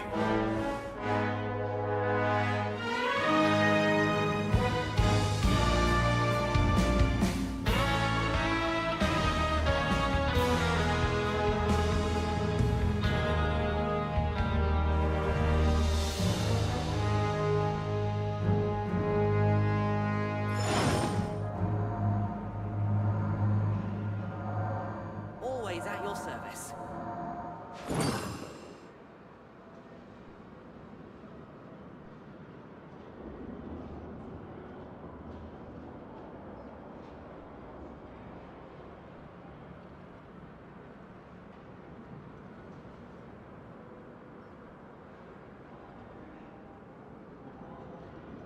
Boats are made for transferring commodities back and forth. And those that come across Liyue tend to stay a while. So it is where many things come to settle.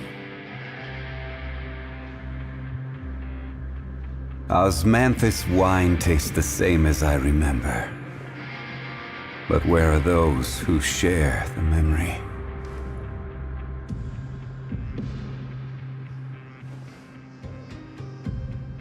Always at your service.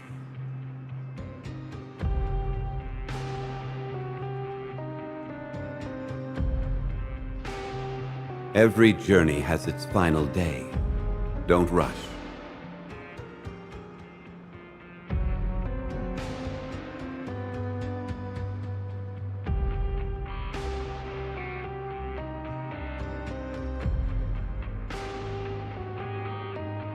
Osmanthus wine tastes the same as I remember.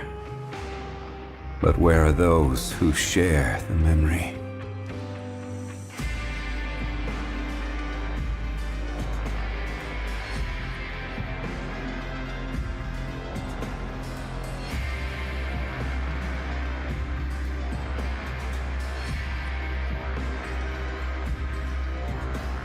Boats are made for transferring commodities back and forth. And those that come across Liyue tend to stay a while. So it is where many things come to settle.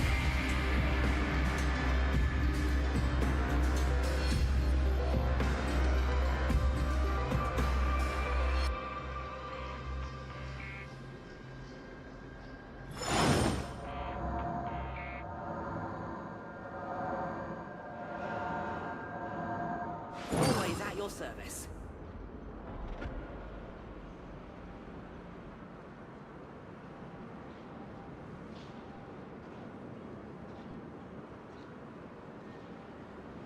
Every journey has its final day. Don't rush.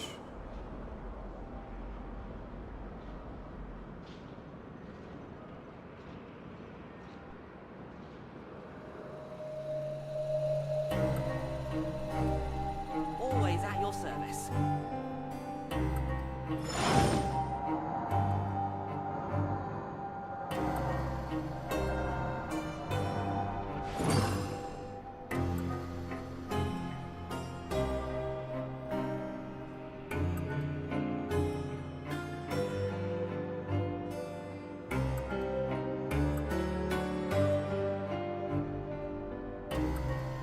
Always at your service. Osmanthus wine tastes the same as I remember. But where are those who share the memory?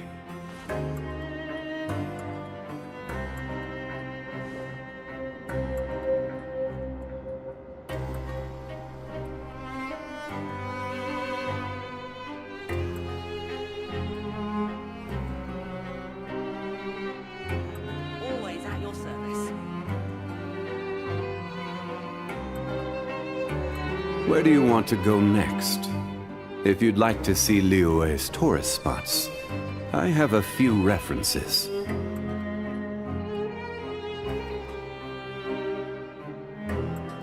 Osmanthus wine tastes the same as I remember.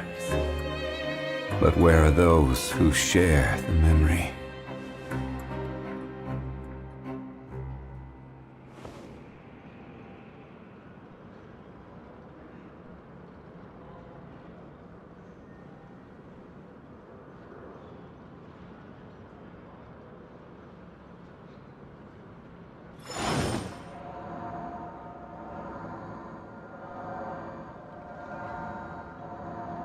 Always at your service.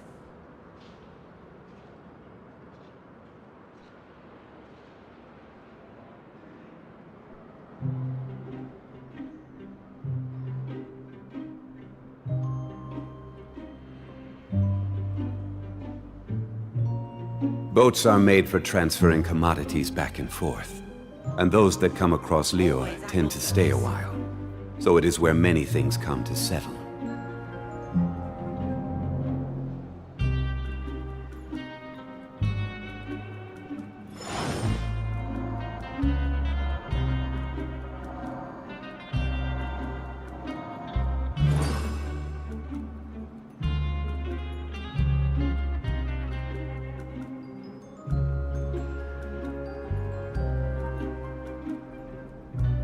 Where do you want to go next? If you'd like to see Liyue's tourist spots, I have a few references.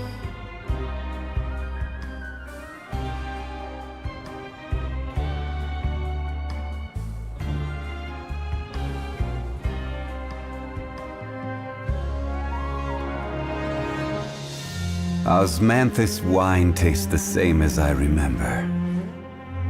But where are those who share the memory? Always at your service.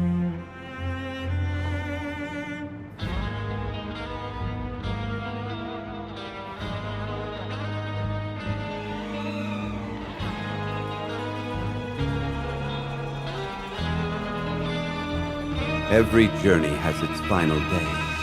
Don't rush. Always at your service.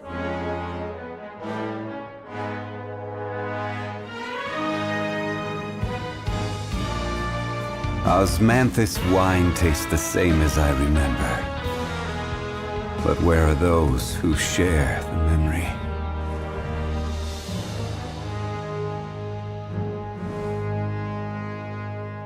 Always at your service.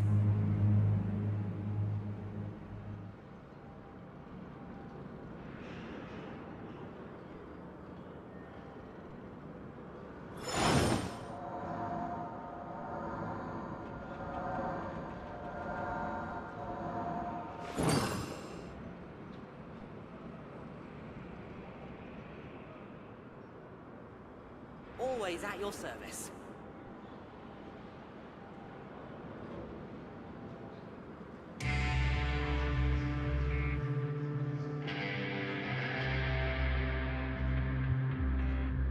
Osmanthus wine tastes the same as I remember. But where are those who share the memory?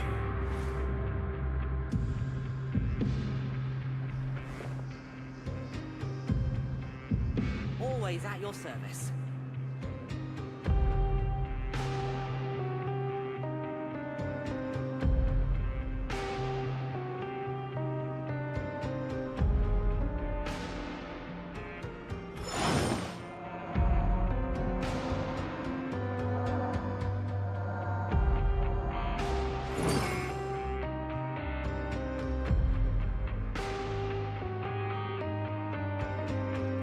Always at your service.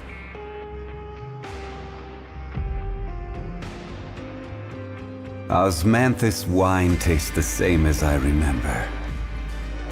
But where are those who share the memory?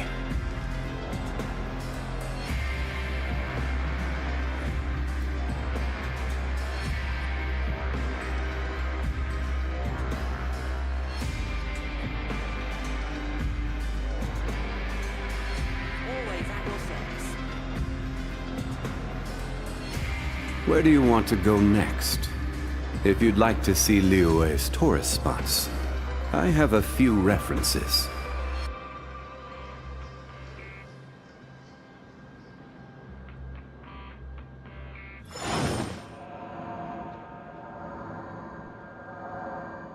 Always at your service.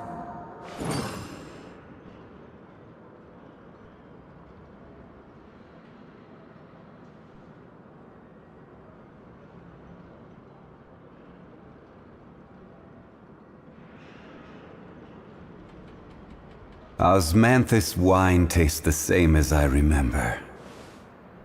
But where are those who share the memory?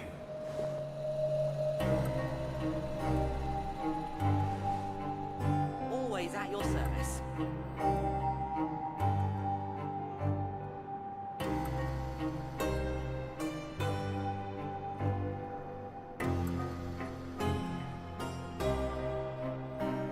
Boats are made for transferring commodities back and forth, and those that come across Liyue tend to stay a while.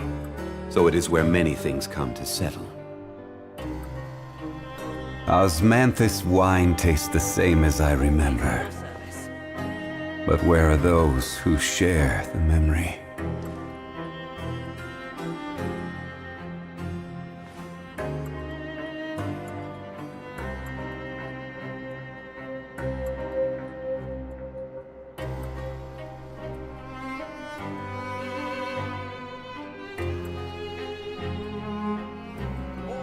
Where do you want to go next?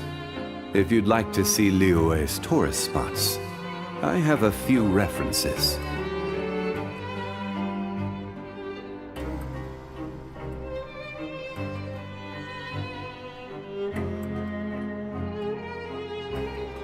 Osmanthus wine tastes the same as I remember.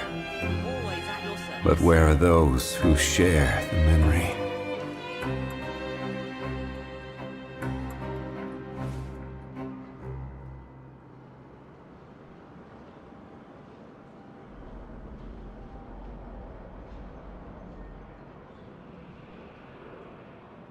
Boats are made for transferring commodities back and forth. And those that come across Liyue tend to stay a while. So it is where many things come to settle.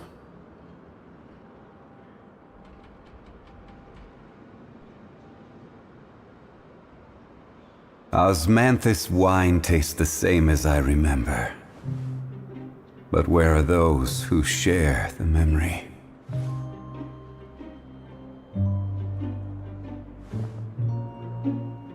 Always at your service.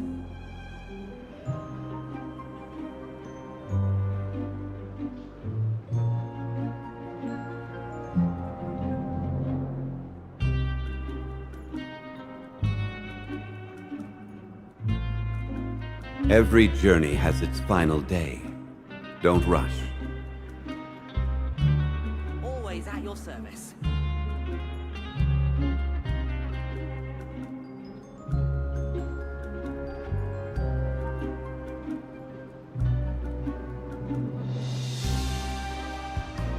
Osmanthus wine tastes the same as I remember. But where are those who share the memory?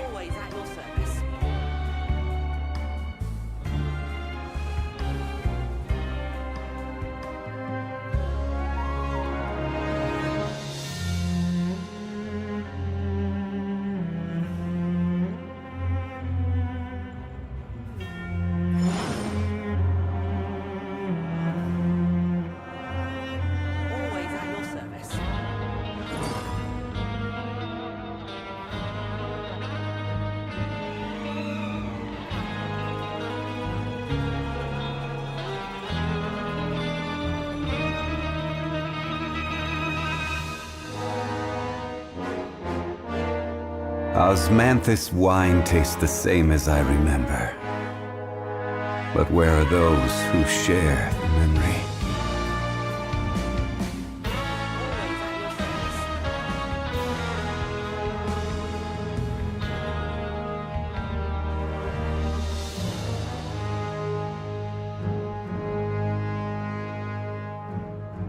Boats are made for transferring commodities back and forth.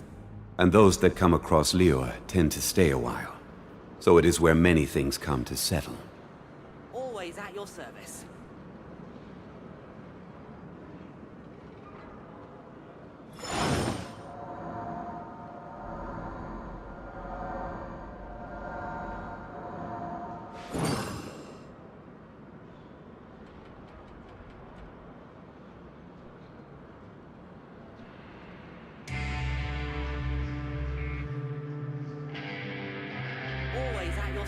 Osmanthus wine tastes the same as I remember. But where are those who share the memory?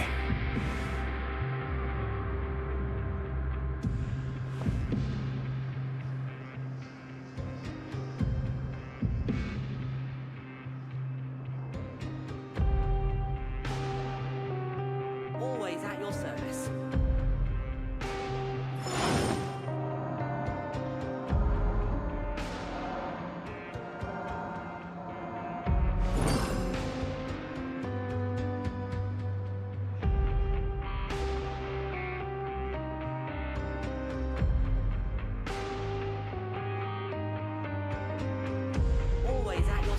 Osmanthus wine tastes the same as I remember. But where are those who share the memory?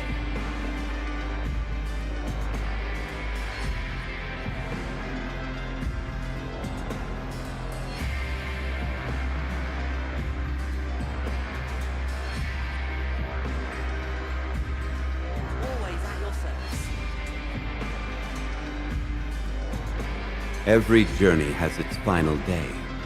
Don't rush.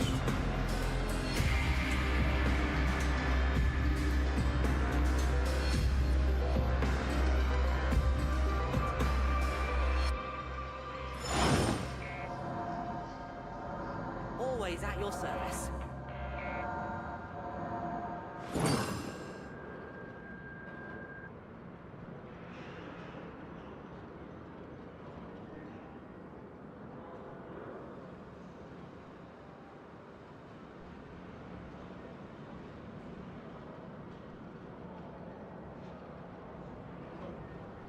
Osmanthus wine tastes the same as I remember.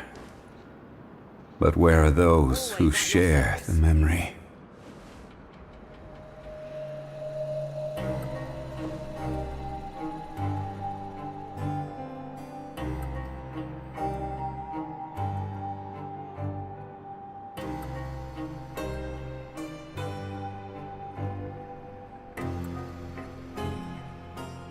Always at your service.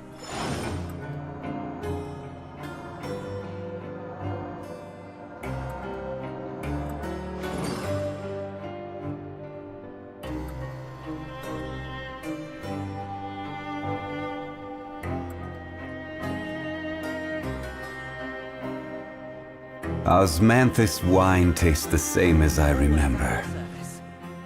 But where are those who share the memory?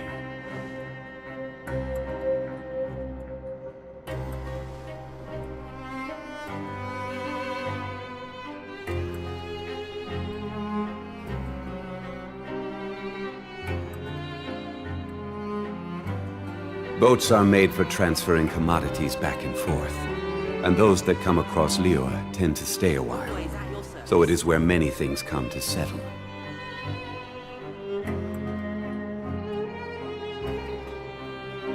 Osmanthus wine tastes the same as I remember. But where are those who share the memory?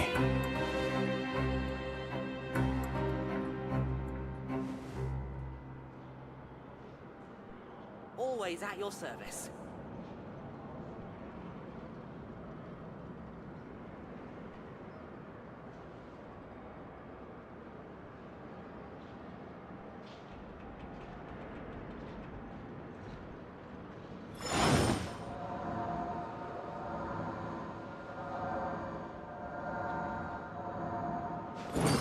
Always at your service.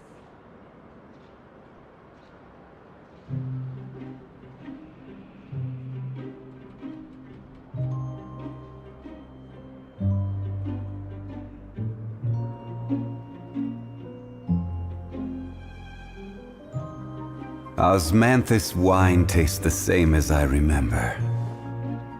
But where are those who share the memory? Always at your service.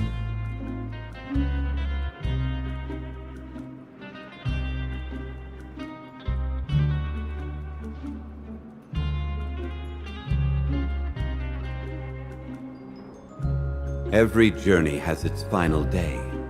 Don't rush.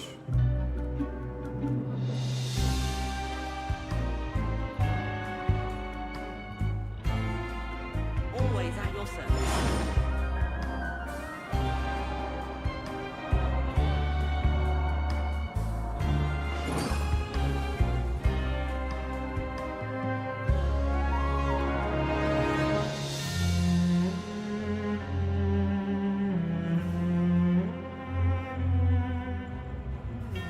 Osmanthus wine tastes the same as I remember.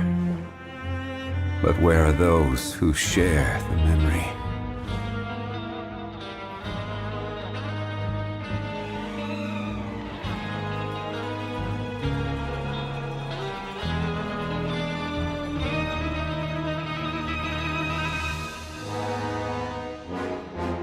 Boats are made for transferring commodities back and forth. And those that come across Liyue tend to stay a while. So it is where many things come to settle.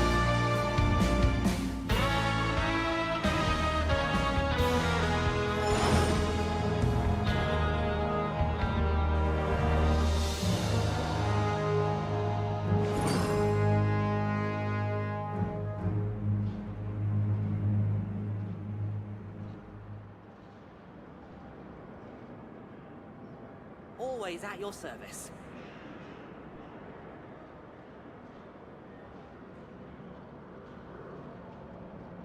Osmanthus wine tastes the same as I remember.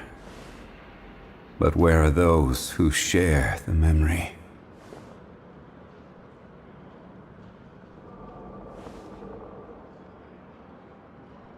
Always at your service.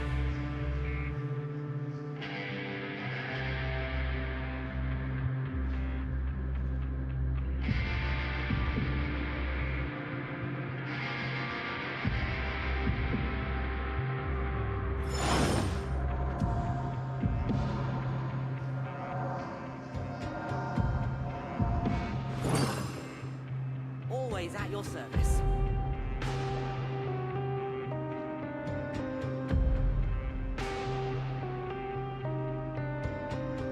Where do you want to go next? If you'd like to see Liyue's tourist spots, I have a few references.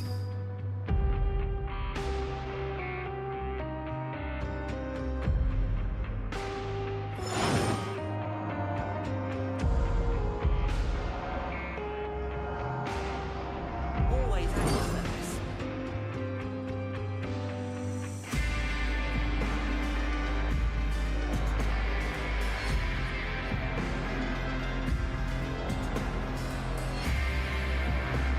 Osmanthus wine tastes the same as I remember.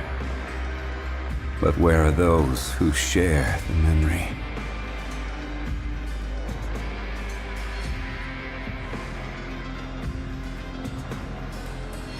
Always at your service.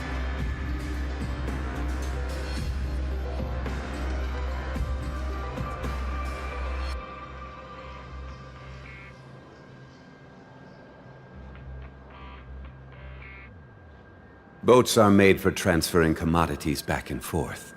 And those that come across Liyue tend to stay a while. So it is where many things come to settle. Always at your service. Osmanthus wine tastes the same as I remember. But where are those who share the memory?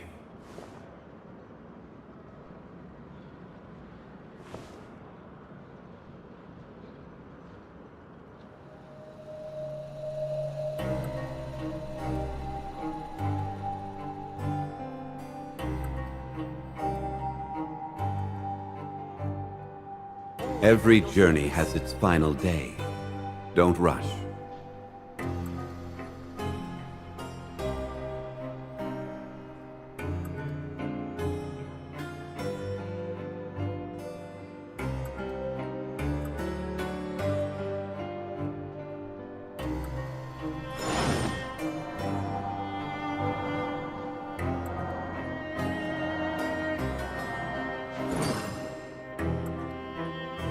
Always at your service.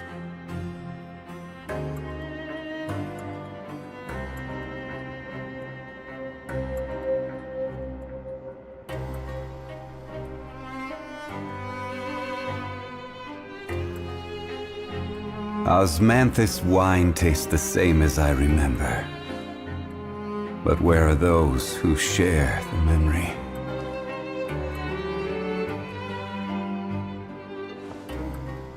Always at your service.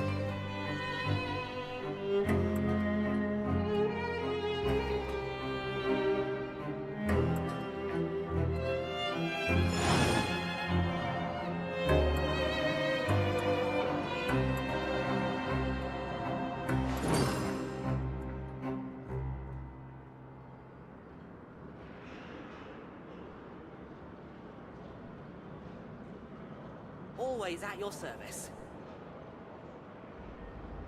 Osmanthus wine tastes the same as I remember. But where are those who share the memory?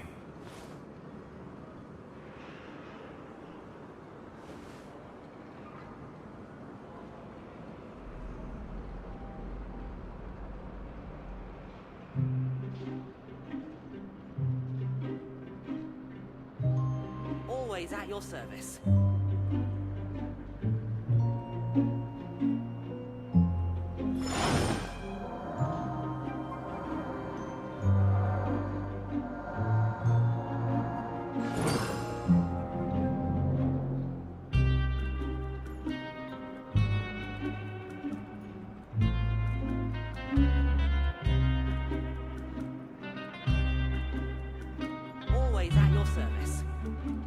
Osmanthus wine tastes the same as I remember. But where are those who share the memory?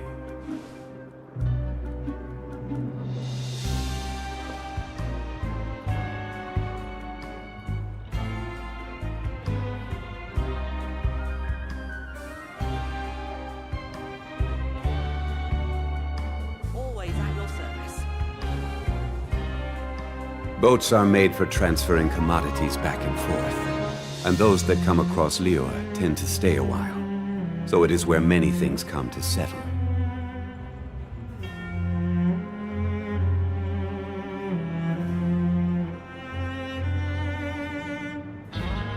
Osmanthus wine tastes the same as I remember. But where are those who share the memory?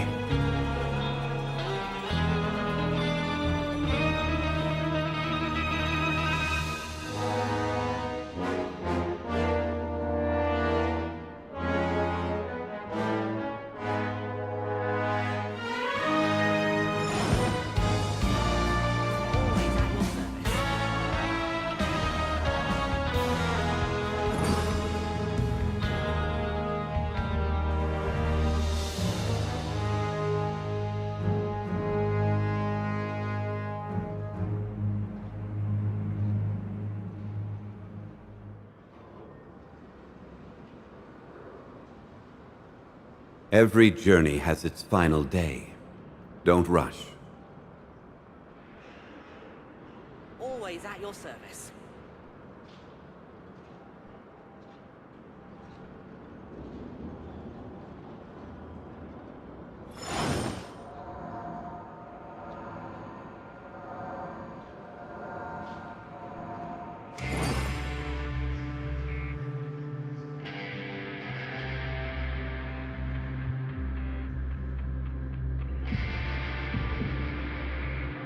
Always at your service. Where do you want to go next? If you'd like to see Liyue's tourist spots, I have a few references.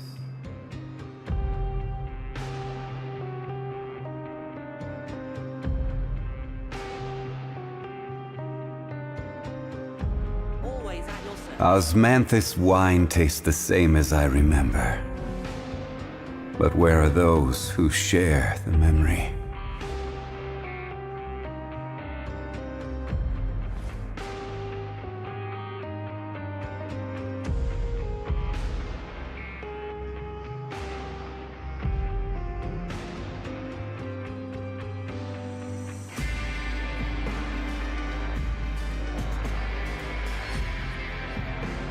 Always at your service.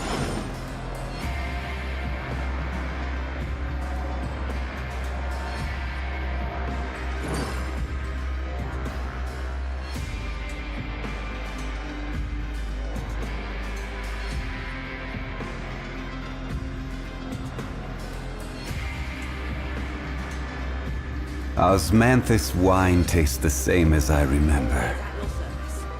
But where are those who share the memory?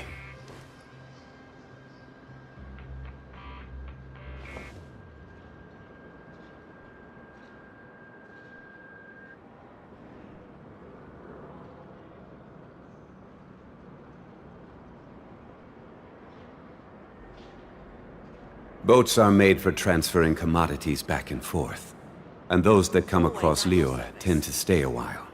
So it is where many things come to settle.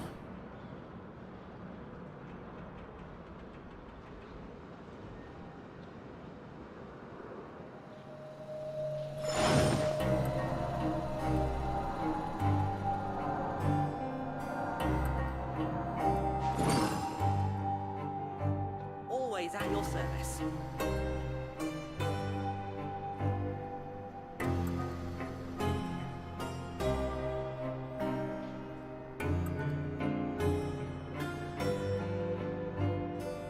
Every journey has its final day. Don't rush.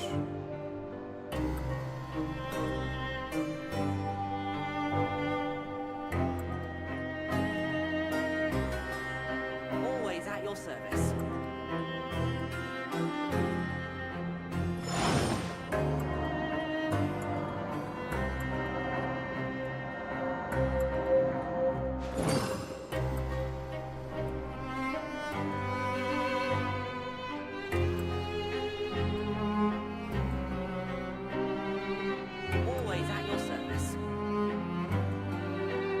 Osmanthus wine tastes the same as I remember. But where are those who share the memory?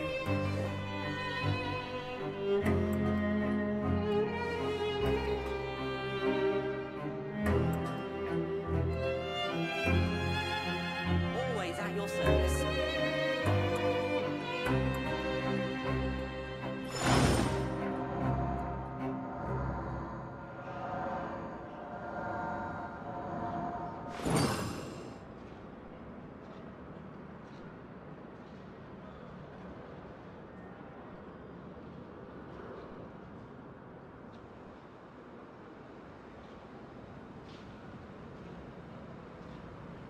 Always at your service. Osmanthus wine tastes the same as I remember. But where are those who share the memory?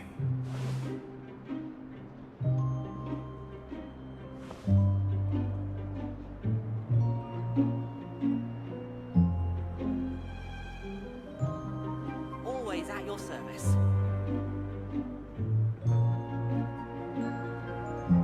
Boats are made for transferring commodities back and forth.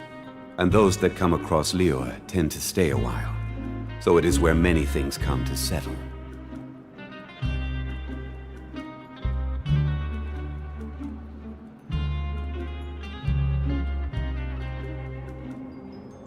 Always at your service.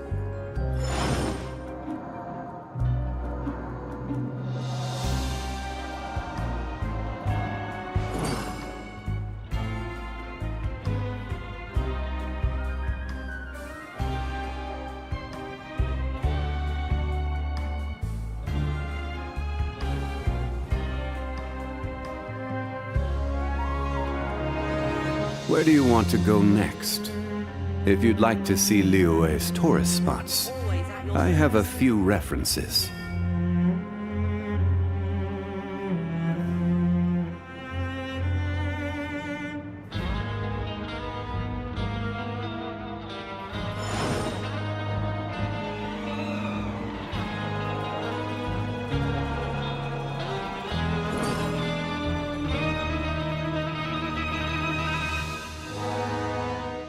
Always at your service.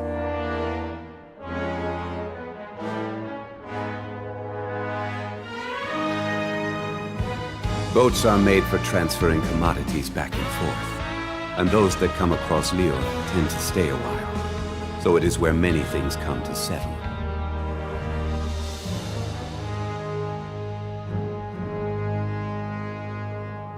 Always at your service.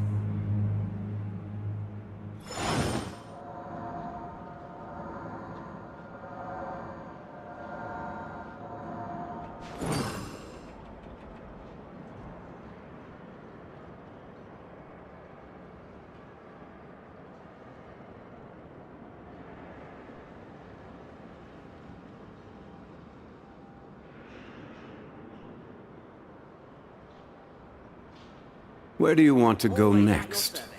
If you'd like to see Liyue's tourist spots, I have a few references.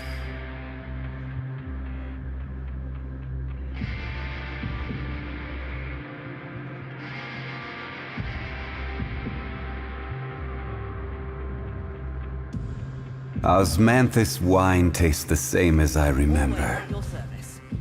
But where are those who share the memory?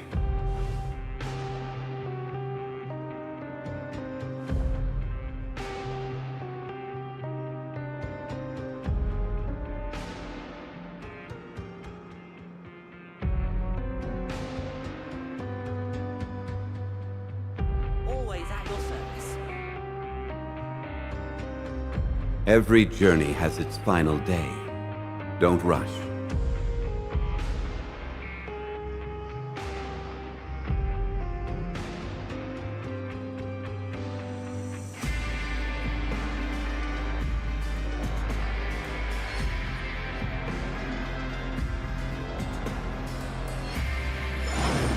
Always at your service.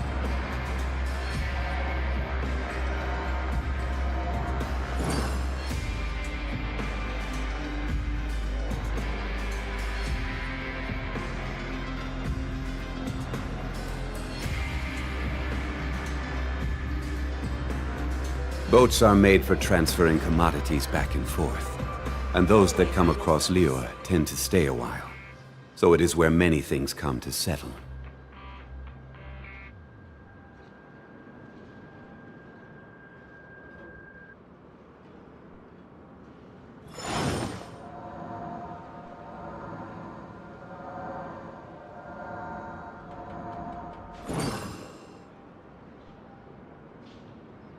Always at your service.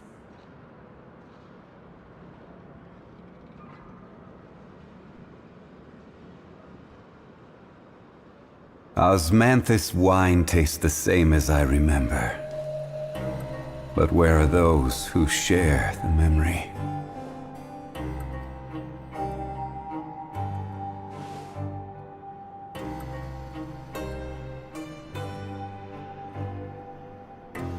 Always at your service.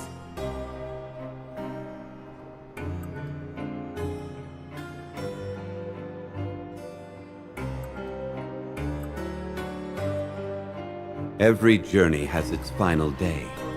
Don't rush.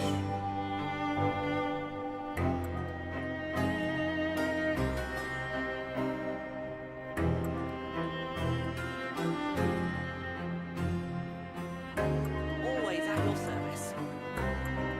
Osmanthus wine tastes the same as I remember. But where are those who share the memory?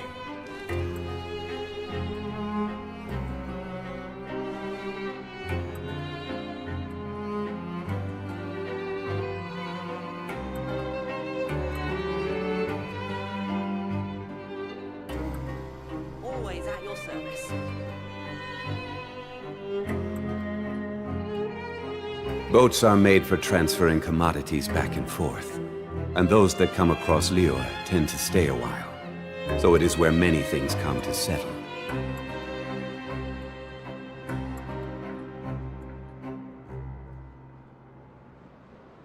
Always at your service.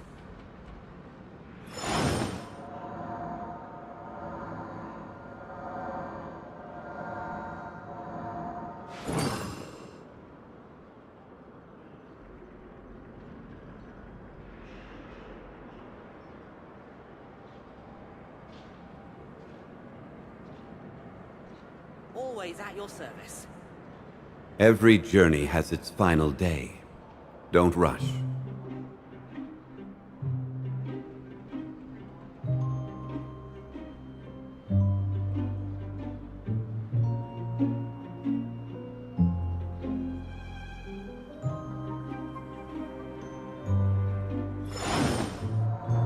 Always at your service.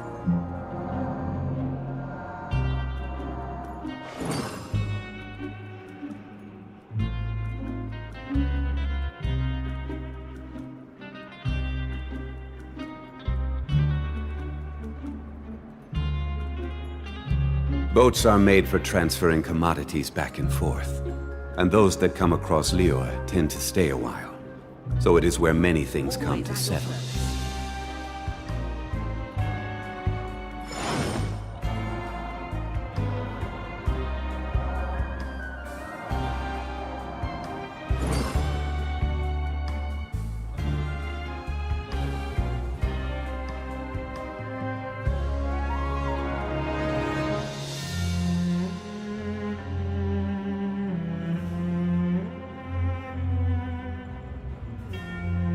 Osmanthus wine tastes the same as I remember.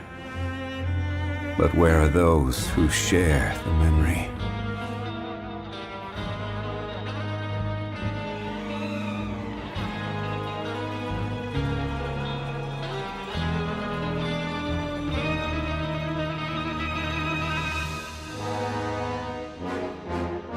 Always at your service. Where do you want to go next? If you'd like to see Liyue's tourist spots, I have a few references.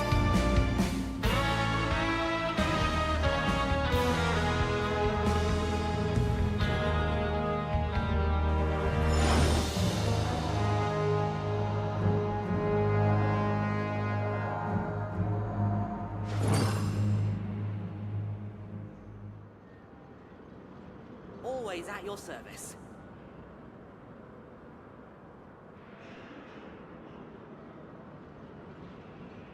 Boats are made for transferring commodities back and forth, and those that come across Liyue tend to stay a while. So it is where many things come to settle.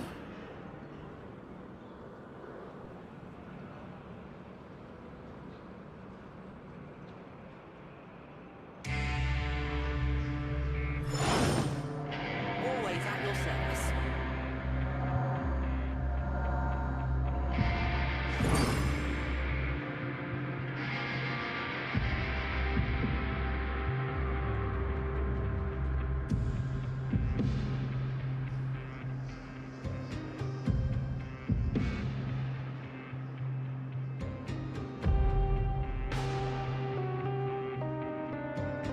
Where do you want to go next? If you'd like to see Liyue's tourist spots, I have a few references.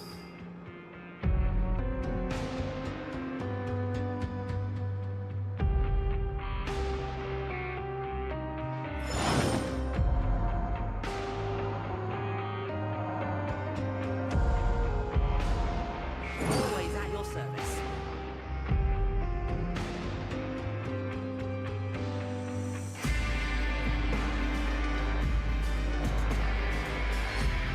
Boats are made for transferring commodities back and forth, and those that come across Liyue tend to stay a while. So it is where many things come to settle.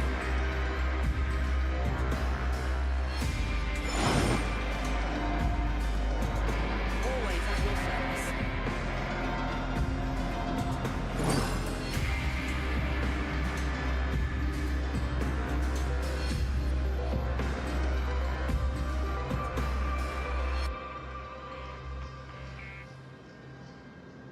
Every journey has its final day.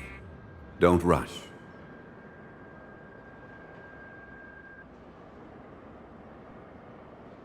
Always at your service.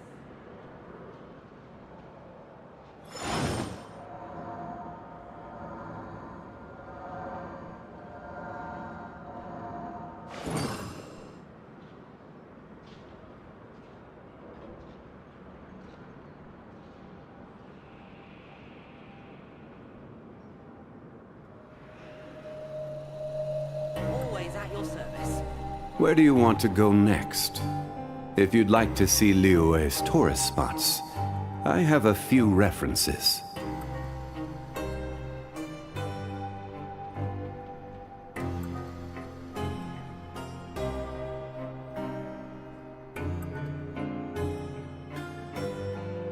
Osmanthus wine tastes the same as I remember. Always at your service. But where are those who share the memory?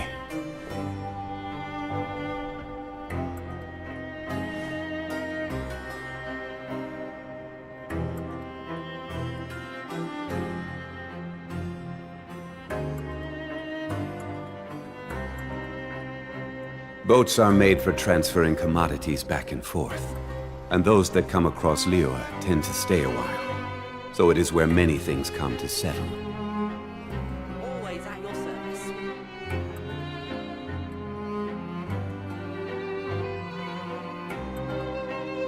Osmanthus wine tastes the same as I remember.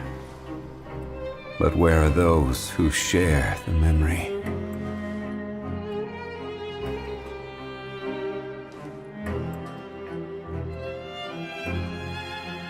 Always at your service.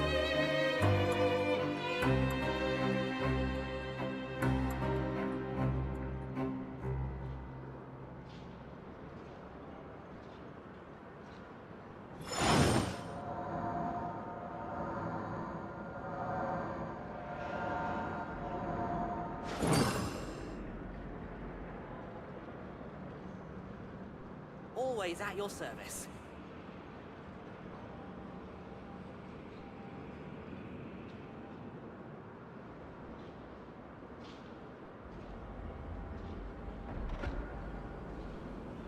Osmanthus wine tastes the same as I remember. But where are those who share the memory? Always at your service.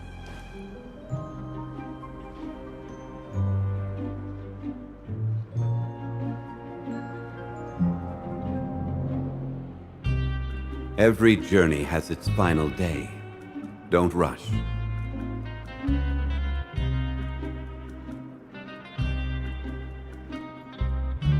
Always at your service.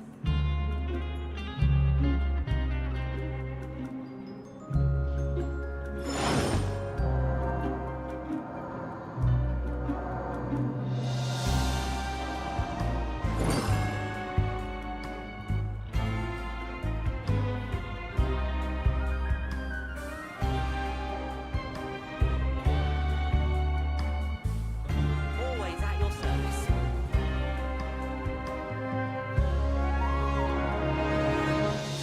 Boats are made for transferring commodities back and forth.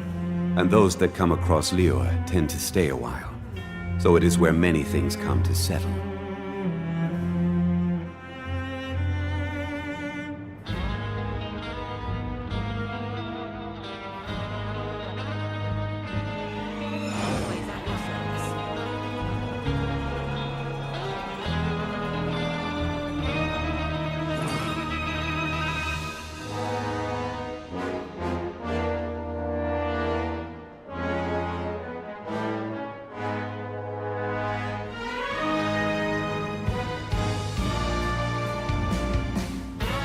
Osmanthus wine tastes the same as I remember.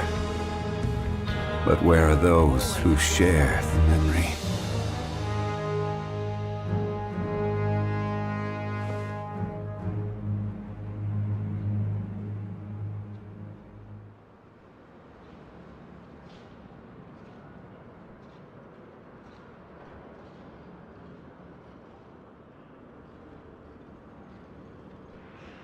Always at your Every service. journey has its final day.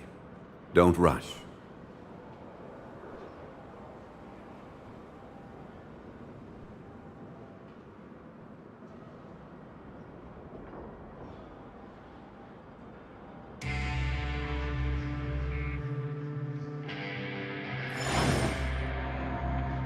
Always at your service.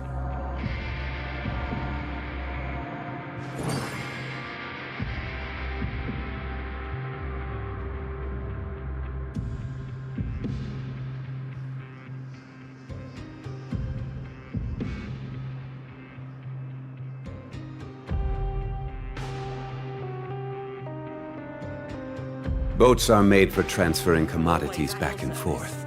And those that come across Liyue tend to stay a while. So it is where many things come to settle.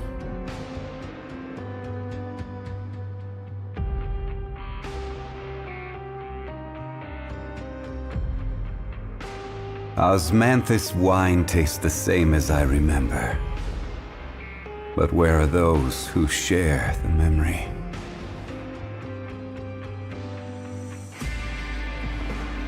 Always at your service.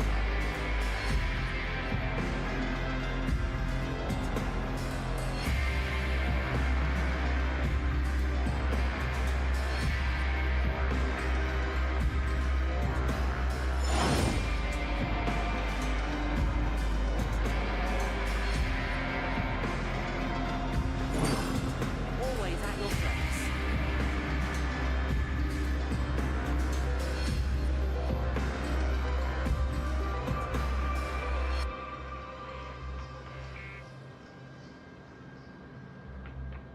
Osmanthus wine tastes the same as I remember.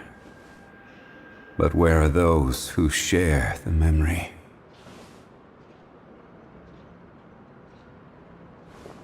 Always at your service.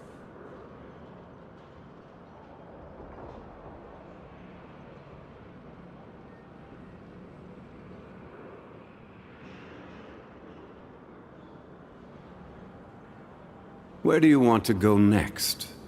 If you'd like to see Liyue's tourist spots, I have a few references.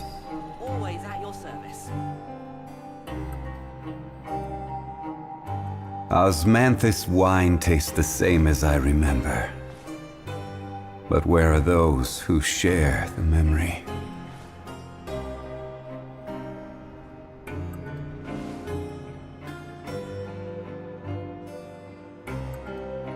Always at your service.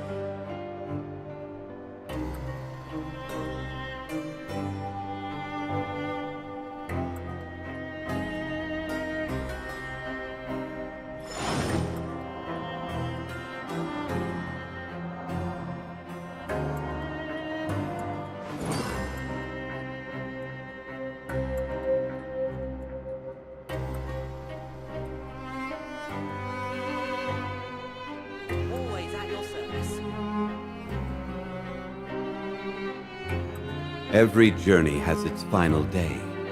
Don't rush.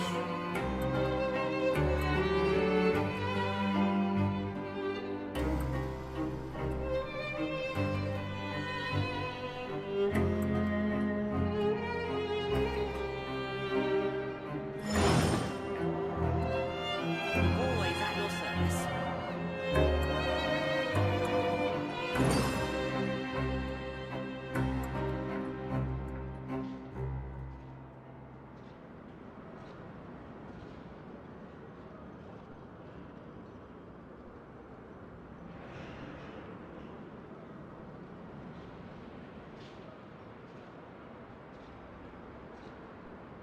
Osmanthus wine tastes the same as I remember.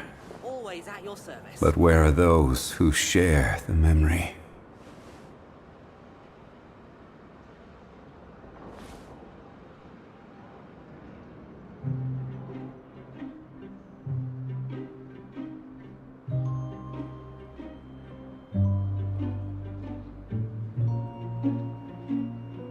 Always at your service.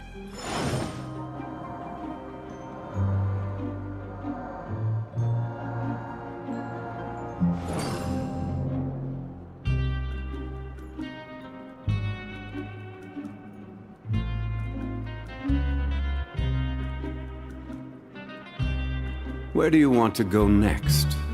If you'd like to see Liyue's tourist spots, I have a few references.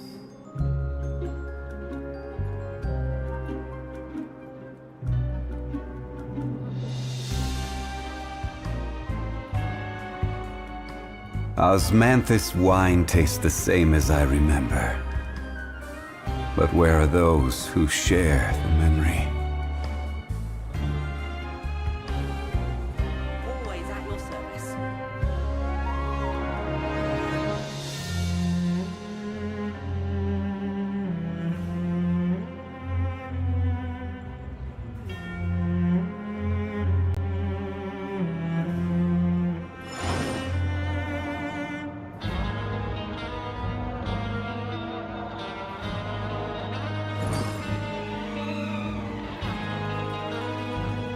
Always at your service.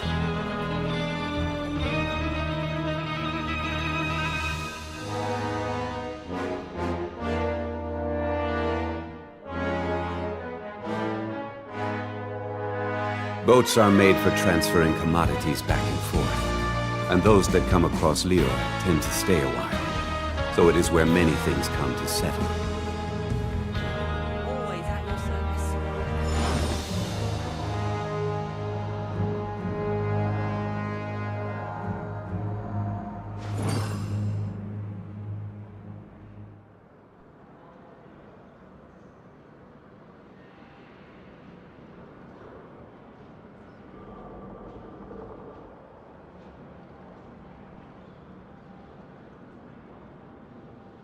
Osmanthus wine tastes the same as I remember. Always at your service. But where are those who share the memory?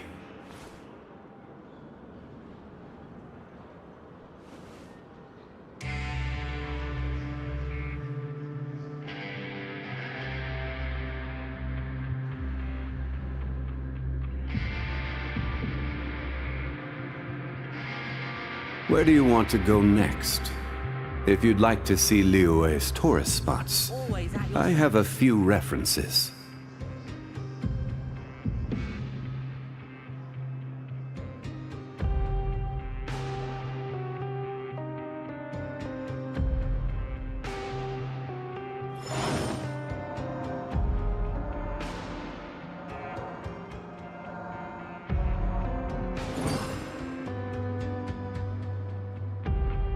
Always at your service.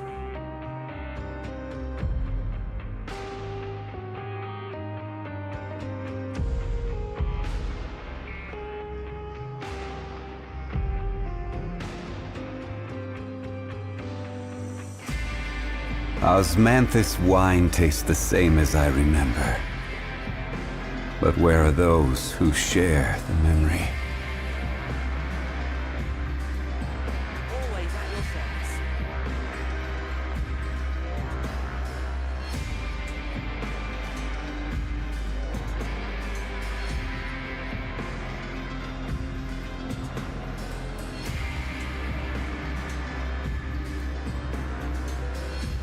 Every journey has its final day. Don't rush.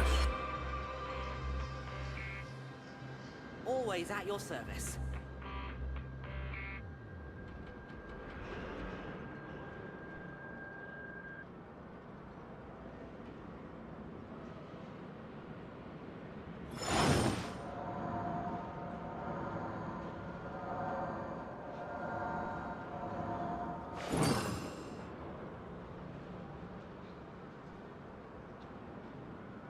Always at your service.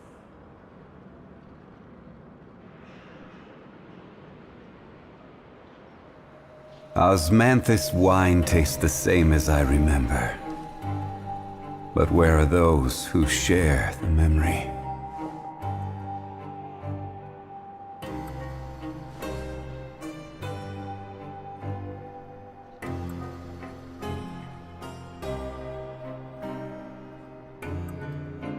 Always at your service. Where do you want to go next? If you'd like to see Liyue's tourist spots, I have a few references.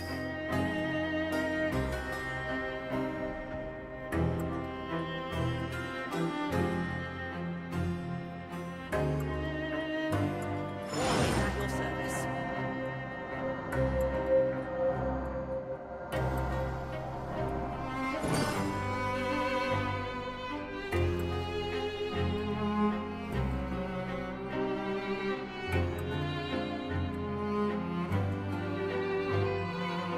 Osmanthus wine tastes the same as I remember. But where are those who share the memory?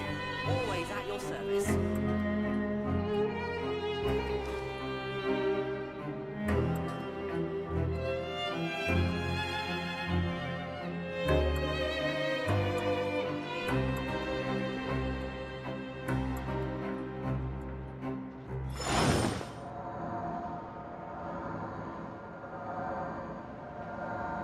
Always at your service.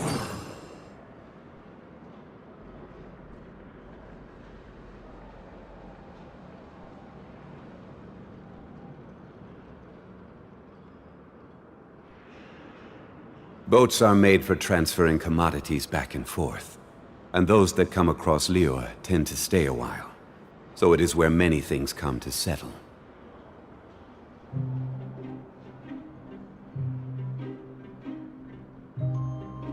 Always at your service.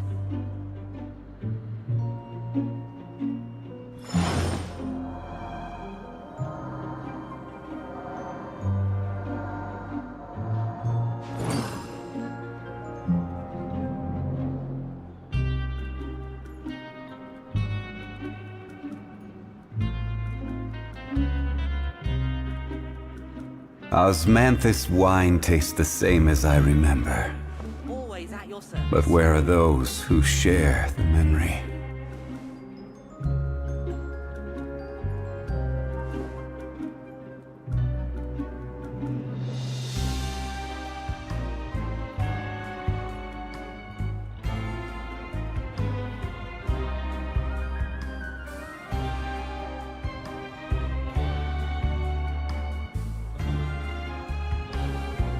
Every journey has its final day.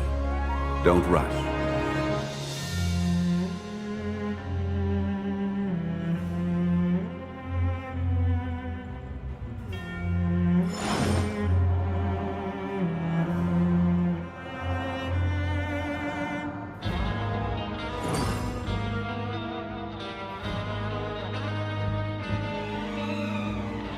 Always at your service. Osmanthus wine tastes the same as I remember. But where are those who share the memory?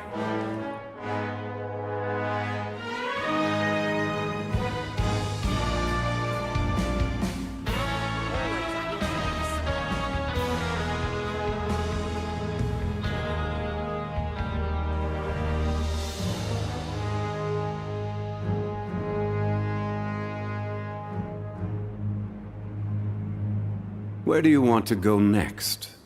If you'd like to see Liyue's tourist spots, I have a few references. Always at your service.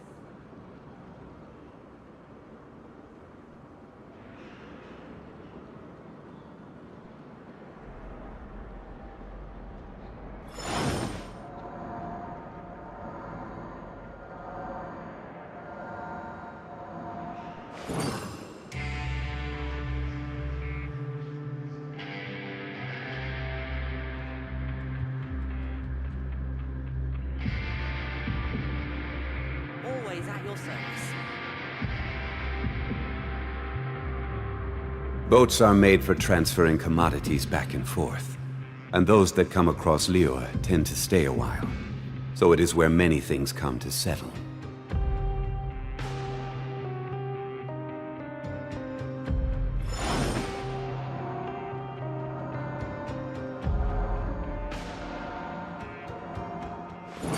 Always at your service.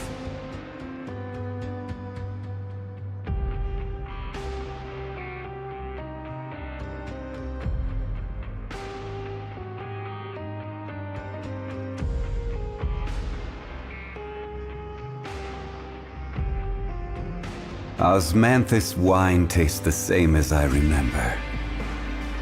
But where are those who share the memory?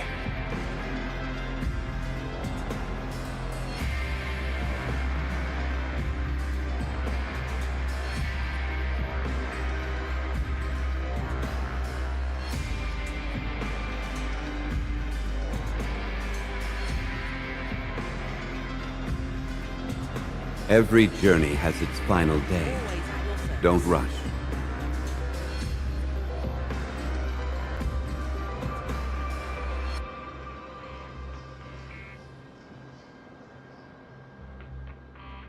Osmanthus wine tastes the same as I remember.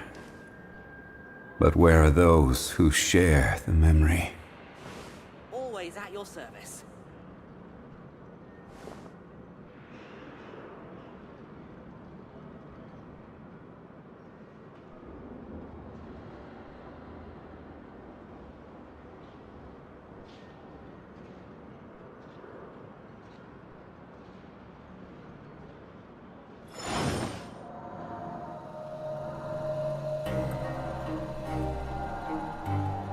Always at your service.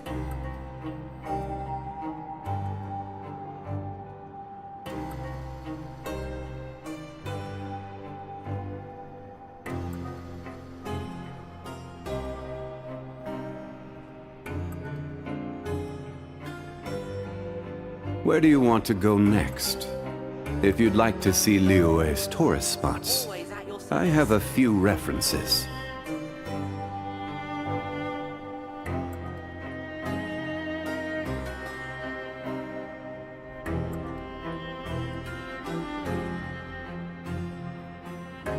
Osmanthus wine tastes the same as I remember. But where are those who share the memory?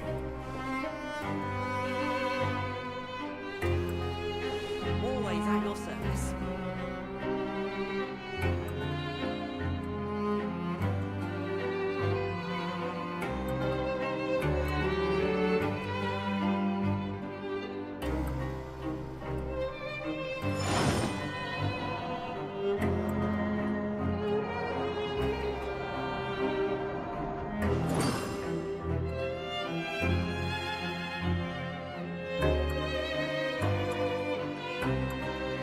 Always at your service. Every journey has its final day. Don't rush.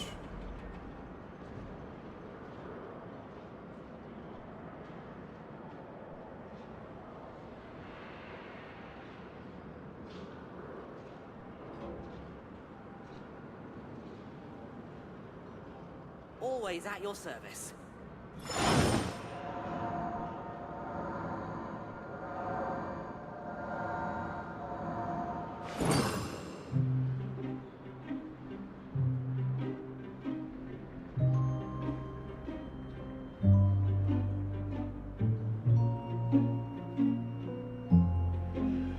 Boats are made for transferring commodities back and forth. and those that come across Liyue tend to stay a while. So it is where many things come to settle. Osmanthus wine tastes the same as I remember.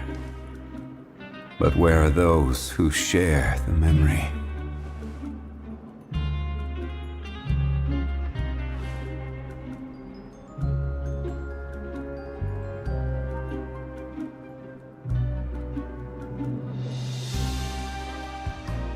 Always at your service.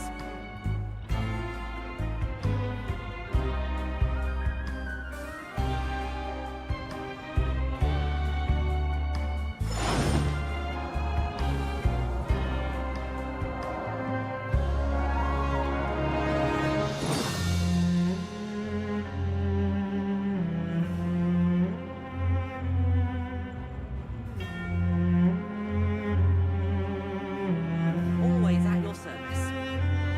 Every journey has its final day. Don't rush.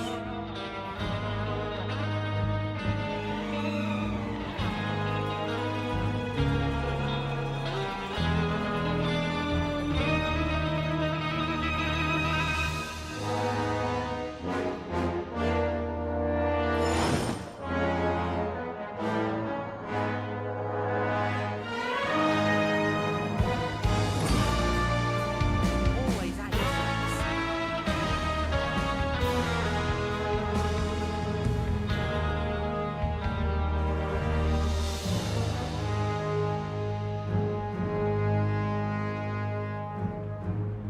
Where do you want to go next? If you'd like to see Liyue's tourist spots, I have a few references.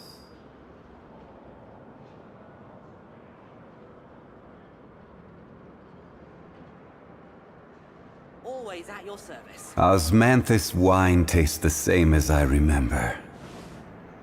But where are those who share the memory?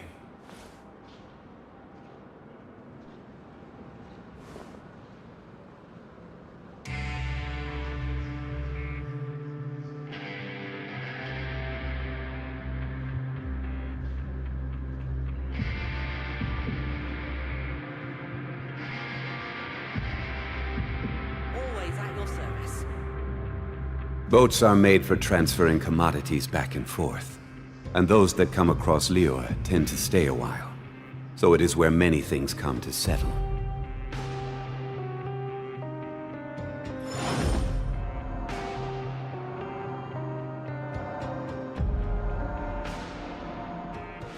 Always at your service.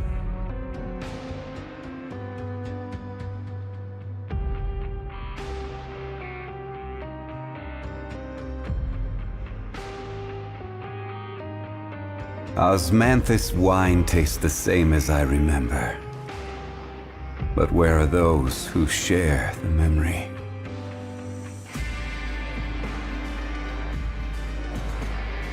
Always at your service.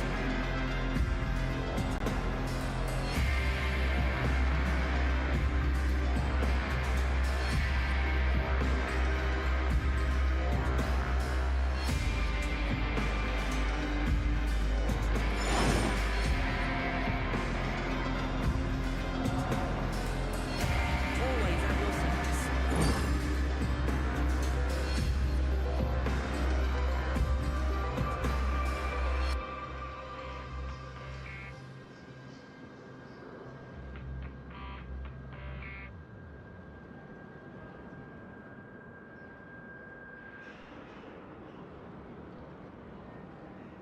Osmanthus wine tastes the same as I remember. Always at But your where are service. those who share the memory?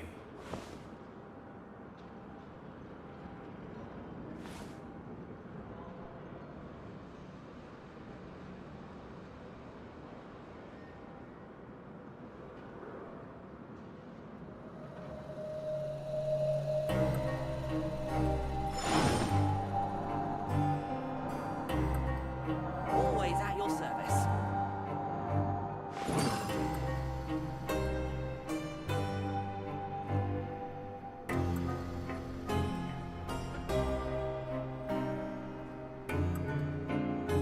Where do you want to go next? If you'd like to see Liyue's tourist spots, I have a few references. Always at your service.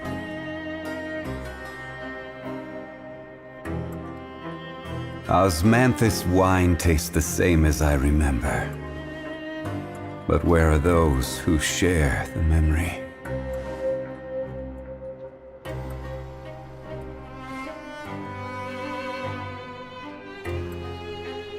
Always at your service.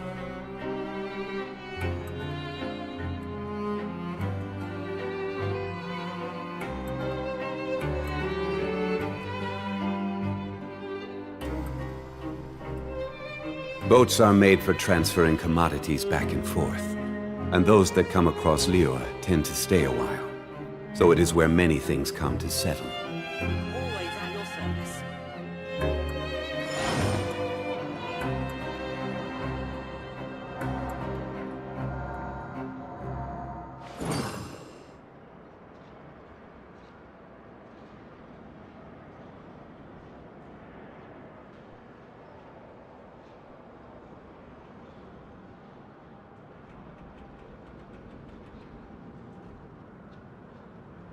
Always at your service.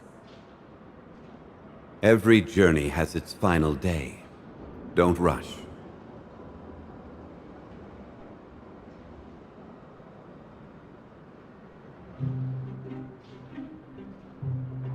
Osmanthus wine tastes the same as I remember.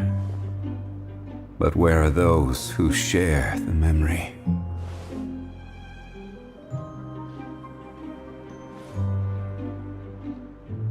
Always at your service.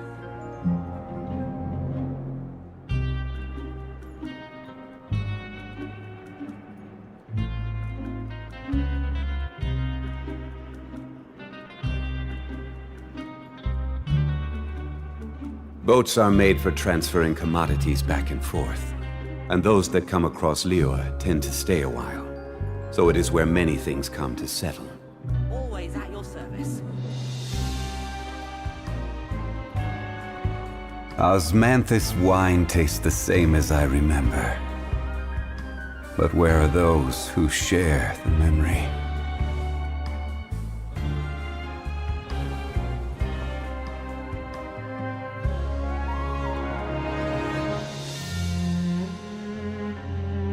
Always at your service.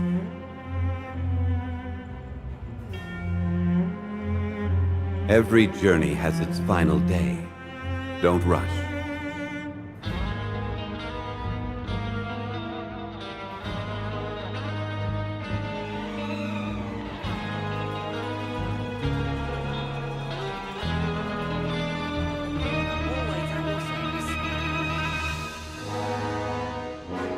Osmanthus wine tastes the same as I remember.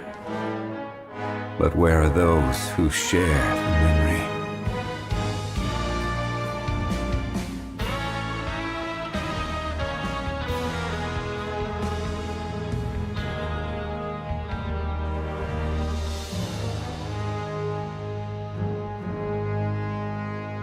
Where do you want to go next? If you'd like to see Liyue's tourist spots, I have a few references.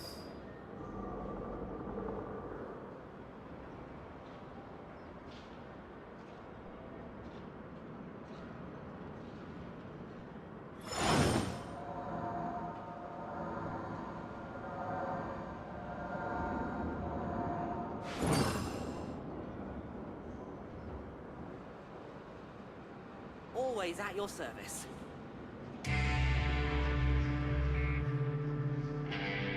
Boats are made for transferring commodities back and forth, and those that come across Liyue tend to stay a while. So it is where many things come to settle.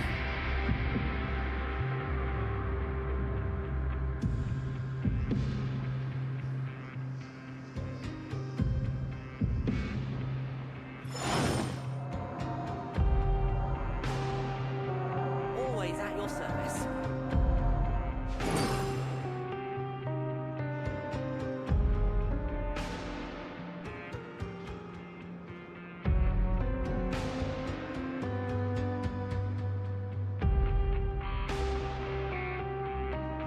Every journey has its final day.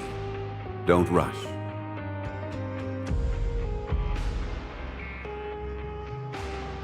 Always at your service.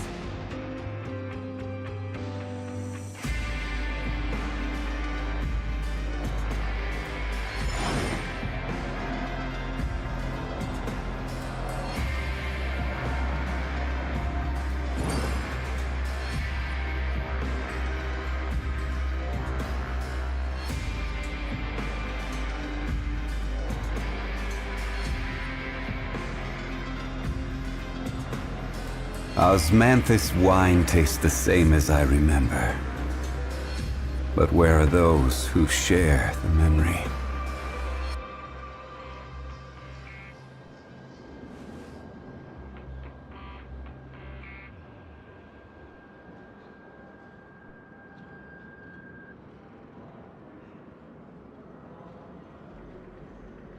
Always at your service.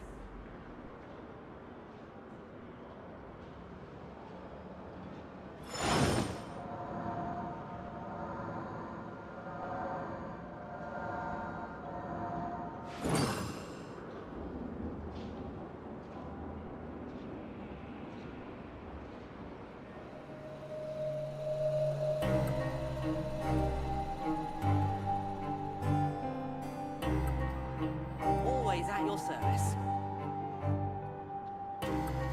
Osmanthus wine tastes the same as I remember. But where are those who share the memory?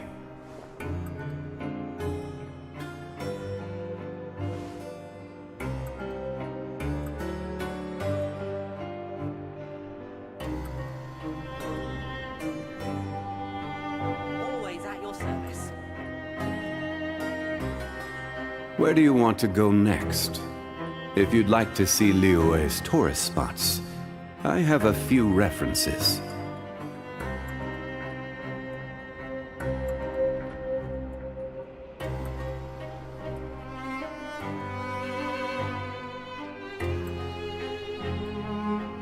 Osmanthus wine tastes the same as I remember. But where are those who share the memory?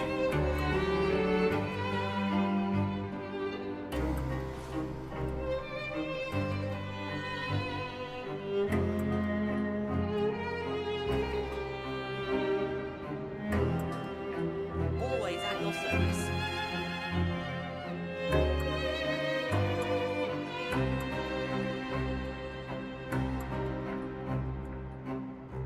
Boats are made for transferring commodities back and forth, and those that come across Liyue tend to stay a while. So it is where many things come to settle. Always at your service.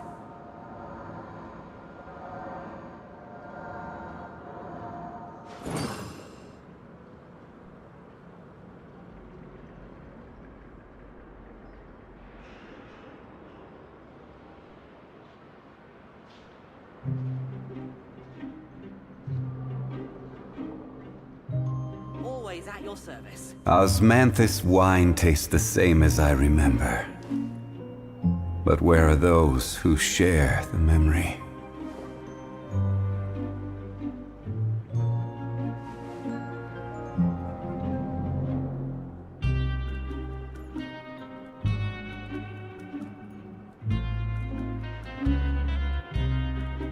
Always at your service. Where do you want to go next?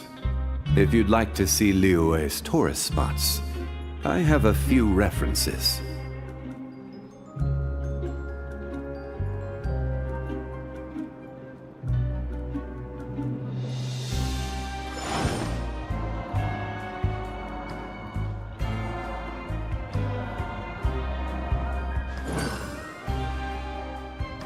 Always at your service.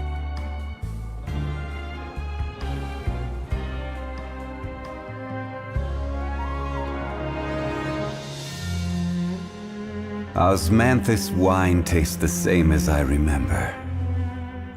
But where are those who share the memory? Always at your service.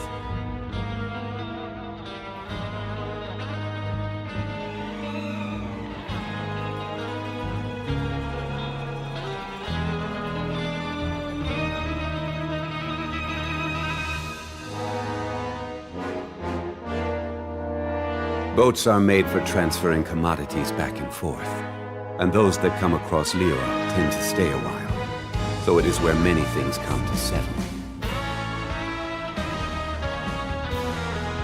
Osmanthus wine tastes the same as I remember. But where are those who share the memory?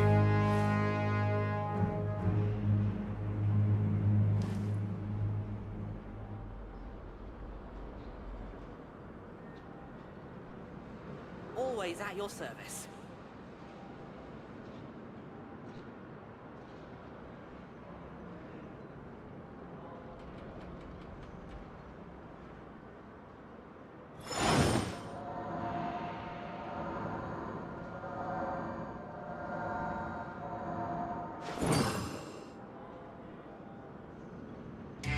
Always at your service.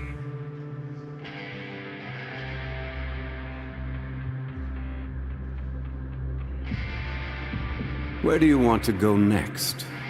If you'd like to see Liyue's tourist spots, I have a few references.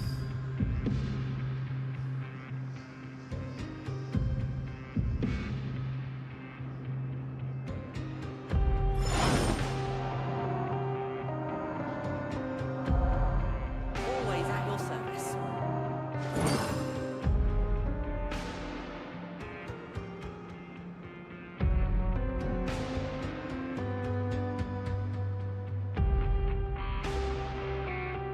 Osmanthus wine tastes the same as I remember. But where are those who share the memory? Always at your service.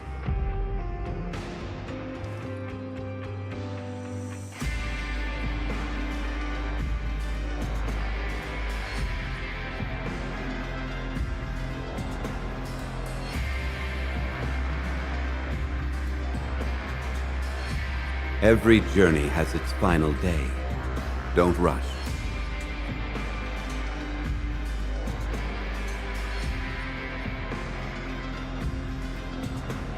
Always at your service.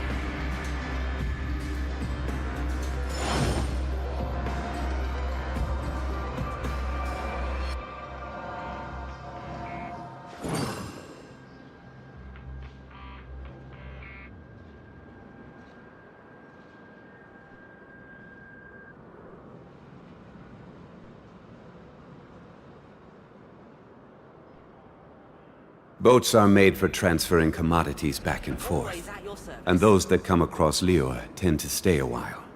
So it is where many things come to settle.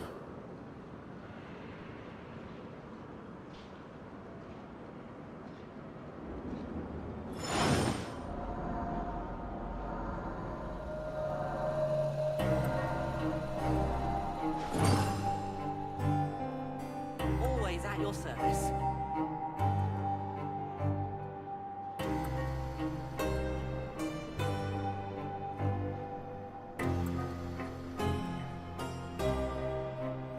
Osmanthus wine tastes the same as I remember. But where are those who share the memory? Always at your service.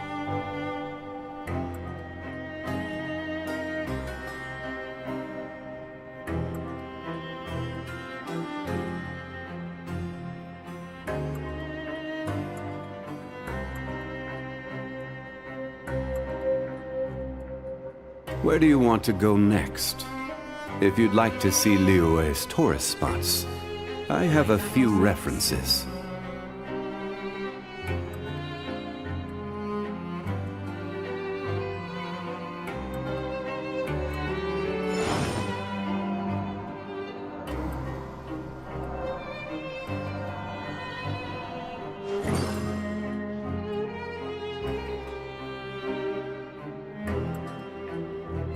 Always at your service.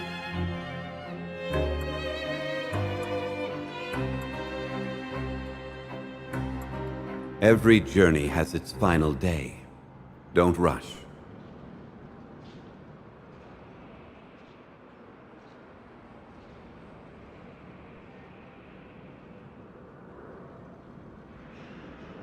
Osmanthus wine tastes the same as I remember. Always at your service. But where are those who share the memory?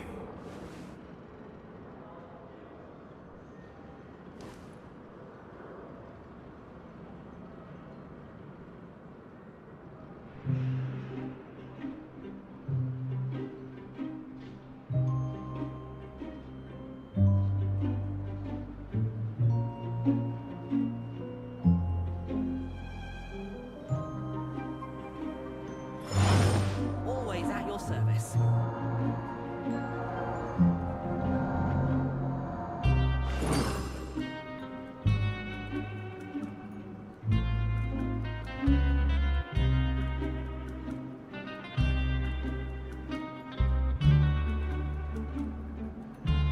Where do you want to go next?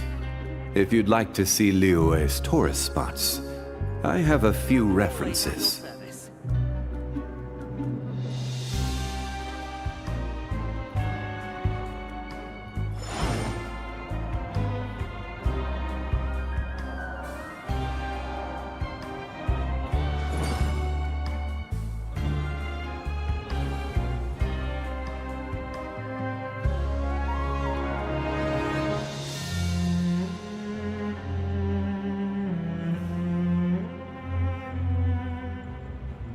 Always at your service.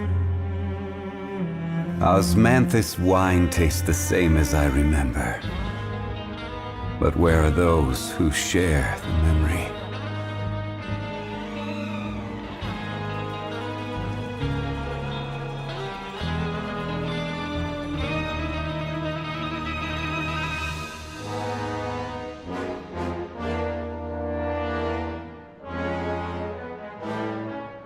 Always at your service. Every journey has its final day. Don't rush.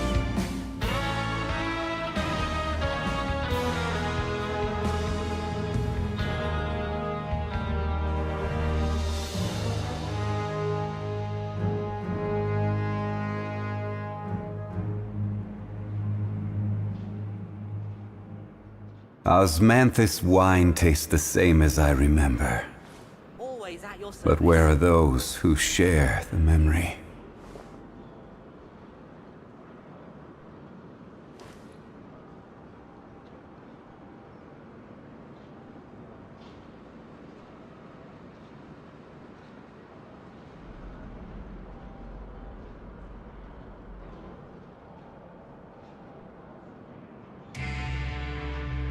Boats are made for transferring commodities back and forth, and those that come across Liyue tend to stay a while. So it is where many things come to settle.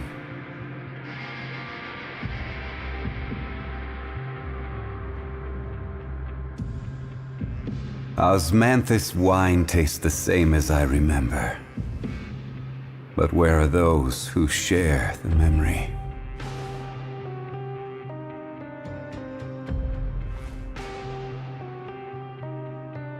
Always at your service.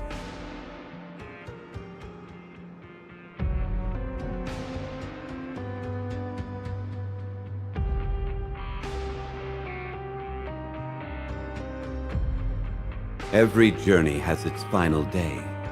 Don't rush.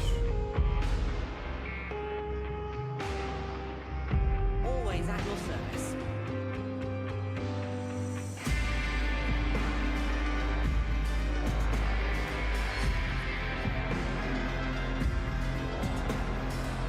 Osmanthus wine tastes the same as I remember. But where are those who share the memory?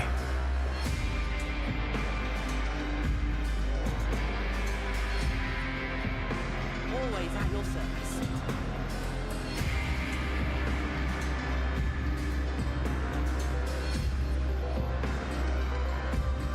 Boats are made for transferring commodities back and forth, and those that come across Liyue tend to stay a while. So it is where many things come to settle. Osmanthus wine tastes the same as I remember. But where are those who share the memory?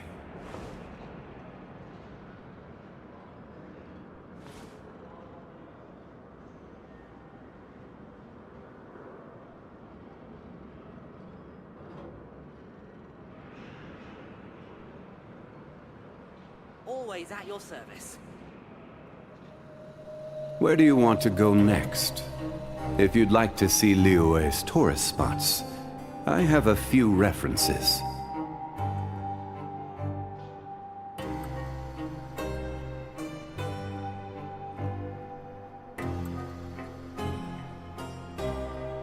Osmanthus wine tastes the same as I remember.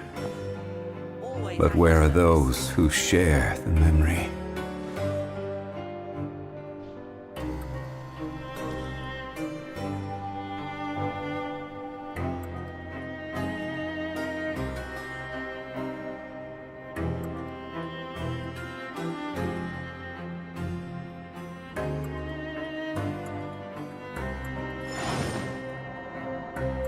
Always at your service.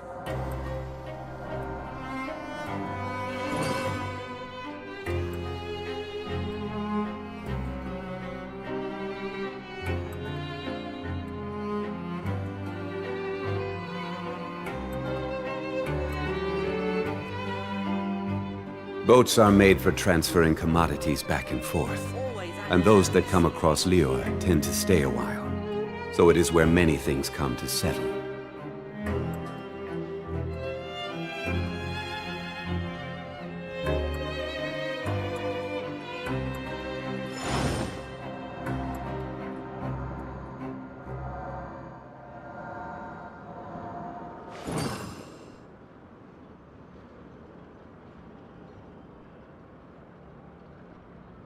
Always at your service.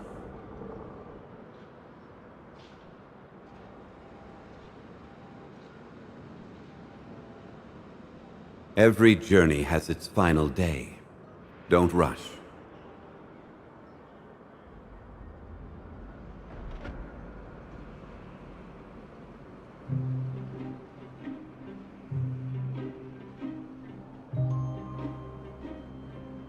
Always at your service.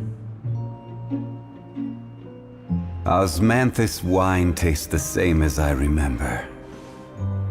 But where are those who share the memory?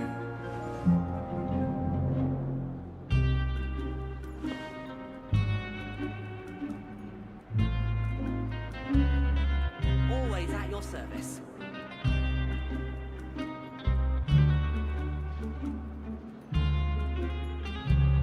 Boats are made for transferring commodities back and forth, and those that come across Liyue tend to stay a while. So it is where many things come to settle.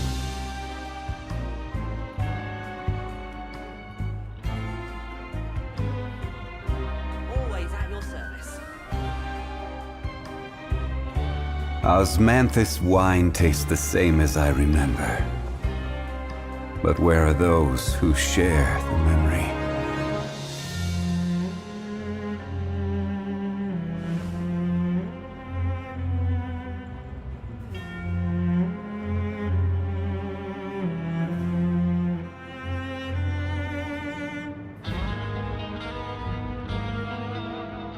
Always at your service.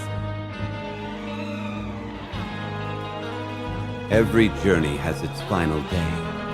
Don't rush.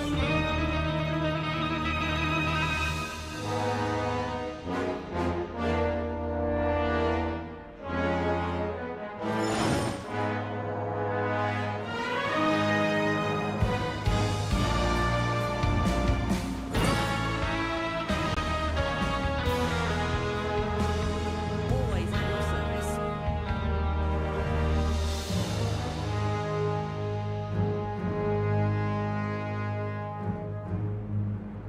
Where do you want to go next? If you'd like to see Liyue's tourist spots, I have a few references.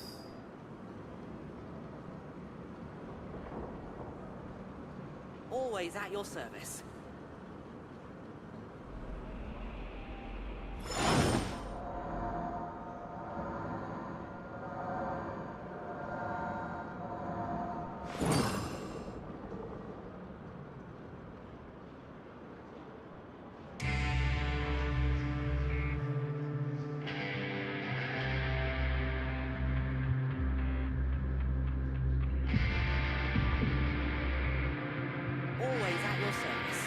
Boats are made for transferring commodities back and forth, and those that come across Liyue tend to stay a while. So it is where many things come to settle.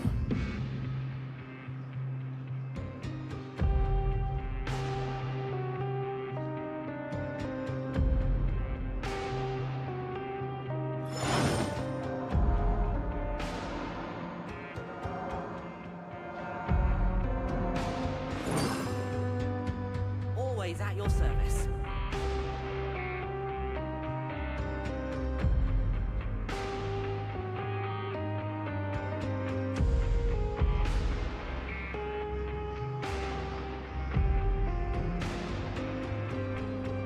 Every journey has its final day. Don't rush.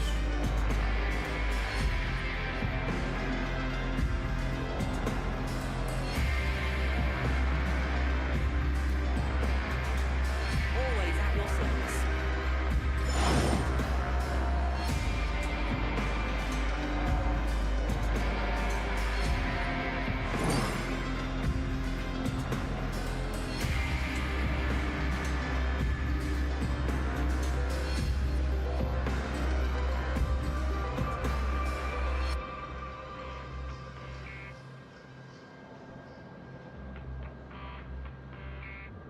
Boats are made for transferring commodities back and forth, and those that come across Liyue tend to stay a while.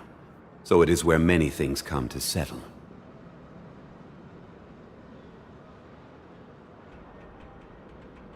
Osmanthus wine tastes the same as I remember. But where are those who share the memory? Always at your service.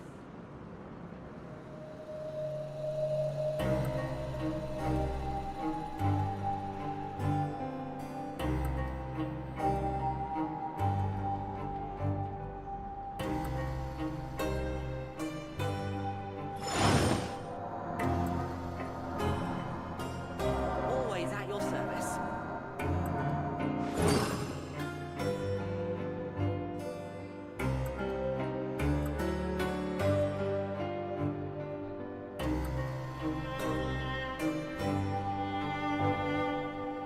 Every journey has its final day. Don't rush.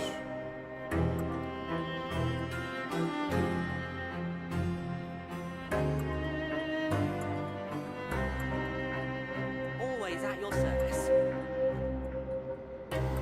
Osmanthus wine tastes the same as I remember.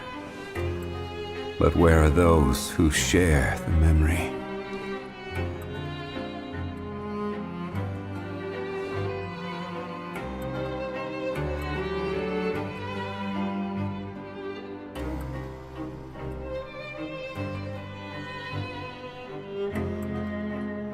Always at your service.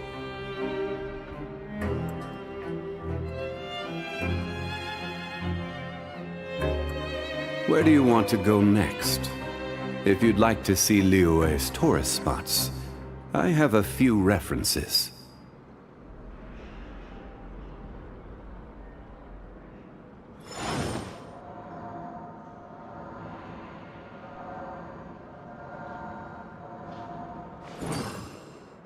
Always at your service.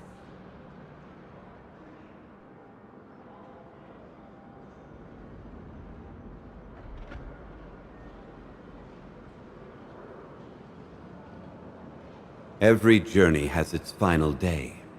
Don't rush.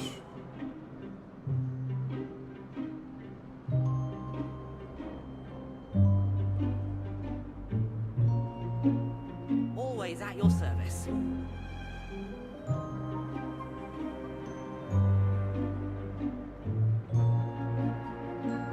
Osmanthus wine tastes the same as I remember. But where are those who share the memory?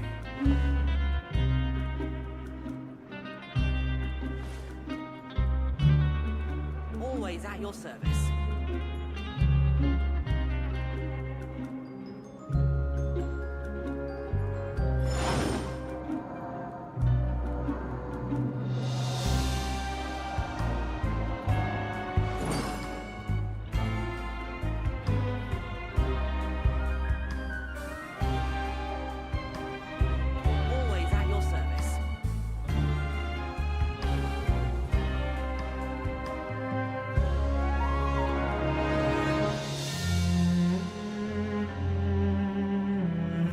Osmanthus wine tastes the same as I remember.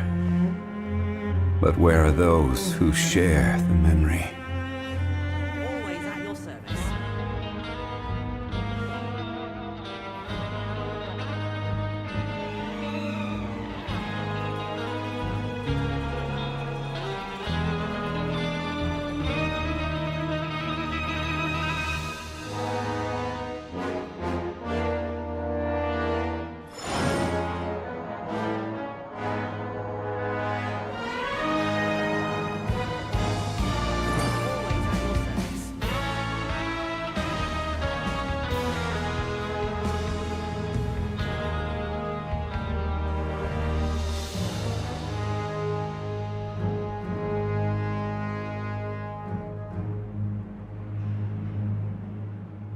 Boats are made for transferring commodities back and forth.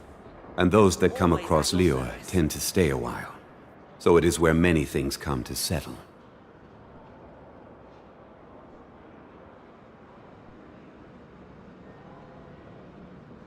Osmanthus wine tastes the same as I remember. But where are those who share the memory? Always at your service.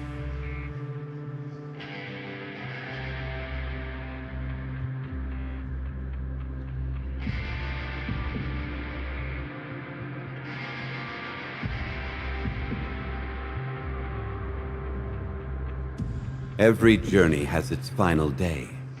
Don't rush. Always at your service.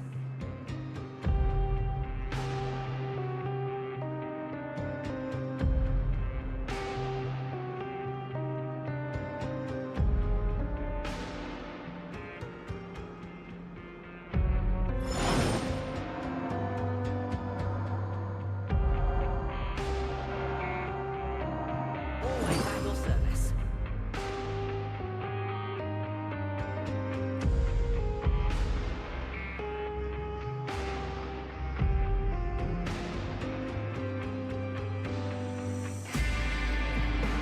Where do you want to go next?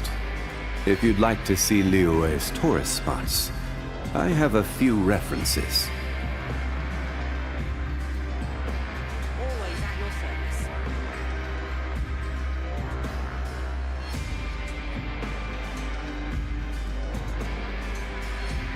Osmanthus wine tastes the same as I remember.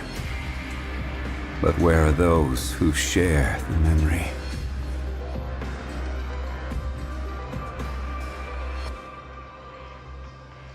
Always at your service.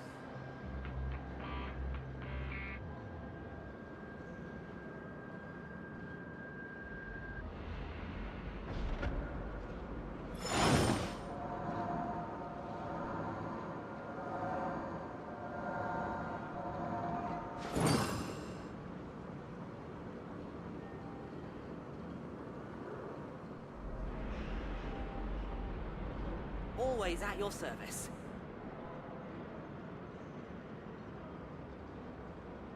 Every journey has its final day. Don't rush.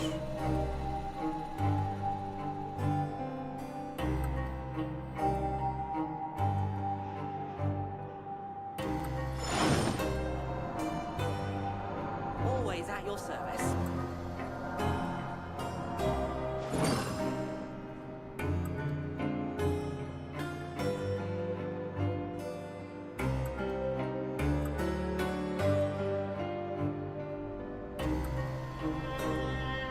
Boats are made for transferring commodities back and forth. And those that come across Liyue tend to stay a while. So it is where many things come to settle.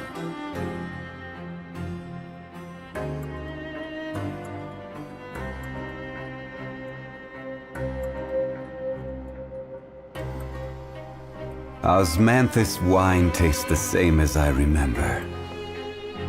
But where are those who share the memory?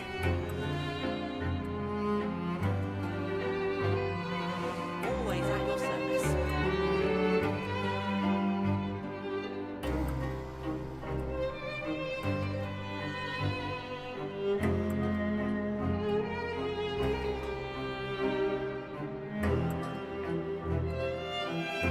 Every journey has its final day. Don't rush.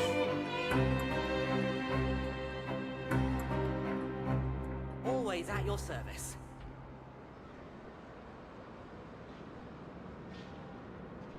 Osmanthus wine tastes the same as I remember.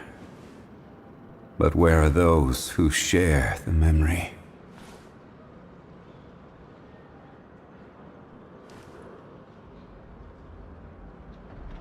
Always at your service.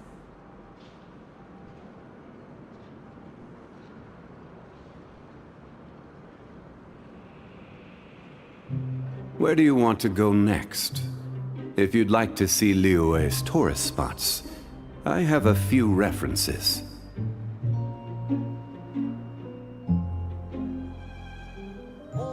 Osmanthus wine tastes the same as I remember. But where are those who share the memory?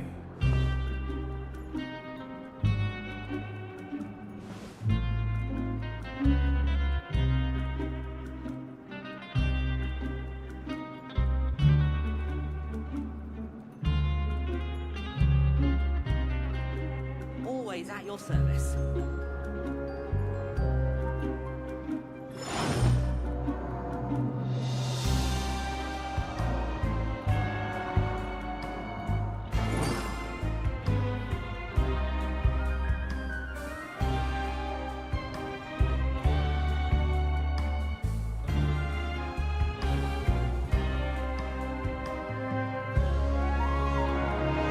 Every journey has its final day. Don't rush.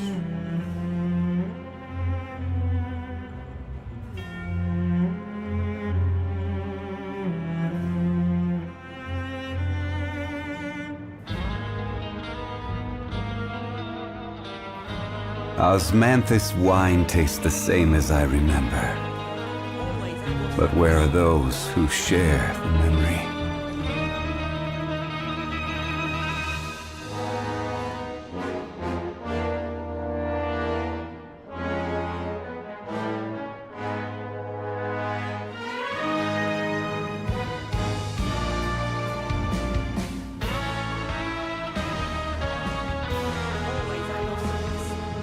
Where do you want to go next? If you'd like to see Liyue's tourist spots, I have a few references.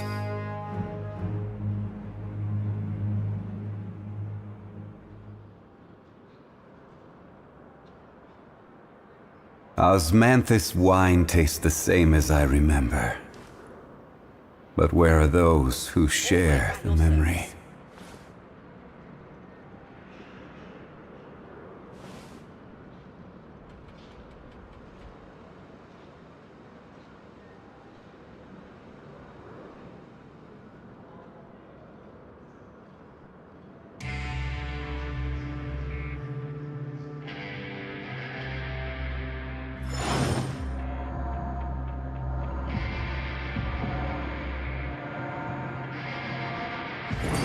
Always at your service.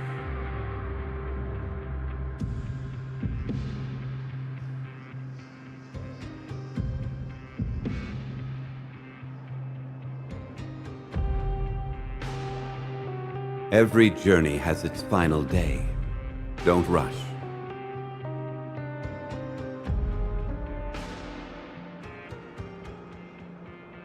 Always at your service.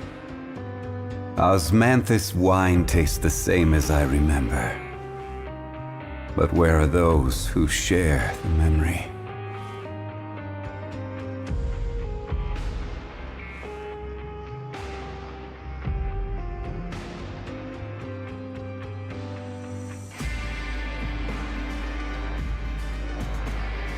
Always at your service.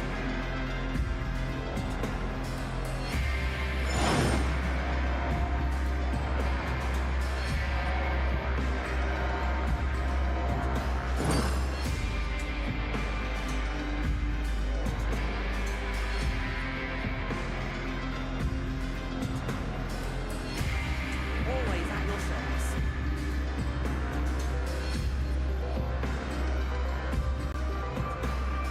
Osmanthus wine tastes the same as I remember. But where are those who share the memory?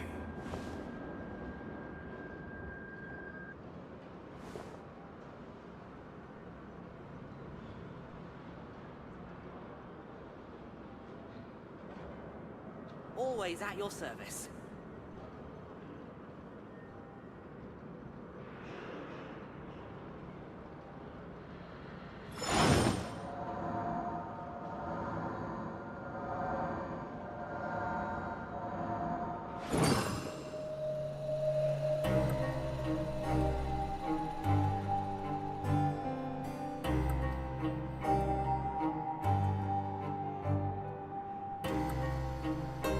Always at your service. Where do you want to go next? If you'd like to see Liyue's tourist spots, I have a few references.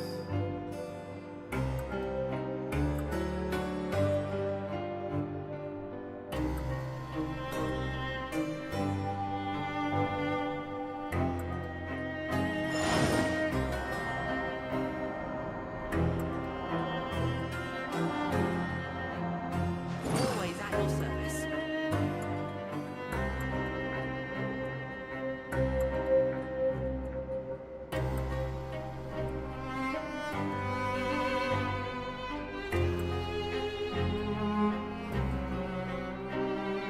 Boats are made for transferring commodities back and forth, and those that come across Liyue tend to stay a while, so it is where many things come to settle.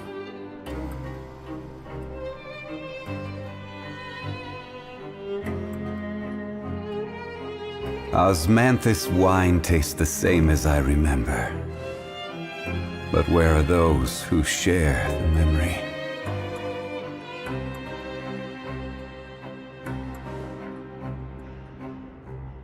Always at your service.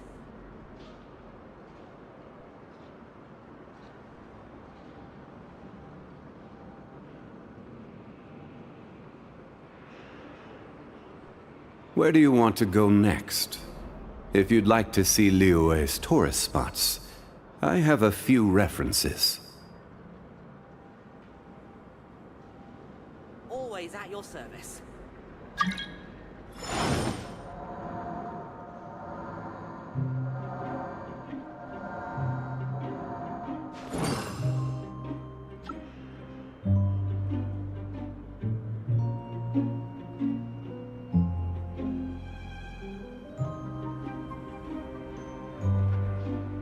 Always at your service.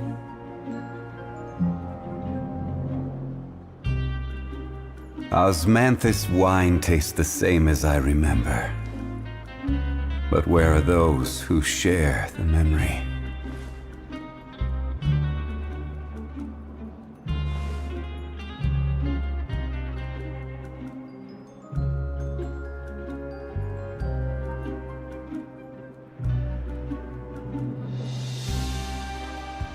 Always at your service.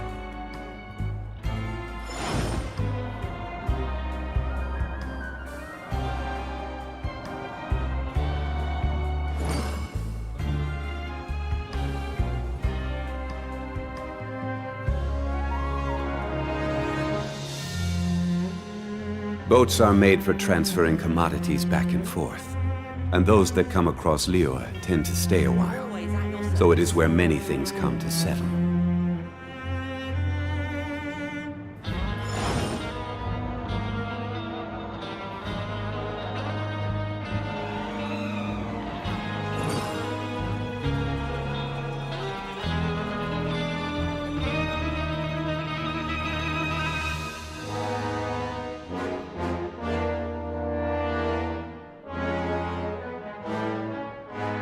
Where do you want to go next? If you'd like to see Liyue's tourist spots, I have a few references.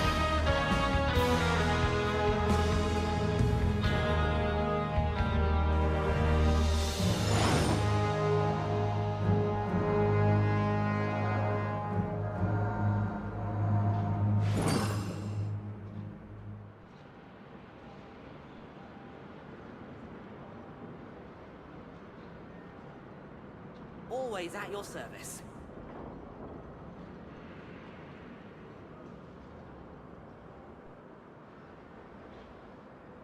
Every journey has its final day.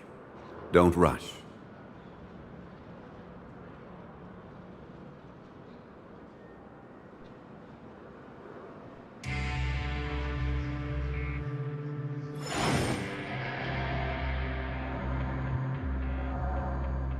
Always at your service.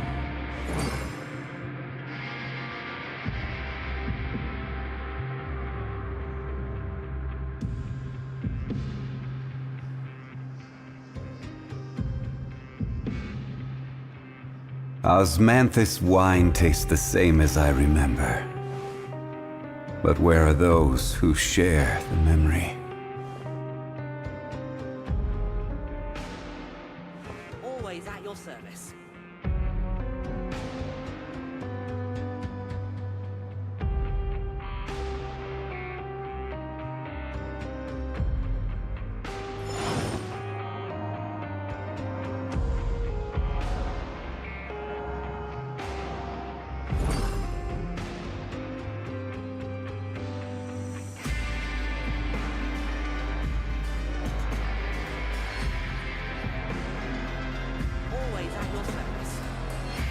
Where do you want to go next? If you'd like to see Liyue's tourist spots, I have a few references.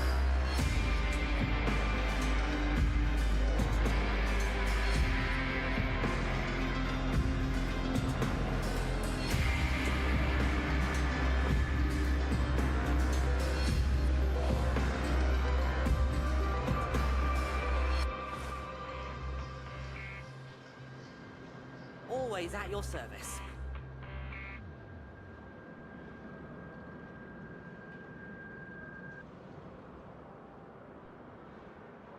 Boats are made for transferring commodities back and forth, and those that come across Liyue tend to stay a while.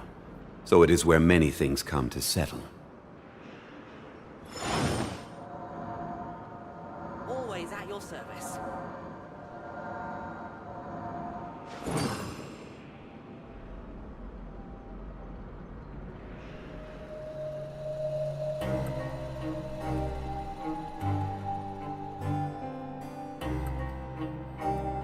Every journey has its final day. Don't rush.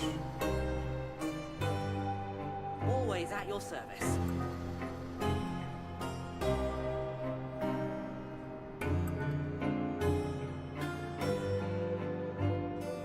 Osmanthus wine tastes the same as I remember. But where are those who share the memory?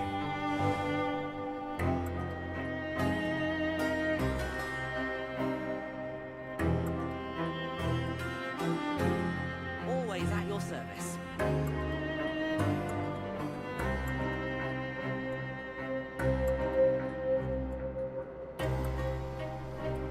Boats are made for transferring commodities back and forth, and those that come across Liyue tend to stay a while. So it is where many things come to settle.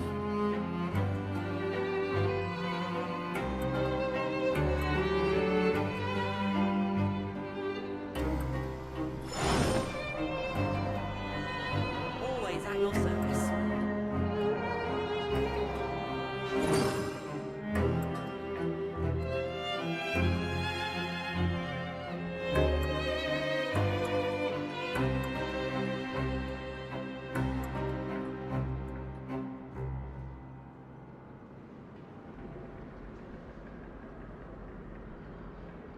Osmanthus wine tastes the same as I remember.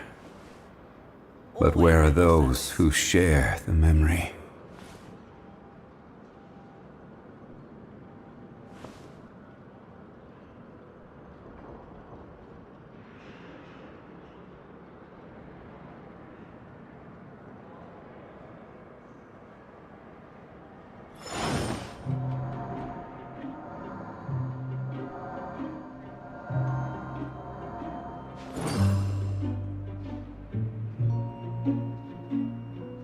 Always at your service.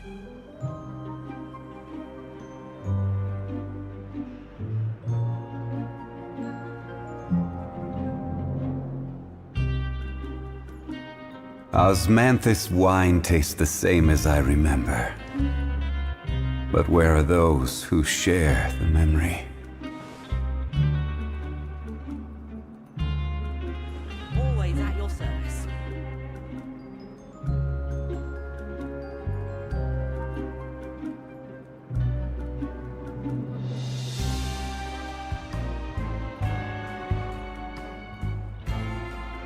Where do you want to go next? If you'd like to see Liyue's tourist spots, I have a few references.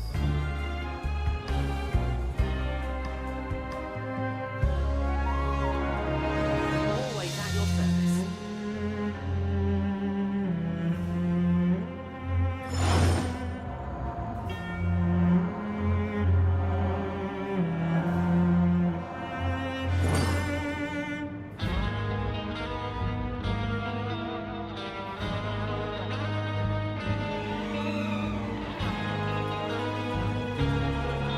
Every journey has its final day.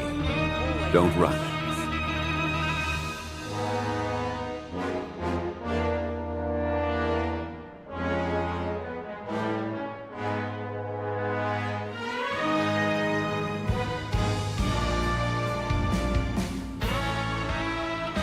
Osmanthus wine tastes the same as I remember. But where are those who share the memory? Always at your service.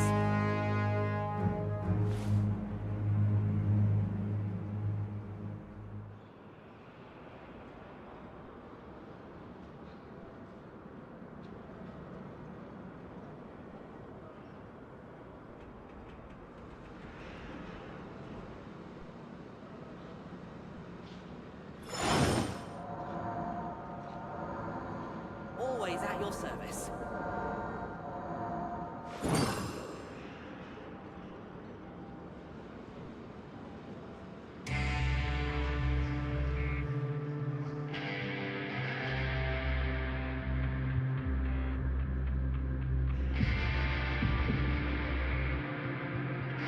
Osmanthus wine tastes the same as I remember.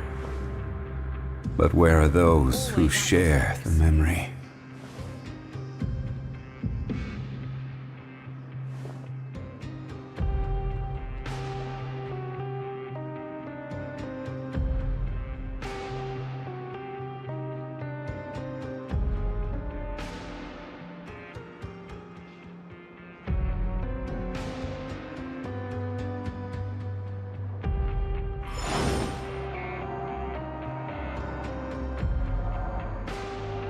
Always at your service.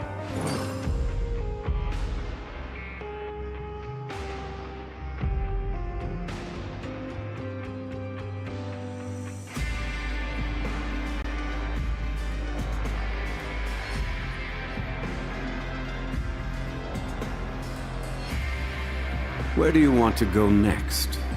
If you'd like to see Liyue's tourist spots, I have a few references. Always at your service.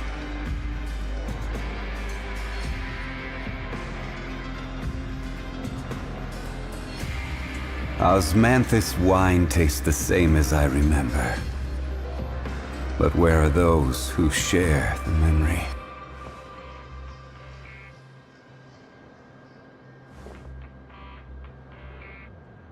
Always at your service.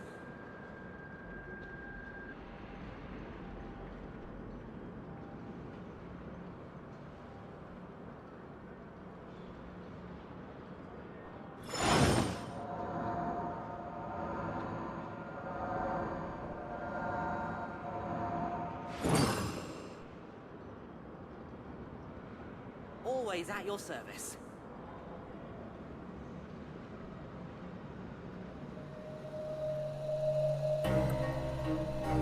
Boats are made for transferring commodities back and forth, and those that come across Liyue tend to stay a while. So it is where many things come to settle.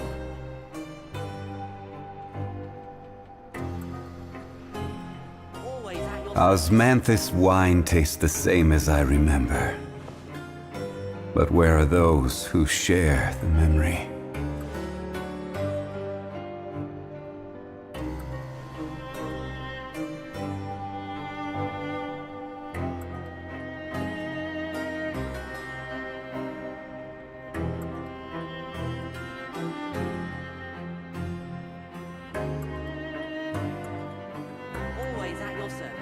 Every journey has its final day. Don't rush.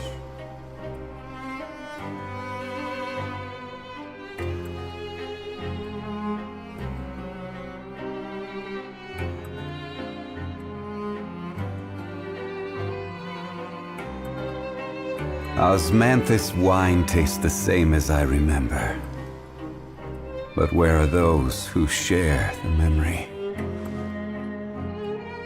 Always at your service.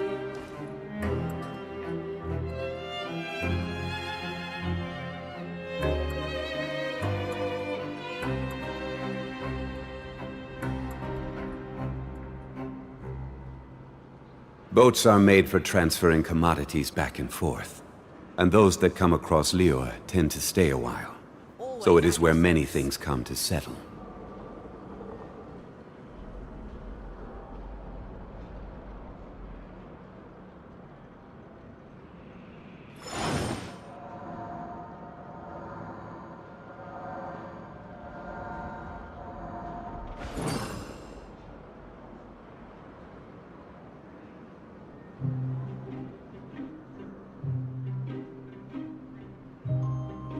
Always at your service.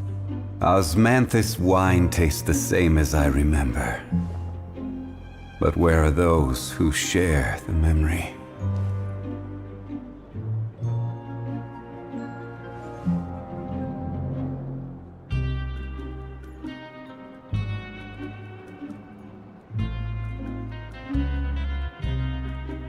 Always at your service. Where do you want to go next? If you'd like to see Liyue's tourist spots, I have a few references.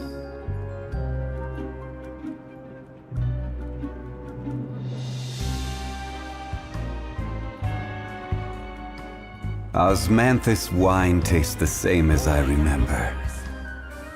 But where are those who share the memory?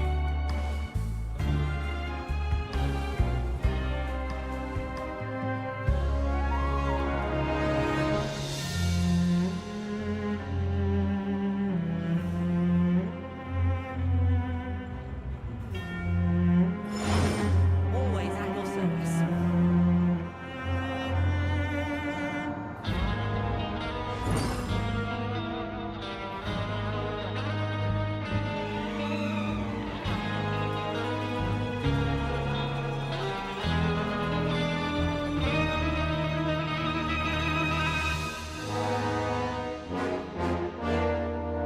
Always at your service. Every journey has its final day. Don't rush.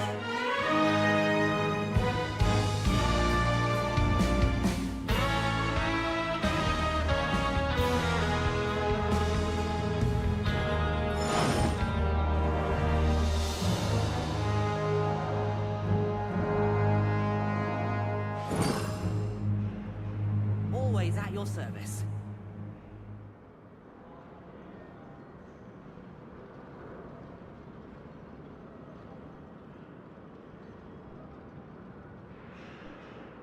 Where do you want to go next? If you'd like to see Liyue's tourist spots, I have a few references. Always at your service.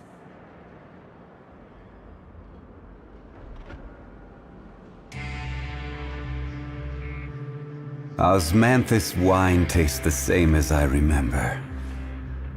But where are those who share the memory?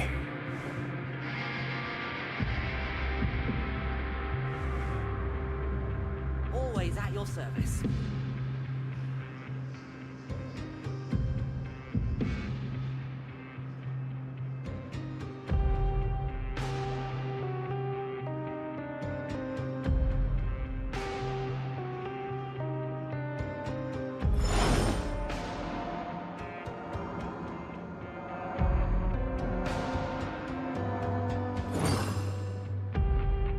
Always at your service.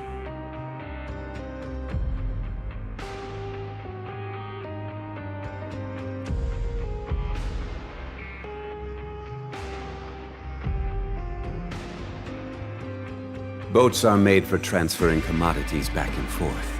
And those that come across Lior tend to stay a while. So it is where many things come to settle. Osmanthus wine tastes the same as I remember. But where are those who share the memory?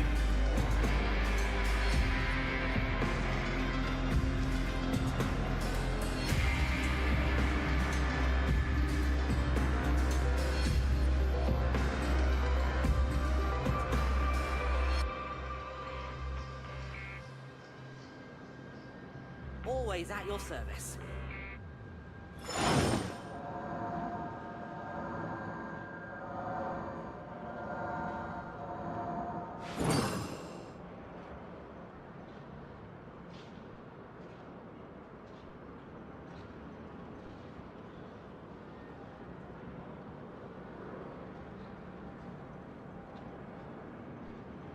Every journey has its final day. Don't rush. Always at your service.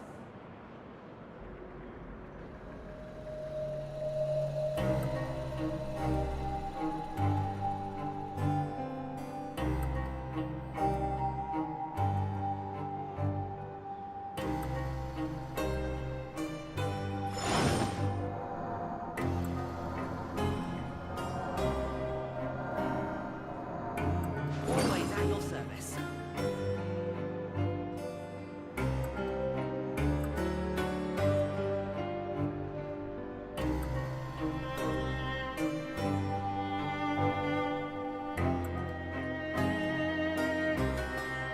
Boats are made for transferring commodities back and forth.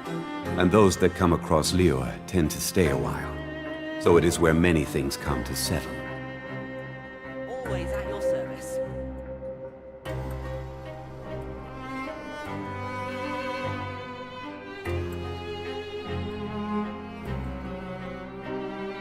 Osmanthus wine tastes the same as I remember. But where are those who share the memory?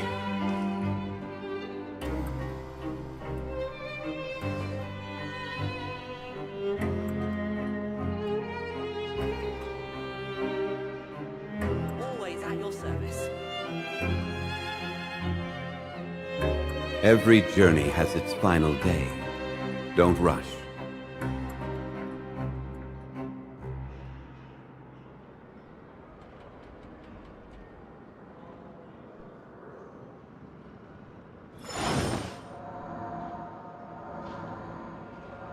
Always at your service.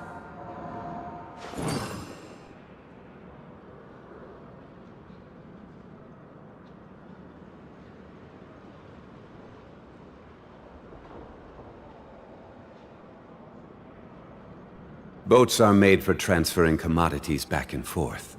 And those that come across Lior tend to stay a while. So it is where many things come to settle.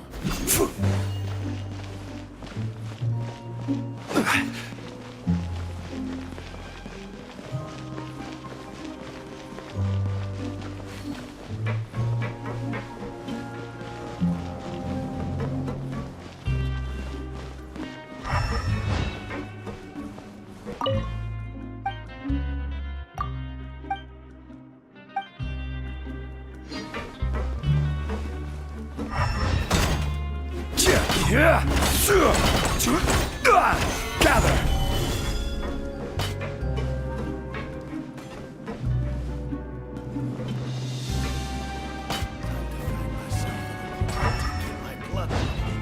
Yeah.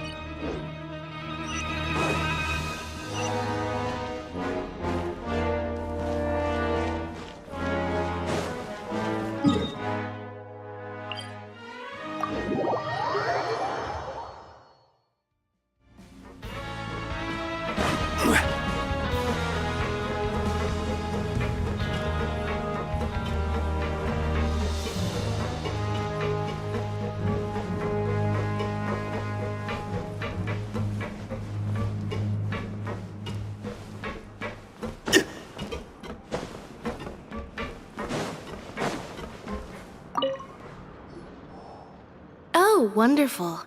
I was worried that you'd be busy trying to earn credit coupons all the time, but it seems like you haven't neglected your investigation work after all. Paimon likes having more coupons, but no one wants to work all the time. Have you also been investigating the area, Lynette?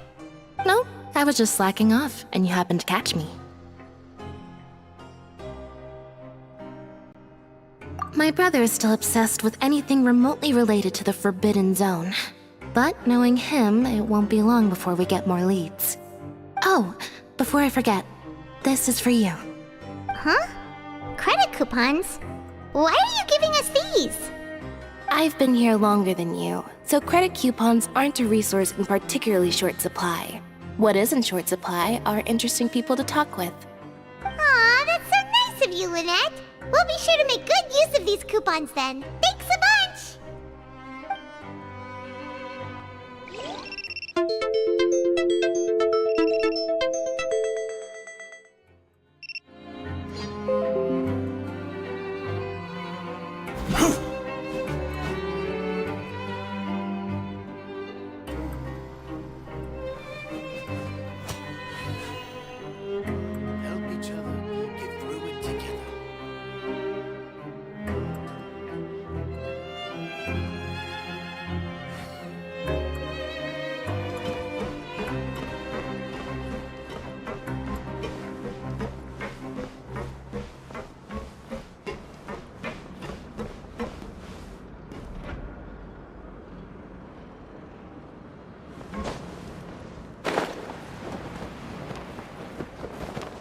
The audience will be able to... What should we...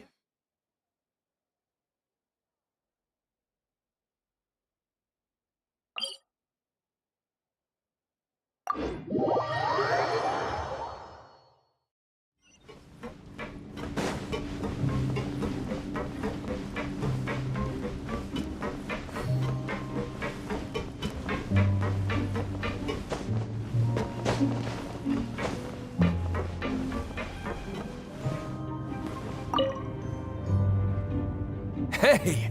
It's the Traveler and Paimon!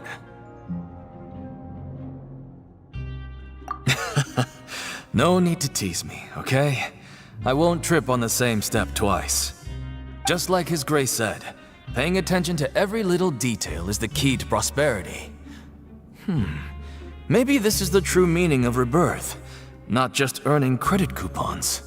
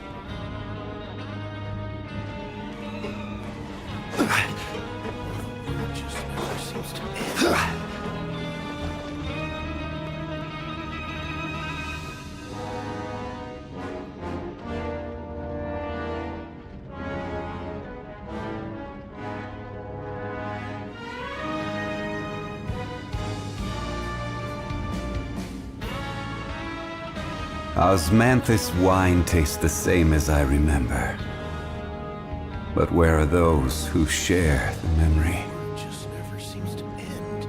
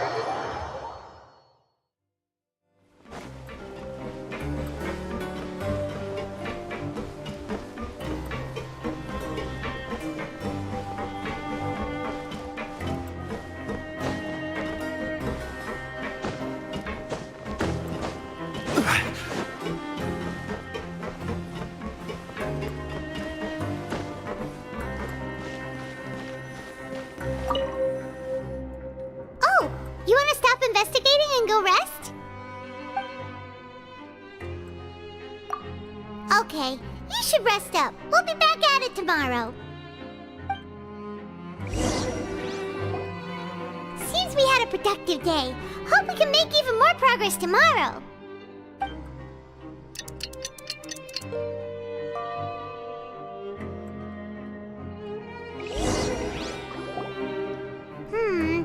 Maybe we can make some progress in our investigation today. What do you have planned for us?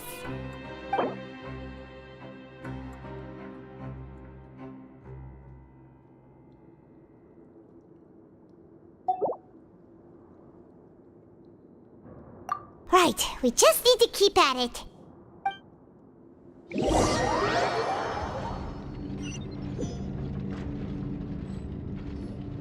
Look who decided to show up! Get your butts in gear and get to work. Time's a-wasting.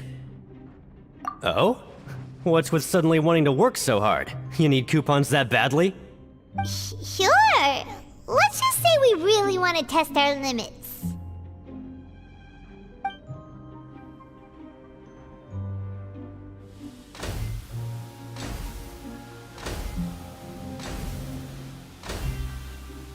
Nice! We did well today. Let's keep it up!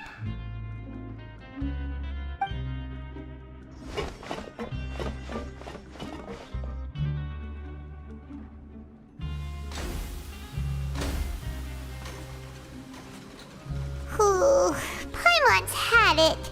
Who knew that processing these widgets would be so tiring?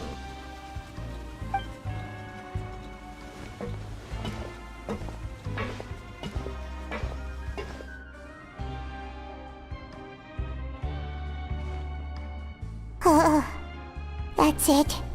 Paimon doesn't even have the energy to talk anymore. Is it time to eat yet?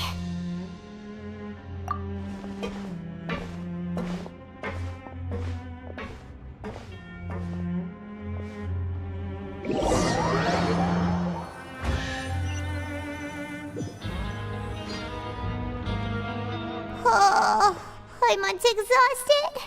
It's just work, work, and more work. Paimon's little body can't handle this much longer. Wait a sec. Now that Paimon thinks about it, haven't we been working non-stop for 3 days now? And now it's lunchtime! Oh, Paimon feels a shiver going down her spine. What's going to happen? But it doesn't seem like anything's changed at all. And we made it to the coupon cafeteria safely. Are the so-called hidden rules only a rumor after all? Well, there's no use to just guessing all day. Paimon's stomach has been grumbling the whole time. Let's just eat already. Paimon wonders what we'll get today. Maybe we'll get the super lucky meal. Wait, what? What in the world is this? What's with Paimon's food? And yours is the same. Is this stuff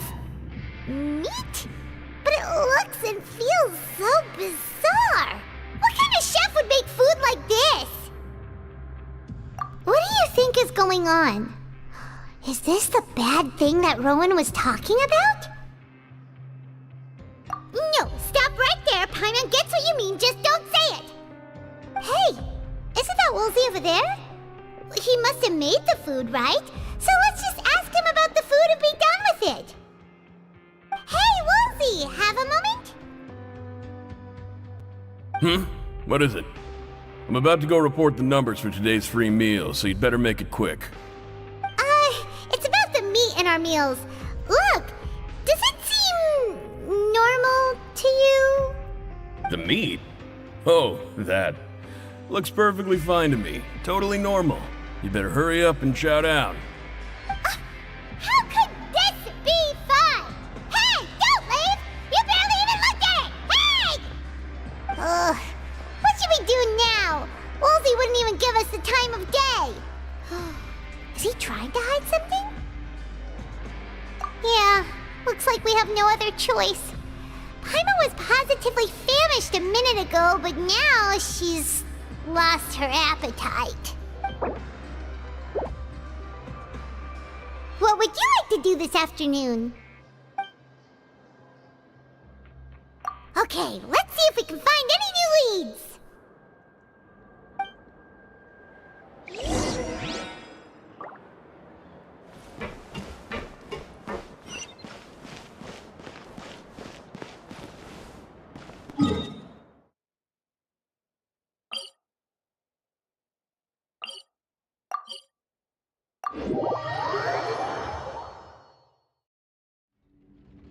Osmanthus wine tastes the same as I remember.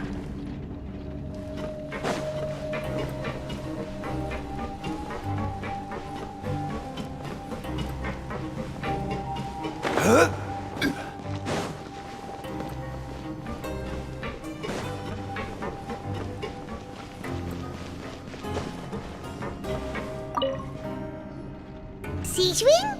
Aren't you supposed to be in the infirmary? What are you doing in the production zone? Hello, Traveler. Paimon? Everyone's usually busy around now, and we don't have any patients to look after in the infirmary. I thought I'd come here and enjoy the sight of everyone hard at work. Enjoy? What's there to enjoy here? It's really worth watching. I often stand here and observe everyone. Humans are just so interesting and adorable. I like to watch your expressions while you work. Are you talking about pets or people? Oh, I can see why you think that, but you shouldn't jump to conclusions. See, we Melazines are a different species, and we see the world very differently from humans. It's very easy for me to observe everyone's condition. All it takes is one look, and I can tell which workers are exhausted.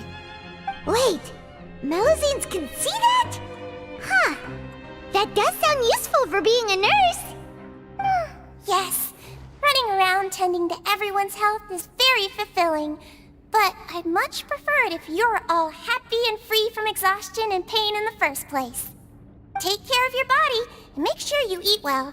Always rest when you're tired from work and don't push yourself too hard. We'll definitely take care of ourselves. Thanks for the reminder.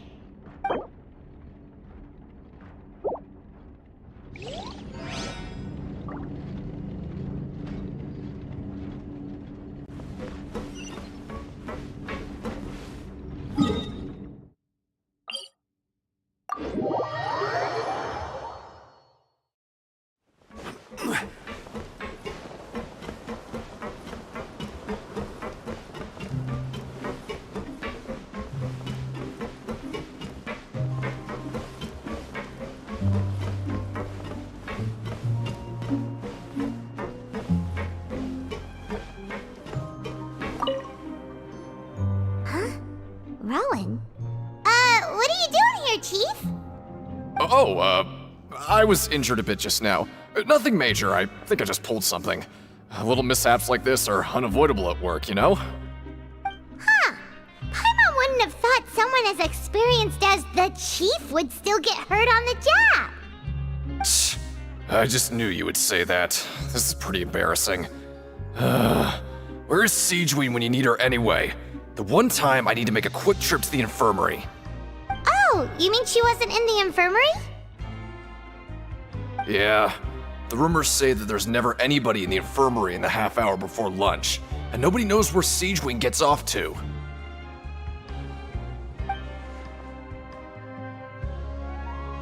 Huh. That's actually really strange. Siegewing's always super dedicated to her work. Where else would she possibly go? Forget it. I can take care of a small sprain like this on my own anyway. No need to trouble her.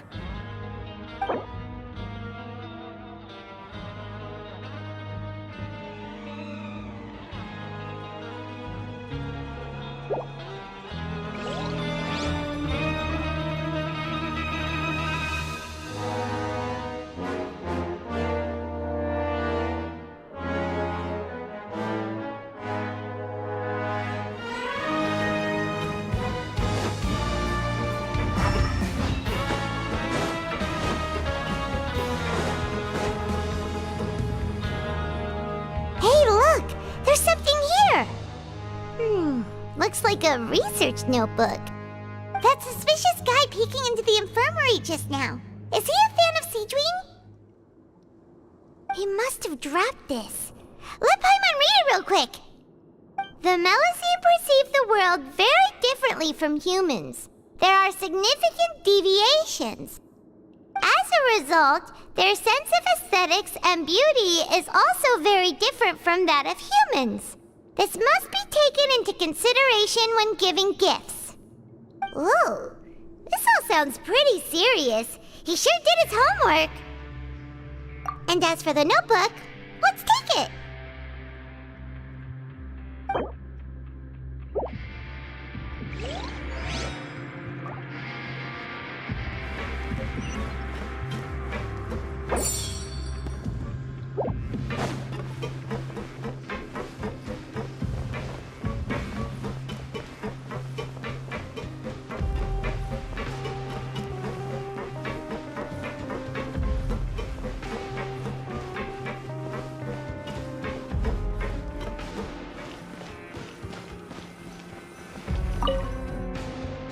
Oh, you want to stop investigating and go rest?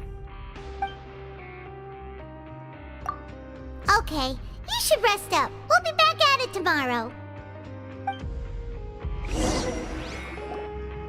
So after working a few days straight, we got some strange meat in our lunch.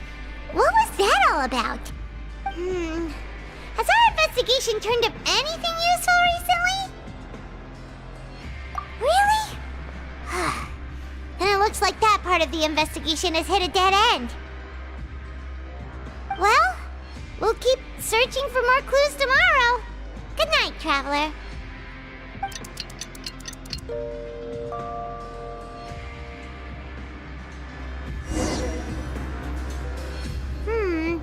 Maybe we can make some progress in our investigation today. What do you have planned for us?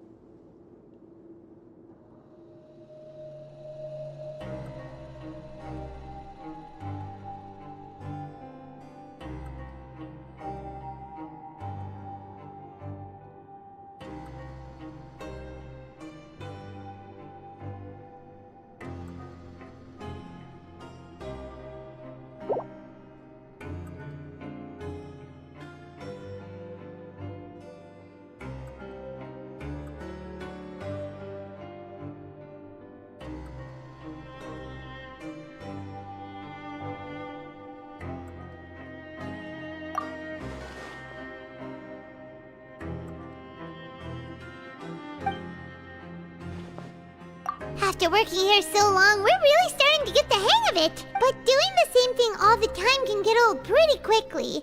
How are you holding up?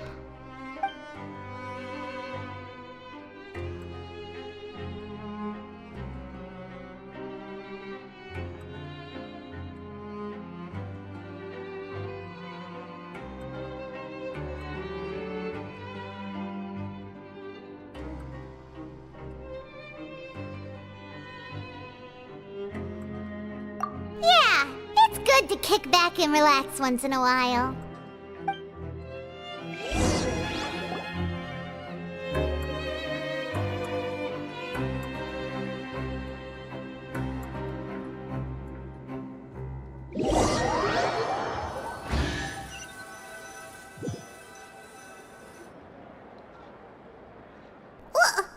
What is this garbage? Ooh, it looks disgusting! Oh, Paimon misses your cooking now. What would you like to do this afternoon? Knowing child, he must have been there all the time. Grab yourself a welfare meal.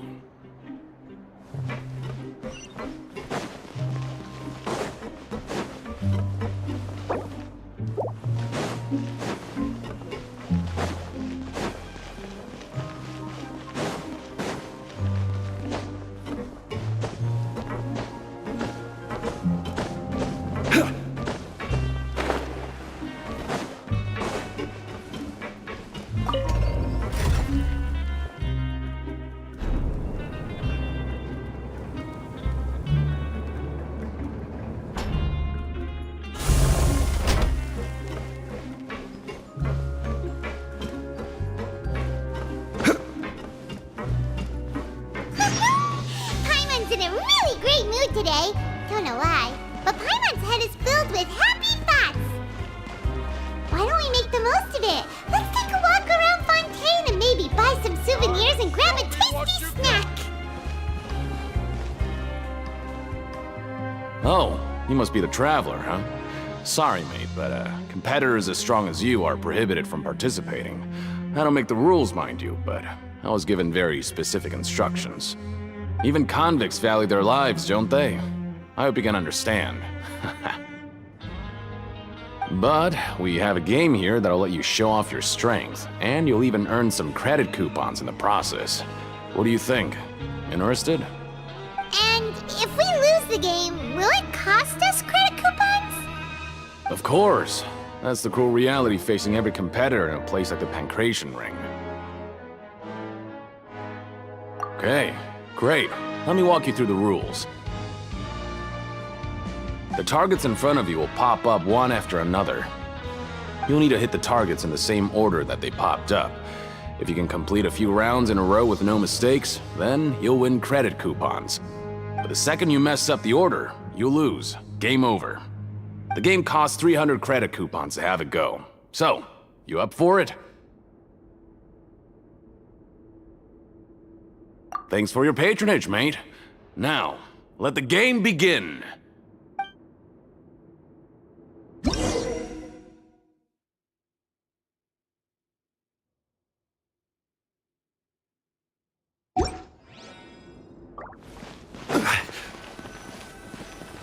Okay, do your best to hit the targets, just like Colin said!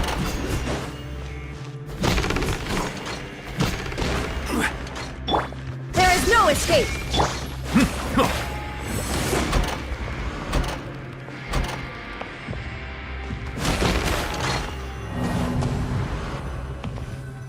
Quake! Okay, do your best to hit the targets, just like Colin said!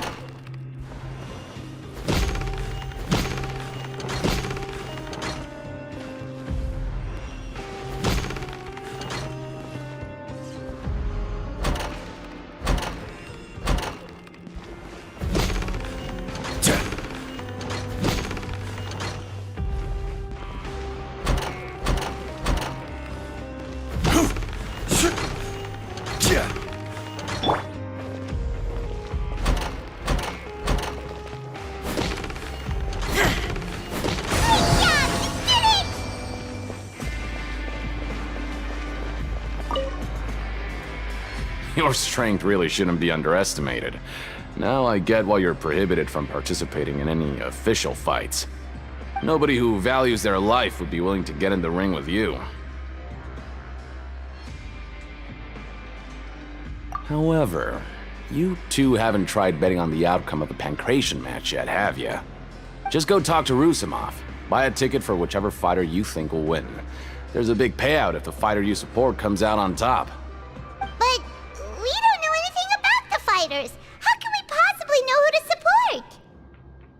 That's normal. Just watch a few matches and get a feel for the fighters. It won't be long before you can pick winners in your sleep.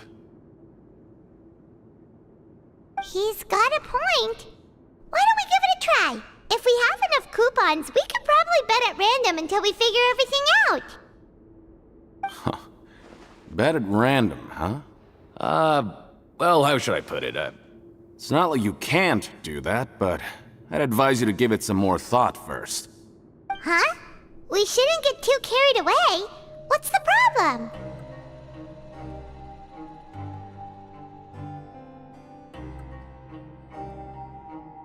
What? Never even picked a boxer before, and you already know about the rules? You're not just strong fighters. Seems you're pretty perceptive, too.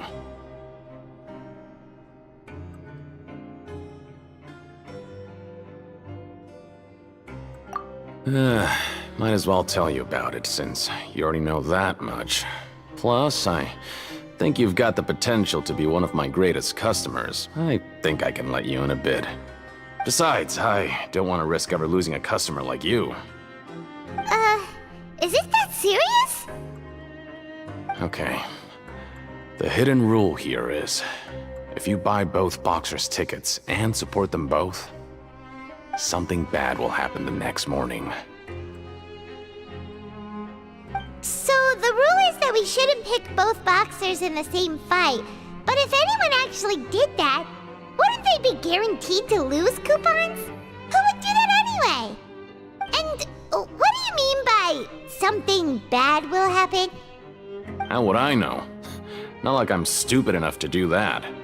But I've heard a story about the rule. According to the rumor, there was a masked boxer who possessed incredible skill and power. None of his opponents even stood a chance against him. However, in the final match, the organizers told him to take off his mask. He refused and never showed up to the fight. And after that, he was never seen again. Some say he died, or that he was taken care of by the event's organizers. But everyone remembers that he was someone who cherished honor above all else. In his eyes, supporting both boxers in a match would dishonor the competition itself. So you mean it's like a curse? He'll take vengeance on anyone who does that? No, he was always wearing a mask, like he was intentionally trying to hide his identity. I don't even know anything about his past. Traveler, do you think that boxer was... Huh? We will? You're not serious, are you? Look, here I was just trying to be nice and warn you, yet here you are trying to break it on purpose? Yeah, it sounds pretty scary to Paimon.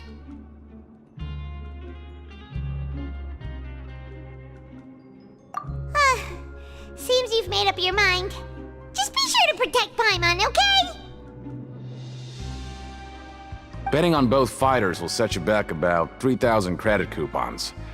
If you have enough, then go ahead and give it a try. Just don't come running back to me if something happens.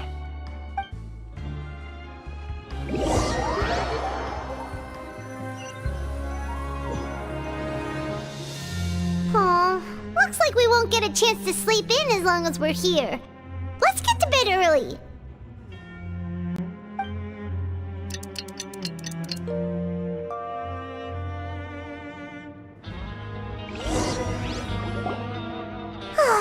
The dawn of a new day. Paimon feels like we're getting used to life as convicts. Is that a good thing or a bad thing? What do you have planned for us?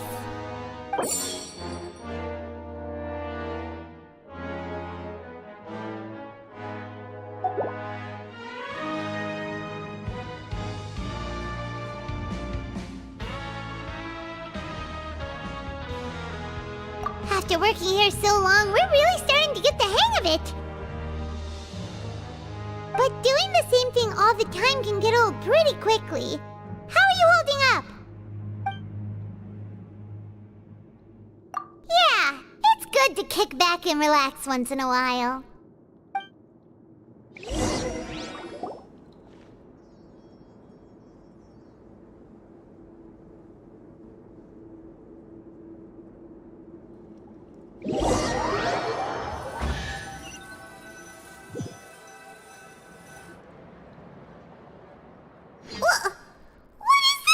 garbage. Ooh, it looks disgusting. Oh, Paimon misses your cooking now. What would you like to do this afternoon? Maybe we'll be able to find some leads there.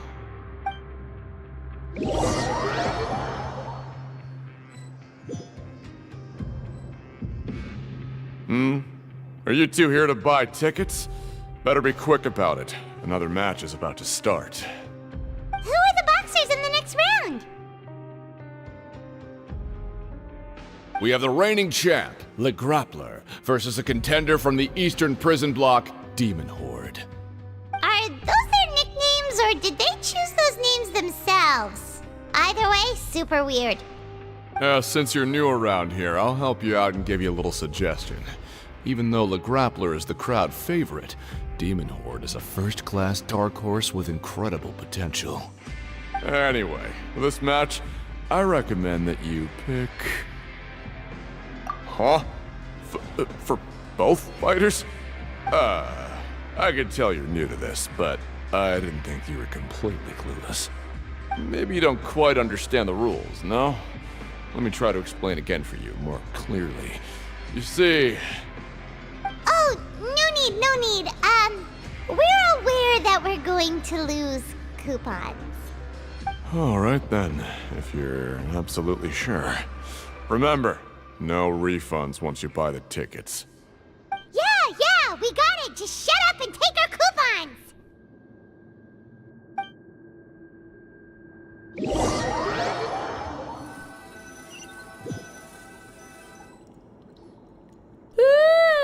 We woke up so early today that Paimon's been nodding off all afternoon.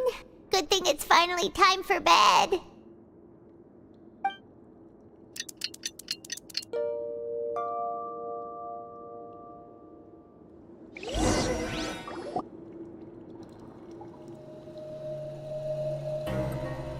Hey, Traveler! Paimon!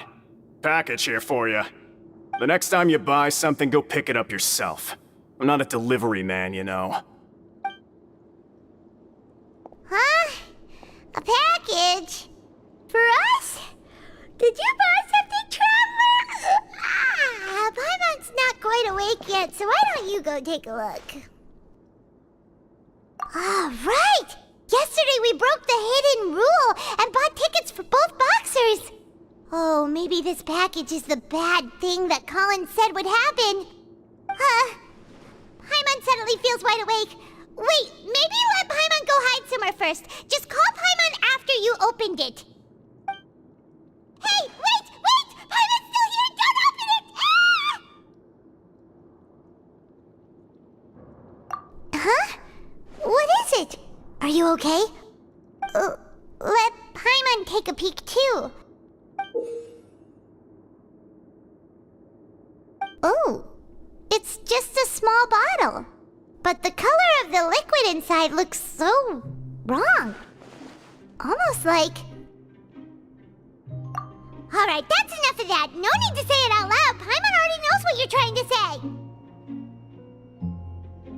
Ugh, no way! Get that stuff away from Paimon!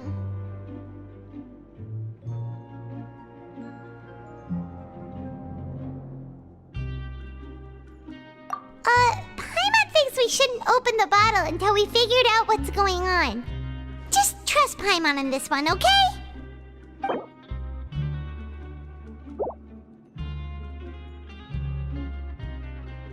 What do you have planned for us? Though it feels nice to slack off a little, less work means less coupons. Let's make the most of our morning.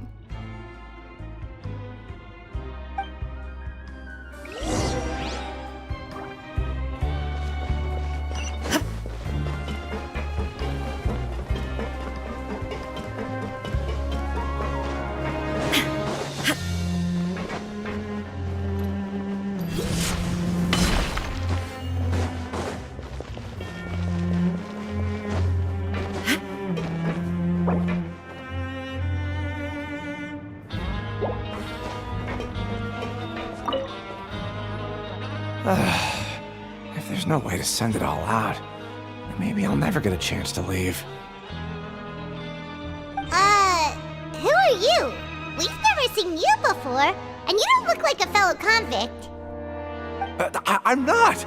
Of course I'm not. Please, don't mistake me for a criminal. I'm a good, law-abiding citizen.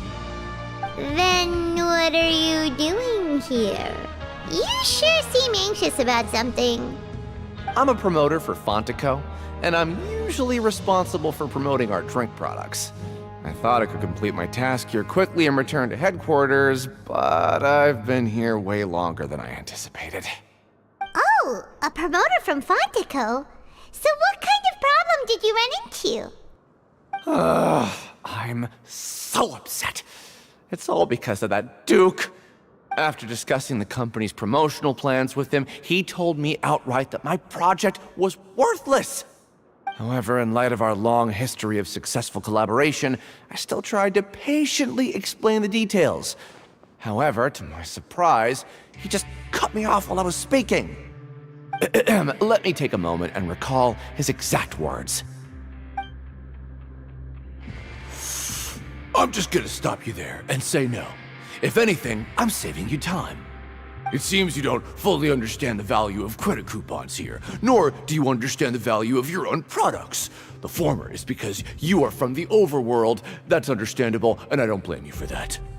But as for the latter, only someone monumentally stupid, so breathtakingly stupid that they were completely ignorant of the value of credit coupons, despite living in the underworld, would ever possibly consider buying your drink. Let's just forget it. Anyway, that's how he rejected my proposal and asked me to come up with another solution with the condition that it doesn't cause any trouble for him. Can you believe that guy? Well, he is the head honcho here. Not much you can do about that. We met him too and could tell that he's the kind of guy that's hard to pin down. Fine. I know I should just let it go. I'm on his turf after all. His house, his rules.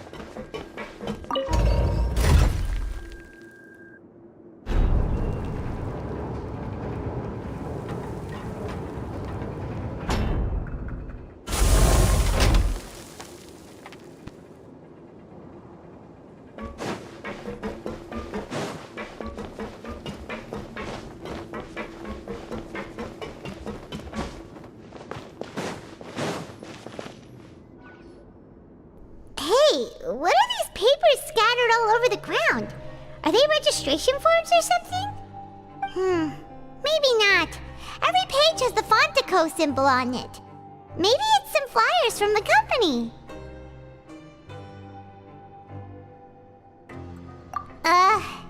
Okay. But if someone catches us, they could accuse us of trying to steal the company's secrets, couldn't they? Oh, you're right. Guess there's nothing to worry about then. Let Paimon have a look here.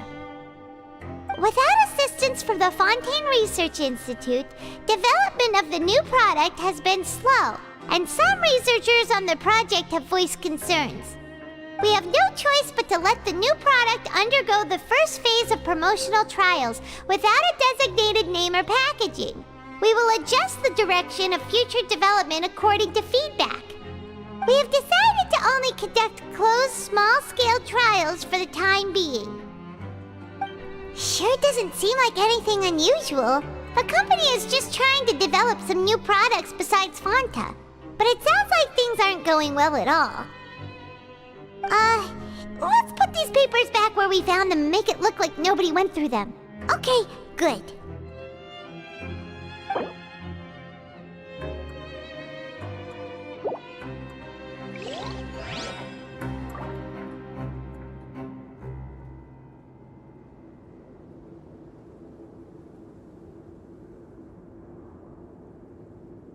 Time to show me what you got!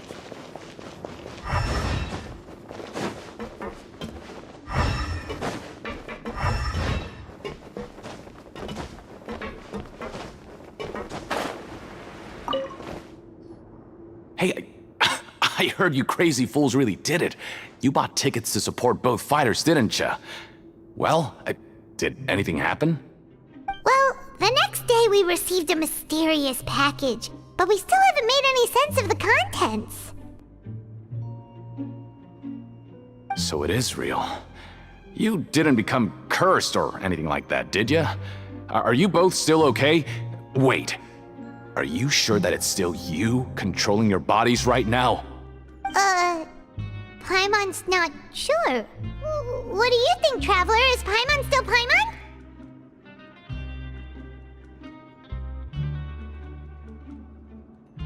Oh, okay. Well, that's good. Yeah, you two don't seem to have changed at all. But I wouldn't let your guard down just yet. Still, I didn't expect you would actually do it. You'd actually throw away coupons like that just to satisfy your curiosity? Even if we bought tickets like everybody else, it's not like we could hope to earn any coupons. When it comes to things like this, it's always the organizer who makes the real profits. Hey, just what are you trying to imply? The Pancration Ring is an honest business, and we really don't make much from selling tickets. We make so little that even the current tournaments can only be held thanks to funding from the producer of Fanta. Oh, so it's the company that manufactures Fonta sponsoring the events? Paimon thought all of this was thanks to the Duke's support. Let's just say it's a mutually beneficial arrangement. They reached out to us first, hoping to promote Fonta products in the Fortress of Meropide.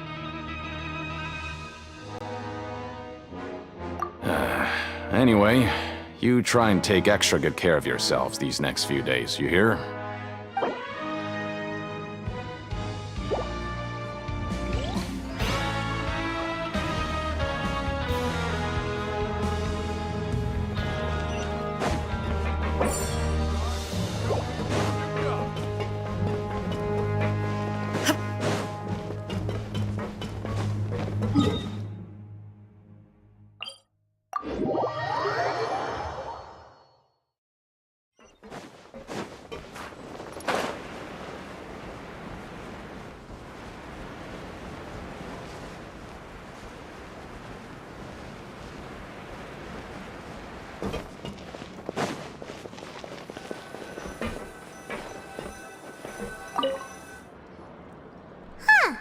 We ended up here without even thinking about it.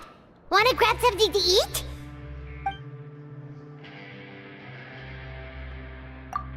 Alright, but remember that we bought this time with coupons, so let's make better use of it next time.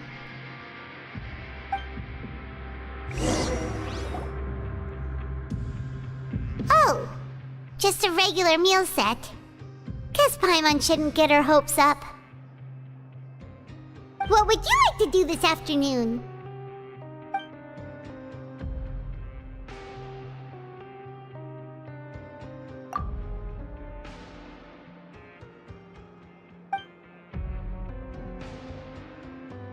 Seems you're really getting the hang of things at the Pancration Ring now. But just playing the same game over and over? It's getting kinda tiring.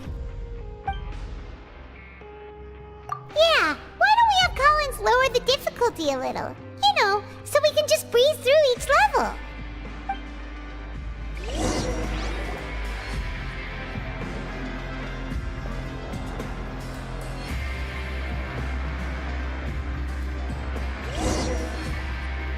A mysterious box? A bottle of crimson liquid? Paimon still doesn't know what to make of it. Do you have any ideas, Traveler?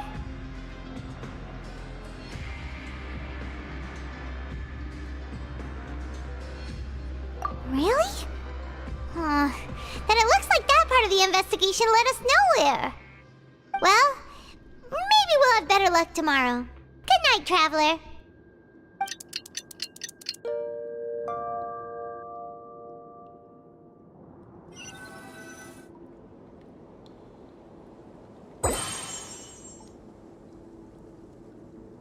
Okay, so we've investigated 2 of the hidden rules. Paimon didn't think this prison would have so many weird things going on. We'd better pick up the pace with our investigation, otherwise we'll never get anywhere.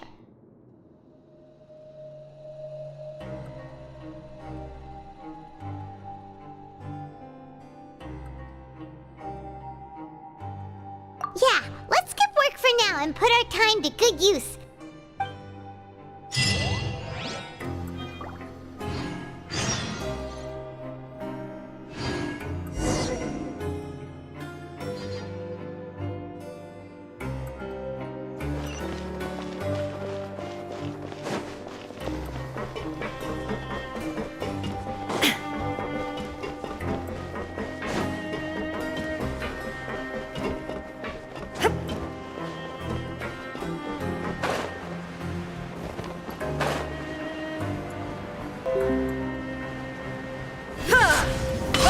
Isn't that Vidok over there? Huh. Is it just Paimon, or are there fewer people than usual here today?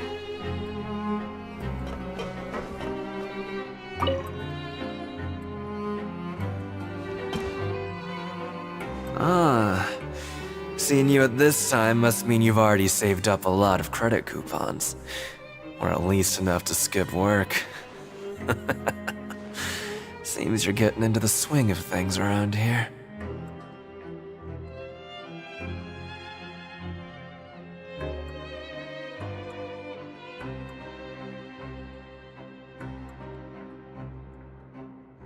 Impressive. Very impressive. So, now can you tell us about the hidden rules you know?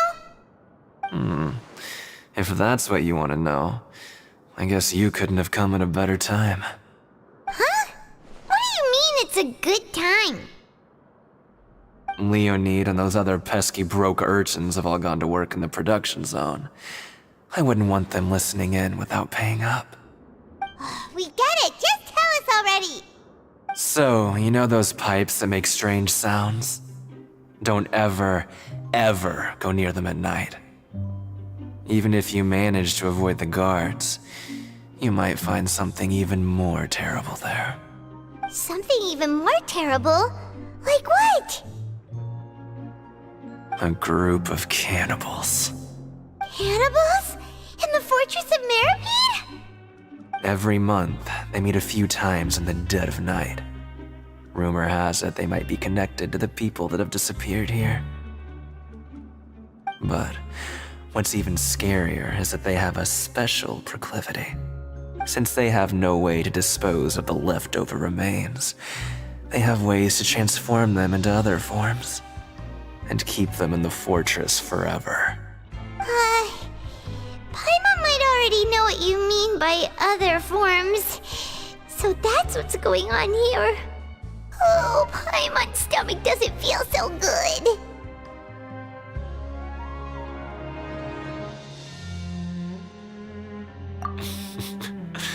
You two look pretty skeptical.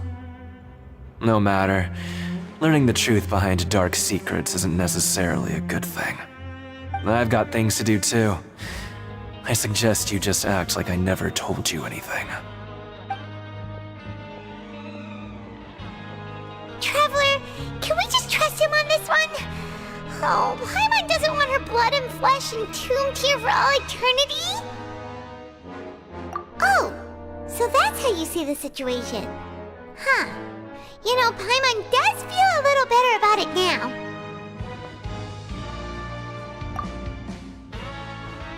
When will all the secrets end?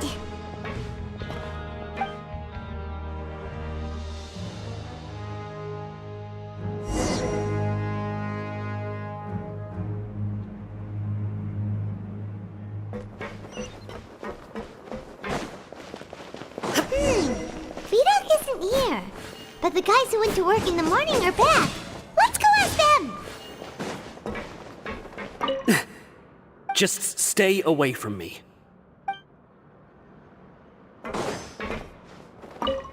What? What are you saying? You shouldn't go around saying stuff like that.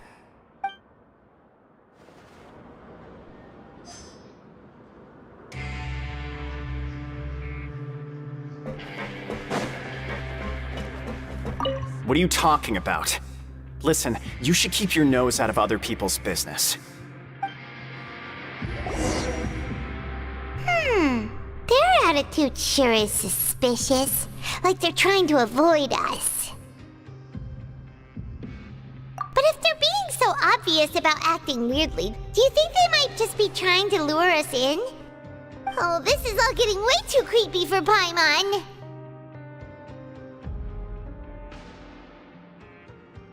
So you mean we still need to investigate some more? Okay, if you say so.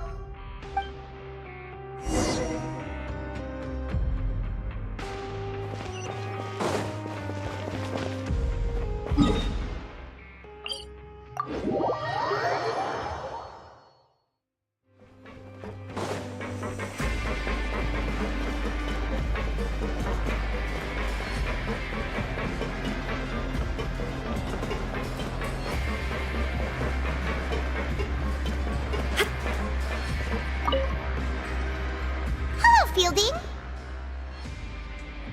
What do you want? Criminals like you ought to be working right now. Catch my drift. We just want to ask you a simple question. Have you ever discovered anything odd during your nighttime patrols? Why are you asking about something like that? Whatever happens at night isn't your concern. All you need to worry about is getting enough sleep.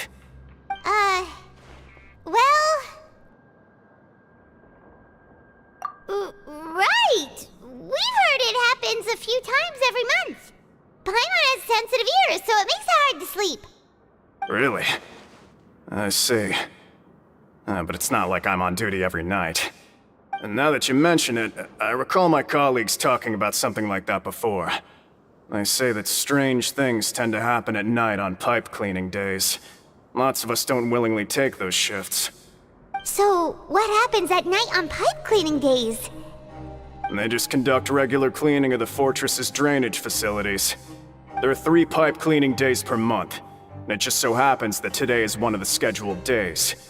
You can try to confirm the sounds tonight if you want, and if they're real, then I can report the issue to my superiors for you. Oh, okay. Then we'll keep both ears out tonight. If that's all, then I'll be leaving now. I advise you not to try anything funny, though. Even if I'm not on duty tonight, someone will still be watching you. Don't worry, we don't want any time added to our sentences. Oh, he left. So what do you think about the pipe cleaning days he mentioned?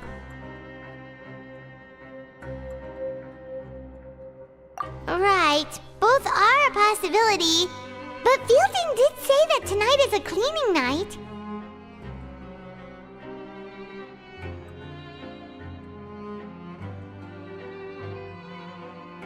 Paimon knew you would say that. Alright, sounds like we'll be up all night tonight then. Paimon just hopes the guards don't catch us.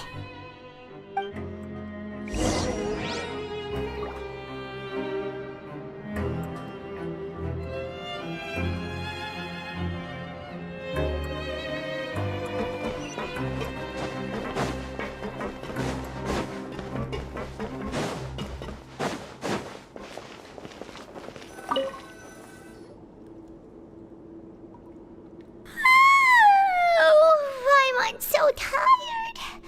But we can't sleep yet. They'll be cleaning the pipes tonight, so it's the perfect chance for us to investigate.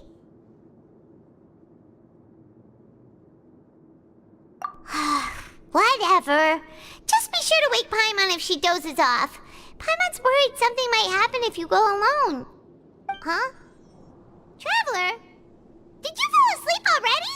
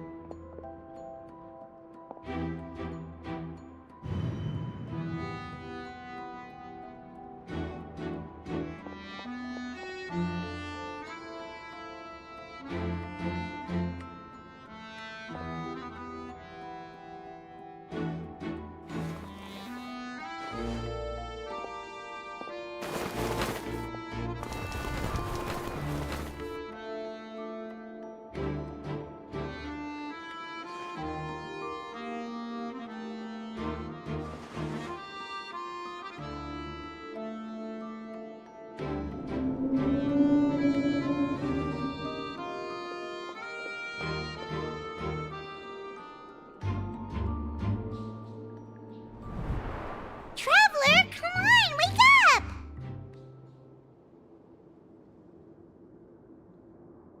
Oh, it looked like you were just peacefully sleeping to Paimon. Well, what did you see this time? Really? So we're finally starting to figure out what actually happened! But what about the cannibals? How do you explain them? Okay, well it's about time for us to get moving. Just be careful to avoid the patrolling guards.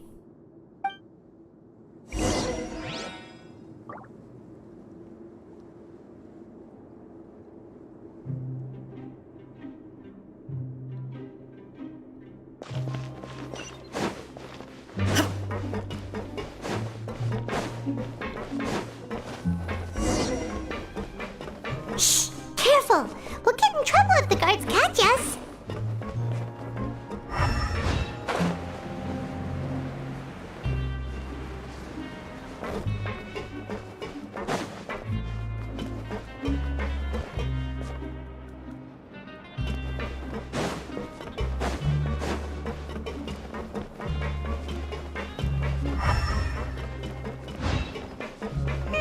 This should be the place.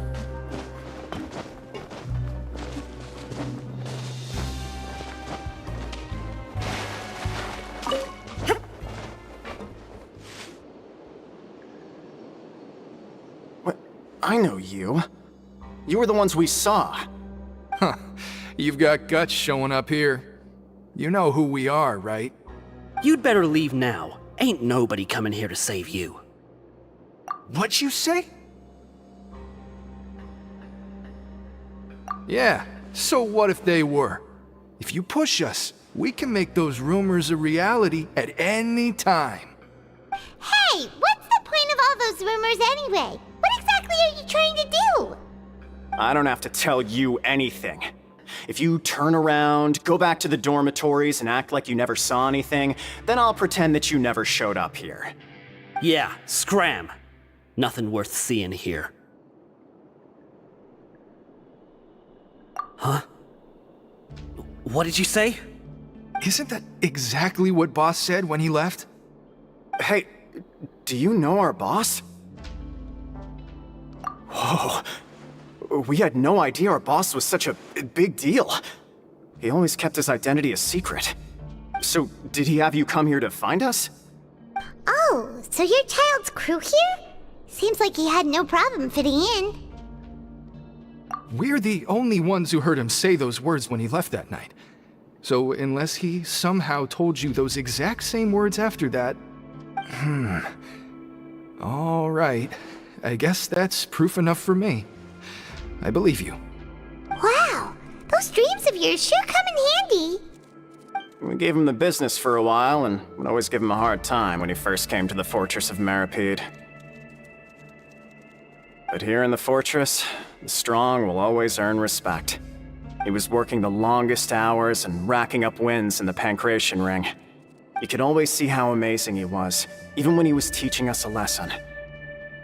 So eventually, we all decided to follow him. But one day, he suddenly told us that he had to find a way to escape this place, no matter the cost. He said it was because he heard that call again. And as his crew, if the boss wants something, then it's our job to get it done. So, we got to work, and used the hidden rules that were here to make up and spread the rumor about the cannibal rule. We just wanted to give him a better chance of escaping on a night after the pipes had been cleaned. Oh, thanks to your rumor, nobody would want to come anywhere near here, prisoner or guard. Wow, it sure is easy to exploit people's fear of the unknown. But hasn't Child already escaped? Why are you all still coming here after pipe cleaning day? Because as far as we know, the pipe he went into isn't actually an exit. It should be a dead end.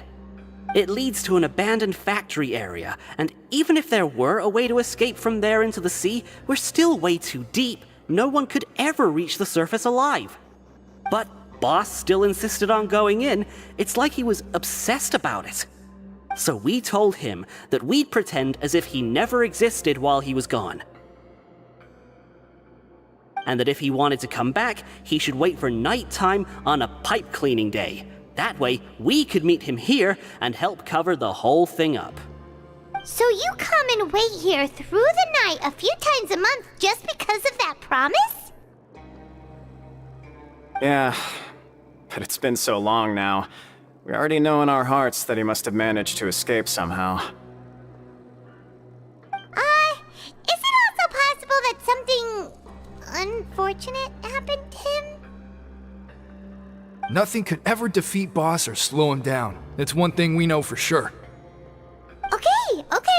Paimon was just brainstorming possibilities. Alright. Keep quiet and follow us.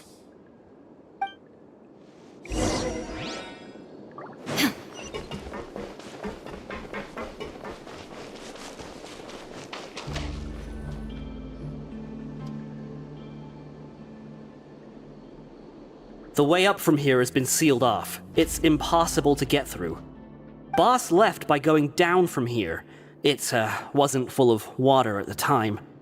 Later, we came back hoping to have a look. That's when we found out it had been completely flooded. It's impossible to navigate unless you're an extremely skilled diver. Do you think Child got trapped by the water? Not likely. We all know that Boss was an incredible swimmer. Really? Then have him come investigate, pronto. Just be sure to tell us if you get any news about Boss. It's getting late. We should leave before the guards come this way. Yeah, we learned a lot about what happened to Child here.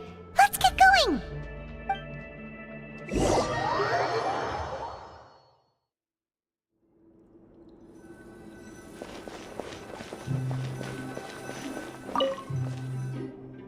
Whew. We finally learned some key information. Seems all of our investigative work has finally started to pay off. When you said you knew a diver, you were talking about Fremine, right? If we ask Linny, he'll definitely have Fremine help us. Ugh. Why is Child like this? What was he doing going into the pipes? Not making our jobs easier, that's for sure. Fortunately, though, it seems like it's only a matter of time now before we find out what really happened. Now that we can finally relax, I'm starting to feel super sleepy. Let's try to get some rest while we still can. Nighty-night, traveler!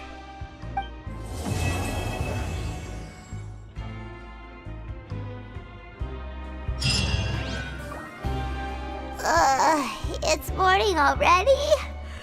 Oh, Paimon still needs more sleep.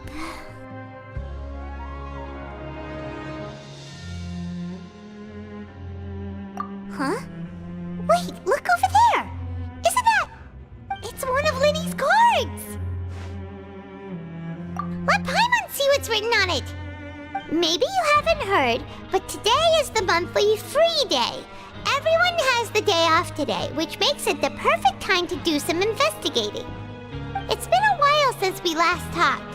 Have you been making any progress lately?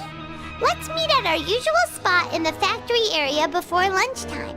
I have new information. Ooh, today's our lucky day. We have the day off. From the sound of it, Lenny's been making progress with his investigation. Wonder what he's discovered. We still have some time before we meet up. Let's talk with the people here for a bit more before we go.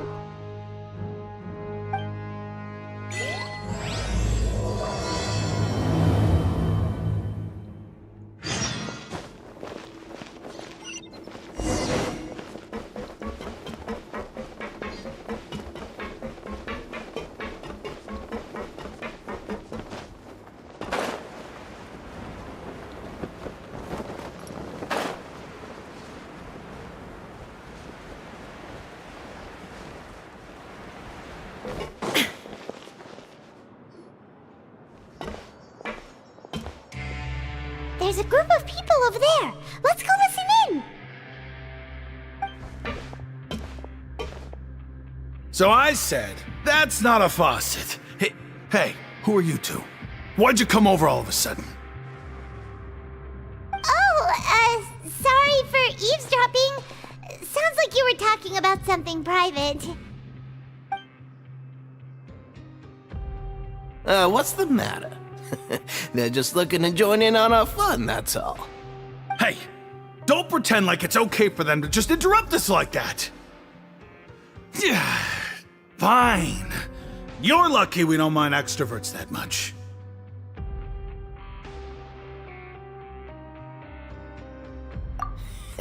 You hear that, Quisto? What nice! Your expressions tell me you're looking to hear some juicy info, am I right? But before that, it just so happens that I know you two.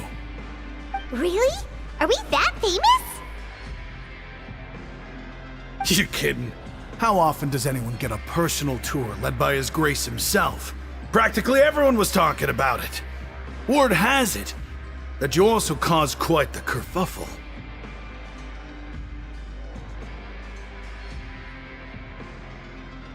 A little mistake, huh? I like the way you put it. You see, people with a good attitude can join our group anytime, unlike some of the others here. Your group? I'm Quisto, and this is Lavaroon. People usually call us the Bombshell Bros, but don't worry. We're not playing with bombs or anything. It's just that our information is always so explosive, and we blow minds on the regular. So, you two really like to gossip? Whew, you sure know how to embellish. No. You don't get it. Knowing intelligence will make things better for you here. For example, knowing who's working with whom, who has the latest rumors, who's not getting along. Wouldn't you like to know all that?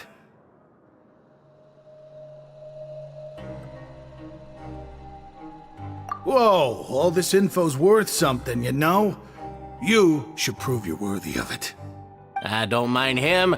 Quisto's always this way. Just play nice and say something to massage his ego. The welfare meals. Talk about the welfare meals.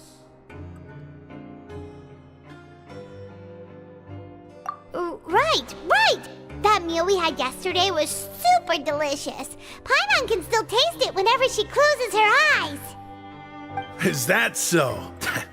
To tell you the truth, I've been helping out with making those welfare meals. I've been working as a kitchen assistant for about a month and a half now. Oh, so you're the one who made those delicious steaks. Amazing! You could be a professional chef. You are correct. I am a true professional. In fact, I even went to culinary school. But enough about that. Since you like my cooking, I guess that means we share similar tastes. Listen carefully. This little bombshell will help you learn what's really going on here in the fortress.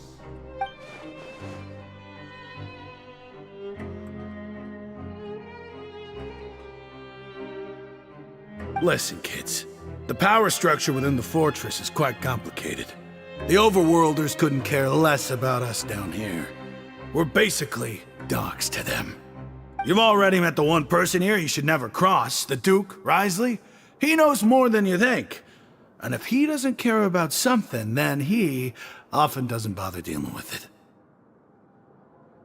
Those who have the Duke's attention get all kinds of special perks, even better treatment in the infirmary.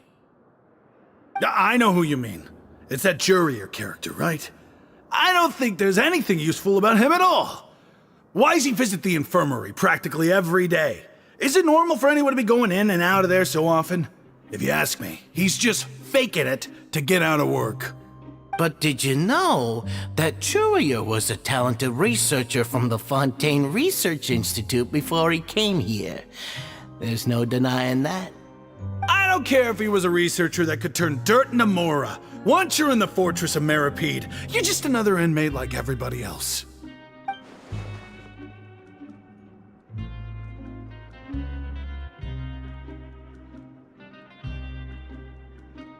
Speaking of which, the last time I saw him, he was passing by in the corridor with Lorvine. I also heard they started arguing in the library and got into a fight, right? Guess that's just how terrible of a guy he is. You mean he hit a woman? Wow, I never imagined he was that bad. But that Lorvine's also quite the odd one, you know? She's always gabbing away, got into a fight with a man, and she also got sent to the infirmary.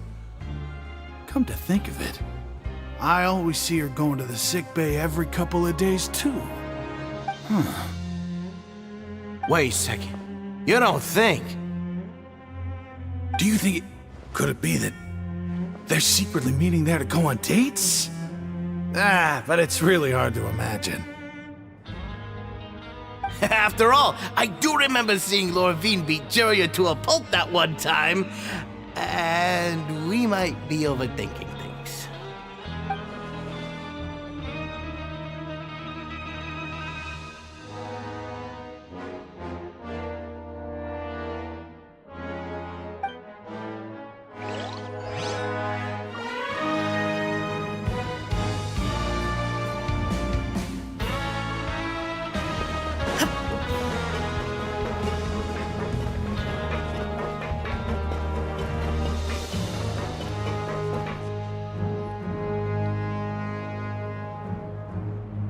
Look! There are some people talking over there! Let's listen in on the conversation.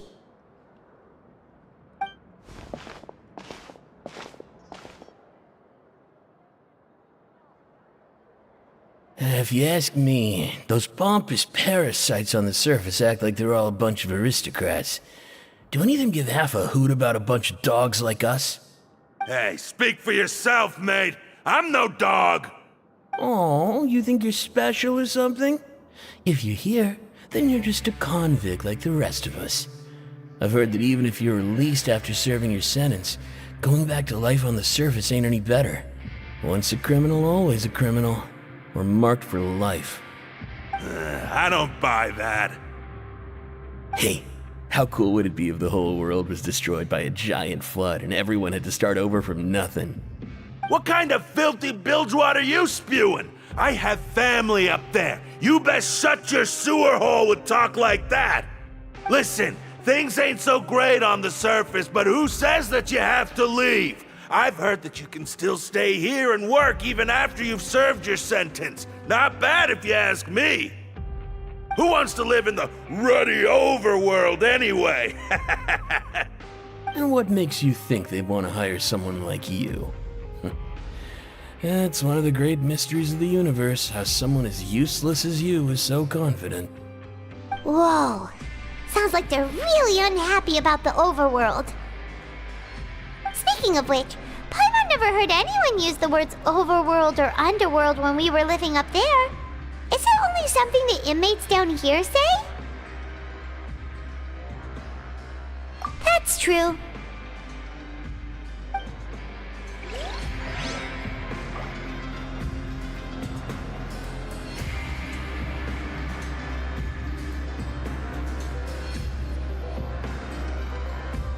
Inazuma shines eternal!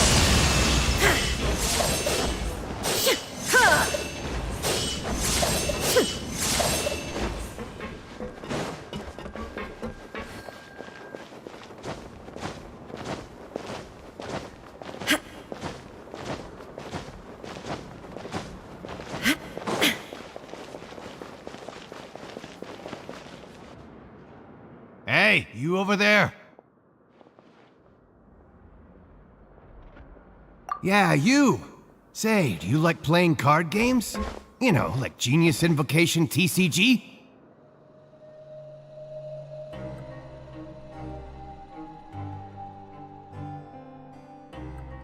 You TCG players are like mint in the wild, literally sprouting up everywhere.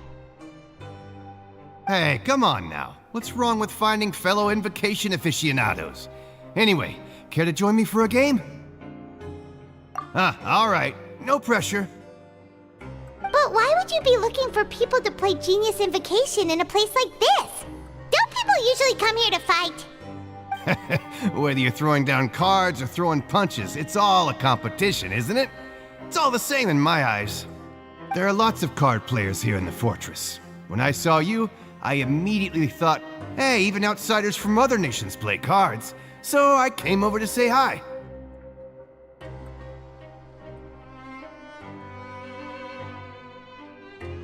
Sure.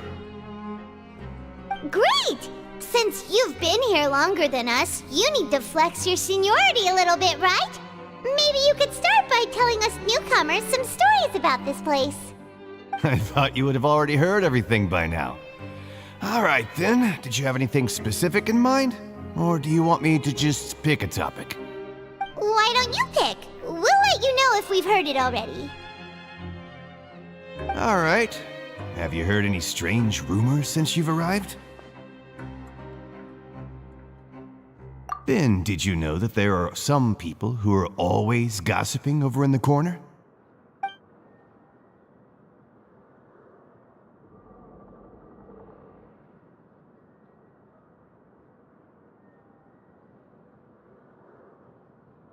Yeah, so you've already met those two. They're quite a pair. They always keep an eye out for the latest happenings and gossip about everything. I've never seen anyone with more time on their hands. I heard that they used to be a chef and a bartender before they were sent down here. You know how bartenders are, always chatting with customers. And chefs love to pass the time just hanging out when they're not cooking. Good to know. Do you have anything else to tell us? Let me think. Sounds like you want to hear something a little more tantalizing.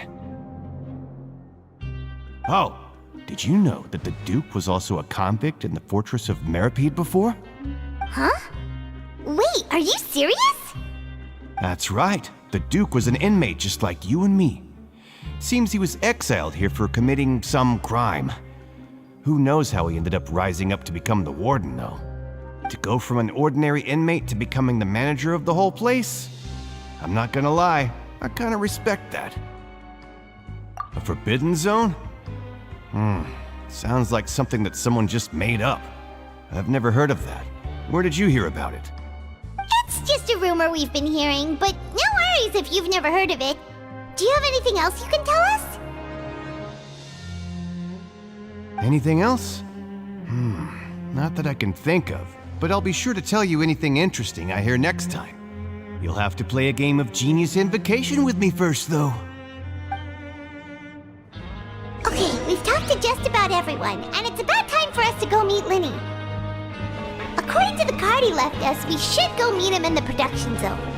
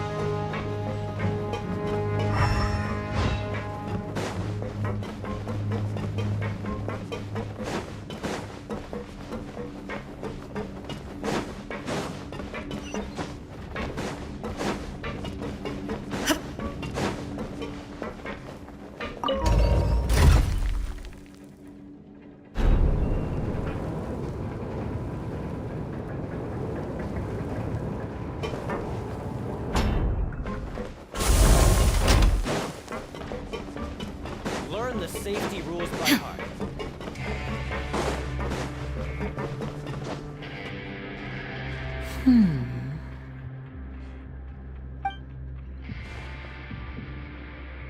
Huh?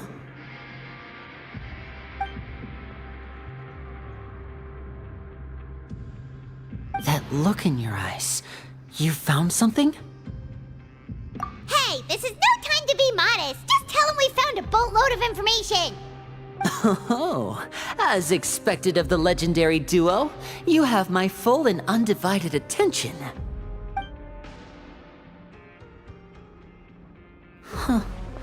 I'd have never guessed that myself. The rumors swirling about this place are unreliable after all, and Master Child probably went missing because he found a way out. He is a harbinger after all. I suppose he's much more resourceful than I initially gave him credit for.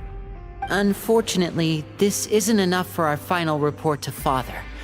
We need to find out Master Child's exact whereabouts. Father told me that even though Master Child said he was just coming to Fontaine for a vacation, he actually had some personal reasons. His agenda might be linked to his disappearance. His escape route is already flooded, so we'll have to task someone with professional diving skills to chase after him. Well, when you put it that way, it's obvious that only Fremine would be up to the task. Bingo! Oh, is he around?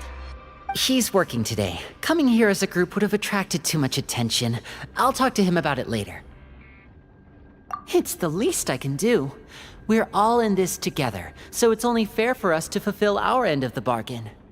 Honestly, I'm far more impressed by you guys managing to collect all this information right under Risley's watchful eyes. Collecting information has always been our strong point. Now, let me think. To find out more information, Fremine will have to retrace Master Child's original route.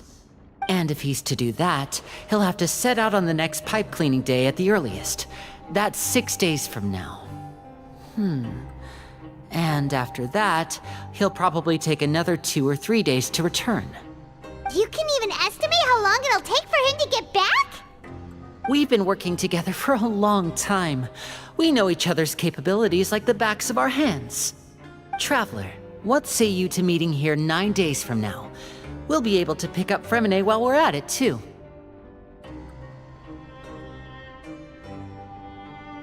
Oh, and there's just one last thing we'd like your help with. Though we can just sit back and wait for Fremine's report on Master Child's whereabouts, we still need to make more progress on the investigation of the Forbidden Zone.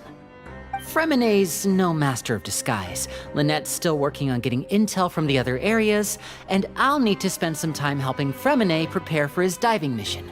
So, you are the only ones we can count on. What do you want us to do? Will it be hard? Well, I won't call it easy per se, but I think you'll be able to pull it off. Listen carefully. You'll need to find an excuse to get into the infirmary and investigate the room and environs. You've mentioned several sketchy-looking people always meeting at the infirmary earlier, so it probably has something to do with the secret we're hoping to uncover. You've already met the head nurse, so she'll be less suspicious of you. Investigate the internal structure of the infirmary and any active dealings within, and pass those on to me alongside anything else you're able to discover. But also, there's no need to take risks. Don't forget, safety always comes first.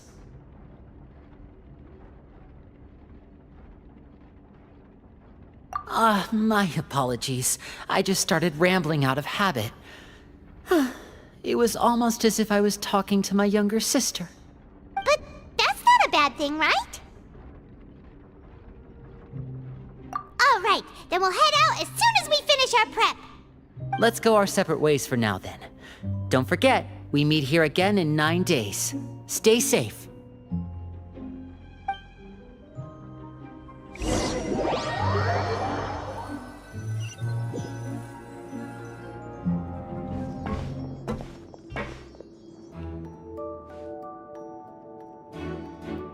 Hey, stay here for now. Paimon will take a peek. There seem to be several people inside.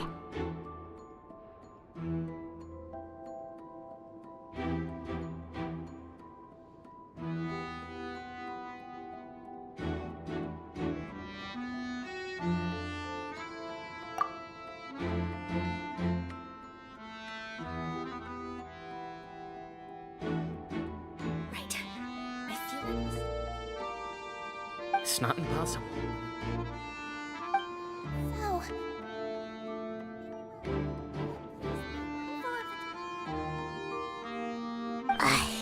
It's a bit hard to understand them from here, so why don't we just try to talk to them in person? Let's go as soon as you're ready.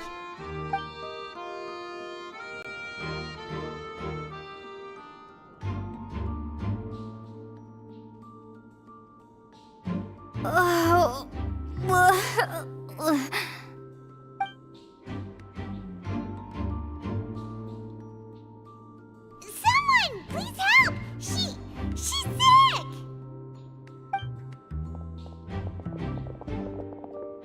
Whoa, are you okay? Oh my! What's wrong, little one? There's no need to panic.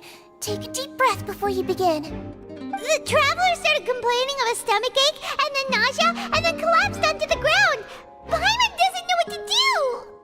Freezing limbs, twitching fingers, and pale complexion? Could it be poison? let me take a look. Please, lie down over here.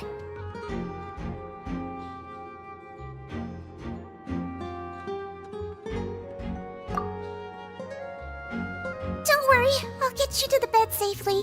Here, hold on to my shoulder and walk slowly.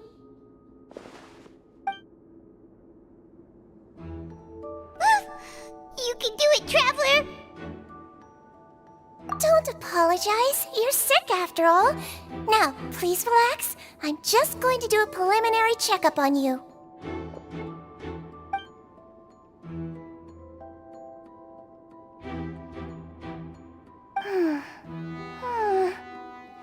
I see now. My checkup has confirmed that she's not in any mortal danger. That's our worst fear out of the way. Eh? Oh, that's good. But... I'll continue my diagnosis of the patient now. Please, relax and take a deep breath.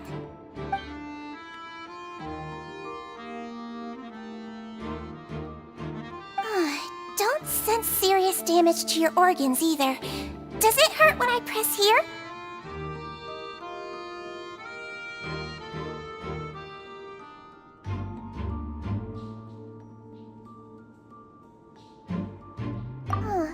And here?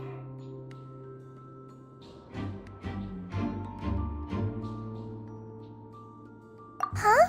But based on my initial checkup, there shouldn't be a problem here. Oh, how strange.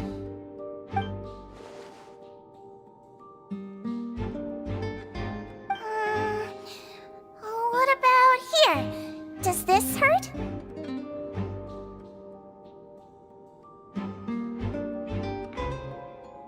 Oh, I understand. So that's what it is.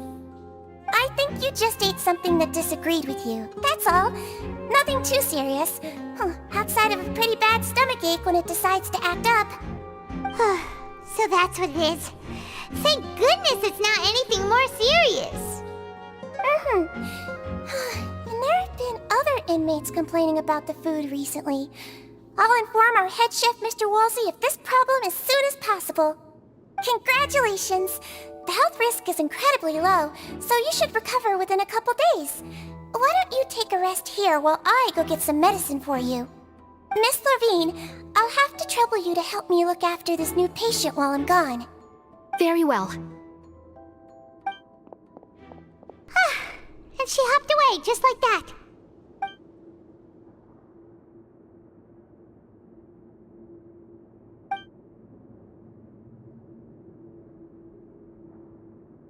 Hello. So how are you feeling now?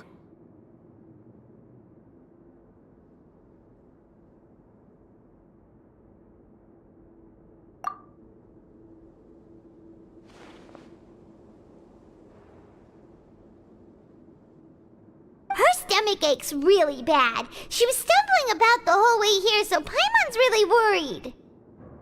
If Miss Sijuin says it's not a serious problem, then there's no need to worry. She's the best medic we've got down here. But it also looks like she's the only medic you've got down here. Well, that's true. What do you mean, that's true? That's really misrepresenting the situation. Of course I can't speak for the whole fortress, but it's not like everyone imprisoned here is useless, you know? Though they may have committed crimes and gotten locked up here as a result, they still know a thing or two about medicine, and they help Miss Sishuin take care of the sick and injured. Yeah, you're right. But did you have to lecture me about it in front of another patient? Aren't you a patient too? Where did all your energy come from? That's correct. Sorry, I got a bit ahead of myself. Are you two also sick? We've been sick a while. I come back every once in a while for checkups, and to pick up the medicines Miss Sijuin prescribes for us. That's just the nature of chronic illnesses. As for her... you could say she fancies herself as Miss Sijuin's capable helper because she learned a bit of medical knowledge ages ago. Please watch your mouth, Mr. Jurier. Don't forget that you are the primary reason I have frequent heart palpitations. Hey, don't start arguing now! Please, keep it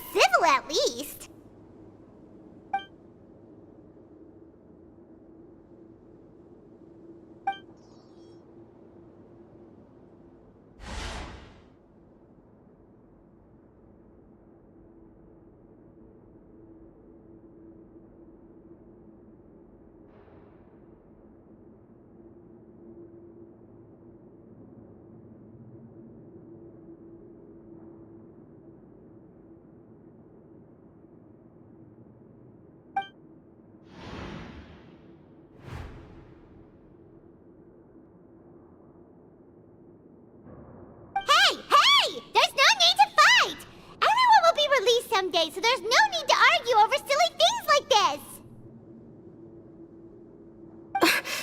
But... Release. It's way too early for us to even think about that. And who the heck knows if we'd even be able to continue our previous lives?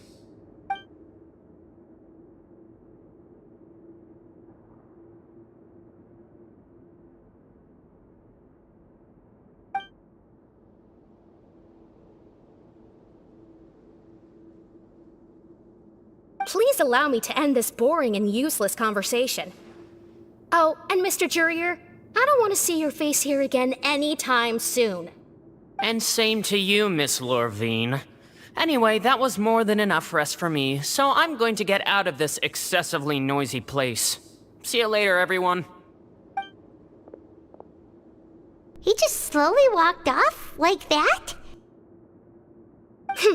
That's just what he's like. I'm sorry you had to see all of that. I'm Lorvine, and that's... Well, his name is Jurier, but I hope you'll never have cause to remember his name. You really can't stand him, huh? I mean, can you blame me? Who would like someone who's as arrogant and obsessed with weird research topics as he is? But there's no need to keep dwelling on him. I'll accompany you two for a while. Miss Seashween should be back soon, and I'm sure you'll feel better as soon as you've had some of her medicine.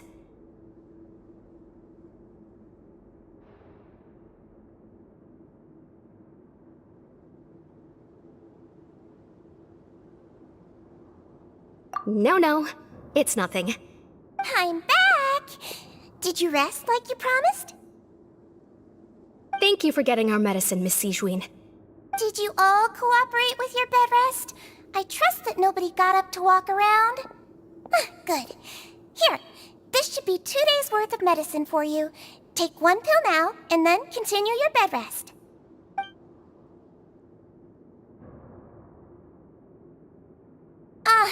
Miss Lorvine, I left in a bit of a hurry just now. Do you still remember if we discussed the color of the pill that you should be taking today? I remember. You said it should be yellow.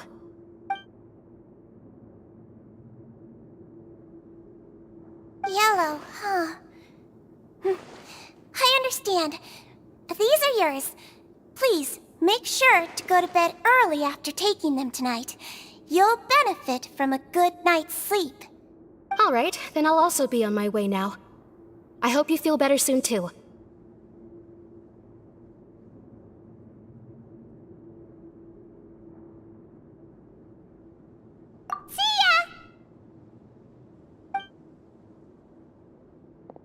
I'm going to fill out your medical record now. You're widely known as the Traveler, right? I just want to double-check a few details, if that's all right with you. Those two made quite the commotion just now, so why don't we let the Traveler rest? Paimon can answer the questions instead. So her primary symptoms are abdominal pain, with secondary symptoms of nausea. Is there anything else?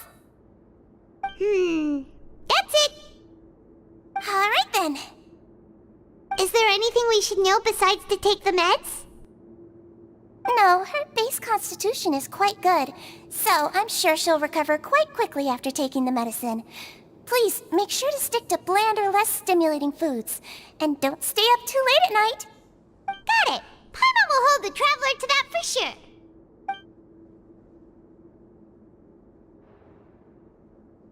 Oh, you're going to take a nap already? Okay then, you get some rest.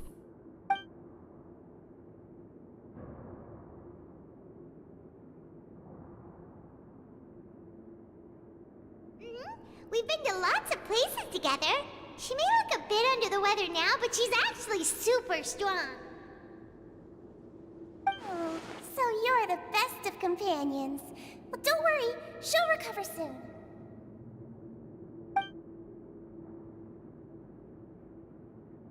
Ah, you're awake. How do you feel? You slept for a really long time, but we never left. Well, now you can go back without a worry in the world. Remember to take the meds regularly, and don't forget, bland foods. Thank you, Miss Siegeween!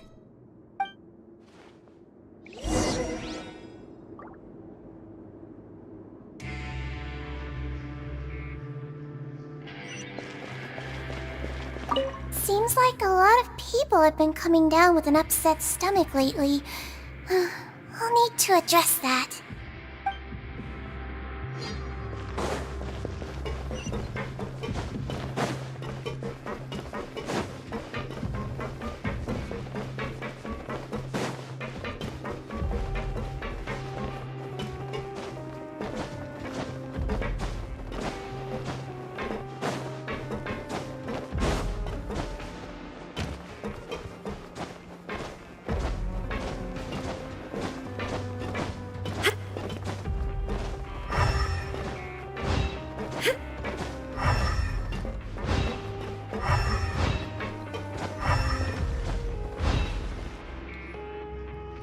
Are something. To be able to fall asleep like that and even sleep talk the entire time, you scared Paimon half to death!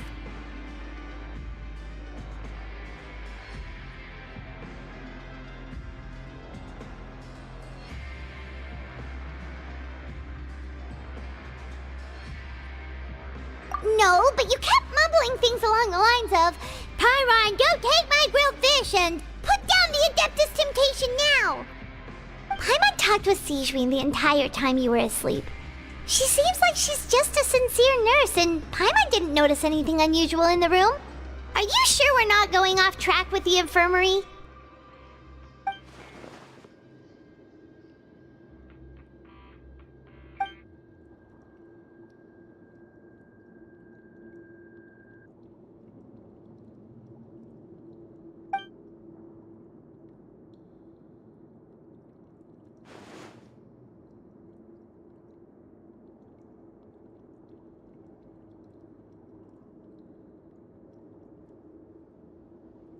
Whoa! You really are super thorough! All those tiny little suspicious things that Paimon didn't even pick up on! We've gotta give the info to Linny!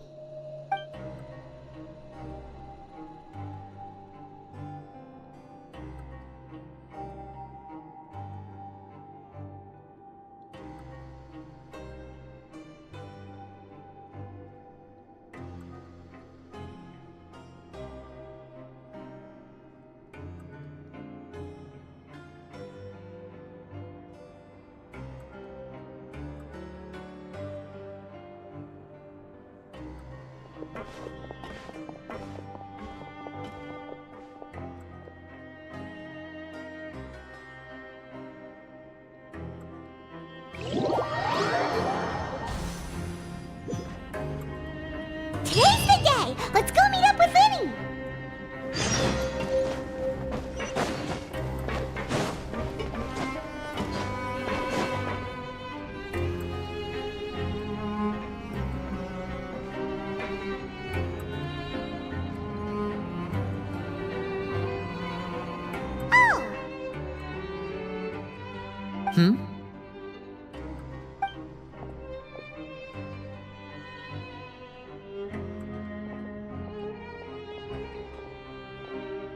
Did you two run into any trouble over the past few days?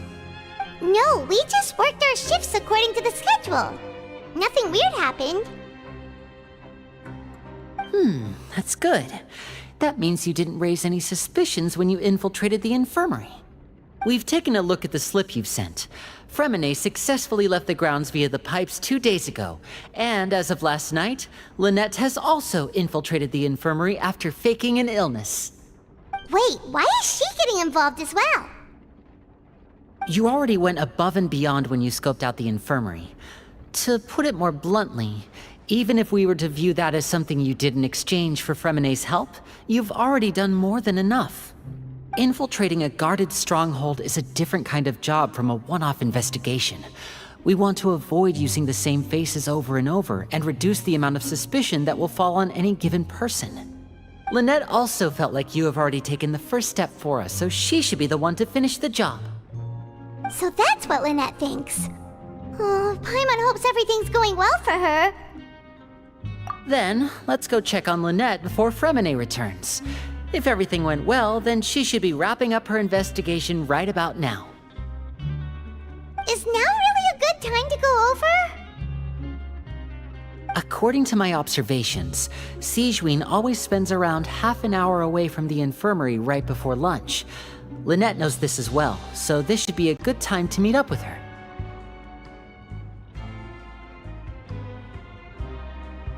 Also, I'm her brother, remember? It's only natural for an older brother to care about his younger sister's well-being. Okay, then let's head over right away!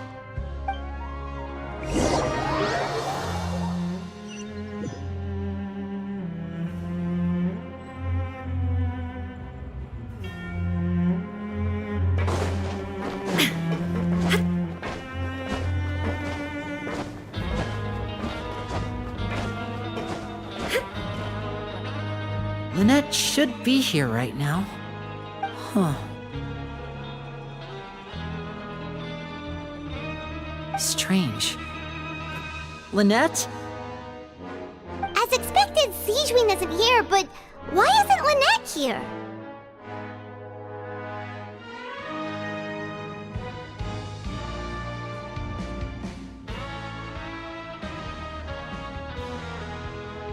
No, Lynette rarely deviates from the plan. We agreed that if she were to make changes on the fly, she'd find a way to let me know. Unless... Let's see if there are any clues around here. We can look while we wait for her. Who knows? Maybe she'll be back soon. Okay.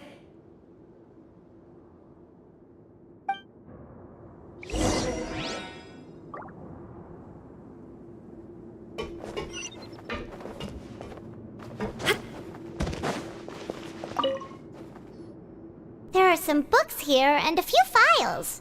They all look like medical records.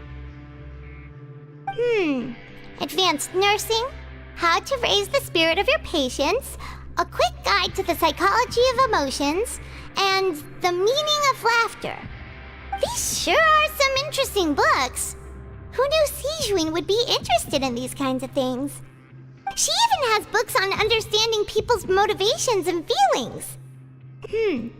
Is it because she's a Melusine? Or does she have a need to understand her patient's emotional state? Seems quite normal to me. These are skills that would come in handy for a nurse from time to time.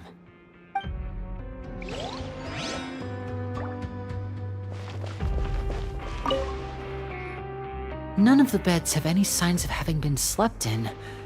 Except that one over there. That's the one Lynette must have used, right? You said she was pretending to be sick. She would have said her migraine was having a particularly bad flare-up. Generally speaking, the head nurse would then ask her to lie down and rest, while she left to retrieve the medication. Which means, either the head nurse didn't return the entire time from when Lynette laid down up until she left the bed, or the nurse intentionally left it this way.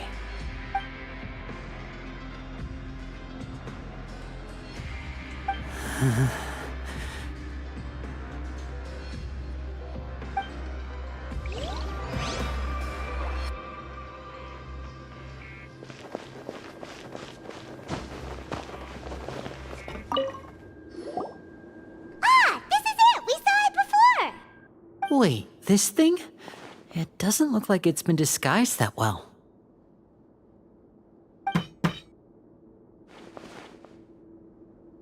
The space behind it is empty.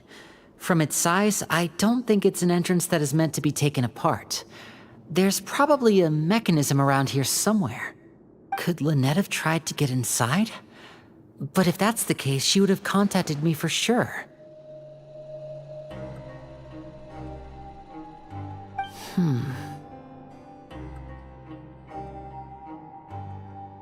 Let's look around here for some more clues. Don't panic, just take another look.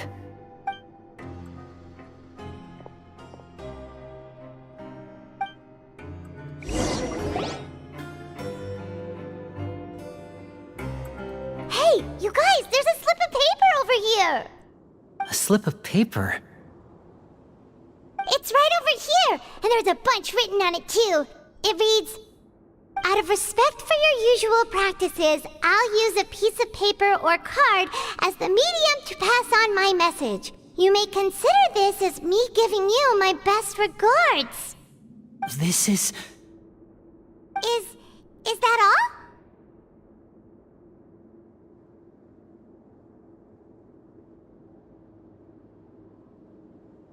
The back! This is... Show me! Now! That look on your face! Paimon's reading it now! Would you care to guess where Miss Lynette of the Fatui could be right now? No! Could she have... Is she already... Wriothesley. Did he deliberately leave the infirmary unguarded to use it as bait? Wait, you mean he was aware of our goals from the very beginning? But why? We didn't run into any trouble last time, and he also never reached out to us since.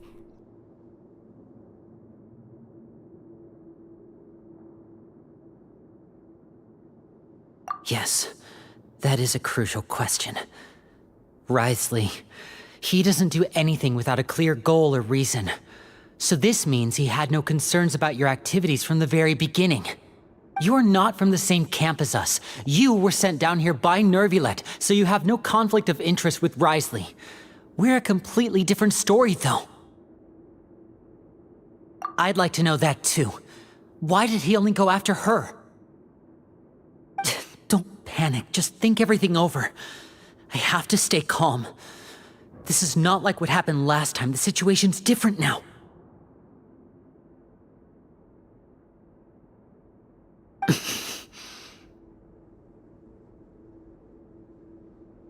Wait, you're right. Wait, but that means... The fact that Fremine was able to leave the grounds, could Wriothesley have let him go as well? But what does he gain by letting Fremine leave like that?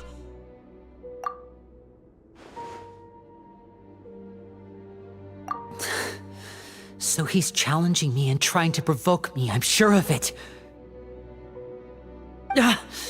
We never should have sent out Fremine. We had to go through all that trouble to find an opening to sneak him around the guards and into the pipe, and we even thought luck was on our side. If Wriothesley let him leave on purpose, then he's probably in a terrible spot now as well. Lenny's getting more and more panicked. We have to calm him down. Don't be like this, Lenny. Fremine wouldn't have left if we hadn't told you about Child. That was our fault. No, I'm the leader of this operation, and I'm the one responsible for this team. I was the one who failed to protect them. I'll go talk to Wriothesley. Hey, don't be reckless! Traveler, please talk some sense into him. I simply cannot allow Lynette to be abducted again. I have to go. I'll find a way to get them back!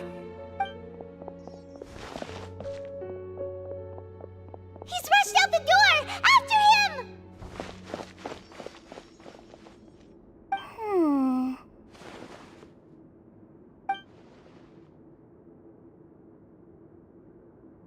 Right.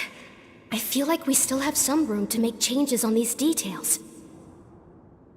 It's not impossible, but it'll require extensive testing. Is that so? Very well. Then please be mindful of the time. Huh? Is someone? Pack everything up. Whoever's outside is eavesdropping. They'll probably come in once we stop talking. Someone! Please help! She's sick!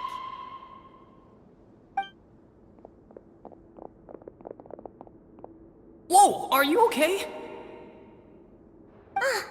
These two. As expected, they've already found this place. Oh, they are quite sharp. What a delightful turn of events. I like smart people, but I also playing dumb. I like the feeling of being trusted. Oh my! What's wrong, little one? There's no need to panic. Take a deep breath before you begin. Being able to read human expressions is quite the useful skill. Wait! Wait! It's no use. We have to catch up to him.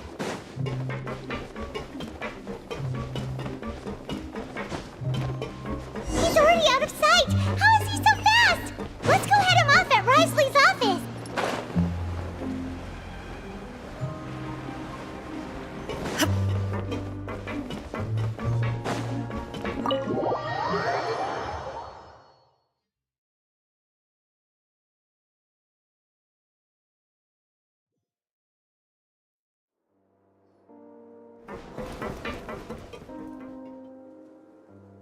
Come out and face me, Risley!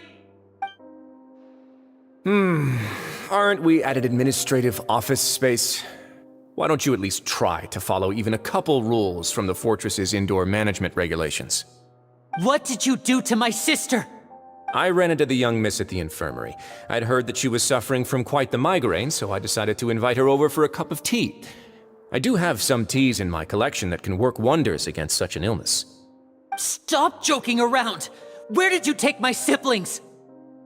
I have also heard that your performances are quite the spectacle. Miss Lynette would sometimes enter a box filled with water, only to emerge the next second from another place altogether. Maybe she'll appear behind you right now if you were to turn your head. Is he trying to trick me into turning my head? No, he's probably not looking to attack me right now. All of the hostages are in his hands, and he's even in the mood for small talk. That means Lynette is probably still alive. You knew we were investigating the infirmary from the start, so you deliberately aroused the Traveler's suspicions and baited us into continuing our investigation, just so that you'd be able to kidnap Lynette. As for Fremine, no, you probably didn't even interfere with Child's escape. You let him go, so you could purge the Fatui members that we had planted into your ranks. There was no need to do so. The Fortress of Meripede is a pretty pleasant place. Most people enjoy their lives here. The only ones who act differently are those with personal agendas. It was quite easy to identify your colleagues. You removed our original members and spread the news of Child's escape so Father would assign our team to come down and investigate. Fremine has also fallen into your hands, right? If you're oh so omnipotent and so in control, why would you need hostages? One correction. Lynette is in my hands right now, but Fremine is not. He's not? What do you really want? Lenny! Oh, wonderful. Everyone is here, so I'll only need to say this once. Thank you so much for cooperating with me. Eager and to the point, I see. Alas, only Miss Lynette is currently having a cup of the fortress's finest tea. Although, as per your original plan, Mr. Fremine should also have returned to the fortress by now. But he has neither shown up within my gates, nor has he been taken into any kind of custody. So where do you think he may be right now? Wait, you can't mean... You locked him outside in the sea? I closed the fortress's gate to the outside world. That's all. Fremine's a star diver, so he should be fine, right? No, we're still here, so he'd definitely try to find a way to come back for us. So we can't assume he might have made a break for the surface. But why would I do this, you may be asking? To have an audience with you, of course. My intel tells me that Mr. Linney is a great magician, so it's only natural for me to want to have some cards of my own when it comes to negotiating. Besides, I do recall you mentioning to Miss Lynette that you've always wanted to have a face-to-face meeting with the Lord of the Fortress of Meripede, regardless of whether it was in a personal or a professional capacity. Well, you got your wish. So, you've been keeping tabs on us before we even set foot in the fortress. Some of my folks just happened to hear a thing or two, that's all. In any case, I will be straight with you. I was willing to play dumb and turn a blind eye, so we had a pleasant few days playing games together here. But once you started focusing on the Forbidden Zone, all of that changed. Mr. Linney, the cards are stacked against you right now. Miss Lynette is in my hands, and Mr. Fremenet is still slowly being pickled out there in the brine. You know just as well as I that he cannot last out there forever. You need do but one thing to guarantee their safety. I would like you to contact your superior, and ideally invite her over for a cup of tea with me. You want to see Father? But why should she bother giving you an audience? Well, if she cares for the well-being of her dearest children, she should have plenty of motivation to join me for a parents' evening. I've heard that the bonds between the members of the House of the Hearth are like the bonds of family. I don't see why she would refuse. Why did you think Father sent us to handle the Fortress of Meripede? This place is basically a no-man's land. It wouldn't be fitting for anyone as important as a harbinger like Father to come here in person. Oh, I see. So it's because she doesn't care for my place here. That's such a shame. After all, I've amassed quite the tea collection. I was looking forward to sharing it with her. Both Monsieur Neuvillette and Lady Farina have already received many samples as gifts. Was this the extent of your master plan to get to Father? No matter how much pressure you may put on me, I won't allow you to use us to blackmail her. You people really are difficult to get along with. All I'm asking for is a face-to-face conversation. Does she truly have no interest in the fortress's secret? Mr. Linney, you have one last chance to invite your father here. If you refuse... Linny!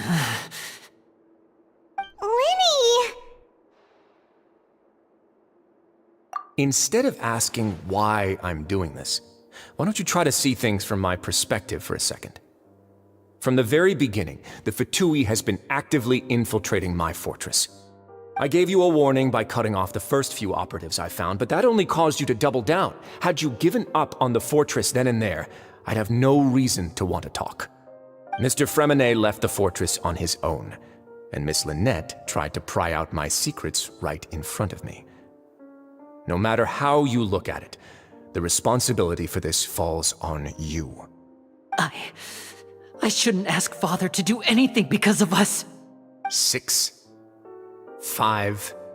Wait, 2, 1. Time's up. It really is a shame, Mr. Linney. Risley! Negotiations have broken down. Please leave, ladies and gentlemen. It's time for my afternoon tea. Yeah, listen to the Traveler. If you can't talk to Linny, can you at least talk to us?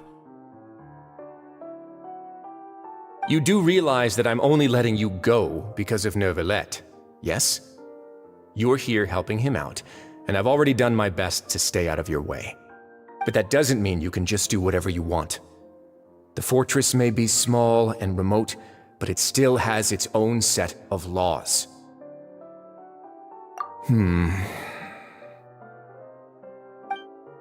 Then how about this? Those who are capable deserve respect. You've spent quite some time investigating my home turf by now, so why don't you tell me a thing or two about what you found, I'll ask you 3 questions. Answer all of them correctly, and I'll agree to your request. Question 1. Regarding the hidden rules of the production zone, what is the truth behind the one about not being allowed to work for 3 days in a row?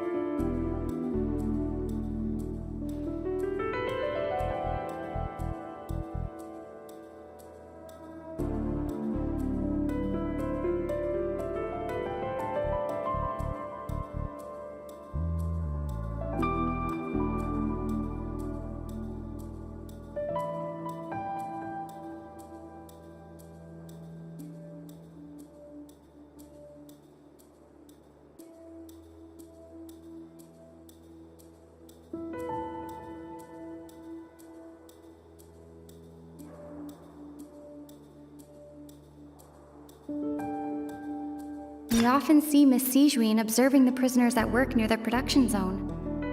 It seems like she can perceive the general state of a person's health just by looking at them.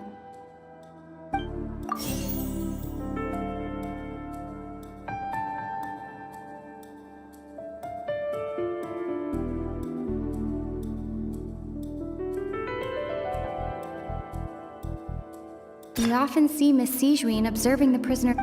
The Fonta promoter has been struggling because he doesn't recognize the real value of coupons. Meanwhile, the Duke believes that only idiots who don't understand the value of coupons would spend them on Fonta. I've been told that the infirmary is always empty for the half hour just before lunch. But what could Sijuin be doing during that time?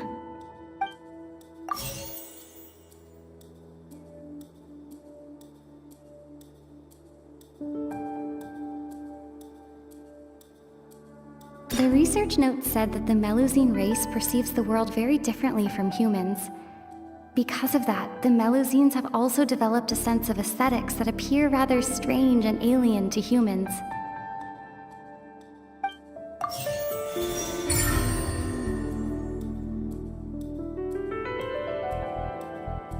Ah, so that's what's going on. Paimon understands it now. Who would have guessed? The hidden rule of the production zone. People are not supposed to work 3 days in a row, and if they do, they'll get strange meat in their welfare meal. At first we thought this strange meat must have something to do with the people who disappeared, but in reality, they were all prepared by Sijuin, the head nurse. She often visits the production zone to observe the workers' health and makes a note of anyone who has worn themselves out after 3 full days of work. Out of her sense of duty as the head nurse, as well as her genuine concern for the workers' health, Sijuin visits the cafeteria right before lunch and cooks an extra dish for those who can use the stamina boost. Sijuin has only the best intentions with her surprise gift and doesn't want anyone to find out about what she does. However, unfortunately, Melusines as a race perceive the world differently from humans, and their sense of aesthetics is even more alien to us. The recipients of her lovingly prepared special meals cannot taste the care within and usually just freak out. Are we on the right track? Not bad. You've uncovered Sijuin's secret and even guessed her intentions correctly as well. It's nice to know that her efforts have not gone unacknowledged. All right, now for my next question. There are also some hidden rules in the Pancration Ring, including the one that you're not allowed to support both sides of a fight. Why is that?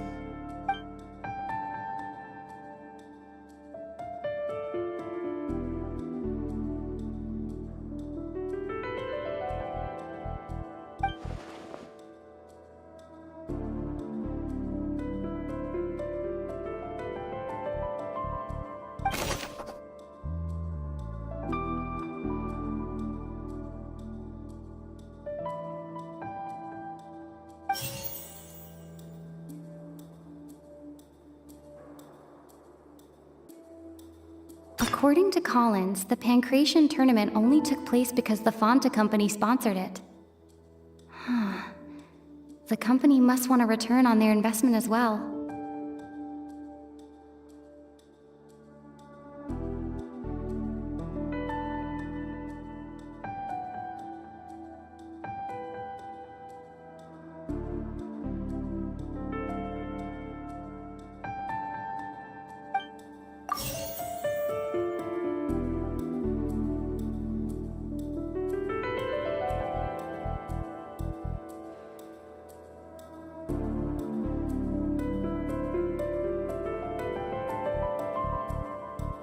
Fonta's internal reports suggest that they're starting a new trial of an unnamed and unpackaged product. But the product has to undergo a trial because even Fonta's own employees have a lot of reservations about it.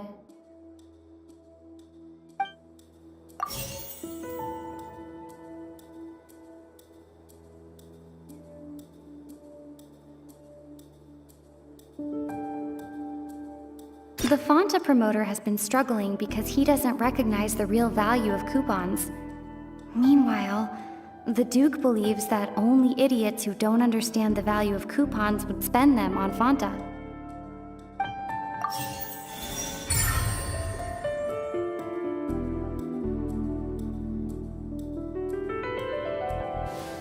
Paimon gets this rule too now, so there really was nothing to be afraid of. That hidden rule of the Pancration Ring is about how, people are not supposed to bet on both boxers at the same time. And if they do, they'll receive a package containing a strange, blood-colored liquid. People get scared when they see it because they've subconsciously begun to associate it with the missing boxer. But really, it's just a bottle of the latest yet-to-be-named and packaged new Fonta trial product. A blood-red drink. It's no wonder even Fonta's own staff were questioning the company's decision-making. The company, facing backlash from its own staff, decided to try to trial the product on a smaller scale to see how it might be received by customers. They came to the fortress of Meropide and offered to sponsor the Pancration tournament so they could push their new product. But the Duke completely refused to even entertain the idea. The Duke, knowing how valuable coupons are in the fortress, knew that only total idiots who didn't understand their true value would bother buying a Fonta product here. And so, only those who proved their stupidity by being dumb enough to bet on two opposing sides of the same match were selected to receive the drinks. I acknowledge the effort you've put into bringing the truth of this mystery to light. Although, based on your description, that Fonta promoter is a bit too careless with his words, I may just reconsider my collaboration with the company. All right, and here's the final question. What's the secret behind our head nurse and all of her patients in the infirmary?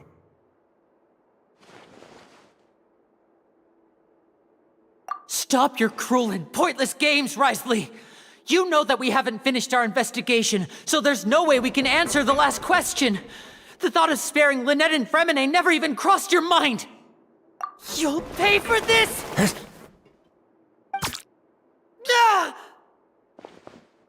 Linny, are you alright? Oh, close one. I owe you, Sigewinne. That was a fantastic shot. It was nothing, Your Grace. Sigewinne? Though this gun may look like a toy, it's actually fully functional, as I just demonstrated. Sigewinne... You... Not at all. I am merely a resident of the fortress, and thus protecting it is my duty. When Monsieur Nervulette asked me to come here, he told me that my job would be to take care of the well-being of everyone here. I am merely discharging my duties. But if you mean what you just said, then isn't Linny someone you should be looking after as well? Isn't he a resident here just like the rest of us? But I really am just doing what Monsieur Nervulette told me to do. Everything I did, I've done to protect them. Had I not, they would be in far more dire straits right now. His Grace knows it too, right? Your Grace? Mind proving my innocence to them? My dear Sigewinne, whatever shall I do with you? Would it have killed you to just wait another minute or two? Well, it's nearly time after all. The way you do things can be truly frustrating sometimes, Your Grace. I figured I should try to talk some sense into you. What are you talking about? What time? Take me if you want. But let them go. How touching. Can you just give me one more minute? Don't be like that, Your Grace. All right, everyone, calm down. 2 more visitors will be arriving any time now. I'll go get a cup of tea. Miss Sigewinne, I leave Miss Lynette in your care. You... What are you doing? I believe I hear footsteps.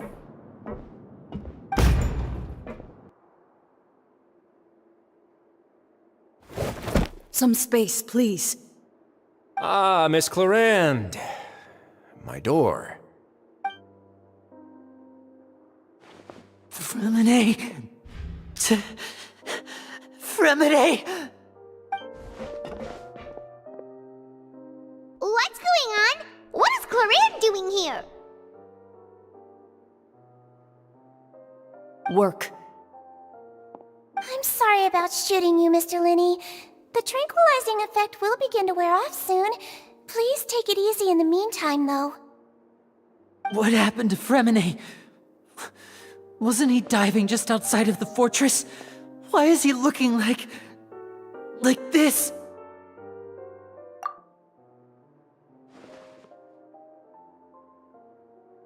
A flushed face, an accelerated pulse. He must have consumed primordial seawater. What did you say? Please, make some space. I'll need to give Mr. Fremine a more thorough checkup.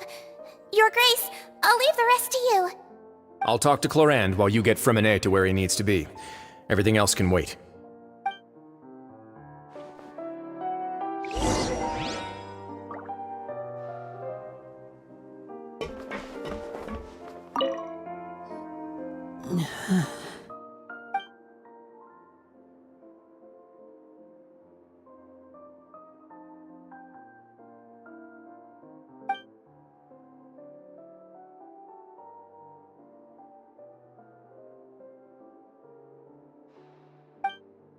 How is he?